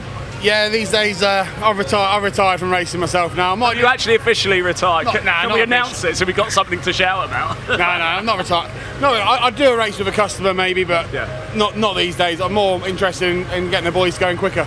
So look, you're still a young man. I want to know about how you got involved in motorsport from the off. I know you used to race in Civics as well. Have you done anything else? What other stuff have you done, mate? Well, motorsport is all from my dad, really. So my dad used to run a race team, Mardi Gras Motorsport. Andy Prio, Jason Plato came through his team. Yeah. And I'm sure lots of other good, James Thompson, some really good drivers. Yeah, not half. Some proper drivers. And then my aim was, unfortunately I lost my dad when I was quite a bit younger, and my aim was, well, when I go meet him up there, we're gonna kick his ass, and I'm gonna go up there and have a pint with him. You've got some stories, haven't you? Yeah, and have some stories. Yeah. Look, We're doing really well at the minute, and hopefully it's gonna have a good result today. It seems to be growing. It seems to be getting bigger and bigger. Are you proud of the journey that you've taken Ben Sharp Racing on? Yeah, to be honest, I never expected. Go 3 years ago, we would probably have one car, maybe occasionally 2 cars in the championship. Yeah. Now we've got 6 cars, and I think we had 5 in the top 11 yesterday. Wow. Okay. We had a podium, but unfortunately lost it, and rightfully so in the end when we actually saw the evidence. But that's very noble of you to say. Yeah, it's very easy to stand there and say they did it wrong, but when you actually see the evidence, it was correct. And rules are rules, and they have to be enforced. So frustrating, but the kid's got the pace to be up there, and he'll be going. Look at it on the positive, he's got no ballast, and we'll be going forward again today. So who are you running this weekend then? Well, we've got Wilf Butler, who finished second, and then obviously went back to about 5th or 6th in the end. Spencer Stevenson was 5th or 6th in the race. Aidan was 7th. Charlie, I think, was 8th. Something like that anyway, I can't really remember. And then we've got Jake Renshaw and Freddie. Yeah. Obviously the boys have done a massive job to the whole team, getting Freddie's car built from in 4 weeks from a road car to be a race car here, and it doesn't look like it's been built. The car there, we'll put the camera on it so you can see. A very, very quick question then, sort of talking about the drivers that you've got on board, yourself as well, and everything, all the hard work that goes in. But if somebody, Ben, is watching this and thinking, okay, I want to find a way to get into motorsport, I want to be a driver, I want to go racing, can you do everything from start to finish for them? Is that what you do? Yeah, sort of. You come along. We've got drivers. A lot of our drivers here have gone through the karting ranks. Yeah. So probably the best place to go do a little bit of karting first. Learn the basics. Yeah. Then they come along here. So like Aidan, Freddie, come straight from karting. I've never drove another car. Like Aidan last year didn't even have a driving license, and he was racing in the championship. Like that's how young some of these are. And we literally took Aidan from last year. Thought because he was good in karting, he would come straight in and do well. And now this year he's starting to get there. He's had some good results over the last couple of weekends, and he's building every time and getting quicker every time and becoming more of a thorn in everyone's side. And the same with Freddie's. Freddie's on the same journey, but he's a year behind at the minute. But he had his best qualifying of the year, 13th on the grid. I think that's like 6 or 7 places up on wherever he's been this year. The race didn't quite go his way, but he's only going to get better again. He's done the least amount of driving than anyone on the grid. Wow.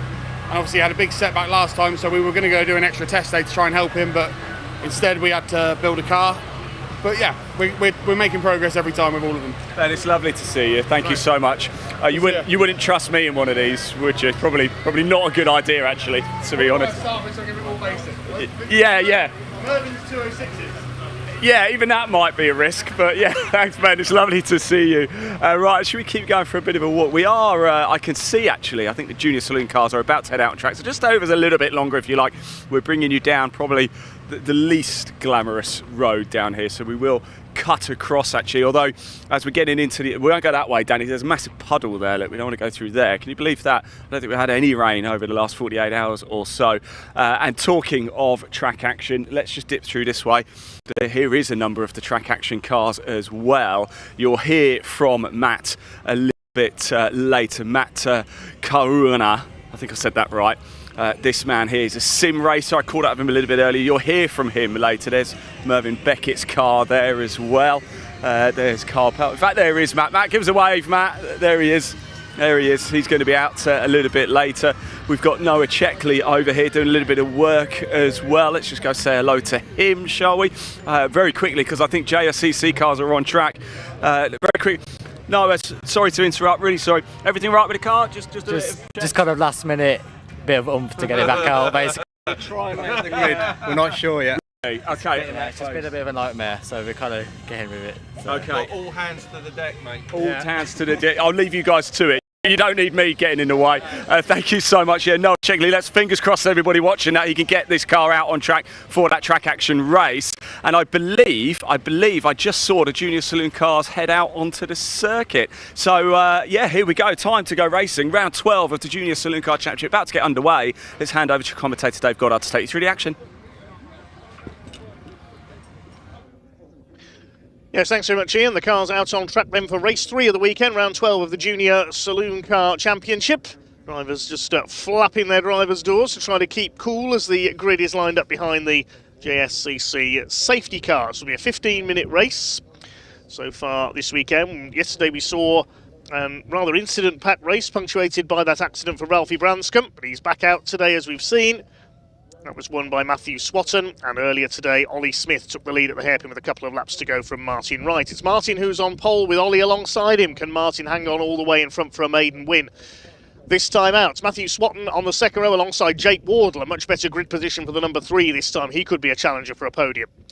Max Scharfegger and Lachlan Homer line up on row 3. Then it's Tim Leonard and Leon Holly on row 4. Leon's had a couple of podiums this weekend. Row 5, Zane Quecker starts alongside Hasnain Khan. Hopefully he's reattached his rear bumper this time. Got flagged in the earlier race, took trailing. Row 6, Ricky Pittman alongside William Omar. Then on row 7, Charlie Stapleton and Ralphie Branscombe, the two 14-year-olds. Frankie Lawson and Atta Huna, who only managed a couple of laps, as we heard in his interview earlier in qualifying. I think he had some contact with Leon Holly. That's how Leon got a grid penalty for race 1. Atta has to line up at the back. Engines have fired into life. They're off on their green flag lap. Last couple of cars just getting going at the back of the field. That's Hasnain Khan from Bradford with the white number 18 car. He's reattached the rear bumper.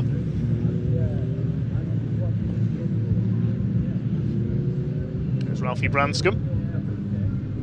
I couldn't see Charlie Stapleton's car out there.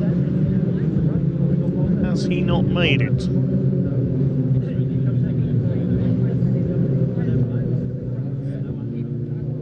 Frankie Lawson's there. Have a look towards the back. It's a yellow and black car, Charlie Stapleton. Let's see if he's there. No, I don't think he is, unfortunately. So I think we've lost Charlie. Maybe he's going to start from the pits. We'll wait and see.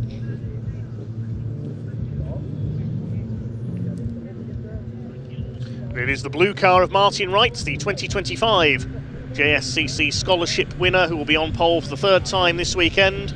The white, green and blue of Ollie Smith alongside him. Matthew Swatton on the second row, looking for his 2nd win of the weekend. Jake Wardle looking for his first. He's come close a few times, had a few podiums. Can he finally convert to a win this time? Max Scharfegger's had a couple of wins this year. There's Atta Huna at the back in the number 81, behind Frankie Lawson. Thanks for all your comments. A few people supporting Ricky Pittman and Ralphie Branscombe. Right, a Bong 38 watching from Germany. Jack Neal supporting Ralphie. Mary Joyce giving the usual shout out to Zane Quecker's sponsors, O'Grady Electrical, Corley Oak Shetlands, Cut Above ARB. That's the adverts out of the way. Pittman family cheering on Ricky. And away they go for race 3 of the weekend for the Junior Saloon Car Championship. Good start by Martin Wright in the number 14. Leads the way down towards Hatchett's hairpin for the first time. Ollie Smith trying to get around the outside. Matthew Swatton holding 3rd place. As they make their way around the first corner. There's a bit of rally crossing there. That was Zane Quecker who ran wide onto the dust. Yes, we haven't got Charlie Stapleton, unfortunately, towards the back of the pack. Leon Holly bouncing off the curb there on the inside of DeBenny. They go towards the back of the circuit. Martin Wright it is who leads the way. Onto the grass goes Jake Wardle. Well, he started in a better grid position this time, but he's blown it. He's run wide on the first lap and dropped down the order once again, unfortunately. First 5 cars have broken away. 3 wide through Brooklands there. That's Will Omar up the inside on Lachlan Homer and Zane Quecker in one move. You don't see that too often. Now here comes Ricky Pittman trying to make it 3 wide down Speedway Straight in the grey car. It's Martin Wright and Matthew Swatton up front. Swatton's got through at Brooklands up into 2nd place ahead of Ollie Smith. He is really fired up this weekend. His confidence improving after that first win. Max Scharfegger in 4th place as they complete the opening lap with 5th position for Leon Holly. It's Tim Leonard in 6th position in the 29. And the inside, here comes Matthew Swatton under braking for the hairpin. Can he get the car stopped in time? Broken glass goes flying as somebody smashes a headlamp there. I think that was Martin Wright clipping the back of Swatton, but Swatton managed to get the move done, and he's taken the lead for the second time this weekend. Great move down the inside there on Martin Wright. Ollie Smith back in third place. Max Scharfegger trying to go with them in the 23. The wind's certainly getting up. You can hear in the background it's getting a bit blustery here at Pembrey. That won't slow these Saxos down though. The Kersley Motorsport car of Matthew Swatton leads the way through Brooklands hairpin. Ollie Smith now getting aboard in the number 80, getting a run on Martin Wright here for second place. These two are battling for the lead all the way through race 2 earlier on today, but this time they're battling for second place. It's Matthew Swatton with the lead. There you can see that broken headlamp on Martin Wright's car. He clipped the back of Matthew Swatton at the hairpin. A replay of that move. Here's Swatton down the inside into the hairpin under braking. Very nicely done indeed. A little kiss from Martin Wright on the way out of the hairpin. Swatton who leads across the stripe for the first time in this race. The end of lap 2. Smith trying to close up as well. It's line astern through Hatchets. Leon Holly trying to keep up with the 4 leaders. And there's a gap about 1.8 seconds back to Tim Leonard in 6th place. Lachlan Homer is 7th. He's got ahead of Will Omar, who made a fast start. Quecker and Khan round out the top 10. Behind them is Jake Wardle. Another difficult first lap for him, unfortunately, this weekend. He's ahead of Ricky Pittman. And 13th is Atahuna from the back of the grid. Ralphie Branscombe is 14th, and Frankie Lawson rounds out the field. Leaders going to Brooklands once again. Can Matthew Swatton start to break away, or are these 3 going to be together for the whole race long? William Omar gets muscle wide there coming out of Brooklands. That was by Hasnain Khan, I think.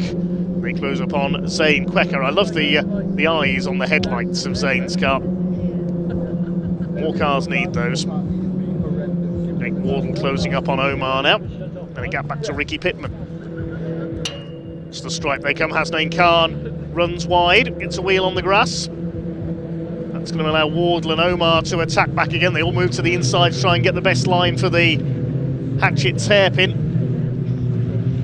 Khan holds the place. There's Pittman, the grey car, closing in on. 0.3 of a second in it between Matthew Swatton and Martin Wright. Wright's got the fastest lap of the race, 1:11.857 that time through, the second place man. So he concentrates on the midfield battle for now.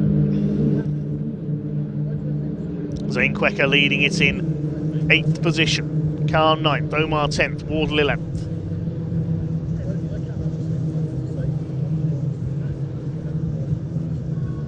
Through Brooklands. Here are the leaders. Still 3 cars line astern. Swatton, Wright and Smith. Small gap back to Scharfegger of about 0.7 of a second. Then it's Leon Holly. A bigger gap then of 1.8 seconds back to Leonard, who's under pressure from Lachlan Homer. Down the pit straight they come towards Hatchet's hairpin once again. Now here's Martin Wright thinking about an attack. No, he's not. Got to defend at the same time from Ollie Smith in the number 80, the championship leader.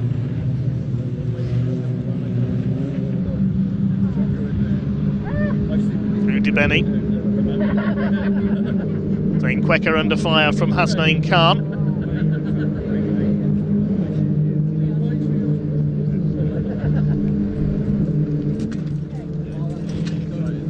Going to the outside at Surtees, you won't get round there. Jake Wardle trying to close in on them as well in 11th position. Maybe 10th position now. He's got ahead of Will Omar. Yes, he has.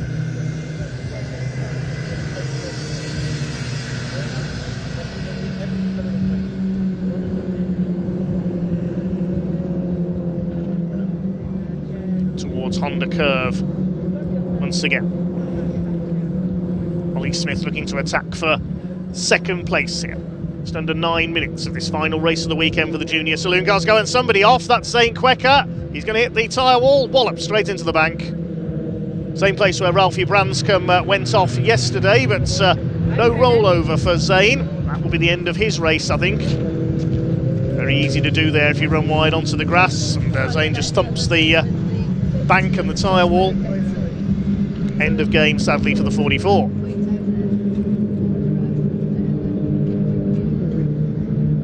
Battle is starting to heat up for second place now, with Smith chasing right, and they're being closed down by Max Scharfegger as well. It's been a relatively quiet weekend by Max's usual standards. Looking to get back on the podium. Ollie Smith to the inside, Brooklands under braking, and he goes through. Clean pass by Ollie Smith up into second place, past the 2025 scholarship winner, Martin Wright. Now, what Matthew Swatton's going to be hoping here is these three start fighting each other and he can pull away to try and score a second career win. Yellow flags at Honda curve, so no passing there because of Zane Quecker's car off on the outside. It's Leon Holly behind this group in 5th place, and in fact the race is being stopped. Red flag has come out. Oh, that's Frankie Lawson's car. That's a big impact, so Frankie Lawson's gone off at the back of the field. I did wonder why the red had come out there, because I didn't think Zane Quecker's incident was a major enough incident for a red flag, but elsewhere Frankie Lawson has crashed heavily. Looks like Frankie's out of the car, and okay. But that is one written off Saxo.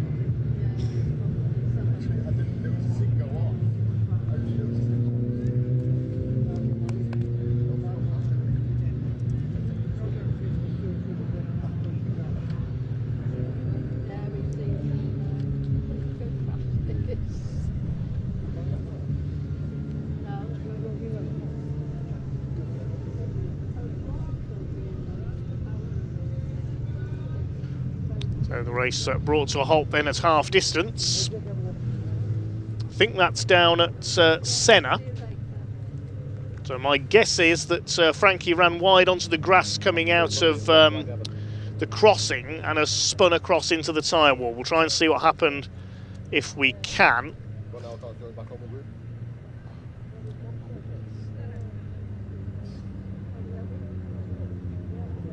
The main thing is the driver appears to be okay, Frankie Lawson. He came into JSCC racing with no karting experience, apart from a little bit of arrive and drive at indoor circuits, so one of the least experienced drivers on the grid. That's a great shame for Frankie. He has spun into the tyre wall up at Senna corner. The race brought to a halt. We'll wait to see if we're going to get a restart. The cars are being led to the grid, so it looks like we will. They'll be gridded in the order that they were in when the race was suspended.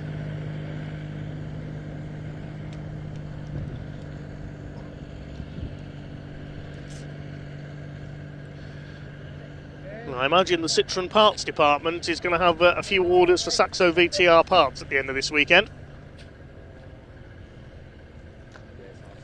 Medics will be at the scene as a precaution, of course, just to check on Frankie Lawson and I'd imagine Zane Quecker as well, just give them a check-up.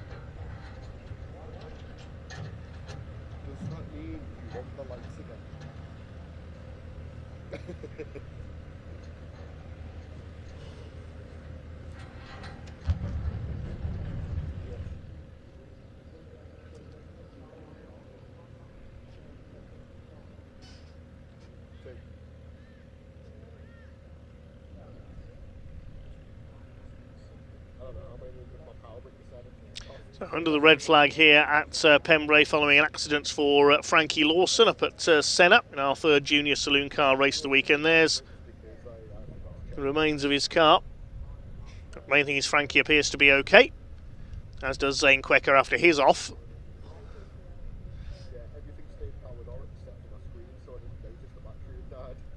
They will be taken to the medical room for a checkup.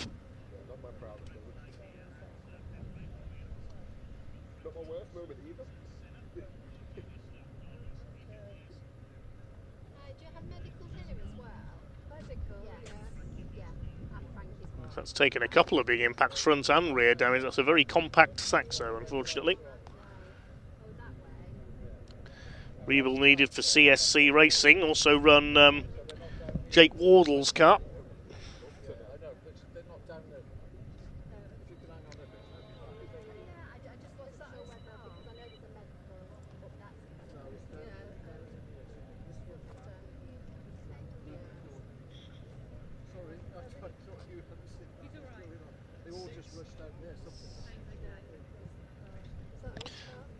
It's the timing screen showing a restart of 6 minutes.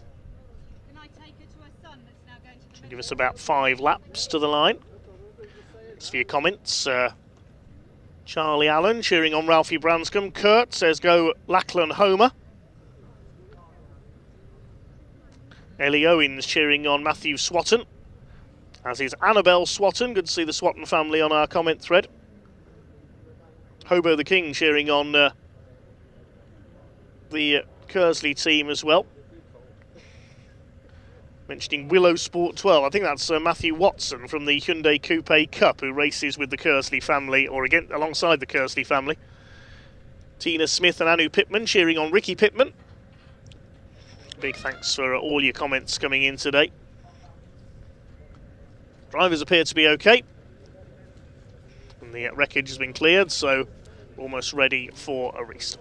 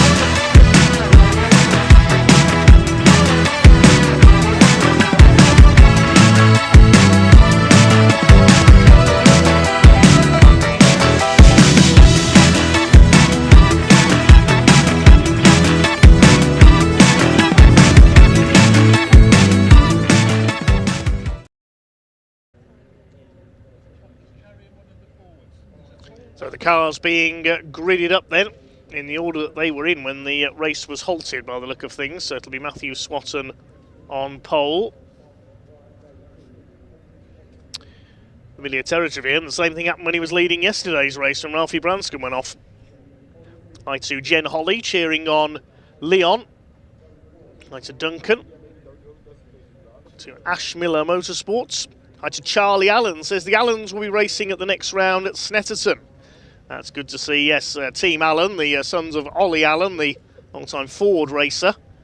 Seen them in JSCC. I think their car picked up some damage at Croft at the last round, so they're sitting this one out. Hi to David Rutter, he's cheering on Ralphie Branscombe.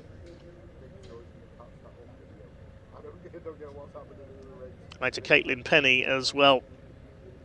Now, unfortunately, we can't bring you a replay of Frankie Lawson's incident there, because at the same time our camera up at Senna was concentrating on the move for second place being made. Big thanks to our camera crews for bringing us as much of the action as they can.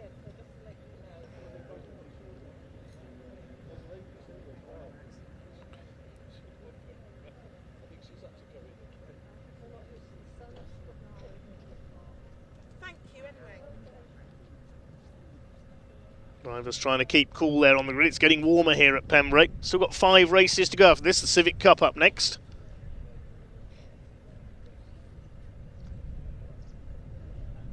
There's a Holly Voicey cheering on Tim Leonard.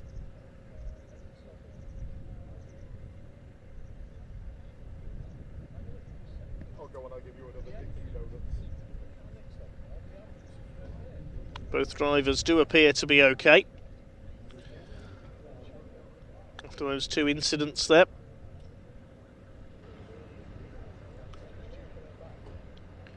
All the fun of the fair in the paddock this weekend.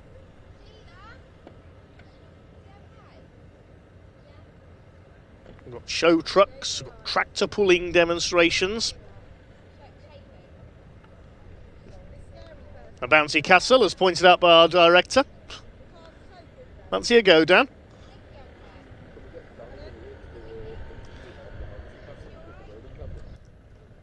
I know Dan, our director's two young sons, would like a go on that bouncy castle. We'll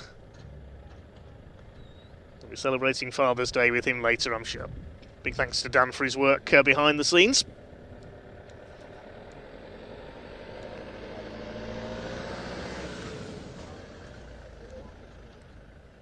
Lots of families enjoying the sunshine of South Wales. It's a very rural circuit here on the south coast of the country. It's a long drive down that M4, I can tell you, to Pembrey, especially on a Friday night in the heavy traffic when you've got the first race early the next morning. I've done that a few times. There's Bumblebee from Transformers, look, walking through the paddock. What's he doing here? I don't know, he's got past. I didn't see him come past. I did. Did he? But he's with someone else. Oh, don't worry about that girl. The bike came back as well. No, he's over there now. Yeah. It's on you. Like, we don't know his name. You're going to try and sneak onto the grid with our Saxons. Well, at one of the truck race meetings in the past, we've had dinosaurs on the grid, I remember. So why not Transformers?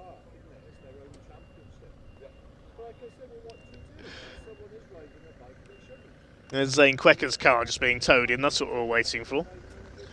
Yes, I've just been reminded of the double-decker bus that nearly ended up on the grid here at Pembrey once when it missed the pit lane entrance doing bus tours of the circuits during the lunch break, and it nearly ended up on the back of the grid. That was the two CVs, I remember, when they were here. Hi to Spencer Hirons, Hyundai Coupe Cup regular, says go for it, Matt Swatton. Yeah, all the Hyundai drivers, I think, cheering on Kersley Motorsport because they normally race against them. Harvey Kersley, the regular racer in the Hyundais.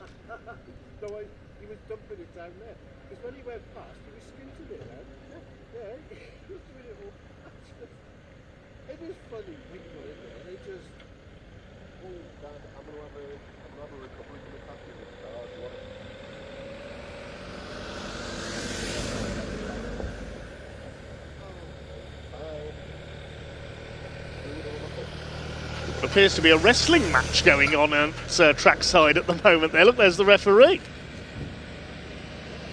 Must be the Welsh Wrestling Entertainment. Hi to Jack Goff Motorsports, cheering on Tim Leonard.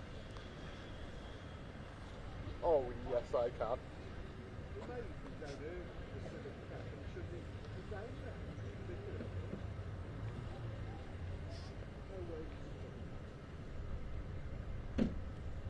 Not too sure what's going on here.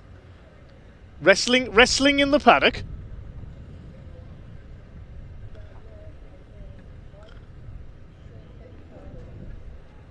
Where's Stone Cold Steve Austin when you need him? He was my favourite wrestler.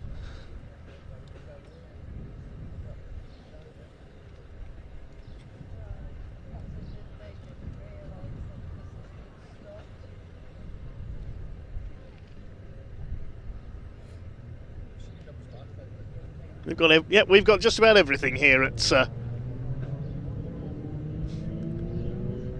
truck weekends. Who knows what we'll have at Convoy in the Park if we've got this here at Pembrey. That's at Donington in August. Hi to Lewis Stannard, ex-junior saloon car racer, cheering on his old team Musketeer Motorsports. That's Ollie Smith and Leon Holly driving for them. So the car's going round on their green flag lap then behind the official JSCC safety car. It'll be a 6-minute sprint for the line.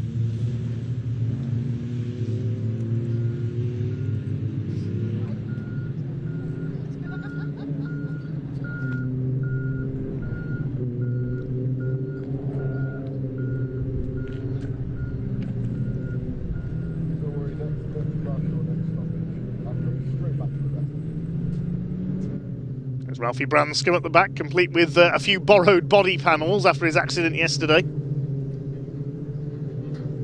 Second rollover we've had this season, a certain Matthew Swatton ended up upside down at Cadwell Park. He's got lots of our commenters cheering him on here. Can he make it 2 wins for the weekend?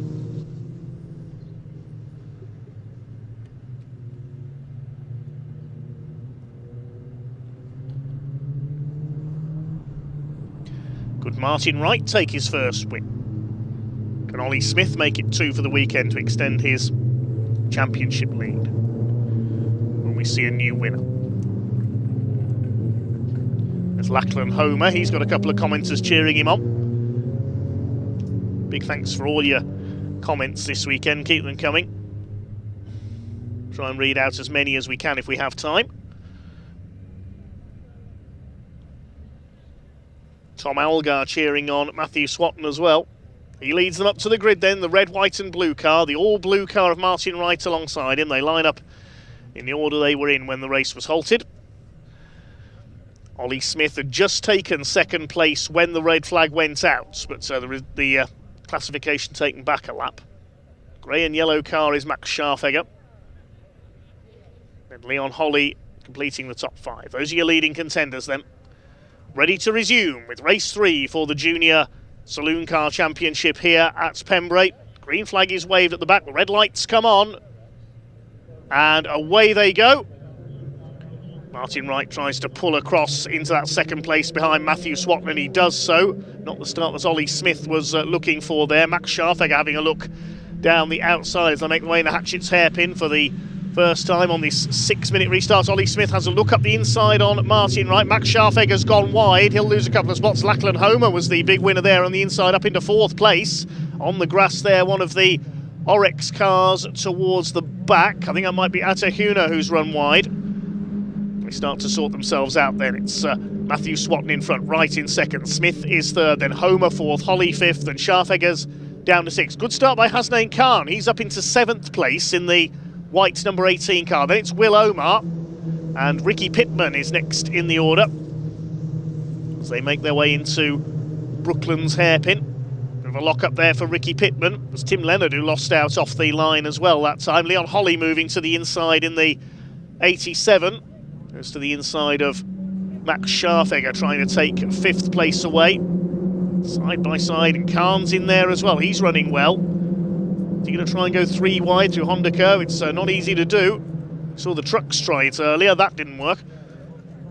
It's Matthew Swatton who has the lead, side by side for 2nd place down in the hairpin. Martin Wright and Ollie Smith. Smith clips the back of Martin Wright and the leader's gone off. Oh, Matthew Swatton's run wide on the hairpin and he drops back down the order, so this fight is now for the lead. It's Martin Wright in front in the number 14. He's been gifted the lead there. Matthew Swatton overshot the hairpin. It's so easy to do there. What a shame for Matthew Swatton. His 2nd win of the weekend has gone begging. He's right in the pack there beside Max Scharfegger. So Ollie Smith in 2nd place now. Lachlan Homer up into 3rd position. 4th is Leon Holly. Then the fight for 5th. Matthew Swatton just stays ahead of Scharfegger, who rally crosses wide. Coming out of centre and up to the inside at Brooklands, and Ollie Smith takes the lead. Smith 3rd to 1st. In the space of a lap. That's where he took the 2nd place just before the race was stopped from Martin Wright. He's done the same thing. He's taken him for the lead this time, though. Lachlan Homer up there in 3rd. Can he finally get on the podium this weekend? A frustrated Matthew Swatton will be furious with himself for that mistake. Down in 5th place, chasing Leon Holly. 6th is Max Scharfegger. Will Omar's up to 7th. He's got ahead of Hasnain Khan. Then the battle behind is Ricky Pittman and Jake Wardle. It's been a subdued weekend for Jake. And Ralphie Branscombe's next in the order. He's going well up there in 11th place. Hasnain Khan down the inside, forces the issue a bit on Will Omar.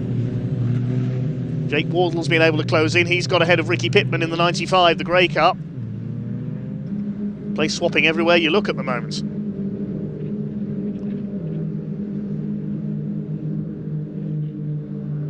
Wardle closes up on Omar. They head out into the back of the circuit.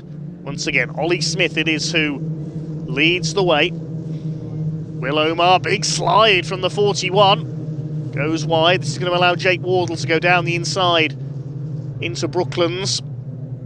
Omar keeps his foot in, though. He's staying alongside the number 3. There go the leaders. Ollie Smith looking to extend his championship lead out in front. Jake Wardle does get through past Will Omar. Ricky Pittman's going to have a go as well. In the 95, they come through Honda, and Will Omar chops across there, closes the door. Behind them is Branscombe. Then it's Atahuna. I think Tim Leonard has dropped back in the number 29, or have we lost Tim Leonard? We'll wait and see if he comes through. Yes, he's come through further back. He must have had a moment somewhere. Bit of a moment there for Will Omar. He runs wide.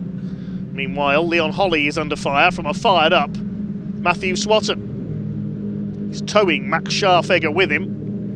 Fastest lap of the race by Ollie Smith, 1:11.539. There's only 1 minute 40 left on the clock now, though, so they'll be coming round, I think, to start their last lap this time, possibly. We'll wait and see if they get 2 more laps out of this. Ollie Smith clearing off in front. He's heading for a second win of the weekend. But for me, one of the stars of this weekend has been Martin Wright. By far the best we've seen him run in the JSCC so far. By far the best we've seen Matthew Swatton as well, taking his first win yesterday.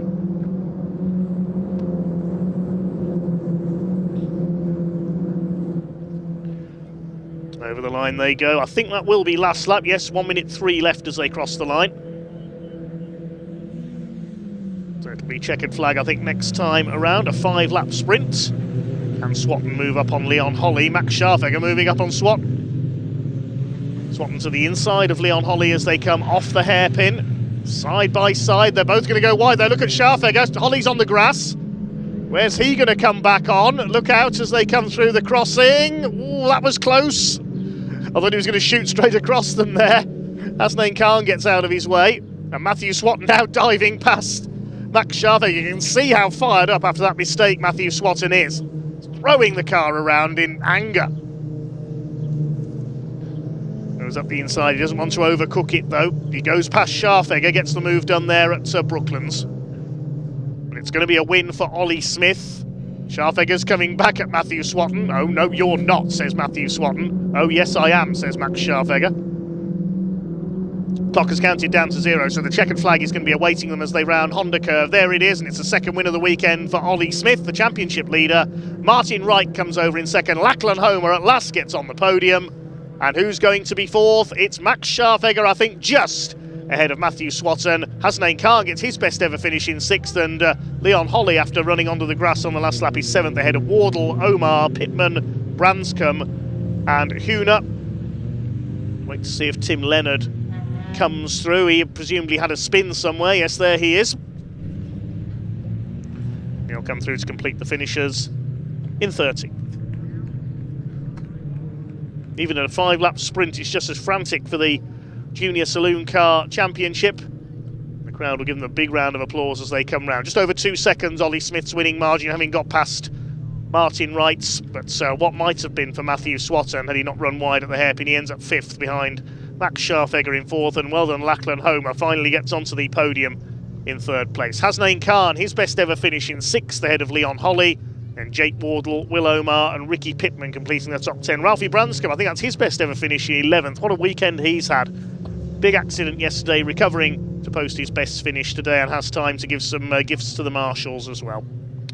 Atahuna in 12th place, Tim Leonard the final finisher. Of course, we lost Zane Quecker and Frankie Lawson, and Charlie Stapleton didn't take the start. So that concludes the weekend then. Well done to the Junior Saloon Car Championship. We will see them back out very soon indeed. Next round for them is in July at Snetterton, again alongside the British Truck Racing Championship. For now, let's head down to Park Ferme.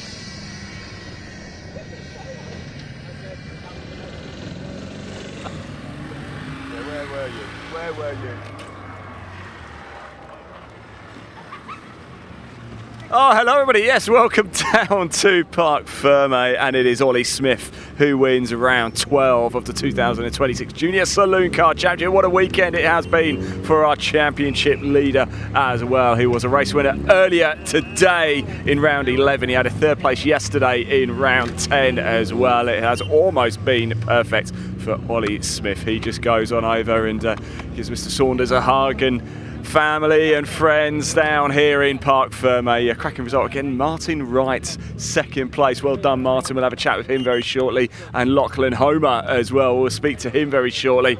Let's grab Ollie Smith first. Ollie, again, there's another driver in races for Mini Challenge Clubsport who wins a lot. You're the same really in Junior Saloons. It's beginning to run out of words really, but it was almost actually a mirror image of a race we had yesterday when Matthew Swatton managed to hold on, but this time you got through. Yeah, I got through. Matthew ran wide at turn 1 after the restart. Got through there and then dived Martin into a corner and got through, and then managed to pull a gap, and yeah. What a race, eh? It's looking pretty good this season, isn't it, for you? Yeah, it's looking really good at the moment. We've had quite a few wins and mostly podiums, so hopefully carry it on. Excellent. I'll let you crack on because I know you've got bits and bobs to do. We'll very quickly grab Lachlan Homer. Lachlan, my man, well done. That was a great race, wasn't it? Full of energy and intensity and plenty of heat as well. Yeah, it was quite hot in the car. I mean, I don't really care, but yeah, it was nice. I like that. They were fighting with each other for fourth. Yeah. So it kind of helped me get the position. Yep. Did you thought maybe after the restart there might have been a few opportunities because Matthew ran wide as well at turn 1 and maybe? I'm not sure what happened there. I mean, I hope Zane's alright, and I hope Frankie's alright. Yeah, well, Frankie definitely is. I've seen him, and I think Zane is as well. That's good to hear. But well said. Yeah, it's very, very shocking. I think it's nice to have a podium after losing it at Cadwell. Yeah. To the unfortunate incident. Yeah, but look, it means a lot to you. Well done, Lachlan. Congratulations. I just want to very quickly grab a word with Martin Wright as well, who is now really wrapping up these podiums as well, Martin. Again, a kind of a mirror image, actually, you and Ollie Smith, and, you know, you're getting more and more experience. Yeah, definitely. I mean, it's really hard fighting up at the front here with Ollie. It's really quick, as you know. But yeah, it's really you're not half bad yourself, Martin. Oh, thank you very much. Yeah. Look, what do we need to do then? What's the next step for you to get over that line into the top spot? Keeping the toe. Yeah. Really down the straights, just keeping the toe. Once you lose it, you know, you just drop back. Well, I drop back anyway. Yeah. But yeah. Excellent, Martin. Thank you so much. Congratulations. But it's been a really good weekend, actually, hasn't it? For you? Really good. Excellent stuff indeed. There we go. That is it for the Junior Saloon Car Championship this weekend, rounds 10, 11 and 12. We have had Matthew Swatton and a brace from Ollie Smith for the first places this weekend. Right, it is time for the Milltech Civic Cup, their second and final race of the weekend. So let's hand over to commentator Dave Goddard to take you through the action. Enjoy. Cars on the grid then, thanks Ian, for the second Civic Cup race of the weekend. Now, as we mentioned, we had an amendment to yesterday's result. It was Jake Hewlett and Wilf Butler who led the pack home, but they then got penalised 10 seconds for a false start, dropping them back to 4th and 6th in the results. Grid based on the result of yesterday's race with the top 10 reversed. Therefore, it's Alistair Camp who finished 10th yesterday, and the former TCR star goes up into pole position.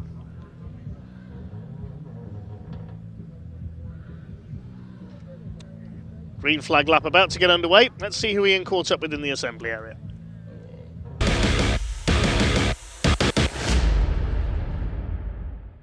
Right, I am here in the paddock. I am here with Josh Bromley as well from the Milltech Civic Cup.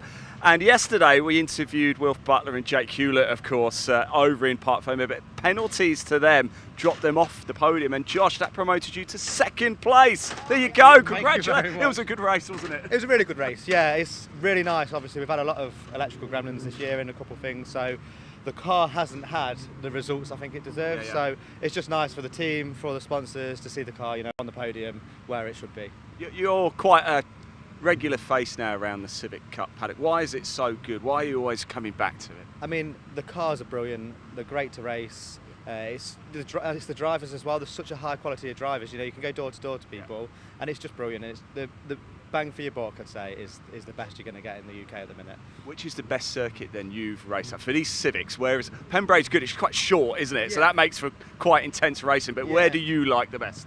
I'm going to have to say it's got to be Donington Park or Alton, So back to there, really, and I'm looking forward to being at Donington in August. So. Right, we're about to move into round 8. What's your expectation from this race? What can you do for us? Well, we're carrying 30 kg success ballast, starting P9 because of the reverse grid. If I can get top 5, I'll be more than chuffed with that, but we'll see.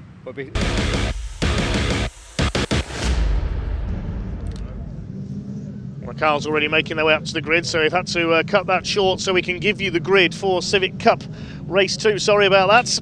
Alistair Camp is on pole in number 45 with Charlie Constable alongside him, then Aidan Mitchell and Spencer Stevenson on row 2. Wilf Butler, second on the road yesterday on row 3 alongside Jamie Petters, then Jake Hewlett and Dan Petters. They'll be worth watching from row 4. Josh Bromley on the 5th row of the grid with the man who inherited yesterday's win, Dave Marshall, the man from the northeast in number 66. Then on row 6, number 90, Jake Renshaw. 67, Sean McGovern.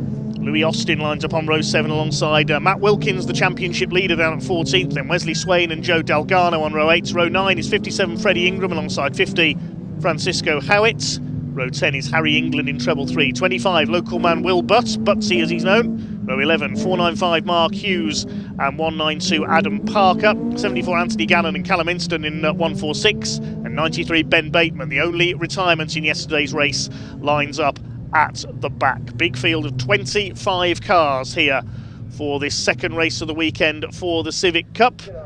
Also, of course, the Goodyear Diamond Award, contested by just a couple of drivers this weekend. That's Mark Hughes and Anthony Gannon towards the back.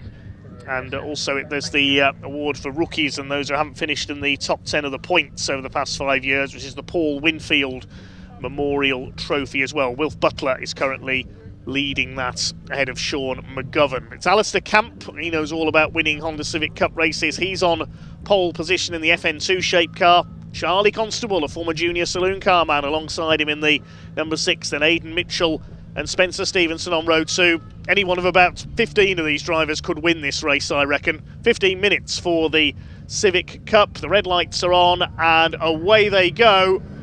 Good start by Spencer Stevenson, the silver car from the second row, but it is Alistair Camp who will lead the way down towards Hatchets for the first time. Charlie Constable will try to tuck in behind him, but a good start by Aidan Mitchell, the young gun in number 14. The Petters boys in the yellow and blue cars moving up, Daniel and Jamie. They're all round the hairpin for the first time. There's Ben Bateman, the black and orange car at the back, failed to finish yesterday's race, the ex-Brisker F2 stock car racer. It's Alistair Camp who has the early leads. Had a very quiet season so far by his usual standards, looking for his first win of the year. The first 7 races of the year have merited 7 different winners. Charlie Constable going for the inside for second place. Alistair Camp's made the break. Aidan Mitchell runs a bit wide. Spencer Stevenson's going to go through as well in the number 12 car at the inside. He could get second here with a bit of luck, Spencer. He gets it turned into the hairpin at Brooklands. Somebody wide onto the grass. That was Josh Bromley in the 37. We heard from him just before the start of the race. He's behind Dave Marshall, the grey car who inherited the win yesterday. There's Spencer Stevenson up into second. He did get the move done. A little lock up there from 1 or 2 cars. Bit of rubbing as they come out of Honda Curve. 25 Hondas on this grid. It's Alistair Camp who leads. Stevenson, Constable, Mitchell, then Jamie Petters completing the top 5 just ahead of Wilf Butler. That's the black car on the inside. Had a win on his debut weekend in the series at Brands Hatch at Easter. The yellow car there, that's Sean McGovern.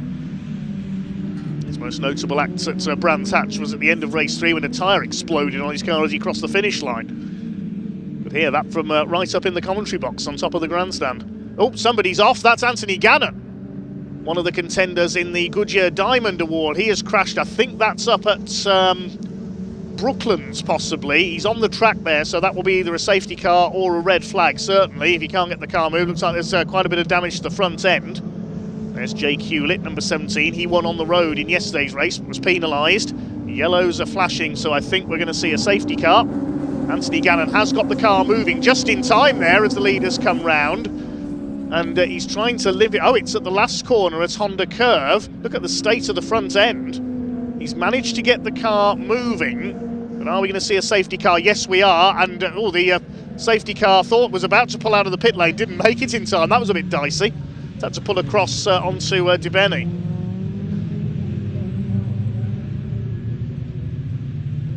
So it was at the last corner that Anthony Gannon has gone off. We'll try and see what happened. There's the front end of his car.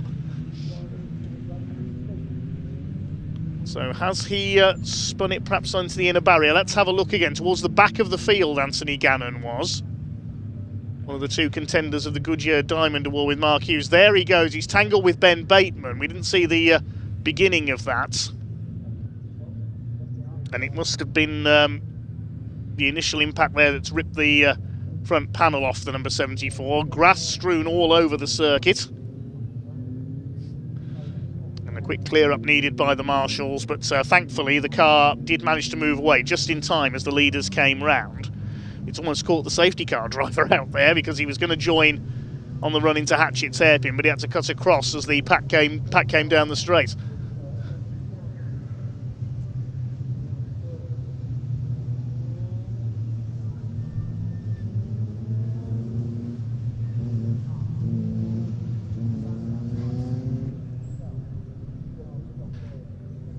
White flag being shown by the marshals there. That means either slow-moving car or service vehicle on the circuit, just to warn the rest of the drivers. The yellow flag's, of course, out as well because we have the safety car out.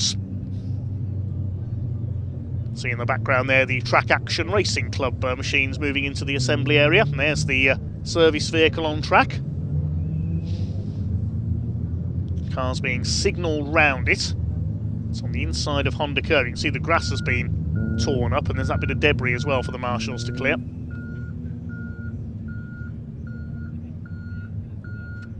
So Alistair Camp is your leader, the man from Derbyshire in the number 45.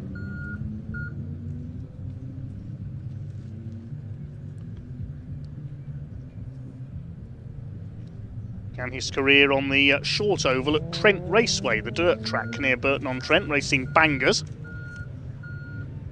And moved onto the circuits with a Ford Fiesta, among other things. And moved through the Civic Cup and into TCR, but sold his Hyundai TCR car now. I believe it's the car that Rick Kerry now uses. We'll see that out at Snetterton in July.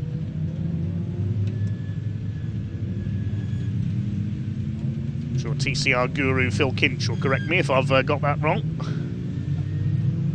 There's Callum Enston at the back of the field, newcomer to racing this year. Spencer Stevenson in second place. It's Constable, Mitchell, Butler. Mitchells and Butlers. Wasn't that a brewery many years ago?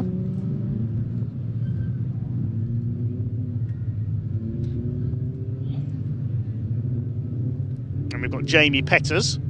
There's Joe Dalgano. Stunningly liveried car, sponsored by Doodle Signs. I do love the paint job on that car. He's down in 19th place at the moment. So we've lost Ben Bateman. No finishes, no points for him this weekend, unfortunately. I remember Ben starting his career on my local oval raceways in the Midlands in the mini stocks. Before moving to Formula 2 stock cars, he moved onto the circuits with a Vauxhall Nova before going up into the Civic Cup. So we've lost Anthony Gannon as well. And also Jake Renshaw has pulled into the pits, so maybe he was caught up there as well.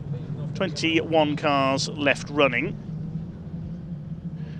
24 took the start, so we're missing one car off the grid. Safety car has pulled into pit lane, so we're ready for a restart. Well done to the marshals. There's still a little bit of grass to be avoided there on the inside of Honda Curve.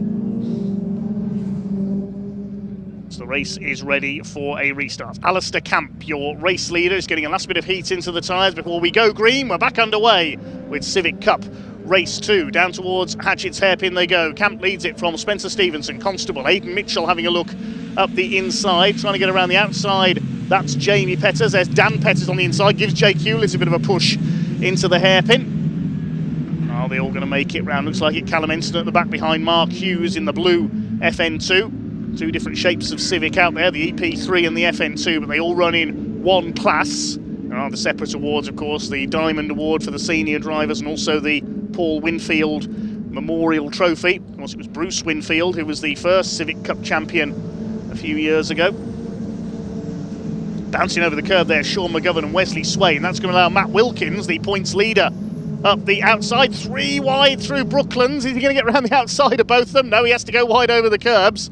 Now Matt Wilkins led by only 10 points coming into this race after the calculations were done after yesterday. A bit of dirt being kicked up on the inside as they charge through Honda curve, and 2 cars off. Oh, that's Dave Marshall is one of them, the winner yesterday, and one of the Petters boys. I can't tell which, whether it's Dan or Jamie. Their cars look identical from a distance, so we'll work out which of the Petters that is. It's Dan, number 86, that's gone off. Used to race in the pickup championship a few years ago, and he's got a few bits to pick up from his Civic there. Leaders head through Debenny up towards the crossover. There's Dave Marshall, he's recovered from that incident. There's Will Butsy being helped along by Francisco Howitt. Slightly there, a bit of bump drafting there. Alistair Camp continues to lead, looking for his first win of the season, but Spencer Stevenson is all over the back of him. Winners so far this year. Jake Hewlett's won on the road in the season opener at Brands Hatch, but was disqualified, and Wesley Swain took the win, as we see a replay of Dave Marshall and Dan Petters getting together and going off. They've recovered though. Second race of the year, it was a win for the number 70 of Wilf Butler, junior saloon car graduate from last season, and Jake Hewlett got it right for the win in race 3. And then we went up to the Croft circuit. Matt Wilkins had a win there, which put him into the points lead, and the other wins went to Max Edmondson and Josh Files, but they were guest drivers ineligible for points. Sean McGovern was one of the top scorers on that occasion. Great season the Irishman is having. Still your leader is Alistair Camp in this reverse grid second race. From Spencer Stevenson by about 0.3 of a second. Hayden Mitchell still there in third. Butler back up into fourth. He's got ahead of Charlie Constable now, who's down to fifth. Sixth, it is Jamie Petters, or it was. I think Jake Hewlett may have got past him. Yes, he's ahead of the yellow and blue machine. Then it's Josh Bromley. There's Wesley Swain, who had a very quiet race yesterday, but he's come through nicely in this one. Side by side with Louis Austin there in the number 26 car. Swain up the inside. Gets it through, and Louis Austin's lost another place. Look at the way Matt Wilkins is going. He's having a stronger run this time through. Dave Marshall behind him. Then it's Sean McGovern. Butsy is next in the order. Frantic racing from the Civic Cup, and there's still another 5 minutes of it to go. Dave Marshall under braking up the inside. He had to go at Louis Austin, but couldn't get down the inside of Matt Wilkins as well. There's a bit of tyre smoke further back as someone locks up. Try and work out who that was in a moment. Whether somebody's gone off, I'm not sure. It really is touring car racing on a smaller scale, isn't it? Great fun, the Civic Cup. Wilf Butler, are we seeing a touring car star of the future here? The teenager in number 70. Very talented young racer indeed. Alistair Camp in the Area Motorsports, number 45. His familiar black and pink livery. Still leads. Fastest lap of the race is with Wilf Butler, 1 minute 4.943 for the number 70.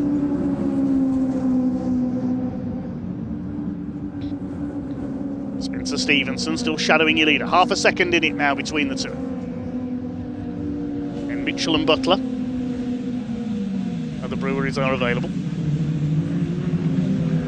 Charlie Constable rounding out the top 5. Reason Butsy is carrying a bit of damage notice there. Francisco Howitt clipped the back of him earlier on. Thank you, Phil, for spotting that one. As the leaders head out onto the back of the circuits for the 9th time. And settling down at the front of the field now. There's Matt Wilkins. His points lead's going to be under threat here. We'll see what happens once the calculations are done after this race. Sean McGovern a little further down the field that we've seen earlier this year as well. There's Butsy. In the colours of the Welsh flag, the red, white and green. Francisco Howitt in the number 50.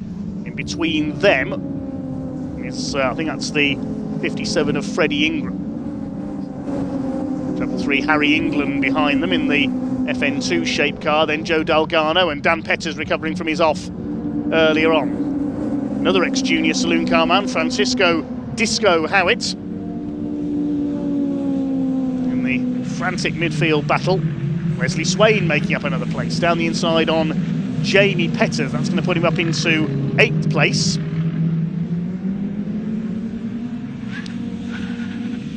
The tyre squeal in the background as they make their way into the hairpin. Look at this, 5 of them. You can't fit 5 cars through the hairpin at once. Goodness me, Harry England charging up the inside there past Francisco Howitt. And Dan Petters in there as well. Bit of damage to his car, the sill plate's hanging off. Look, after his trip through the grass earlier on, Francisco Howitt forces his way past him. He is a very forceful young racer, it's Disco. Joe Dalgarno's almost art car at the back of this group. Mate, if BMW can have art cars, so can the Civic Cup. 6 of them line astern, and this is just for 14th place. They'll scrap over every position, the Civic Cup drivers. Alistair Camp still holding the lead, only just, but here comes Spencer Stevenson. He could have a run here into the hairpin. Not quite. Camp covers the line. Aidan Mitchell up there in 3rd place as well. Couple of laps to go, including this one. Spencer Stevenson looking determined here in the Alu Plus number 12 car. He's 6 still at it at the hairpin. You can't fit 3 wide through Hatchett's hairpin. I'm sorry, you just can't. Charlie Constable under fire. This is from Jake Hewlett. Quieter performance from Jake so far. Of course, because of yesterday's result, he'll have the success ballast on board for the position he initially crossed the line in. Success ballast not recalculated. Oh, and there's a bit of debris there. Charlie Constable goes off to avoid it. I think that's the sill off Dan Petters' car in the middle of the track on the Speedway straight. And Charlie Constable, that was some quick thinking there, taking to the grass to avoid it rather than risk blowing a tyre. Alistair Camp still leads. It's Jake Hewlett, I thought would be running further forward in this, but then I remembered he'd still have the success ballast from the original finishing position before the penalty was applied yesterday. I think that's how it works anyway. Confirm that with the Civic Cup gurus, if we can. Spencer Stevenson still chasing Alistair Camp. We're on the last lap now. And after a quiet season so far, here's Alistair Camp. He slides it through the centre corner there. Is he finally going to get his first win? He's starting from pole. He's held off Spencer Stevenson all the way. Spencer made a flying start. There's only a couple of car lengths in it. Can Spencer Stevenson get close enough through the last couple of right-handers? Or is Campy going to do it? Mitchell 3rd ahead of Wilf Butler. Here they come towards the final corner. Spencer Stevenson closing, but I don't think he's going to get there. There's the checkered flag, and Alistair Camp takes his first win of the season. My goodness, it's 8 winners out of 8 races in the Civic Cup for 2026. Spencer Stevenson 2nd. Aidan Mitchell takes 3rd place, and Wilf Butler is 4th ahead of Jake Hewlett. Just had it confirmed, it was revised success ballast, so he did have the smaller amount on board. Thanks for Civic Cup for confirming that. Charlie Constable finishes 6th, then Bromley, Swain, Petters and Dave Marshall completes the top 10. Jamie Petters, that is, in 9th position because Dan was further down the order. Anthony is off. Confirm the full results in just a moment, and all the finishers finish on the lead lap as well, showing how closely matched these cars are. So let's confirm the provisional result then. The win going to Alistair Camp, his first of the season, just 0.27 ahead of Spencer Stevenson, with Aidan Mitchell in 3rd, and Aidan Mitchell also wins the Paul Winfield Memorial Trophy classification, just ahead of Wilf Butler. Jake Hewlett in 5th ahead of Charlie Constable, then Josh Bromley 7th, Wesley Swain in 8th, Jamie Petters 9th, yesterday's winner Dave Marshall down in 10th. Beyond that, Louis Austin, Matt Wilkins, Sean McGovern, Freddie Ingram, Dan Petters, Will Butts, Francisco Howitt, Joe Dalgarno, Harry England, Mark Hughes and Callum Enston. Mark Hughes winning the Goodyear Diamond Award in number 495 because Anthony Gannon failed to finish after his tangle with Ben Bateman, and we lost Jake Renshaw into the pits. Just the 3 non-finishers there. That's the 24 who started.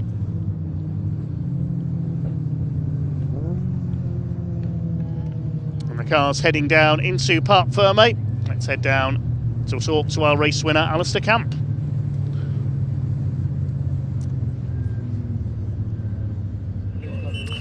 Well, Alistair Camp takes his first win of the 2026 season, and here he comes right now. He will pull up to the #1 board, which he's very familiar with in previous years. There he is. He wins round 8 of the 2026 Miltech Civic Cup. He will be absolutely thrilled by that. He came under constant pressure though from Spencer Stevenson. Let's go have a quick chat with Campy, shall we? We'll let him get his helmet off. He'll soak up the atmosphere for a moment. There's Jack Finland there. He's got his winner's cap to hand over to him. He gets a hug from Jack, and I know this will mean a lot to Alistair Camp. He's been a stalwart really off the Civic Cup. Aidan Mitchell is absolutely delighted as well with that 3rd place finish off to our right. And I'm just going to move round the back actually so I can have a chat with Alistair Camp. Campy, where you, oh, he's literally, I've just walked all that way and he's disappeared behind me. Campy, how you feel? You okay? Yeah. Bit emotional? Yeah, it's been a long time. It has, but it's been coming, and you know you have had wins previously before. First one, of course, in 2026, and yeah, you've taken a bit of pain this season, but it's made it all worth it. Yeah, we're getting there. We're getting there. Like I say, it's just been tough from the go, but we've been like I say, we said we've got to convert this to keep this championship alive for ourselves. So what's different here at Pembrey then? We've never just been here before, so we're just trying to do what we can with what we've got. But yeah. Hey, happy Father's Day as well to my dad. Brilliant, well said. You can have that one. Go enjoy it, go celebrate, won't you? Maybe I'll come over to the tent a little bit later. I think we have a good time. Let's grab Aidan Mitchell for a chat. Aidan, you got out of this car jumping for joy. What does that mean to you? It's finally, we've had so much bad luck and so much hard work gone into this championship, and we've just finally got something out of it, and it's so nice to see. All of the team, everyone that supported me, all my sponsors, me, myself. Oh, it's just, I can't, the relief, honestly, it's just unreal. How does it feel then when you're going around? When you were aware you only got like a couple of laps to go and you know you're in a podium position here, does it just add a little bit of extra pressure, or are you just so laser focused? I mean, there's always a little bit, but in terms of you just hit your marks, just do what you normally do and you'll be fine. You just got to believe in yourself, and it's finally paid off, man, and I'm boiling. Yeah, go on, have some water. Certainly believe in yourself indeed. Well deserved as well. Let's go have a chat with Spencer Stevenson. I'll tell you what, he kept Mr. Camp very honest in that race indeed. He's just going to have his photo. Stay with us a little bit longer. We've got track action coming up very shortly, and not just yet though. So let's have a quick chat with Spencer as he goes through the media motions here. One more photo and then we'll jump in for a chat. Spencer, can we have a quick chat? Wow, you kept Mr. Campy very honest there in that one, didn't you? Yeah, definitely. It's a tricky track to overtake on. He was quicker than me in places and I was quicker than him in others. I was just catching him at the wrong spots, but no, it's a good result, consistent, so yeah, no, I'm happy with that. What does this do for your confidence for the rest of the year? Yeah, definitely. Looking forward to Snetterton, obviously now carrying 30 kilos, so we'll see how we get on with that. But no, it should be good. That can be a bit of a slog round Snetterton, can't it? Yeah. Well, there's long straights maybe, so we'll see, but yeah. Spencer, well done. Thanks for entertaining us as well. You put on a wonderful show. Yes, time to go for track action. I don't think they're quite on track as of yet, but I did catch up with Matt, who is a sim racer turned track action motorsport racer here this weekend at Pembrey, and I think we might be able to hear from him now.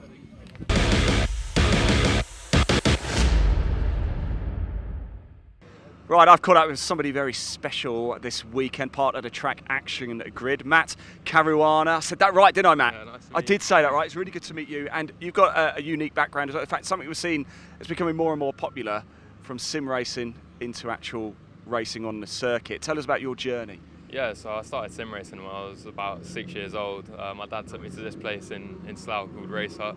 In Slough? I don't live far from Slough. Yeah.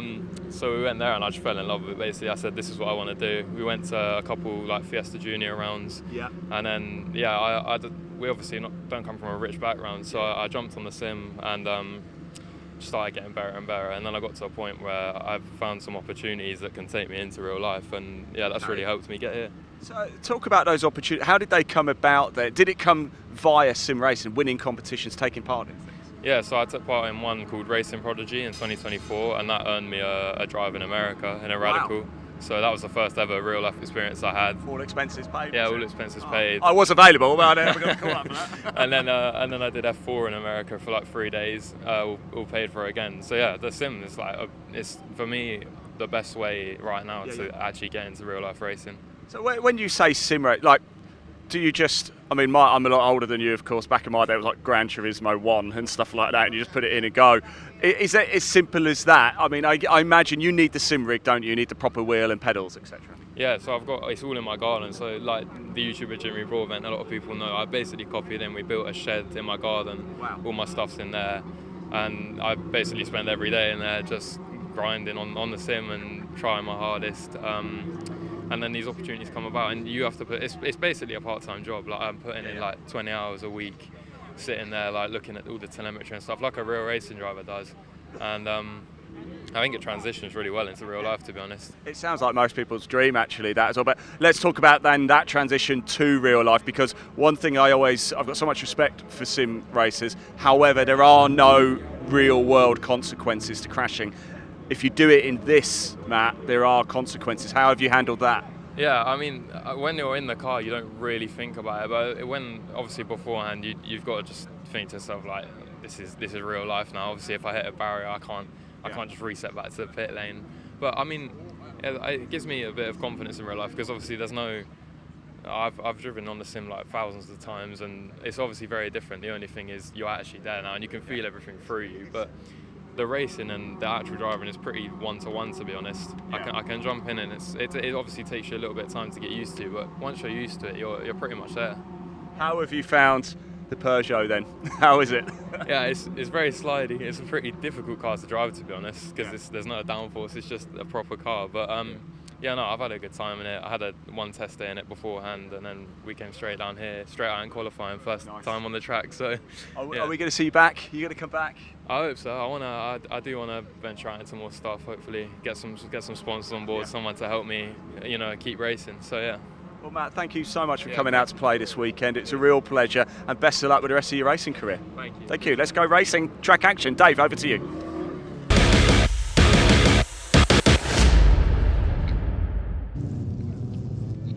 So on their way to the grid then, the Track Action Race Club. We should have 10 cars out there for this one. Second fastest time from the qualifying session setting the grid, and it is Adam Croft in his VW Scirocco, who is on the pole, with Will Oatley taking over the Clio from his father Tom. Tom raced to a podium yesterday. Will puts the car on the front row. Second row, Scott Apriliano back out after his Mazda MX-5 broke down while he was leading yesterday's race. He'll be one to watch alongside Dave Beecroft in the VW Scirocco. And then we've got the Peugeot 206 GTIs. Merv Beckett alongside Carl Powell. Hopefully Carl secured his boot lid today.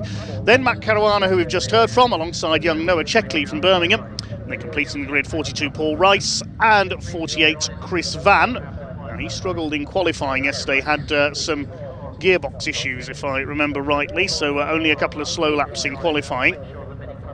He will start from the back of the grid. Looks like we've got all 10 cars out there for this one. Yes, the MX-5 is there. Adam Croft will start as the favourite. He's already had a couple of wins at Donington Park in the VW Scirocco. Had a win yesterday. The 5-second board goes up. 15 minutes for the Track Action Race Club with their eclectic mix of saloons and sports cars is underway. And watch for Scott Apriliano. That MX-5 should sprint its way into the lead. There he goes, down the outside, and away goes the Mark 1 MX-5. Apriliano leads into the hairpin for the first time. Now, he was lengths clear in race 1, especially because Adam Croft spun on the first lap. But then the MX-5's engine let him down. The main battle is going to be between the half a dozen Peugeot 206s further back in the GTI Cup. They had a great race yesterday with Merv Beckett just holding on for the class win ahead of Chris Van in the 48. Already having a go at Paul Rice there up the inside. Chris having to start at the back after some problems in qualifying. Matt Caruana ahead of them, making his debut in real world racing this weekend, as we just heard, chasing Noah Checkley in the 52 car there. In among the Peugeots is Dave Beecroft. Seen him race a Saxo with this series in the past, the promoter of Track Action, also the Junior Saloon Car Championship. He's under fire from Carl Powell, the grey Peugeot. He got the black and orange flag in yesterday's race because his boot lid came open, showing the luggage capacity of a Peugeot 206 GTI. Completing the first lap then, already the MX-5 leads by 1.8 seconds over Adam Croft in the Scirocco. Then it's Will Oatley in the Clio. Then in among our gaggle of Peugeots, we've got Dave Beecroft in the Scirocco. At the inside, Matt Caruana having a go at Noah Checkley. And he gets through on the inside. Good move by the sim racer. Noah Checkley back in action after a catastrophic engine failure at Cadwell Park earlier this season, where the Peugeot nearly went up in flames. Chased by Chris Van and Paul Rice. Looks like Carl Powell has dropped back in the number 8. Track Action Race Club, an ideal way to go racing as a newcomer. You can race almost any saloon car or small sports car that you want with this club. There's no points on their races, it's a series, not a championship. The cars are classified by nation. The Scirocco's this weekend competing in the Deutsche Marks Cup, get it? The French cars compete for the Tricolor Trophy, and the lone Japanese car here this weekend is the MX-5. They compete for the Nippon Challenge. We used to get big grids of Japanese cars with this series. They have the likes of Skylines and 200 SXs in there. Tricolor Trophy used to get lots of Clios, just the one here this weekend along with the 206s.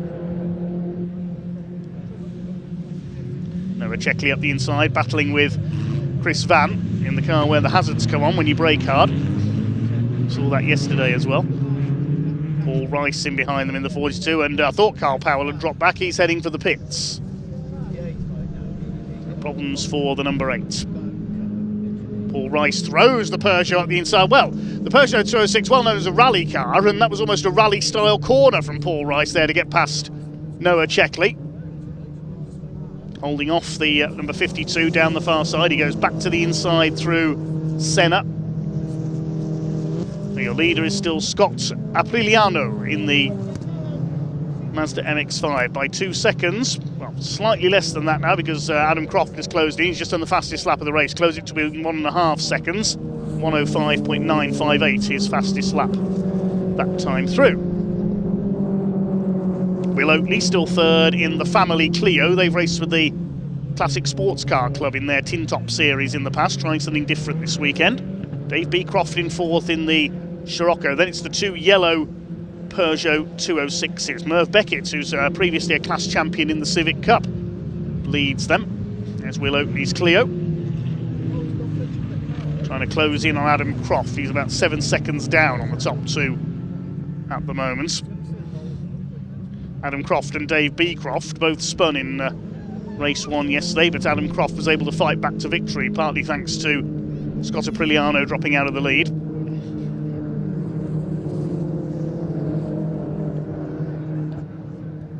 .206 GTI Cup, perhaps an ideal way for the newcomer to go racing, as Matt Caruana is proving this weekend in the 26, thanks to Track Day Motorsports.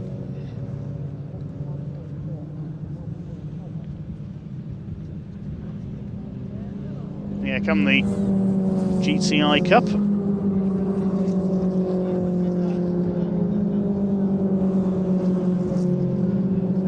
Three more races to go after this. Got the Mini Challenge Clubsport, then the pickups, and then the final truck race. Well, there goes Scott Apriliano. Adam Croft is reeling him in, though. So we're going to have a race on our hands for the lead shortly. Not many places in motorsport you can see an MX-5 and a Scirocco racing each other. Variety, very much the spice of life in Track Action Racing Club. I suppose one series where you could see these type of cars racing together is the CNC Heads Sports and Saloons up at Alton Park. And notice Scott Apriliano adjusting his mirror as he was going along there. Not very often in an MX-5 race you have the luxury of time to do that. Will Oatley still third in the Clio as the leaders go over the line. The gap is still 1.5 seconds.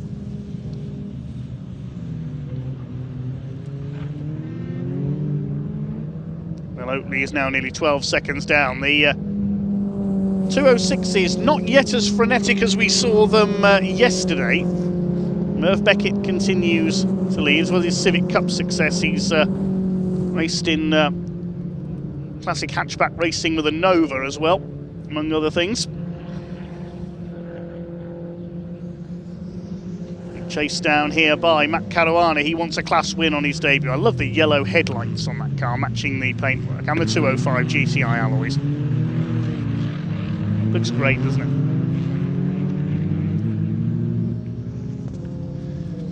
That gap is definitely coming down for the lead. Adam Croft has got Scott Apriliano in his sights.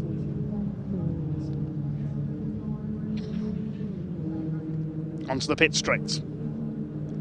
The gap is now down to half a second. He's taken a full second out of him, near enough on that lap. Adam Croft, he's monstering up behind the little Mazda. Goes for the inside, not close enough this time. Cuts over the curb. Scott Apriliano will be able to see him in his mirror. Gets his foot down on the orange Mazda.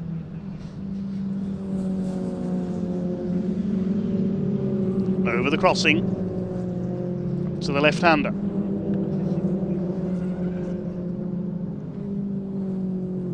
These two 15 seconds clear of everybody else, headed up by Will Oatley's Clio. And Dave Beecroft is rather on his own in fourth now. It's the main battle is hopefully going to be among the 206s. They'll heat things up a little later on.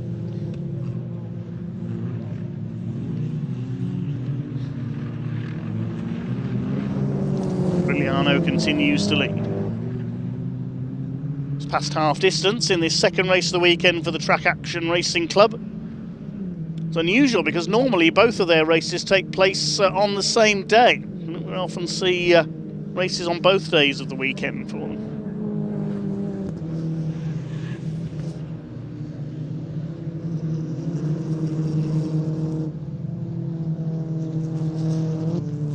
Paul Rice in the 42, running fourth of the 206s, trying to chase down Chris Van for third. And if anything, Matt Caruana is getting closer to Mervyn Beckett.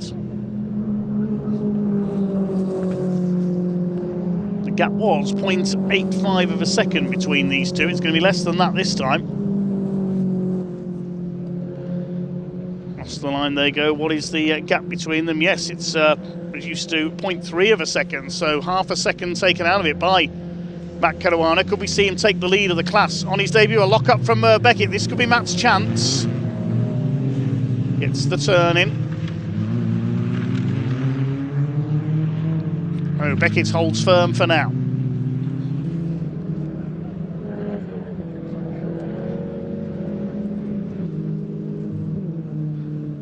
Over the crossing go the leaders of the Peugeot 206 GTI Cup.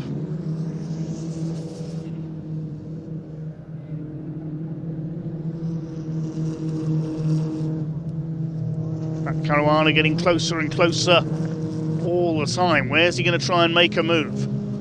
Will he get the inside here down Speedway straights? Merv Beckett knows he's there. He moves to cover. Merv Beckett, an experienced club racer. Matt Caruana, a novice. You wouldn't know it watching these two.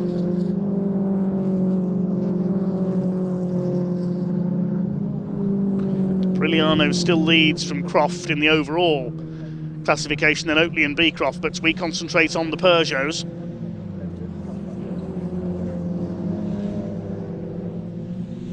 Down to the hairpin once again for the ninth time, 5 minutes of the race to go, so we're at 2/3 distance.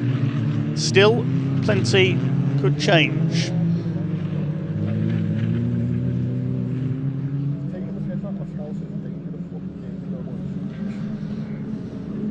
Caruana just looking at what lines Merv Beckett is taking here. He'll be learning from him all the time. Also be mindful that Chris Van is closing up in third place in the 206s. Paul Rice and Noah Checkley running out their runners in the background because Carl Powell has retired. Now, Caruana goes wide around Brooklands. He's going to try and cut back in here to the inside. Beckett's wise to him. Moves across in front of him to defend his position. It's great to watch the class winner from yesterday with third overall. Merv Beckett holding off the newcomer.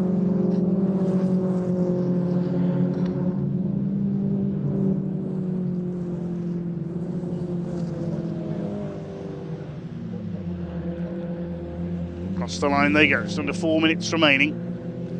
Caruana, is he going to have a look here into the hairpin? No, he's not close enough. Lock up again from Beckett. He's really under pressure here. And And this time Caruana could get a run if he plays his cards right on this lap, I reckon. Did he clip the back of Merv Beckett there? Looks like there's a little bit of damage to the bumper on the 32. Still no change among the two leaders. 1.25 seconds in it now. Priliano ahead of Croft. Mazda ahead of Volkswagen. Will Oatley well behind in third in the Clio. Then it's Dave Beecroft's Scirocco. Chris Van closing up. There's Paul Rice. And here come the leaders through to lap. And they've already lapped Noah Checkley. This will be interesting. Hopefully the Peugeots won't get in the way of Scott Apriliano. To make up for his retirement yesterday. He pulled up on the run down to Hatchett's hairpin. Next target is Paul Rice to lap him. Paul's seen him coming, just about, and lets him have room. Still these two battle for the lead of the Peugeots. Separated by 0.3 of a second. Caruana goes to the outside this time. Cuts back into the inside. That rarely works though. It hasn't this time.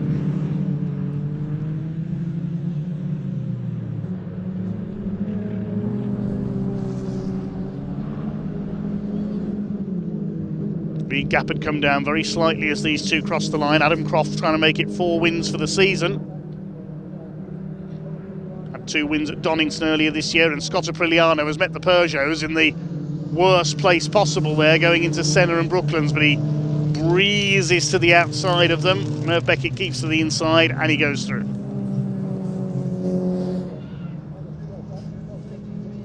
Now Croft in the Scirocco has got to get past them as well.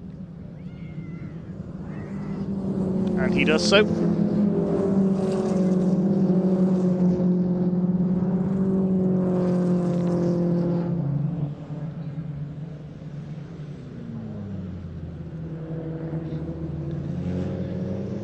Towards the closing stages now, just a couple of laps to go. Can Merv Beckett hang on to win the Peugeot 206 GTI Cup? He locks up again into the hairpin. He's pushing as hard as he can.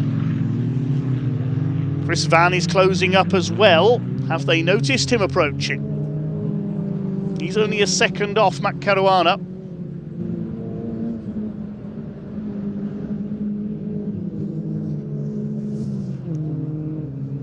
To the left-hander after the crossing, and then up to Senna.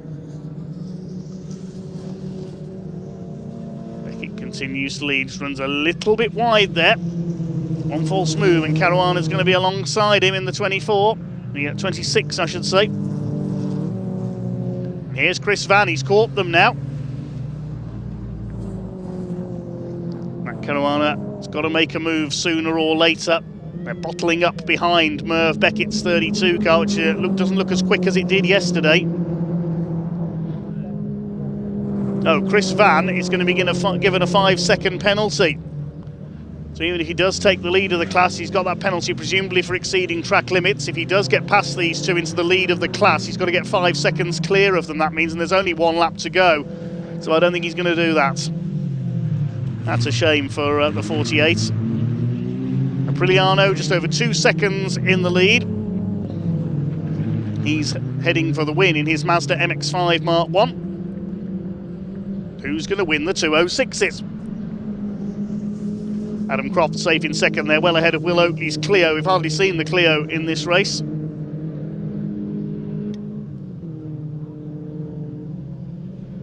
So Scott Apriliano will be heading for the checkered flag shortly.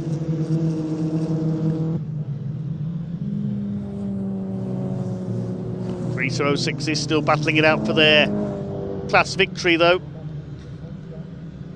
It's the checkered flag about to be shown. Here comes Scott Apriliano. Comes up behind Dave Beecroft, takes the checkered flag, so it's a win for the MX-5. Adam Croft in second. What about the 206s though? I think Merv Beckett has just about done enough to hang on. Here they come out of the final corner, and Merv Beckett takes the double in the 206 GTI Cup ahead of Matt Caruana. What a great debut he's had. Chris Van in third and Paul Rice fourth. Third overall will be Will Oatley. There he is. We've not seen the Clio very much in this race. He's been all on his own. He and his father Tom get a pair of podiums in their shared Clio. Dave Beecroft will be fourth in the second of the Scirocco's. Chris Van got the penalty there, but I think he does keep third in class. We seem to have lost Noah Checkley, unfortunately, the number 52. So just the 8 finishers then. We've lost Noah Checkley somewhere out on circuit in the last couple of laps. And we saw Carl Powell, of course, pull into the pits early on. Hope Noah Checkley's engine doesn't let go again. Provisional result then of the Track Action Racing Club. Scott Apriliano in the lone Japanese car takes the win by 2.4 seconds in the end, ahead of Adam Croft in the Scirocco. Will Oatley's Clio, the first French car, home in third. Dave Beecroft, Scirocco, fourth. And then we got the 206s. Merv Beckett taking their class win, a lap down, just half a second ahead of Matt Caruana at the line. Chris Van, despite the penalty, takes third in class ahead of Paul Rice. We lost Noah Checkley a couple of laps from home, and Carl Powell was an early retirement.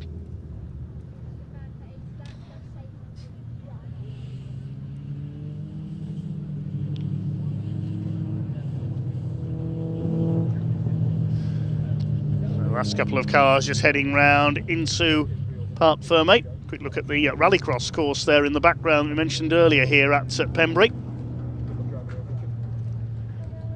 I think we can head down to Ian in Parc Fermé to catch up with the Track Action Race Club.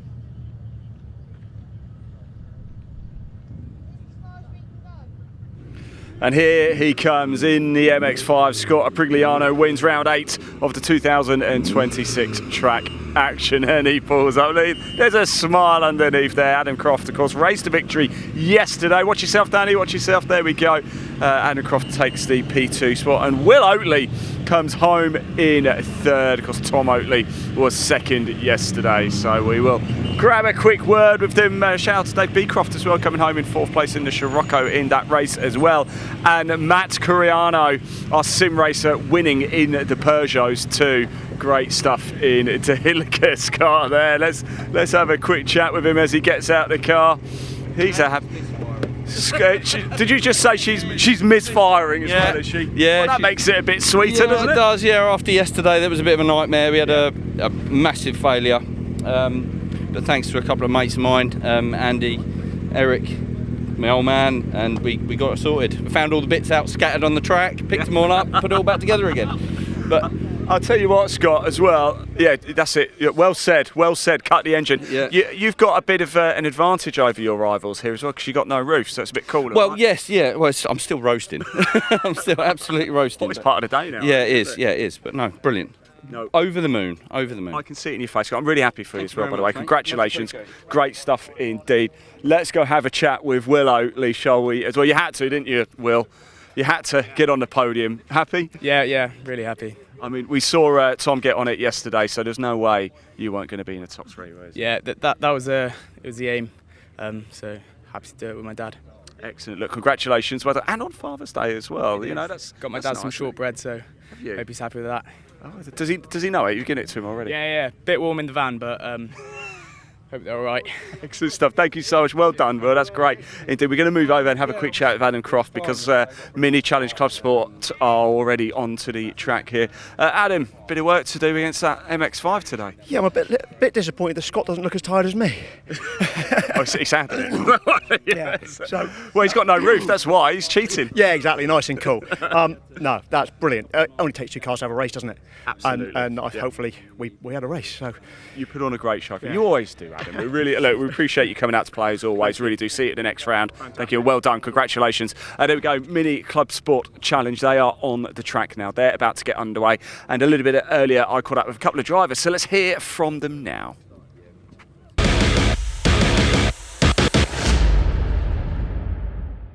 Right, everybody, time for round 9 of the 2026 Mini Challenge Clubsport. And I feel a little bit bad because we've got Ben Trundley here. He's had a pair of wins in the S53 class. Ben, I'm so sorry we haven't actually spoken yet this weekend, but it's been a brilliant weekend for you, hasn't it?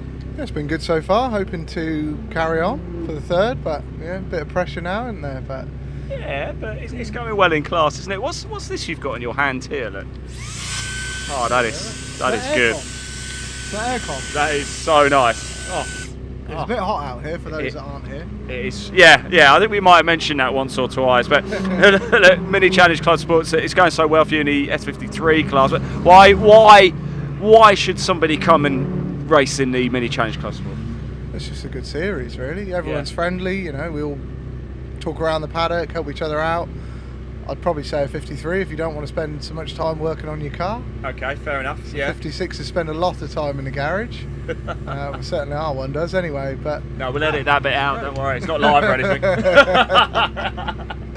No, we can obviously give you both perspectives. But yeah, really good series to run in. I did our first race with Dad in 2023 endurance race, and there was a few mechanicals there, so we ended up winning.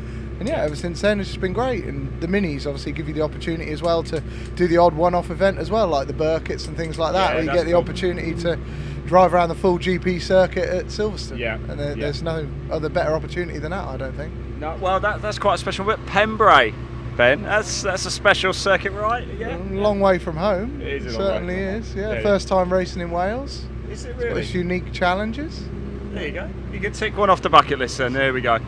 Ben, best of luck out there. Thanks for talking to us. Really appreciate it. Enjoy it. It is time to go racing. There's Ian. Just give him a quick wave. All right, Ian. How you doing? All right? Good. Jolly good. Okay, here we go. Time for round 9 then of the Mini Challenge Clubsport. It's going to be hot out there. Plenty of action. Time to go racing. Dave Goddard, over to you.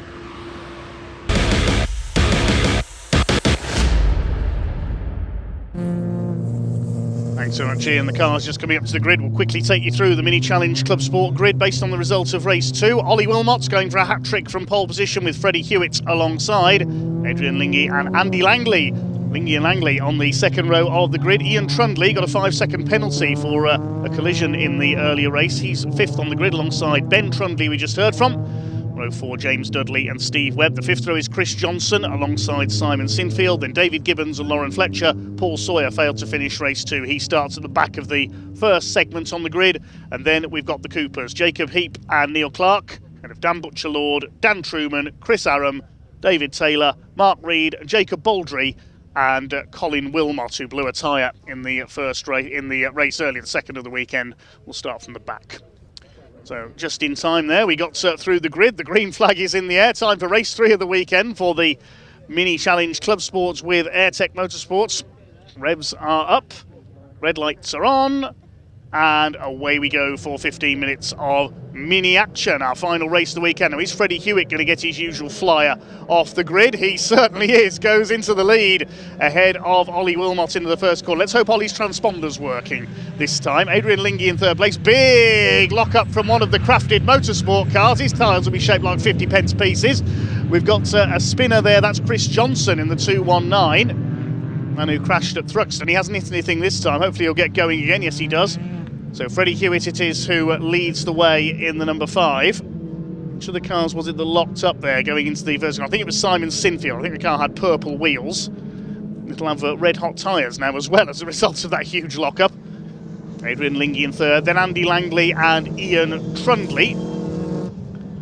It's a bit of a hole in the field caused by that spin for Chris Johnson, I think. The Coopers are mixing it with the S53s. There's Jacob Heap in the Golf car. Somebody's going grass tracking. That was Paul Sawyer at the back of that group. He's already made up a few places. There's his teammates, David Gibbons and Simon Sinfield. It was Simon who locked up going into the hairpin for the first time and smoked everybody else out. First lap about to be completed then. It is Freddie Hewitt who leads the way. Can he hang on for the lead? Paul Sawyer's on the grass again. Maybe we should offer him a BMW Mini Rallycross car. Steve Webb behind him in the 231. Sinfield round the outside of his teammates David Gibbons, both newcomers to racing this year. Jacob Heap leads the Coopers ahead of Dan Butcher-Lord. The battle for third. There's somebody else locking up in there as well. Oh, we've got some damage on Neil Clark's car. There's been a collision in the Coopers, damage on the left front. So Neil Clark, bent suspension by the look of it there. He's into retirement. It's one of our Cooper front runners out. Didn't see who he hit, unfortunately. Jacob Heap is having a go at David Gibbons, goes through. Looks like the number 10 car a bit off the pace here. Maybe he's got a problem. It's Dan Butcher-Lord's going to go through as well. Dan Truman, third of the Coopers, ahead of Colin Wilmot, who's made it back out after his retirement earlier on. Yes, David Gibbons pulling to one side. I think he's got a problem. Chris Johnson's in that group as well, trying to race his way back towards the front. And here are the leaders. Ollie Wilmot on the tail of his arch rival in this series, Freddie Hewitt. Fast starter Freddie out in front. Adrian Lingy still third. There's Andy Langley with his new car for this weekend in fourth. Then Ian Trundley fifth, and Ben Trundley still leading his class in seventh, ahead of Paul Sawyer, who's looking to spoil Ben's hat-trick of class wins. James Dudley, the Welshman, up there in sixth on his home circuit, in the red and black car. There's Ben Trundley, the blue car with the purple headlamps, ahead of Paul Sawyer. Here's a replay of what's happened off the start line. Stand by for a huge cloud of tyre smoke from towards the back of this first grid. There is Simon Sinfield locking up, and there was a little bit of contact between, I think it was Ian Trundley and Chris Johnson, and Johnson went spinning out. Presumably that was where there was contact for Neil Clark as well in the aftermath of that, which has taken him out of the race. Freddie Hewitt leads from Wilmot, Lingy and Langley, and Ian Trundley, James Dudley, Ben Trundley, Sawyer, Webb and Sinfield rounding out the top 10. Then the leading Cooper of Jacob Heath, who's absolutely flying along this weekend. He could be heading for a hat-trick of class wins as well. Dan Butcher-Lord, his nearest challenger. Behind him is David Gibbons, who we saw slowing up a bit earlier on. Lauren Fletcher on the outside. No, it's Chris Johnson on the outside, I'm sorry. The similarly coloured car. There's Lauren further back. More puffs of tyre smoke at the hairpin. Dan Truman holding off Colin Wilmot. Lauren Fletcher behind them. Then Jacob Baldry and Chris Aram. It's Jacob Baldry yet to finish a race this weekend, the Silver Cooper.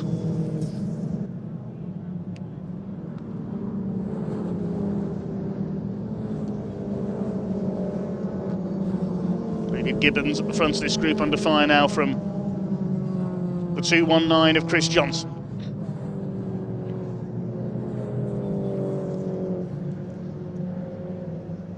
Here are the leaders.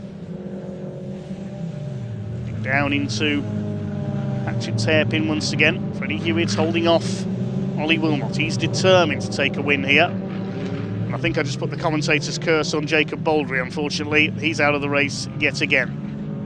Sorry, Jacob. First two fairly well clear. Now 1 3/4 of a second clear of Adrian Lingy in that third place. He's still having the best weekend we've seen him run. Wilmot getting closer. Only a car's length in it, only a mini's length in it as they go into the Brooklands hairpin. Ollie Wilmot's going to have a look here, I think, as they come up towards the end of the lap. He doesn't get it done here. He might have a slingshot run into the hairpin.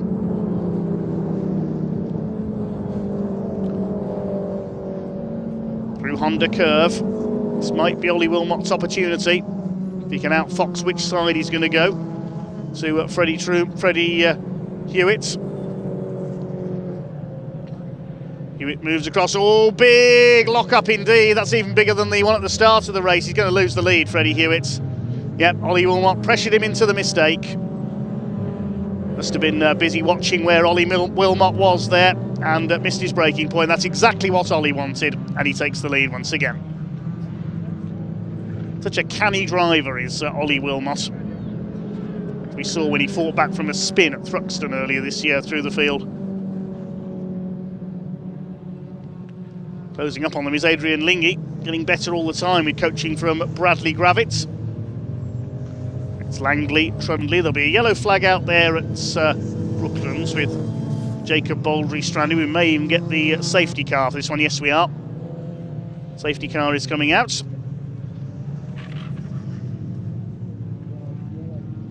And Ollie Wilmot slows the field down. Safety car coming out with Jacob Baldry's car close to the edge of the circuit there. He just sadly cannot get that number 33 car to run this weekend. Safety car in position to pick up the leaders. Well done to our marshals who are in this heat. It can't be easy pushing a car.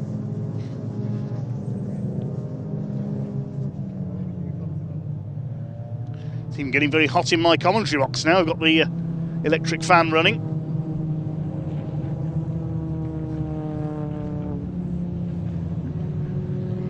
Apologies if you can hear it in the background.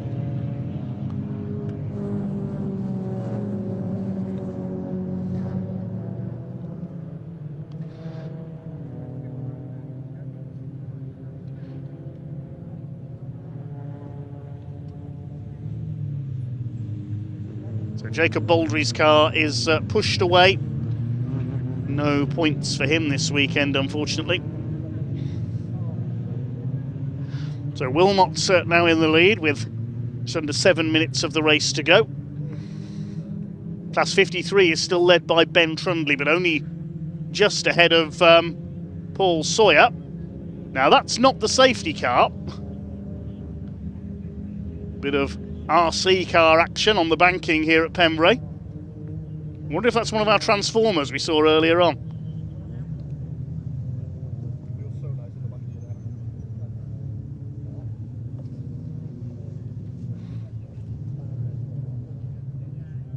See the car in the background, still not clear, so the safety car will stay out for another lap.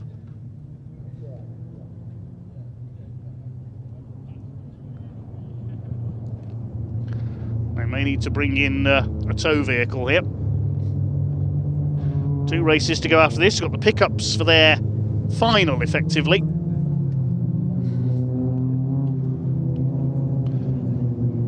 Tell you it's based on the grid for that one, based on the result of race 2 with the top 6 reversed. So it'll be Jonathan Hadfield on pole for the final pickup race.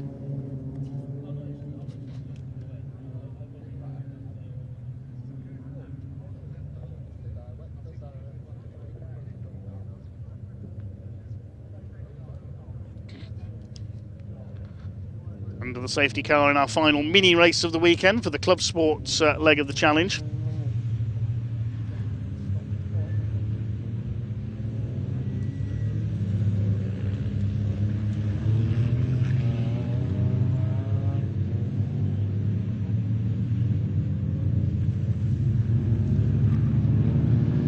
We go back to green flag racing this time by.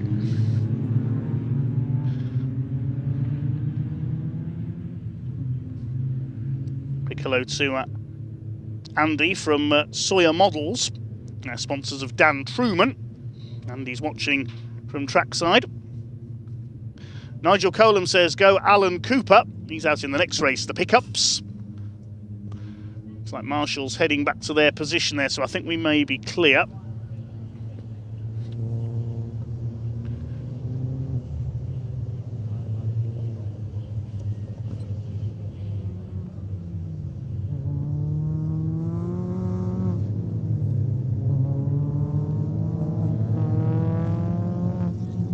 It's David Taylor and his teammate Mark Reed, the TNS racing cars towards the back of the grid. The safety car lights are out. That's heading for the pit lane.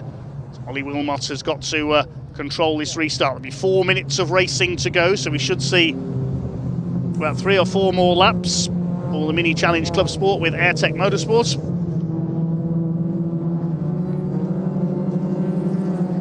Here we go then. With the restarts, the green light is on and away they go. Ollie Wilmot gets away well, so does Flying Freddie Hewitt, and Adrian Lingy goes with them. Andy Langley up there in 4th position in the 42. Down the outside comes Ian Trundley. That's a daring move on James Dudley to try and take P5. Ben Trundley still ahead in his class. Somebody's going straight on. Oh, it's Chris Johnson again. He spun it on the first corner. He's heading for the Irish Sea if he's not careful there.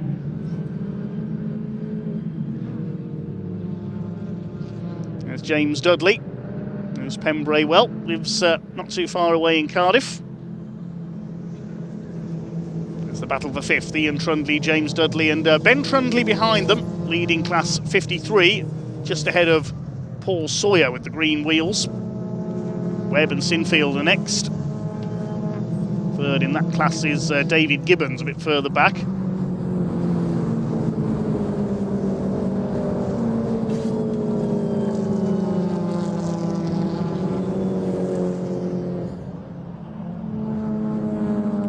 laps to go now for Ollie Wilmot's looking to make it a hat-trick. At least his transponders worked okay this time. Adrian Lingy wants second place. All over the back of Freddie Hewitt's going to try and go around the outside on the hairpin. Is that going to work? He's got to turn it back in time. No, it hasn't worked. And Freddie Hewitt keeps second place. Chased by Andy Langley. There's a gap back to Ian Trundley in 5th position.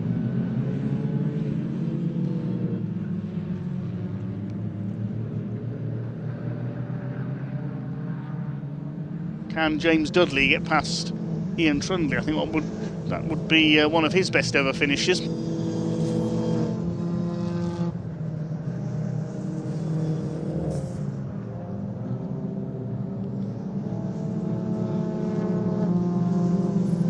Just over 90 seconds of this race left to go then. Here's the Coopers. It's still Jacob Heap at the head of them, ahead of Dan Butcher-Lord. David Gibbons in there as well. Third in the Cooper class is Dan Truman, who we mentioned earlier. And he is in the white and green car. Freddie Hewitt still hanging on ahead of Adrian Lingy. Coming round to start their final lap. This time I think can Lingy take second place from Freddie Hewitt? I think he's the only question. No, I don't think they're going to catch Ollie Wilmot. He has pulled away to the tune of 2 seconds. Made to work a little harder by Freddie Hewitt's usual fast start. Pressured him into a mistake at the hairpin.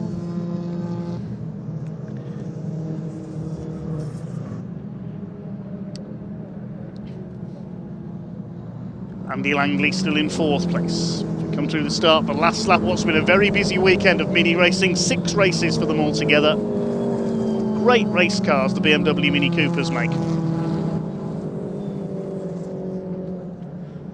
Wilmot leads them over the lines, leads up to 2.5 seconds now. It's going to be another hat trick. Can Adrian Lingy steal second place? This time he's got the nose down the inside. Nope, Freddie Hewitt cuts him off. It's allowed Langley to close up as well. The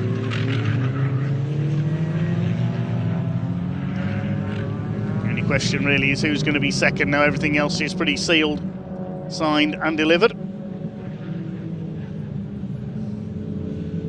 It's going to be another win for Ollie Wilmot. Looks like Jacob Heap is going to win the Coopers.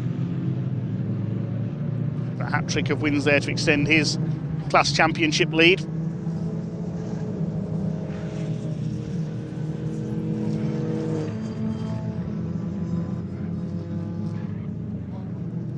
Towards Speedway Straights for the last time. Wilmot's going to win it. Can Hewitt hang on to second place?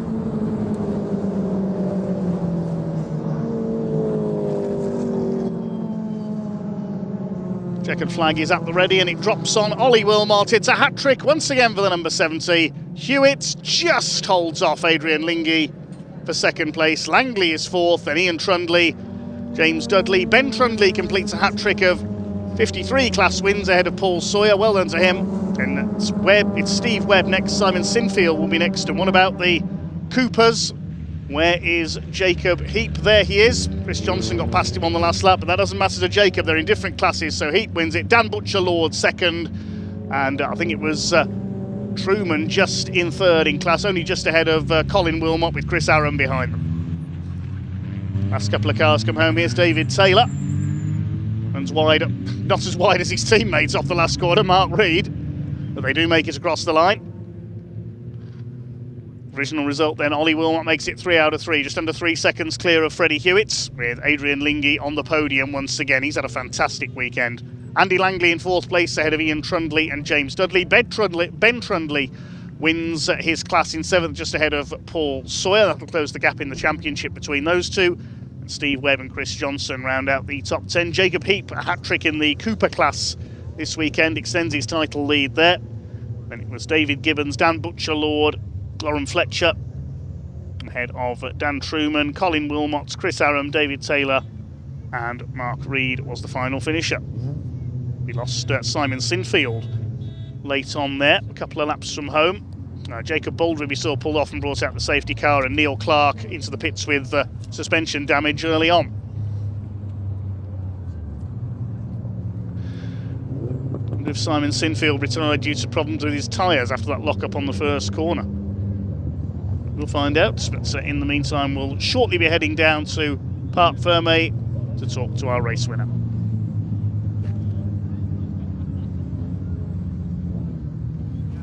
Well, welcome down to a very empty Parc Fermé at the minute, although it is Ollie Wilmot who wins round 9 of the Mini Challenge Club. So here he comes now, and it's a hat-trick of wins this weekend here at Pembrey. He's got fire livery on the front grille here of his Mini, and he has been on fire this weekend, there's no denying it, as has Adrian Lingy and Freddie Hewitt as well. And I'll tell you something, these top three getting closer and closer and closer. It's going to be a very interesting second half of the season, but we'll have a quick chat with Ollie Wilmot now, and I imagine the safety car certainly spiced things up somewhat as the rest of the field make their way into the paddock here. Ollie, the safety car added a bit of an element into that race, right? I didn't know where to start. I was going around, I was like, where shall I go, but hey, it worked. It did work, because actually you managed to build up a little bit of a gap, but you did have to work for that with Freddie and Adrian on your heels. I did, and it's nice to see Freddie back up my arse, or in front of me, so it's a nice feeling for him and for me, so it's not just driving away. So right, Ollie, you're used to winning. It's another hat-trick of wins here at Pembrey. Do you treat yourself to something special when you get all 3 wins over the course of a weekend? If so, what does Ollie Wilmot buy himself as a treat? Go back home and work. Ollie, well done, mate. Really good to see you. Have a safe journey home, won't you, as well? Yeah, great stuff indeed. We'll grab Freddie in a minute. Let's go grab Adrian for a quick chat. Just catching up with Bradley. Adrian, hello. Safety car, was it a help or a hindrance for you? It didn't really matter. Okay. It was the same, so... Because I actually thought, just before, I was talking to Bradley throughout the course of the race, and we were watching, and we were actually thinking, I think you're closing up, and then the safety car came out. I was closing up. I was catching Hewitt little bit by little bit. Had there been another 1, 2, 3 laps, but it is a good weekend, though, isn't it? 3 podiums. Are you chuffed? I'm absolutely over the moon. Yeah, the team have done a fantastic job. The car is superb. Bradley is, as you know, fantastic coach. It's brilliant. Adrian, I'm so happy. Well done. Congratulations. Cheers. Have a safe journey home, won't you? We'll see you next time out. Let's go grab Freddie for a chat as well. Same question really for Freddie. Freddie, you made a good fist of that one as well. Safety car, was it a help or hindrance for you? It was actually a help, because we've been having some overheating problems, which has been cutting back the boost. So the safety car was a help, and we locked up into turn 1. Lost the lead to Ollie, but it had a flat spot from there on, and I did not want to lock up on that same flat spot, because we would have had a serious problem. But did that just maybe lose you like 0.1 of a second? Just that thought? Yeah, just a thought in the back of your mind. You just ease off that little bit more. But yeah, the flat spot going round was horrible to drive with. So a lot of people tell me Pembrey's bumpy anyway, but I imagine with a flat spot it's even worse. Pembrey's aggressive. Usually when I lock up, I don't get a flat spot. But today, I think the track surface is so grippy and so rough that it's just torn the tyre. Anyway, look, Freddie, it's been a good weekend. 3 podiums. Really nice to see you as well. And we'll see you next time out. Thank you. Good stuff indeed. Right, if you just move over with me, Danny, because look at this fine specimen of a man we've got walking over the track. Now there is Pointy Plumber. He is on his way over. He's going to take the microphone from me because it is time for our next race in the Pickup Truck Racing Championship. And then we go on to our final race of the weekend, which is our 5th and final race, the British Truck Racing Championship. So here we go. The pickups are on track at the minute. They're about to line up. They'll go and do their formation lap, and then it will be lights out. So let's hand over to commentator Dave Goddard to take you through the action.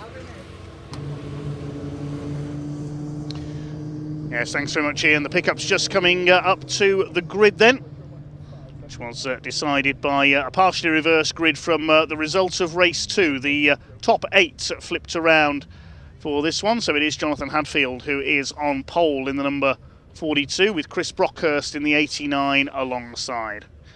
Michael Smith and Mark Willis will start on the second row, the 2 pickup veterans. Then we've got reigning champion Ryan Hadfield on row 3, with Dale Gents, number 83, alongside him. I think Dale is currently leading the championship. Here's title rival Alan Cooper on row 4, with Aaron Thompson, the winner of race 2, aka Lightning McQueen, on row 4. Row 5, Tom Hutchins, alongside him is number 52, James Goldstraw, and then Mel Collins and hopefully Mark Chalmers at the back of the field. We didn't see Mark out in race 2 though, so wait and see if he appears here. Mel Collins spun out of race 2 at Debenny.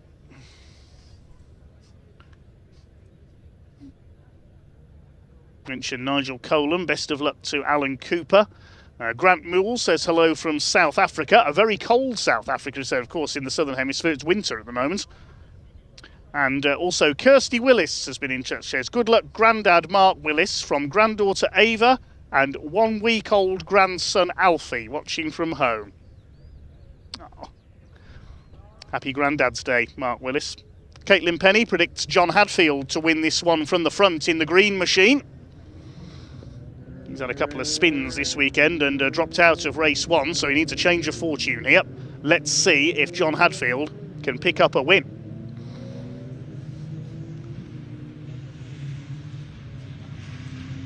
This will be a longer race, 18 laps.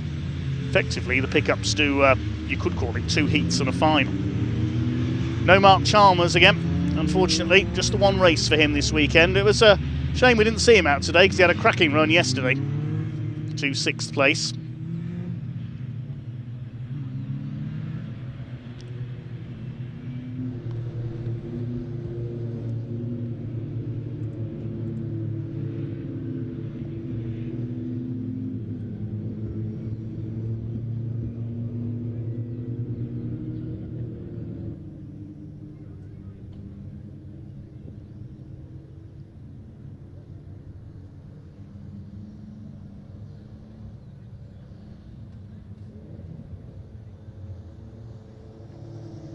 So John Hadfield in the green truck, in the grey and turquoise number 89, Chris Brockhurst alongside him.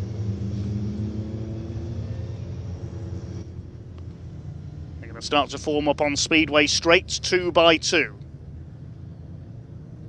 Second row of the grid, the white truck of Michael Smith, the red of Mark Willis, been with the pickup since they started back in the 90s. Dale Gent could be in with a chance in the blue and white 83 alongside the gold of Ryan Hadfield. Had a win at Brands Hatch on opening weekend. Cooper, Thompson and Gent were the winners at the American Speedfest. Oh yes, I'm really looking forward to this race. 18 laps for the Pickup Truck Racing Championship.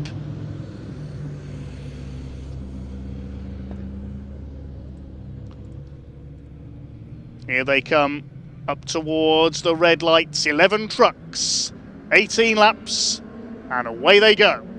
Good start by Ryan Hadfield and by Dale Gent trying to get up the inside. John Hadfield will move across to take the line for Hatchett's hairpin. Chris Brockhurst up alongside him. Mark Willis trying to get around the outside. There's a bit of a squeeze in the middle. Aaron Thompson got taken wide there in the 41. They've all made it round. They're all cornering as one. Ryan Hadfield gets 2 wheels on the grass.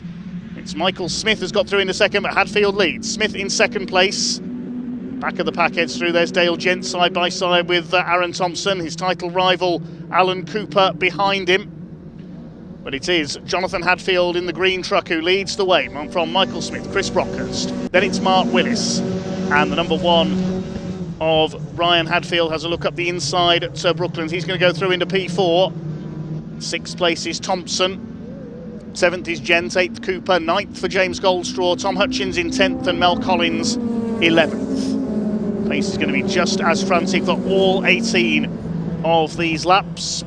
Through Honda Curve for the first time. Jonathan Hadfield, can he hang on in front for his first win of the season in that Vauxhall-bodied green machine? I think that's got the 2.3 litre Vauxhall engine under the bonnet. Michael Smith, pickup veteran, closing up. It's been a while since we've seen him take a win. A little bit of smoke there from the back of James Goldstraw. I think he locked up, and a bit of door banging there between Dale Gent and Alan Cooper. Cooper came close to a win earlier on, was chasing Aaron Thompson for all he was worth. Dale Gent won yesterday. Thompson taking the second heat of the weekend, and Ryan Hadfield ploughs off. Look out as he rejoins. Taking a chunk out of the bodywork. That's going to affect the downforce and the handling of the number 1 Champions truck, and I think he may have... James Goldstraw's got smoke there again, so whether that was a lock-up as he tried to avoid Ryan Hadfield's truck, I'm not sure, but Ryan is going to have to head into the pits. The bodywork is fouling the tyre. He's racing on for the moment. He's surely going to have to come in next time around, though, otherwise he's just going to blow the tyre. I think somebody's knocked some dirt onto the track there on the inside of Honda Curve as well. Jonathan Hadfield, Ryan's brother, continues to lead. Side by side there between Thompson and Willis. Look at the state of Ryan Hadfield's truck. It must be ploughed wide coming out of the crossing, and I think the truck bogged down in the grass and it's ripped the bodywork away. Don't think he made contact with anybody else. We'll wait and check that, of course. He's not slowing down, but the more the bodywork fouls that tyre, it's just going to wear it away and eventually the tyre will burst. So it's up to Jonathan to hold up family honour in this one. Can he hang on in front? Aaron Thompson getting sideways there. That's where he pulled off the overtake of the weekend on Alan Cooper earlier on. Dale Gent behind him, then Mark Willis. It's a new top three: Jonathan Hadfield, Michael Smith and Chris Brockhurst, the title contenders, battling behind. Aaron Thompson trying to bring himself into title contention. He had an unlucky opening round of the season at Brands Hatch as the top three run a bit wide there.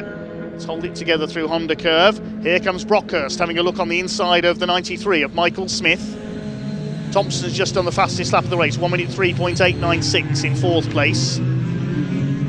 Willis trying to hold off Cooper further back. Mark Willis has dropped back a couple of spots. Can Jonathan Hadfield hang on in front? Still a long way to go yet in this final for the pickups. Here comes Brockhurst all over the back of Smith for second place. Then Thompson, Gent, Willis and Cooper. Ryan Hadfield, not surprisingly, has pulled into the pits. Hopefully we'll see him back on track once that damage is sorted out. May as well continue and get a few points on the board.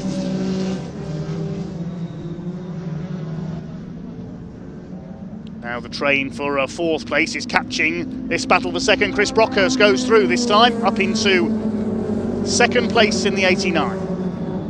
The Everyman's Garage truck moves past the 41 of Aaron Thompson. The SDT Contracts Limited. Both of them run by Dave Longhurst's team, DLRD. Here comes Alan Cooper attacking Mark Willis, who doesn't give him a lot of room there into the hairpin. He doesn't give him any room. Oh, I thought they were going to hit the barrier on the inside. Bash as they go on the way out as well. I'm having this place, says Alan Cooper. That was more like Formula 2 stock car racing. Dale Gent trying to close on Thompson now for what is third place. What's happened to Michael Smith? Michael Smith was third as he slowed. I can't see the white 93. Let's have a look further back in the order. Yes, he's towards the back, so something's happened to Michael Smith. There he is behind Tom Hutchins, so he's either had an off out of my sight there, or he's got a problem. Great shame for Michael, he was running well.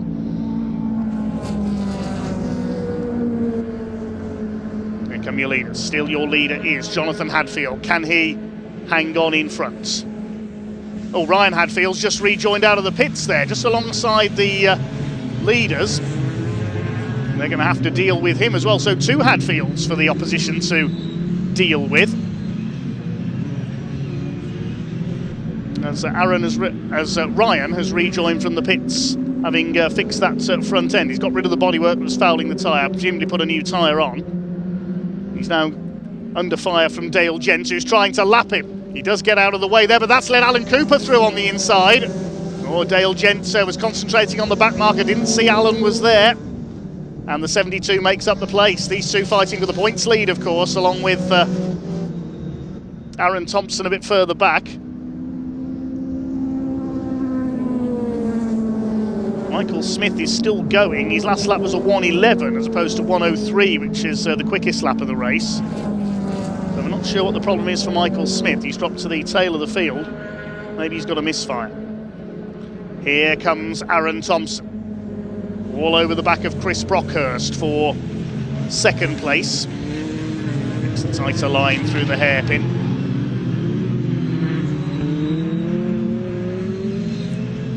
Still not up with the Everyman Garage truck.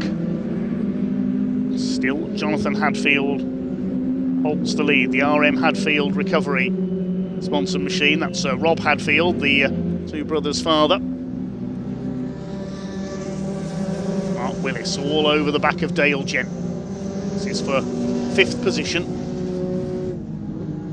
Are we going to see a new winner this season? Is Jonathan Hadfield going to be able to hang on? We're on lap 7 out of 18, so not yet up to half distance in this final race for the pickups.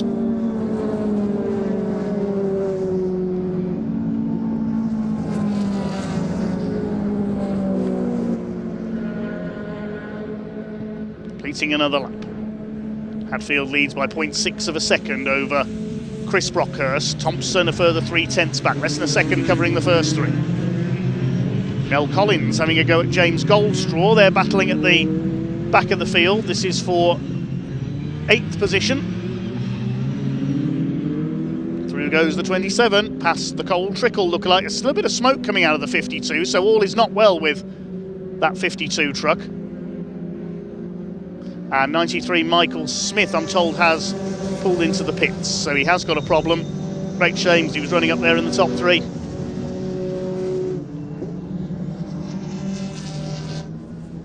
A slightly depleted field of pickup trucks then. We've got Michael Smith in the pits, Ryan Hadfield running a couple of laps down, and we've got Aaron Thompson having a go for 2nd place, and the lead gap is coming down as well. Brockhurst is going after our race leader Jonathan Hadfield. Only 0.3 of a second in it now, and Brockhurst is in attacking mode. He wants a first win of the season, only contesting a part season this year, Chris Brockhurst, so he won't be in title contention. He won't be out, he told us earlier, at the next round at Snetterton in July. He's attacking Jonathan Hadfield in the 42 for the win here. Coming up towards half distance. And Brockhurst all over John Hadfield. Now he's going for the inside. They come to his centre. Hadfield gets a slide on. They're side by side. This is it for Chris Brockhurst. He's up the inside. Under braking for Brooklands. He's through. And Aaron Thompson jumps through as well. Opportunist move there for 2nd place on the 41. John Hadfield goes down to 3rd. Now, this is a golden opportunity for Aaron Thompson to attack straight away for the lead of this race and a 2nd win of the weekend. Here he comes, he's going for it, he's not holding back as they go into Honda Curve. They're side by side as they come into the pit straights. Who's going to get the run down into the hairpin? Hadfield's fighting back, he's trying to slipstream off Aaron Thompson here. 3 of them together for the lead. Thompson's got the inside run into the hairpin. Brockhurst puts the squeeze on. Hadfield gets the bumper in pretty much. They squeeze Thompson between the 2 of them, and Thompson has somehow come out with the lead. I thought there was going to be a big tangle there going into the hairpin. That was not for the faint of heart. Now Thompson gets a bit of a bash up the back from Brockhurst. And look at this, Alan Cooper's closed on all 3 of them. He said, right, if you're going to shove each other around, I'm going to try and take the lead of this race.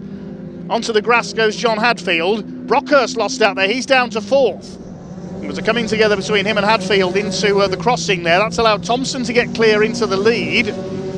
Cooper locks up as he flings the car into Brooklands hairpin.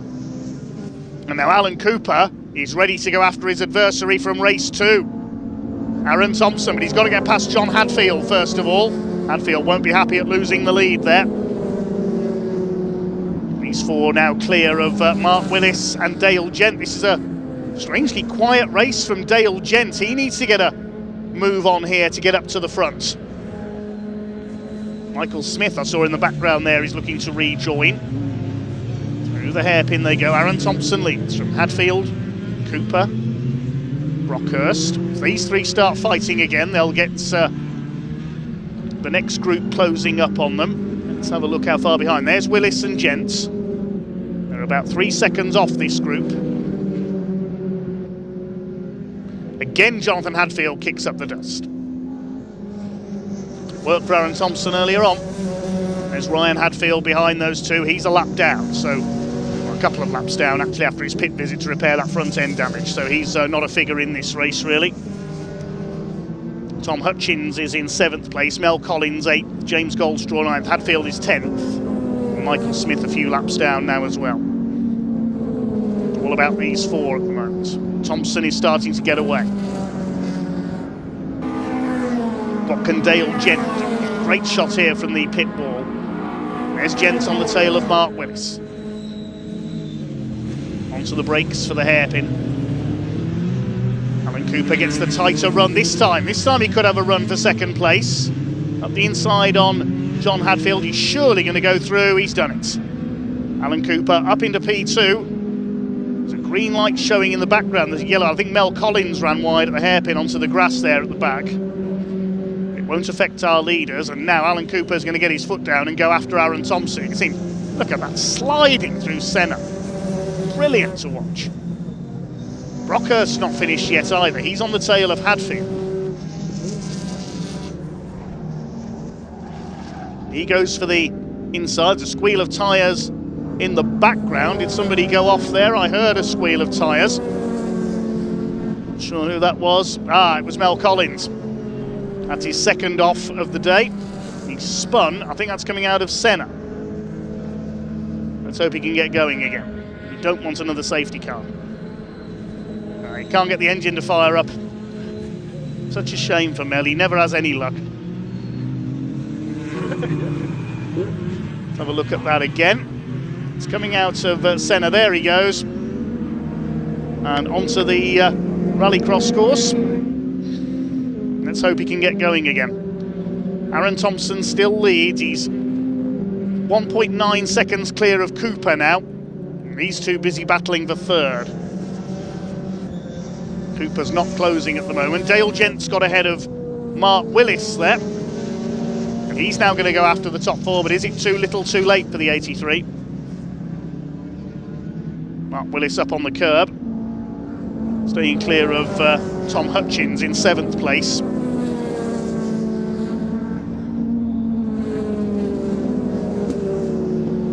Bring round to start lap number 15 this time. Aaron Thompson.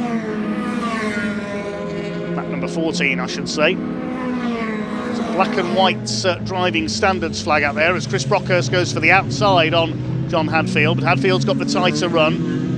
He can't go around the outside on that hairpin. It's number 83 who's got the black and white flag there. Dale Gents for exceeding track limits. He does it again, he'll risk a penalty. Things a little more spread out now after the earlier battling. Still plenty of twists and turns that could come. Gent trying to get after Brockhurst here for 4th place. Dale Gent has got the fastest lap of the race, 1 minute 3.2.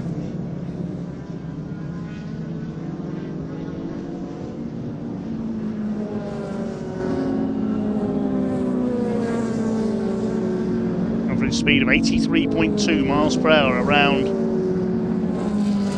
Mallory Park circuit.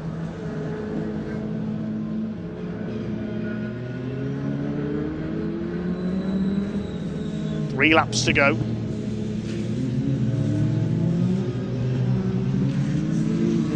There's one car, one truck we are missing this weekend. Someone just pointed out is Chris Land, who Cornishman wasn't able to repair damage from the American Speedfest in time. Hopefully we'll see entries go up as the pickups gain in popularity again under their new promotion this year.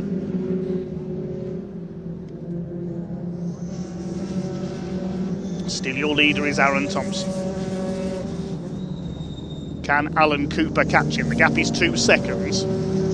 Their lap times are about the same. Dale Gent's dropped back again behind Mark Willis, and I can see a little bit of damage on the front of Dale Gent's truck, so he's run off track somewhere, I think. We saw him get the penalty for, not the penalty, the warning for track limits, the black and white flag. So he's had a moment somewhere. He's back behind Mark Willis into P5. Let's see if we can see what happened. Yes, he ran wide coming out of Senna corner up towards Brooklands. So that's what's happened to Dale Gents.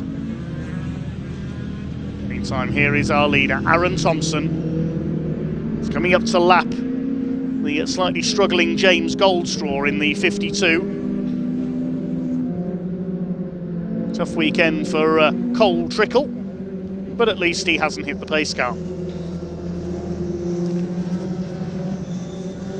Cooper still second, then Hadfield, Brockhurst, there's Willis. See them sliding on the edge of grip around centre corner. Past Mel Collins' stranded truck on the infield. Michael Smith being lapped there as well in his rather hobbled machine. He's about 3 or 4 laps down now. Just trying to keep going to pick up some points. No pun intended that time.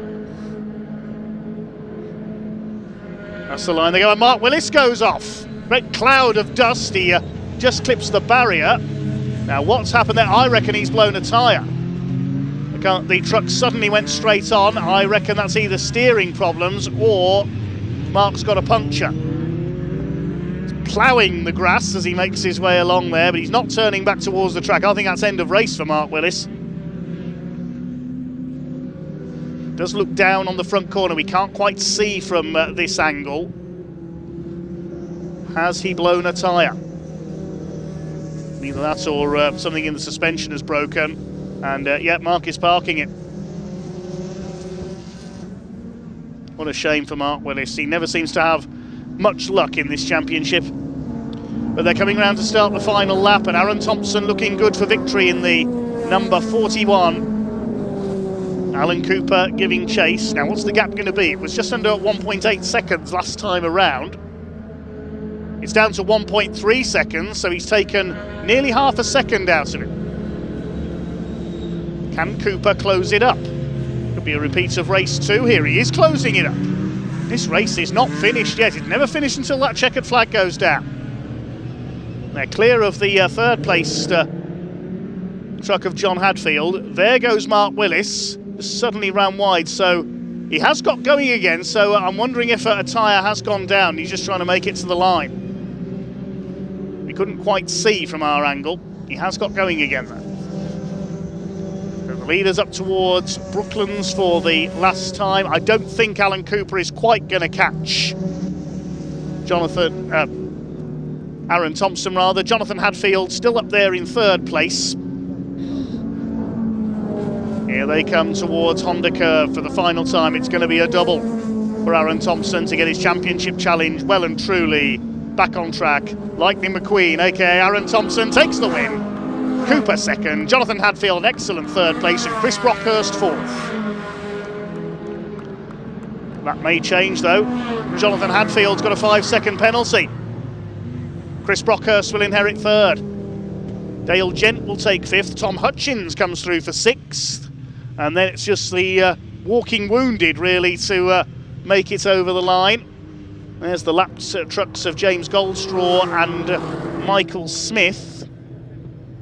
A few problems for them in that one. Michael Smith spending a couple of laps in the pits. Just waiting to see if Mark Willis will make it home now. We don't know for certain what the problem was for Mark.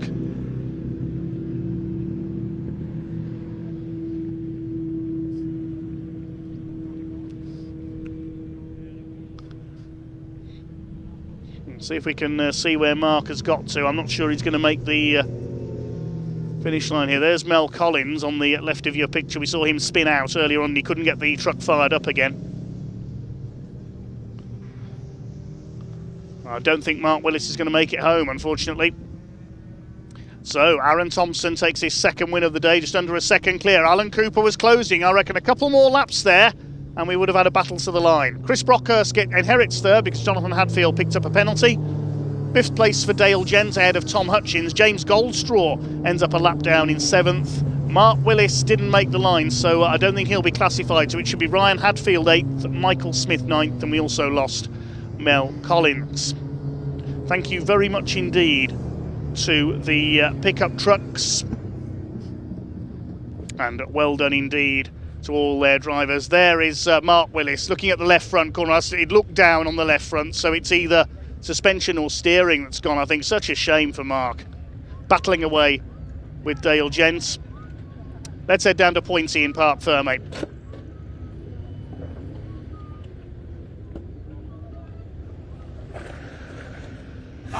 Oh, there we go, the last race of the pickups for the weekend. Oh, he gets the board and everything. Aaron Thompson, another fantastic drive all the way from the back. Alan Cooper takes the second place, but in third place Chris Brockhurst, he's going to be super happy with that. Out he gets with his signature celebration, of course. Aaron Thompson climbing out. Unbelievable. Let's get them with the helmets off. It is hot out here. I can only imagine how hot it is in those trucks. What's really depressing is I'm going Gran Canaria on Wednesday with a wife and kids, and it's cooler there than it is here. You know?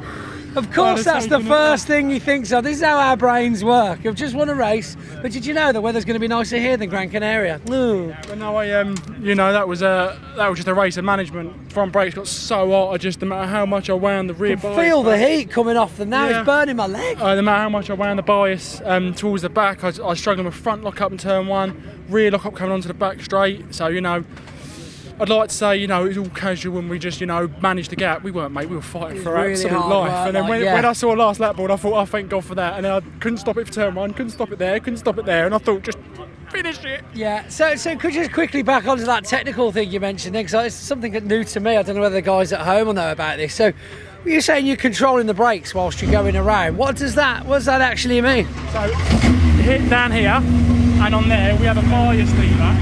Okay. So you can adjust the imagine when you press the brake, it's on a pivot. So you can literally, when you hit the brake, it sends more pressure to the front or rear. So depending on how you want the balance of the car to change or what you're struggling with lock-up wise, you use that to help. So it was helping me. Whilst you're going around? Yeah. Oh, well, there, see, you're learning new things all the time. Alan Cooper will get you.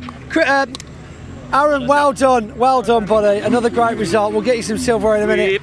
No, stop it. Shut the blooming. Just try holding it at the top, and then it won't empty it on which one it is. So difficult. Which end do I drink from? I can point and squirt, but I can't open the bottle. Don't want to know. Oh my goodness me.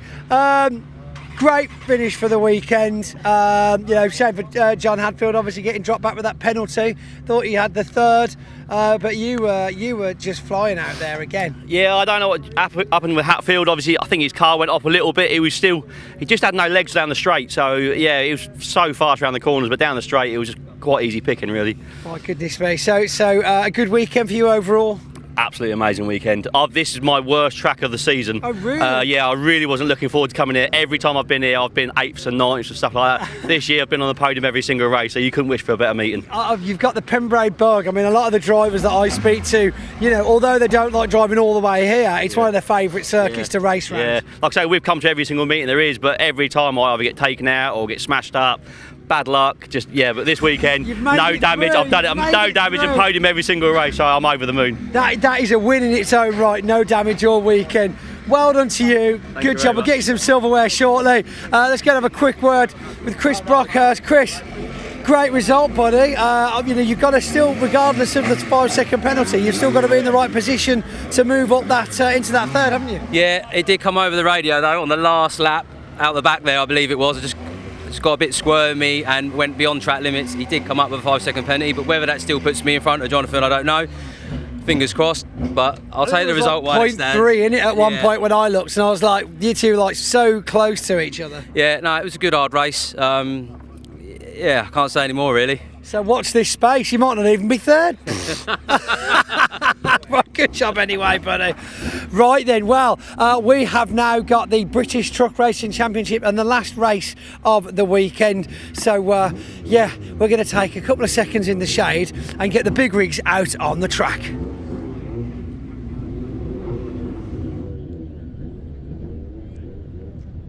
Thanks very much, Pointy. Yes, it'll be a little bit longer than a couple of seconds. We've got to recover Mark Willis's pickup truck, but I can see the pace truck on the move just behind it, leading out our last race of the weekend. Big thanks to all of you for watching on here at Pembrey. Of course, yesterday we paid tributes to a long-time British truck racer who was sadly lost to us recently, Paul McCumiskey, aka Paddy Mac as everyone knew him. Raced in British and European truck racing for many years, including in the famous Silcolini RF, the ex-Willie Green truck, and more recently in a Volvo that is now in the hands of Simon Cole's family. We had a big rev up and a sounding of the air horns ahead of race 2 yesterday. very fitting tribute to Paddy Mack, and he will be immensely missed by everyone in the British truck racing paddock. I believe his last win was here at Pembrey in Division 2 a few years ago. We'll miss you, Paddy. But the trucks coming out onto track for their last race of the weekend. It's been a pretty mad weekend here in Wales, to say the least. It will be Tom O'Rourke on pole position, because race 3, the results of that forming the grid for this one, with the top 8 once again reversed. So we've got Tom O'Rourke and John Bowler on the front row this time. A measure of how entertaining, shall we say, the weekend has been is the amount of bodywork missing from the front end of these trucks. So O'Rourke and Bowler on the front row of the grid. The second row, it'll be Terry Gibbon with Nathan Smith alongside. And David Jenkins and Craig Reed on row 3 with Stuart Oliver and Stephen Powell on row 4, fresh from his win earlier on today, second win of the season for Stephen. Then we've got the first of the Division 2. Jake Evans and Callum Easton are on row 5. Row 6 is John Powell and Bradley Harvey. Row 7, Sammy Oyanen and Archie Handy. The 8th row, hopefully Simon Cole is there. Neil Yates will start towards the back of the grid. There he is. Michael Oliver will start on the back row with a grid penalty from the collision he caused earlier on. There he is. And Warren Harvey, as a novice, if he's out there, will start at the back, but I can see Warren's truck in the paddock there and it's not moving, so I think his engine failed earlier on. We didn't see him out in race 4. We didn't see Simon Cole either, so I don't think we'll see those two on the grid.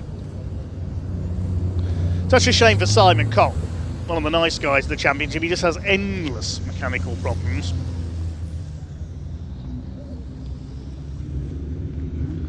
Mark Willis's truck is able to head back to the paddock under its own steam. The rest of the pickups just heading off track as well. We'll get the marshals into position, and then it will be time for our last truck race of the weekend. Confirmation of the grid then. Tom O'Rourke in the International Navistar on pole, looking for his first win in a couple of years. John Bowler will start alongside him, winner of race 1 this weekend. Terry Gibbon, a winner earlier on in Ricky Collett's truck. Nathan Smith, winner of race 2 yesterday. David Jenkins, last one at Thruxton, he's on row 3. Craig Reed had a win at Brands Hatch at the start of the year. They make up row 3. Stuart Oliver's had a couple of wins this year.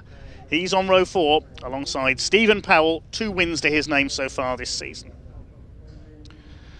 Moving on back on the 5th row, we've got the dominator of Division 2 this weekend, Jake Evans. Looking to see if there's been any amendments to any of the results from earlier this weekend. There were a few 5-second penalties for track limits handed out in race 4. So a lot of trucks penalised there. Let's jumbled the results a little bit. Jake Evans was one of them, so he lost the win in Division 2 there. So 3 wins for Jake Evans, 1 for Callum Easton so far. They're alongside each other. John Powell and Bradley Harvey on row 6. Sammy Oyanen's Mercedes alongside Archie Handy on row 7. We don't have Simon Cole. We do have Neil Yates. And at the back of the field, it's Michael Oliver. 5-place grid penalty for him for causing a collision when he went into the back of Neil Yates.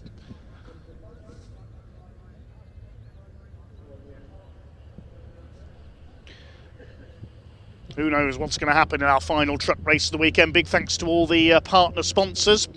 GT Tyres, MB Energy, Sylvie Fleet Management, Freyhouse Trailers, MV Commercial, Total Care Workshop Equipment, BWOC Fuels, suppliers of the HVO Fuels, the Championship, Dines Recovery, Commercial Motor, Rydam Universal, suppliers of wheels, LTS Global Solutions, Milwaukee Tools, and Fleet Safe AI.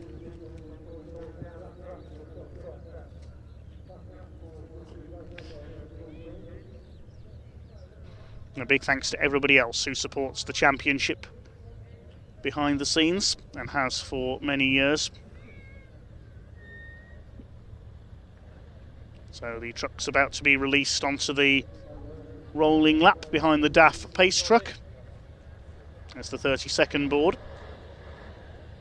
That means that within 30 seconds we'll get the green flag lap underway. Green flag is shown. And for one last time this weekend, the convoy is rolling. I'm not going to sing the song, don't worry. Thanks again for all your comments coming in.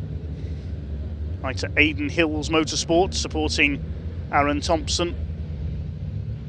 Toby Pentney says, shout out to Ian and Pointy. Thanks for the contribution. Kieran Brisley cheering on Callum Eason.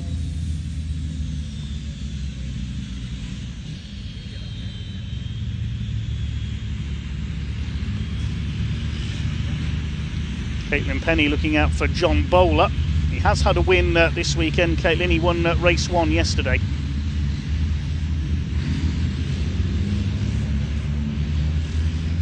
And Swifty supporting John Bowler as well. He could be one to watch here from the front row of the grid.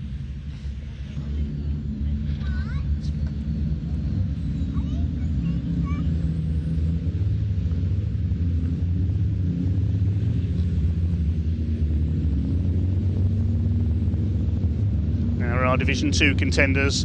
Jake Evans going for his 4th win of the weekend, Callum Eason for his 2nd, John Powell out to stop them. Archie Handy would just like to get a race finish, I think. A frustrating weekend for the Iveco young gun. Can Tom O'Rourke hang on for his 1st win of the season? Could Terry Gibbon surprise us again? He dominated race 4 as everybody else fell over each other behind. What about Nathan Smith? There's about 8 potential winners on this grid, at least.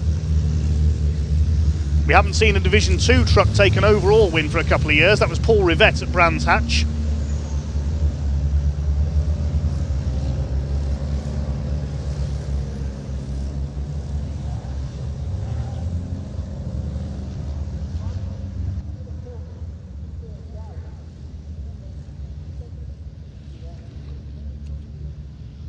And a big thanks to Swansea and also to Caitlin for your kind comments re our commentary this weekend. We try our best.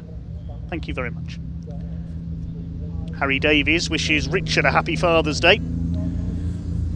Aaron says Smith or Jenkins for the win. Yeah.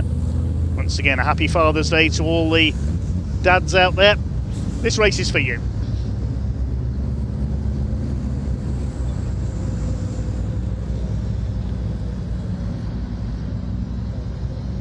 Here we go. Pace truck has not pulled into pit lane. Are we going round again? Yes, we're not going this time. Pace truck still on track. Somebody stopped on the green flag lap. Looking towards the back of the grid. I don't think we've lost anybody. So the clerk of the course not happy that time around.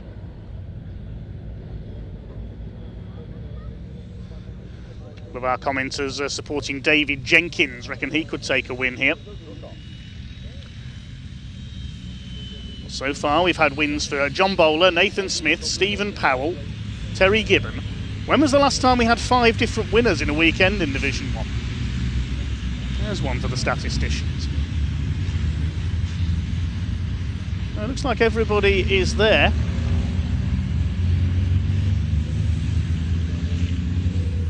Charlie and her horses says Jake Evans the one to beat in Division 2. I would agree with you, Charlie.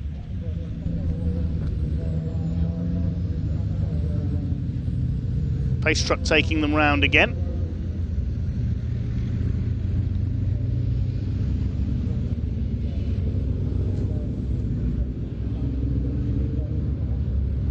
Nothing from race control to say why they're going round again.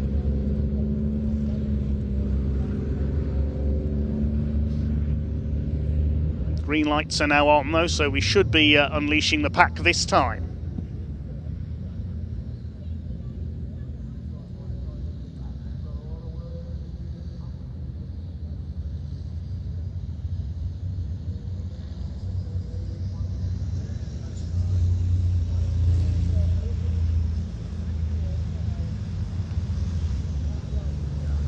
Watch out for fireworks from the back. There's Michael Oliver and his old adversary Neil Yates. Fair play to the teams in the paddock as well. They've kept just about all of the trucks, bar a couple, going all weekend. It takes a lot of work on these trucks and a lot of money as well. So, is the pack going to be unleashed this time? Looks like lights have gone out on the pace truck. Should swing into pit lane. Tom O'Rourke and John Bowler leading them round. Revs now starting to rise. Looks like we're going for it this time. Pace truck is in pit lane. Here we go then, with the last race of the weekend. Round 15 of the British Truck Racing Championship of 2026 here at Convoy Cymru in South Wales. Red lights are on the gantry. This is going to be an absolute belter. Revs are up. Watch the lights. And here we go. O'Rourke and Bowler to lead them away. Nathan Smith tries to sneak down the outside. John Bowler's having none of it. He'll try and get ahead of Tom O'Rourke into the first corner, but they're absolutely level into Hatchett's hairpin for the first time. Nathan Smith trying to get around the outside. They're pretty much holding formation at the moment until they get out of the hairpin. They've all got round. Michael Oliver's made up one place already ahead of Archie Handy. Trying to go 3 wide into Spitfires with Sammy Oyen, and that won't work. O'Rourke's held the lead ahead of Bowler, Gibbon, Smith, then Jenkins, then Stuart Oliver, Stephen Powell and Craig Reed leaning on each other a little further back as they head over the crossing for the first time. It's out into the back of the circuit, and Tom O'Rourke in the International Navistar has just about held his advantage over John Bowler. Gibbon in third place, then Nathan Smith. Jake Evans leads Callum Eason in Division 2 in the Battle of the MANs. Up towards Brooklands for the first time. John Powell third in Division 2 ahead of Bradley Harvey. John Bowler trying to attack for the lead as they go down Speedway straights. Third place in the Ricky Collett MAN is Terry Gibbon. Then it's Nathan Smith in the number 11 up to Honda Curve, where he tangled with Callum Eason yesterday. It's Jenkins, Stuart Oliver, Reed, Powell. Tom O'Rourke has held his lead for around the first lap, but he's under immense pressure here from John Bowler in the number 14. A lock up there from Nathan Smith on the inside, trying to take Terry Gibbon for third place, and he's done it. Nathan Smith is one of the stars of the weekend for me. He has driven brilliantly just about all weekend. Bit of push and shove there. Stephen Powell having a go at Craig Reed's Iveco again. It's Tom O'Rourke, who has just about held his lead there. There's a yellow out in the background there. Has somebody gone off? I couldn't quite see. There's the battle for the lead in Division 2. Callum Eason's run wide. Keeps his foot in though and holds that second place. Still your leader is Tom O'Rourke, only just in the International Navistar ahead of the column of MANs and then the Volvo with Stuart Oliver. There's the Division 2 battle. 2 MANs and a DAF, the top 3. And towards the end of the second lap, Michael Oliver had already gained 4 places. Watch for him coming through from the back of the grid after his earlier penalty. John Bowler was up on the outside there of Tom O'Rourke. Now he's going to lunge back to the inside and try and take the lead of the race into the hairpin. No, he doesn't. O'Rourke, he's a very good defensive driver, the Scotsman.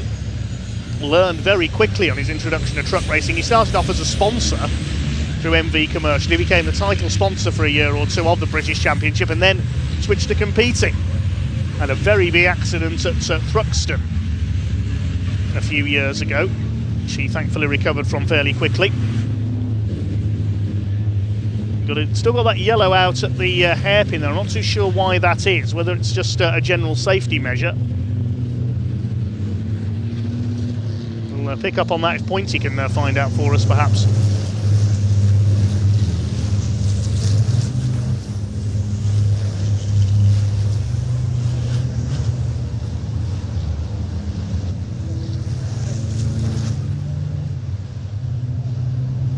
Down Speedway straight they go once again. O'Rourke still holding off John Bowler and Nathan Smith. End of lap 3. Terry Gibbon staying with them. Then there's a small gap. David Jenkins has lost out to Stuart Oliver. So Oliver up into P5, and there's Michael Oliver making his way towards the front now as well. Again, O'Rourke moves to cover halfway down the straight. This is good defensive driving. Don't know whether the yellow is out there on the first part of the lap, just perhaps as a safety measure. We haven't been told anything officially. You can see the yellow lights there and then the green as they get to Debeni. Not so sure why that is. Craig Reed under fire from Stephen Powell. We saw them clash on the opening lap.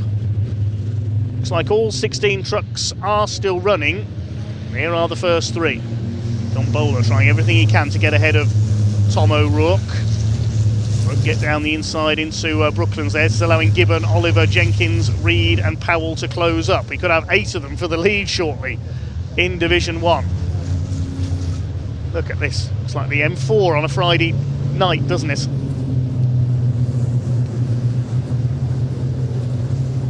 Jake Evans still leads Division 2. It's Michael Oliver behind him. He's almost cut his way through all the Division 2 trucks now and up to challenge the Division 1 leaders. A little bit of smoke there out of the back of the number 10. Again, Tom O'Rourke defends into the hairpin. Now, we saw Nathan Smith make a move on the second lap at this point on the circuit. I'm not sure if the yellow was out there. If it was, Nathan could face a penalty for that if he's overtaken under a yellow. Keep an eye on that after the race. That's Jake Evans. He has been certainly had the legs of his Division 2 rivals this weekend. Been off playing with the Division 1 trucks. They head towards Brooklands once again. Still Tom O'Rourke hanging on for dear life. I'm reminded of when they used to have separate grids in Divisions 1 and 2 a few years ago. I was in the PA commentary box at Pembrey on one occasion, and Adam Bint managed to hold off all his rivals in a huge pack like this for the whole race and take the win in his old Volvo white. The crowd absolutely loved it. Archie Handy's been into the pits. He's rejoined. Still problems for the Iveco. John Bowler tries another run again. Tom O'Rourke is wise to it. Same pattern every time.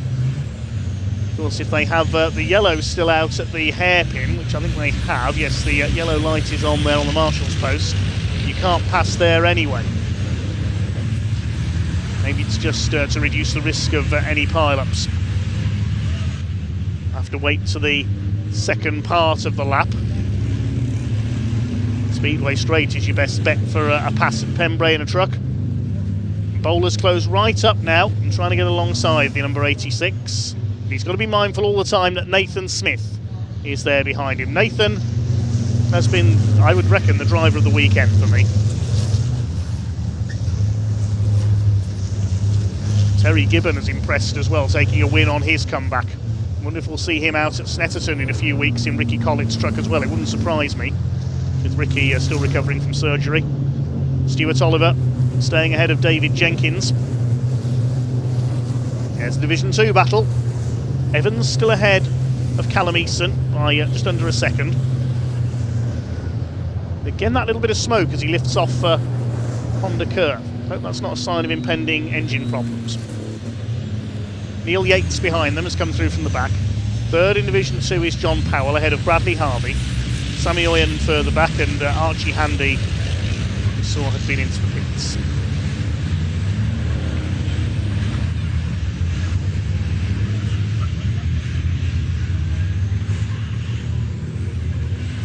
Yes, one of our commenters, you're absolutely right there, tree fella. The M4 doesn't move that quickly. It certainly never has when I've driven on it. Here comes Stuart Oliver, having a go at Terry Gibbon. Terry loving this, being back in the championship, but Oliver's put himself on the outside there, and David Jenkins doesn't need asking twice. He's up the inside at Brooklands. Excuse me, says David Jenkins. Oliver goes onto the grass. Through goes Craig Reed as well. It's not been a very happy weekend for Stuart Oliver, it has to be said. Stephen Powell's got through there as well. Yes, the Olivers have been shuffled back here to the back of the Division 1 pack, and moving across there with Archie Handy ahead of them here. The Division 1 trucks go up the inside. Archie gets out of the way, lets them through.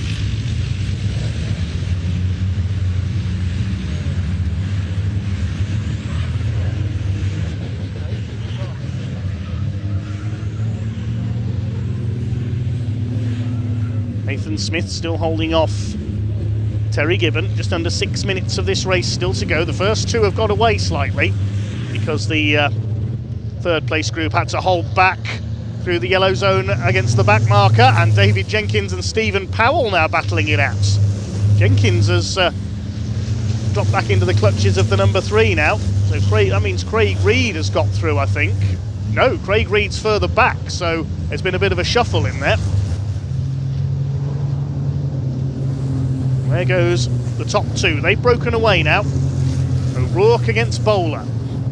John Bowler will be free to attack O'Rourke for the lead. There's Nathan Smith still holding on to third place. Bowler goes to the inside, but of course if he attacks down the straight, he's got to get the move done before they hit this yellow flag zone on the first corner. He's not done so. It's very difficult to get a move done out of the hairpin and before you, out of the last corner and before you hit the hairpin, I should say.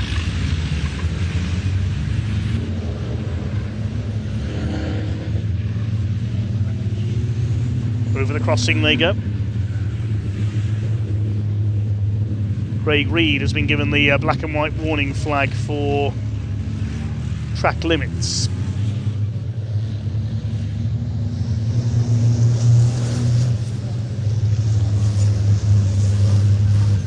So he must have gone off somewhere. It's going to be getting hotter as the day goes on here at Pembrey. Even I'm flagging in this heat, so I do apologise. Drivers aren't flagging though. John Powell kicks the tail out there, coming out of Brooklands. Here comes Neil Yates. He's making his way through the Division 1 trucks. You have to feel for Neil. He was so close to a possible first win in race 3.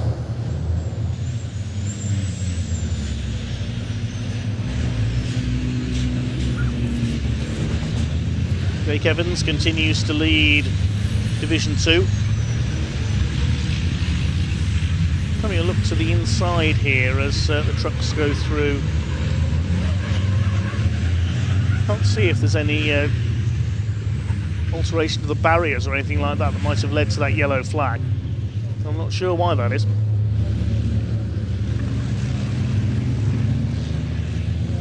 Still your leader is Tom O'Rourke, looking for his first win of the season.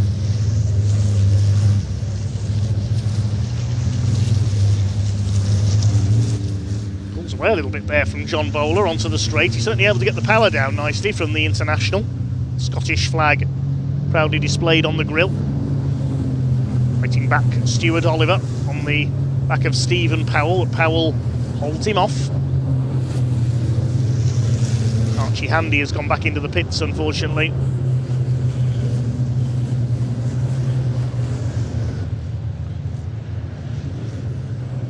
Back towards the Division 2 fight, still Evans ahead. Stuart Oliver weaving about on the back of the number 3 of Stephen Powell.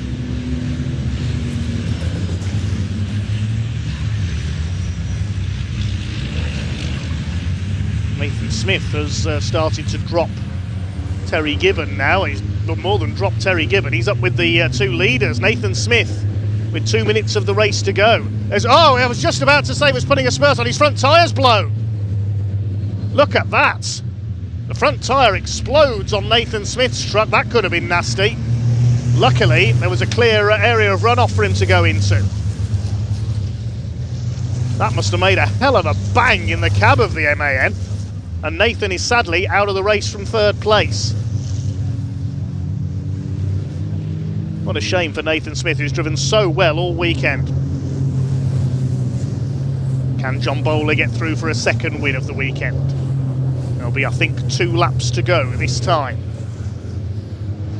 O'Rourke from Bowler, Gibbon in third place, David Jenkins back up into fourth. Now John Bowler's got a run, has he? No, again. O'Rourke moves across, he's done that every lap. Great defensive driving from Tom O'Rourke. Through the hairpin. Now Terry Gibbon's going to try and close up as well. And David Jenkins. It's just between these 4 now. They're clear of Stephen Powell in 5th place. But that's such a shame for Nathan Smith. He was just getting into position to challenge John Bowler for 2nd place, and then bang went his front tyre.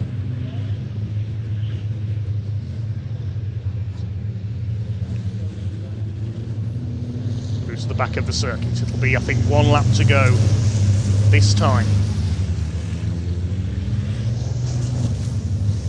Into the pit lane comes Bradley Harvey. Problems for him. It's not been a happy weekend for the Harveys.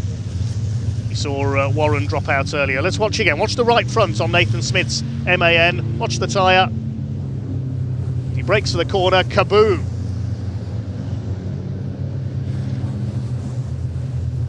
Nathan Smith heads back to the pits for a new tyre, and I expect a change of underwear as well after that one. Into the last lap we go. The clock has just counted down to 0, and it is going to be 4 for the lead on the last lap. Look at this. John Bowler's ready to attack. Tom O'Rourke still leads. But Terry Gibbon and David Jenkins are getting closer and closer.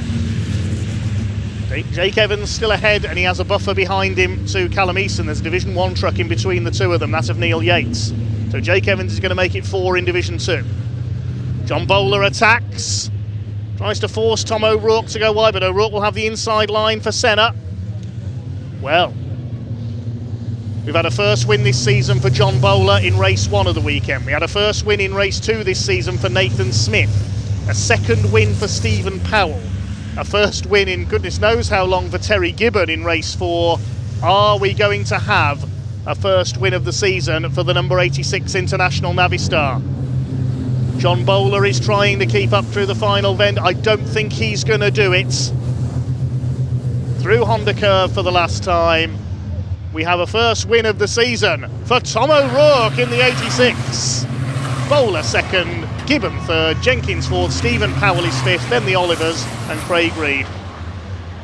And in Division 2, it's a 4th win out of 5 this weekend for Jake Evans. I'd say he's on course for the title already. Neil Yates is next home, then Callum Eason, John Powell, Sammy Oyen, and I think will be the final finish because we lost Nathan Smith and Bradley Harvey. There's Sammy in his new Mercedes. We lost Archie Handy into the pits as well.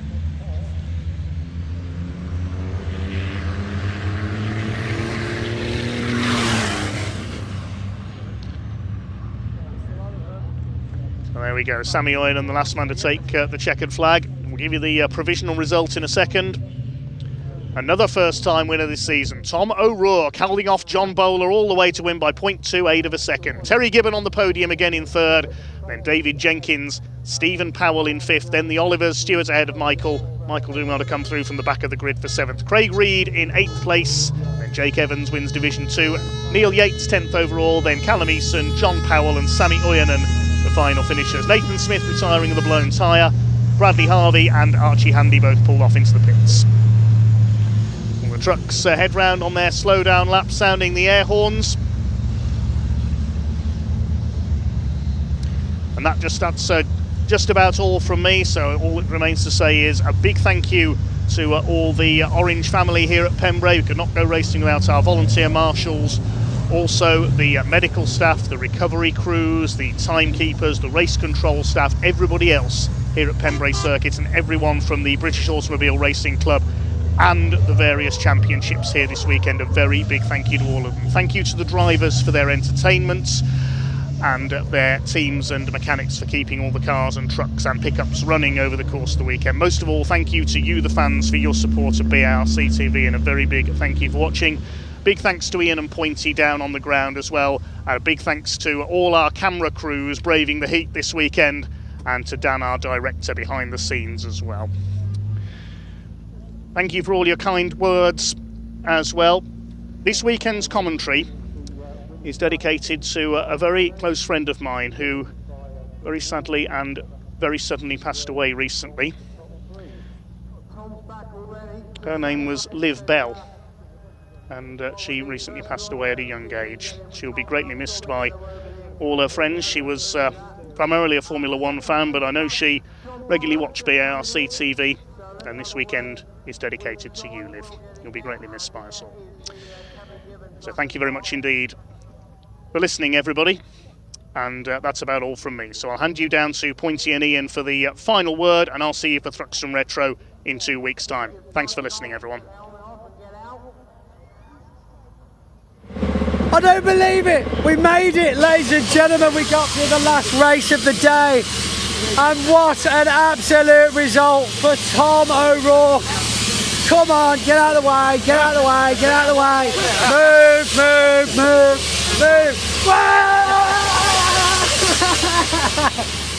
Get in there. Oh my God, the widest truck on the track. Oh, was it? Pulling forward with every corner. I tell you what, every time we thought John was going to take it, you just pulled away from him, blocked the door. That was brilliant. How do you feel? That's got to put a smile on you. I can see it's put a smile on your face. Oh God, we've had a lot of bad luck at this. You know, bad start to the season, blown up engines. So, got a new Petrofit engine, and sweet as a nut. Just taking a wee bit of adjustment, but no, really good. Can we just leave it how it is now? Oh, we're not going to touch it, Don't touch it. Just clean it, put water in it. 100%. Don't you worry about that. Yeah. No, really good. Fantastic. So there's going to be a bit of a celebration back at the tent. I mean, is this your first pole for the year? Yeah, it's our first pole, and we've got a brand new team, all guys that work for us. And thanks very much. Good job. John Bowler, of course, putting you under pressure the whole time. He did. But no, it's quite a difficult circuit to pass Pembrey. So we're just a wee bit down in power. We're about half a second off the pace, but we'll get there. You know, we're getting there. I mean, we're talking about a first place finish. Yeah, thanks very much. No, good. Well said. Well done, Tom O'Rourke. MV Commercial and Fruhoff, of course, one of the championship partners and sponsors, as well as a fantastic company. The other side of Hadrian's Wall, obviously. Terry Gibb and John, let's get you two guys together. Don't go too far. Hello, Terry. Well done. Incredible race. My goodness. I mean, first of all, you were effectively battling Tom the entire way through. You were behind what could have been a pretty serious incident when Nathan Smith's front tyre exploded. I mean, is that what happened? Yeah, literally just, you were under pressure, all of a sudden, boom, bits of fiberglass and tyre fly everywhere. And then that's it, you went sailing past really. So, John, what a battle. Tom O'Rourke, you just couldn't seem to find the gap. That's it, I mean, it was challenging with the first corner with a full red. So every lap was just a bit of a knock on, but real good racing from Tom. Clean racing, and yeah, dead happy with that. Second place. All going home with all our panels from this last race, yes? Yeah, well, nearly all of them. And another trophy for you this weekend. What a way to finish your first weekend racing for quite some time. Yeah, it's been a cracking weekend. I've got to thank the team, they've done a fantastic job. So I've been making some changes to the truck, and they've just done everything that's needed to be done, so full team effort. And of course, this is to remember that it's your engine in there, isn't it? There's some bits that you've done, work you've done on it. Yeah, it's my engine, so it's just nice to make sure it's still working properly and making good power. Absolutely, well, certainly making the power in the top three twice this weekend. John, Terry, shake my hands. Very well done, gents. Incredible drive. What a way to end the weekend, Ian.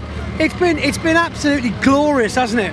It's been very hot, hasn't it? And I just want to say, as ever, we have a team of people this weekend who spend the entire 2 days stood in various places in the baking heat. They have no breaks at all. So can I just say a massive thank you to the team of people. The marshals, first of all, what a job, and recovery teams. They've had a bit to do at times, haven't they, this weekend? As well. I'm just narrating. Oh, okay.